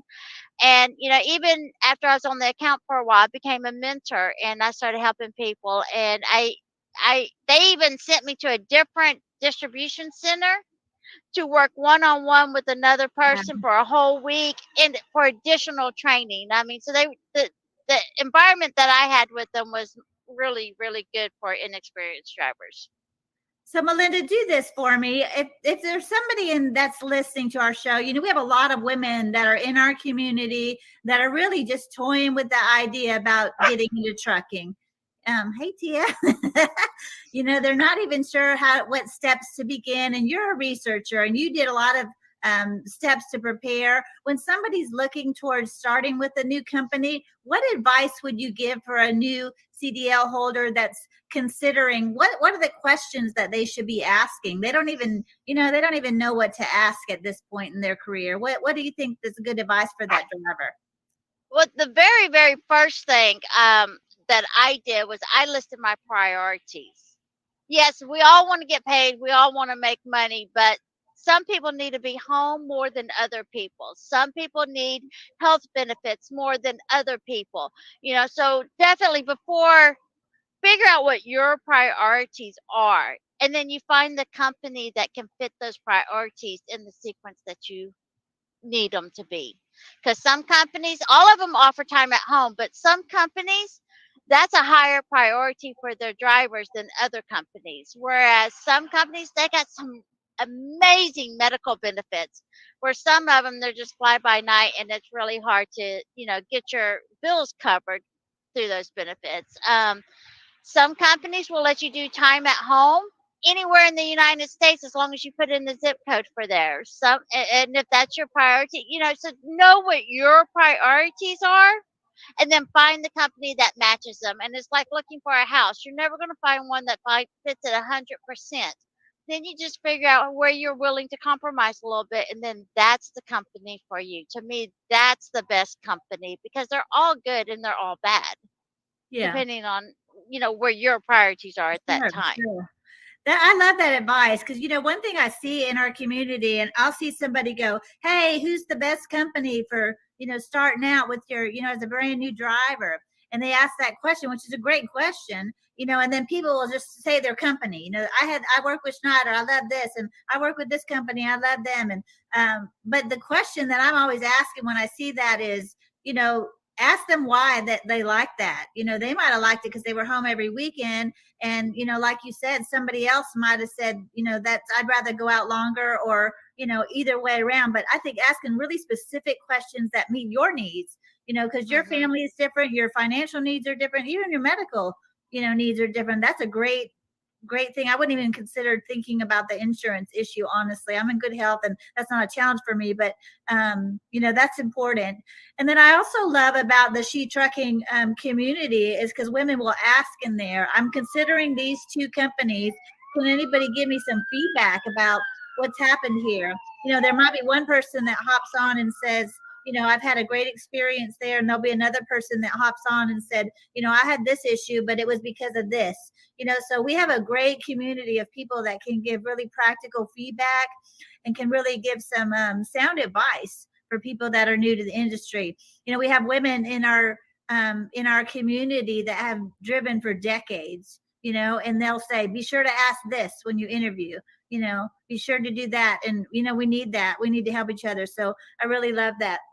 Okay. And another thing also is make sure you get it in writing, because if it's not in writing, they didn't say it. If it's not in writing, it didn't happen. So whatever you're promised or whatever you're told, get it in writing.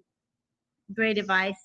Okay, so you were driving for a company for about a year and you started saving. So how long were you company driver before you started transitioning? And then what were you looking for next? Because I think this is helpful for drivers to think that are thinking about making a change. So I drove with Schneider for 2.5 years on the regional dedicated account, and I already had pretty good nest eggs saved up and everything. And I'm like, before I get my truck, I need to make sure that I like over the road, because as a IC owner operator, it's easier to get loads over the road than it is to be on a dedicated account. So I talked about transferring in-house with Schneider, but for that, I would have to get a pay decrease, and I would also lose miles because I was capped out on that dedicated account payway. And so I was like, well, I'm not going to take a deduction in pay just to see if I like over the road. I mean, that's just mind-boggling. So I did some more researching, went around, looked around and everything, and my second choice that I went with was Variant. They're part of US Express, and I worked with them for a total of 9 months over the road while I went through the process of getting my truck. And I really liked them. And if I ever go back company, they will be one of my top competitors to, look at again as going back to, because I really enjoyed working with them. Okay, I always like to hear, companies that are treating women with respect and have good training programs. What do you like about your experience there? What would make you put them back on your list? Well, two of the top priorities for me. Number one was that it was one of the companies that you can, as long as you let them know in advance, you can put a zip code in and do time at home anywhere. And I absolutely love that. Yeah. And then the second thing is they 100% pay for your tuition to go to college to get a degree. And they will pay all your dependents too. You can only do 2 degrees at a time. But like me and my daughter, or, if I had 10 kids, only 2 can go through at a time the whole time I work with them. So, but a full college tuition for free. I mean, you're talking bachelor's degree. Wow. So those are the 2 main reasons why. I mean, and they're full 48. So I got to go up to Pacific. Oh God, Pacific Northwest is absolutely stunning. It is. And beautiful. and I got to go through Utah. I mean, I got to do West Coast, which with Schneider I never get to do. So Yeah. I really like the variety that they offer in their transportation. Yeah, that's crazy. I've never heard of anybody in trucking paying for college tuition. So that's amazing. So I think that if one takeaway is like really do a deep dive into the benefits that the companies are offering, because there's a big variety of benefits, and that's amazing.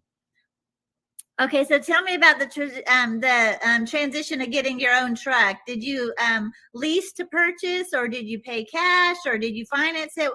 What's the path? Do you mind if I ask you that? Is that too personal? Yeah, no, not at all, not at all. So I did lease to purchase, and the reason why, I'm the kind of girl, just kind of get your feet wet, see how it feels. That way I can jump out if I wanted to, or I can go a little bit deeper if I wanted to. So I did lease to purchase. I went through Schneider Finance, and a couple of the reasons why I chose them over other places is that, one, most importantly, I can take this truck anywhere I want to. That's on their approved list. Now, the reason why they have an approved list is not to contain you in a box, but it's to protect you, because this is their asset. They want you to pay it off. And they don't want you to go to some fly-by-night place and then, hit bankruptcy and have to turn the truck in. So that's why they have an approval list. Okay. But I can also do my own authority through the Schneider Finance truck. So I like having those options if I decide to go that next step. That's great information. Great information. Another reason why I chose to go with Schneider Finance is if, Lord forbid, I have a medical issue, or my husband has a medical issue and I have to get out of trucking. It is a binding contract. It's not a walk-away lease, but you can, based on your contract terms, can pay X amount of dollar, and you can cancel that contract, and it doesn't affect your credit score. Very nice. So I still have the option to, back out if I have to, but I like having that X amount of money. So if I have a bad trucking day, I'm not just going to walk away, because I still have some skin in the game. I have to pay to get out, and I like having that. Well, I really love that. People ask me often about getting into the trucking, and when I started, I had similar thoughts. I was considering, brand new to trucking. I was like, I had options to buy an older truck, that I could pay cash for, risk of breaking down and mechanical issues and things like that. That risk to me was very heavy on my mind. I didn't know. I knew I was going to go over the road, and I wasn't sure if I would, even love this. So I like the appeal of, having a truck that I could, just get out of it quickly if I decide to leave the industry. But then I had to consider myself. I was like, but I like the reliability of being in a brand new truck that was still under warranty. That was appealing for me. So Yes. I always tell people, look at the, pros and cons of both of those issues. Same for you with the lease. And, look at the, what's going to be important to you, what might come down the road, and will you be prepared for that? And what's it going to be like if something changes? Because I think, this is big money when we're talking about truck purchases. and if you can't get out of that contract, I mean, that's a bummer. Yes, And, yes, like you said, we absolutely. have to consider that there may be a family issue or something, or even a health issue for us drivers personally, and then what's going to happen with your financial obligation? We don't want to be ruined financially. So I always say, look at all of those things, because I really love, that's why I wanted to have you on the show, Melinda, because I really love the way that you process those decisions. I think you're really smart about the way you've done your career. You and I both took very different paths, but both were very mindful about the risk assessment and deciding what's important to us and what risks we're really taking on here in the industry. Somebody's asking a question. Can you put a driver in the truck? Yes, you can. There are owner operators that have 3 or 4 trucks through Schneider Finance, and they have other drivers driving the trucks for them. So yes, it is possible. Great question. I love that. And another one in there, would you recommend a lease or a buy? Now that you've done the lease purchase, any regrets on that? You wishing you made a straight up purchase, or what would you say the pros and cons of those two options for you? Um,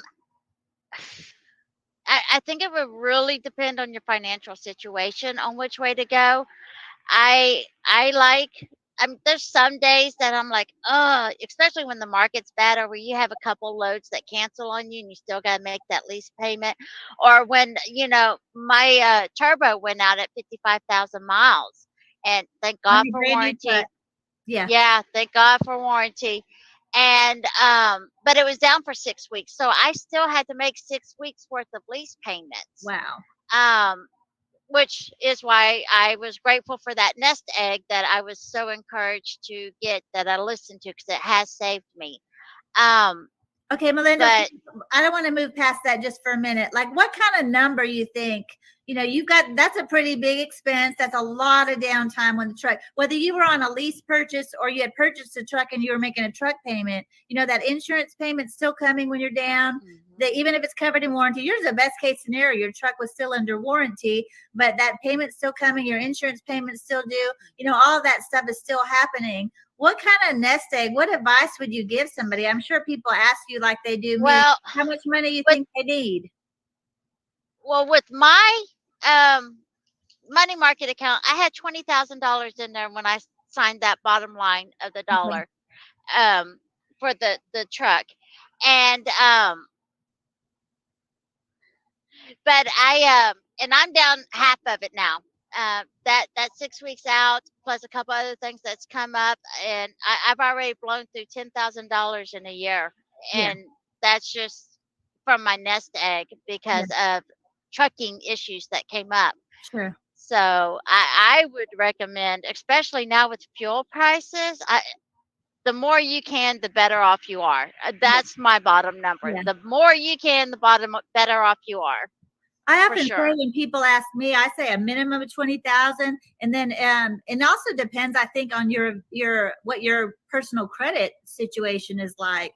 If you come into a situation where you need to borrow some money and you got some truck, your other finances, it all makes a big difference. Do you have available credit? This month on my truck, I'm having a problem with my hub seal. I've had it replaced 4 times. I'm still not sure it's fixed. I've spent over $3,000 on maintenance on the truck. I've had 4 different times the truck's been in the shop. I don't know, Lord bless me. I somehow made some money this month with so much time in the repairs. But I mean, that happens, and it's like those little things, it's all just random. And, I'm trying to get it worked out, and but stuff happens, and that's a little minimal thing even, it's not even a super expensive thing. So I love the way that you planned and you have a safety net, and I really admire the way that you've thought about all the things that could happen, and will you be prepared? Well, tell me, I want to talk a little bit about your journey as your personal journey in trucking. I know that you've had some health issues. Melinda, would you mind telling us a little bit about your healthcare journey, your personal health? And I know you had a DOT physical, I think, one time that kind of scared you a little bit. Would you mind telling us a little bit about your health journey? Yeah, absolutely. So I was driving for, I don't know, probably about 6-9 months. I mean, I didn't start in the best health to begin with. kind of ironic since I was in the medical field, but that's a different story. And and the stress. Yeah, stress. I mean, stress totally. I was completely burnt out, and so I was not in the best of health when I started out. And but by the time I was driving for about 9 months, you can see a picture right there. I was 220 pounds. I'm only 5 foot, so that's significant weight. And I was diagnosed with pre-diabetes, which is what I say is the diagnosis that saved me. It scared me healthy. I had an aunt that passed away at the age of 48 due to complications of diabetes. So when I heard I had pre-diabetes, I was okay. I got to figure something out. That is very young. That's very scary. Yeah. Yes, it is. So I tried the traditional methods that most medical providers will tell you to do, that I have told thousands of patients to do and trained them on how to do it. And What kind of things? What did you try? well, the traditional, exercise more, reduce, highly processed foods, watch how many carbs you eat, and just the traditional modern medicine. Yeah. Exactly. Well, none of it worked. Don't eat out, cook at home. Well, hello, I'm in a truck. I can't do that. So, just the modern medicine advice I was having difficulty with in the truck. And I started looking around for like a health coach or somebody who understood the trucking lifestyle that could help me find strategies to help me. And I couldn't find any. And I talked to my husband and I signed up for health coaching and life coaching program. Yeah. And so while during 2020, I believe it is, I drove 130,000 miles. I did health and life coaching school program, and I adapted all those tools that they trained us on, and I adapted them one at a time into the life of the truck. And that picture that was popped up earlier, that was that 1 year journey of 120,000, almost 130,000 miles. Wow. And I lost over 60 pounds, and I lost my pre-diabetes diagnosis.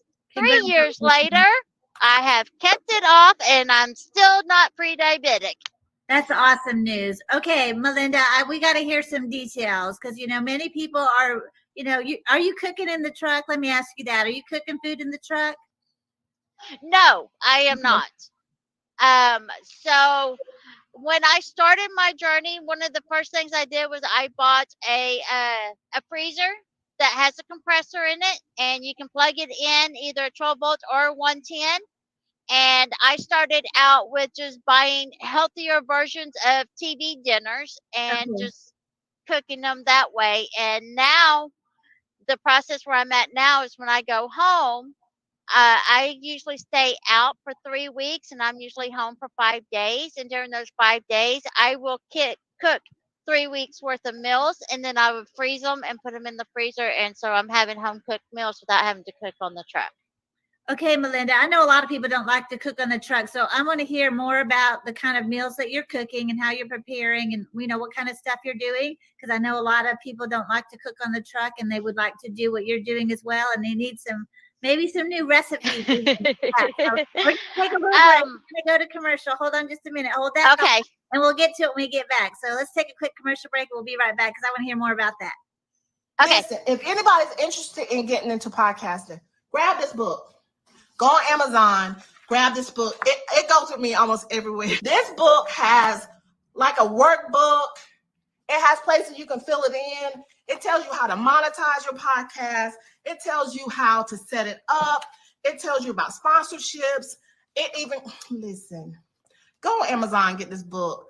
And this is the Bible for podcasters. Listen, it was ranked #1 in podcasting books. Look right here. Best new podcasting book by Book Authority. Right there. Boom. And a little secret. Y'all, when you grab this book, I think it's page 43.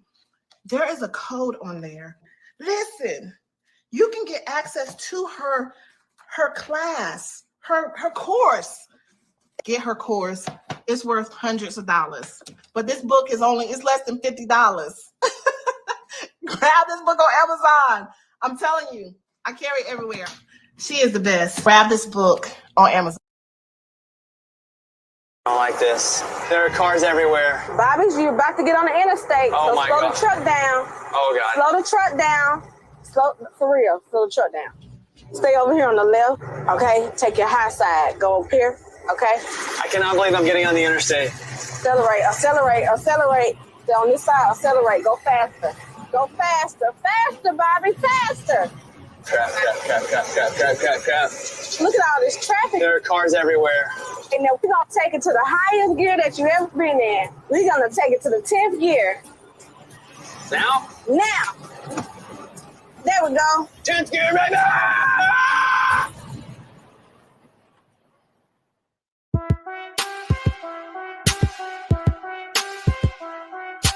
DJ Tony Duff. She gon' take care of her bitch, she truckin'. She a woman with a rig, she truckin'. She gon' take care of her kids, she truckin'. Yeah, she a boss, she do it big, she truckin'. She truckin'. She a boss, she do it big, she truckin'. She a woman with a rig, she truckin'. She truckin'. Ah.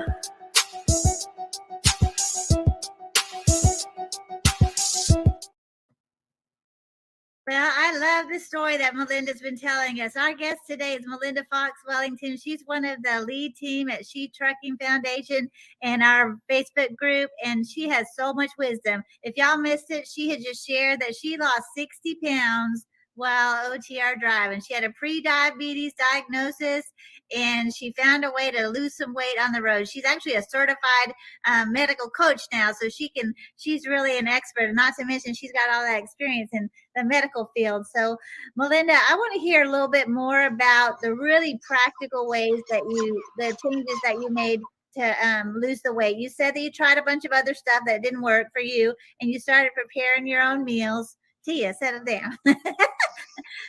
And you started preparing that's what you do now. You prepare your own meals at home. What types of foods are you cooking?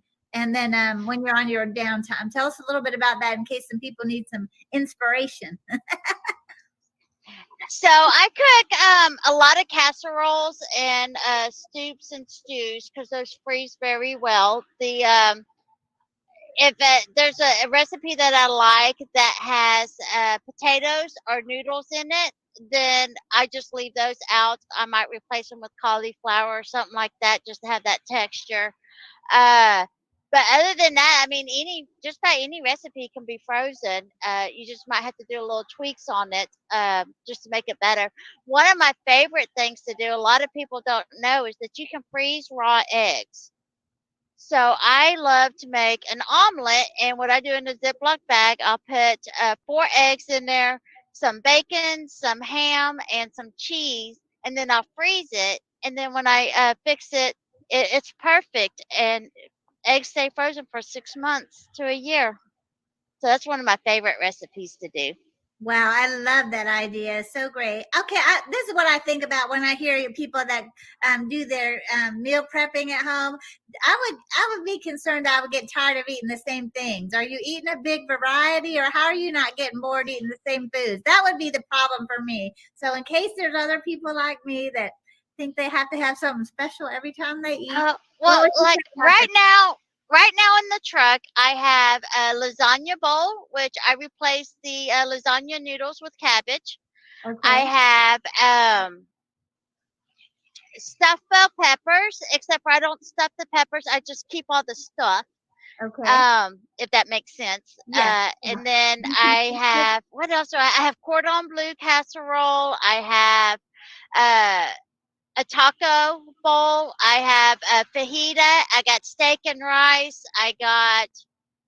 There's 2 more meals that I can't think off the top of my head that I have in there. And I mean, so, every week I have a different meal. I actually have, I have like 12 different meals in the truck right now that I just rotate out, whatever. Oh, I have a pizza bowl. A couple of other things I have in there too. Yeah.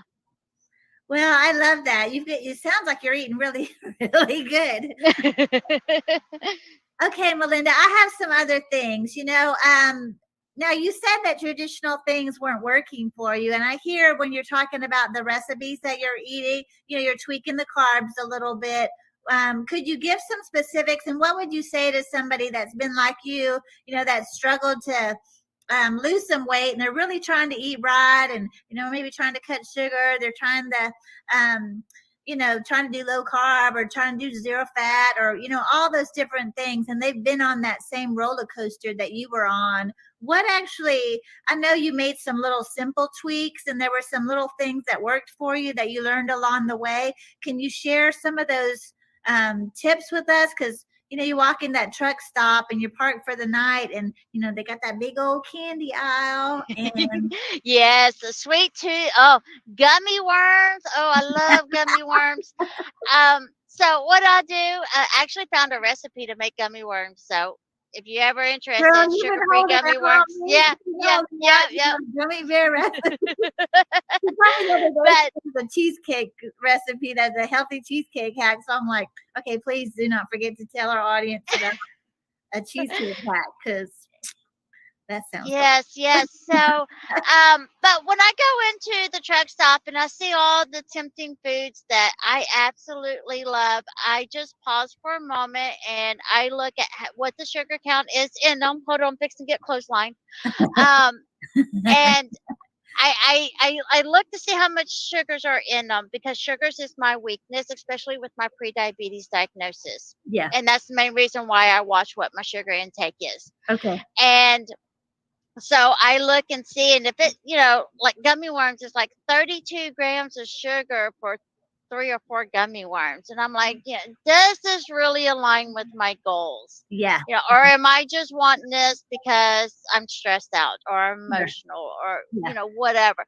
And just that little pause and pondering, it realigns everything. And I'm like, no, I don't need it.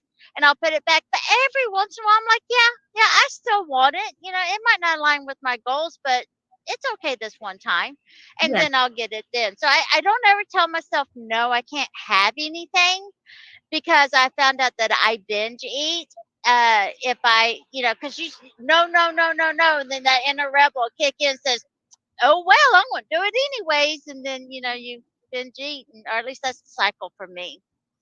Well, when I remember when you first shared that with me, and that one little tip was so helpful for me, because I thought, I try to do these rigid things, and then I beat myself up because I'm not disciplined and I can't stick with something, and I get to, it's just a bad roller coaster, and just emotionally it just feels like crap, like I'm failing. And I like it that you give yourself permission once in a while to make a choice, and really, really very helpful. So thank you for that. You have any other tips that you would share? I mean, I know you do some coaching for people that have had similar struggles. So what types of things would you share with somebody that's coming to you as a coach, a health and wellness coach, and on their journey? Where do you begin on the path? Well, one of the main things that I really like to emphasize on, especially when you're learning about nutrition and what to eat and how to eat, is, you hear all these gurus that says, eat this plan, eat that plan, but, not everything works for everybody, whether it's religious reasons, whether it's personal preference. So what I like to do is I like to educate. And one of the biggest things that was really wonderful for me is to actually learn proteins is what helps sustain your body. Proteins is what builds your muscles and builds all your good stuff. And proteins is what keeps you satiated. Hardly any of us get enough protein, so up your protein for sure. Okay. The war between fats and carbs, okay? Both of those are nothing but energy sources. Okay. Think of a truck and a car. Your truck is diesel. It's a slow burning fuel that can go longer distance, and it can do heavier loads, so it can take you further. That's what your fats are. Okay. But you want to use the healthy fats. You don't want to use the highly processed trans fats or any of those other vegetable oils and stuff like that. That's like getting bad diesel, and it's going to clog up your engine, and then it's not going to work anymore. But your healthy fats is good diesel fuel, and it's going to take you for that slow, steady, long haul. Now, your gas engines in our cars, we get in it, we hit that gas, and boom, we're gone, and we get what we need to do, and we're done. That's what your carbs are. Your healthy carbs are your gas. They're for those quick bursts of energy fuel sources. And so once you learn that, then you can figure out what is the right diet for you and for what your needs are. And your diet's going to change as you change, as your needs change. So that's why it's so important to understand those three main sorry. I'm gonna look She's over got the a hold here. I yeah, know. she's got a hold of me. But yeah, once you understand that, then you can figure out what the diet you need for you for what your goals are. And that's the main thing, is knowing what your goals are and where you want, because it's just like a load. You can't plan a load if you don't know where your destination is. You can't plan your rhythm, your needs until you know what your actual goal is. And it needs to be a specific goal, not I need to lose 10 pounds, but why do you want to lose 10 pounds? What would 10 pounds give you? So once you understand that why, and that's what we go really deep on that first session is, what is your why? So for an example, one client, her why, she wanted to lose 10 pounds. Well, why do you want to lose 10 pounds? Because I want to look good in my clothes. But why do you want to look good in your clothes? Because I want my husband to look at me again. Well, why do you want your husband to look at you again? So getting into that deeper why is what really, really works on keeping you on track. Well, Melinda, you have a lot of experience in the medical field. You've got a lot of practical life in the truck and your own health journey. I know that you're going to be one of the hosts of the She Trucking podcast. Can you tell our audience a little bit about your show, the name of your show, and then what kind of things can they expect to hear from your episodes? Yes, so my show is going to be Healthier, Happier Truckers. And we're going to be just giving advice, tips, strategies. I will have question and answer sessions. I will have guests, long-term truckers, on how health has affected them and how preventive care can really do a lot of good. I am planning on having experts onto the panel that can give different strategies, and just what y'all give me what you need, and I will regurgitate it to what you are asking for. I just, we can be healthy, we can be happy. It's just finding what works for you, and it's a choice. It's a choice to find what works for you. So those of you that are tuning into the show, if you're tuning in and watching on YouTube, you can put comments in there, because Melinda and I are having this conversation now, but she and I will both be reading the comments later and responding to you. So if you have a specific need, and if you're in the She Trucking Facebook group, you could write a message in there. I know Melinda's posted some questions in there recently asking about what kind of health issues are you facing, and she's going to be able to address those things, because our goal, and always with She Trucking, we want to equip you to be the best version of you. We want you to be happy in trucking. I care a lot about work-life balance. Melinda's passionate about health and wellness, so we want to be able to meet your needs. So when you get a chance, hop in the comments, let us know what's interesting you, because our desire is to benefit the community. We care a lot about the mission of She Trucking, and we want to help you succeed in your career. You have anything else that you'd like to share before we wrap up, Melinda? I'm really grateful for the things that you've shared with us, and any other thoughts? I'll let you make some closing remarks before we wrap up. Oh, thanks for putting me on the spot. No, it's been a pleasure being here. I have absolutely loved She Trucking. I've been a member of them for a short time, and they are truly trying to do some wonderful work with the community. And I just I'm glad that I'm a part of it, and I just love to see where it's going to go. I truly am. It's about to blow up. I know it will, and I'm excited.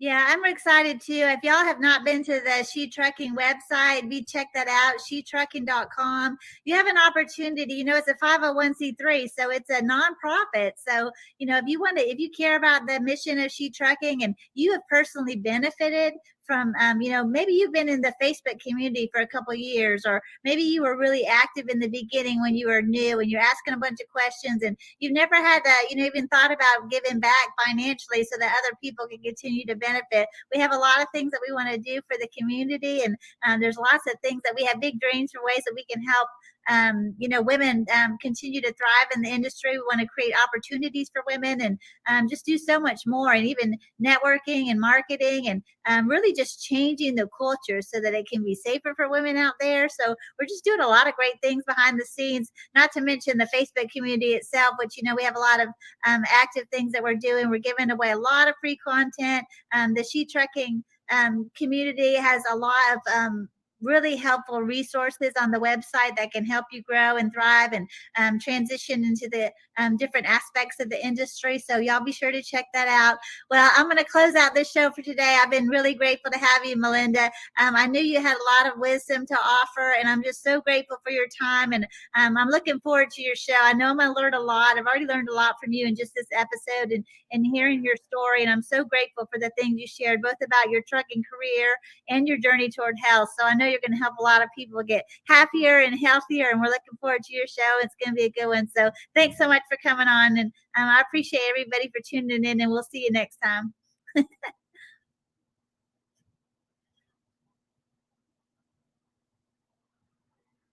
don't like this. There are cars everywhere. Bobby's, you about to get on it? Electricity is cheaper than diesel fuel, and charging overnight means you never have to stop at the diesel stations again. Maintenance costs are lower because EVs don't require oil changes or replacements of high-cost combustion engine parts. You'll also be eligible for tax incentives and grants funded by programs like HVIP.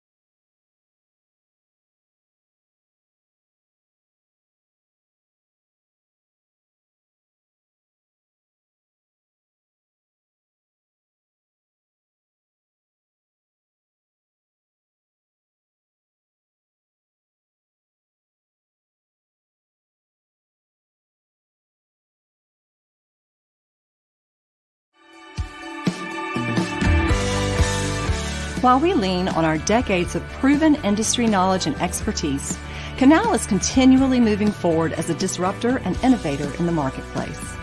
We have developed Canal Test Drive with that same forward-thinking mindset. Our telematics-based pay-as-you-roll insurance product is pioneering the future of trucking insurance, one fleet at a time. We know that starting a new DJ Tony Duff. She gon' take care of her bitch, she truckin', she truckin'. She a woman with a rig, she truckin'.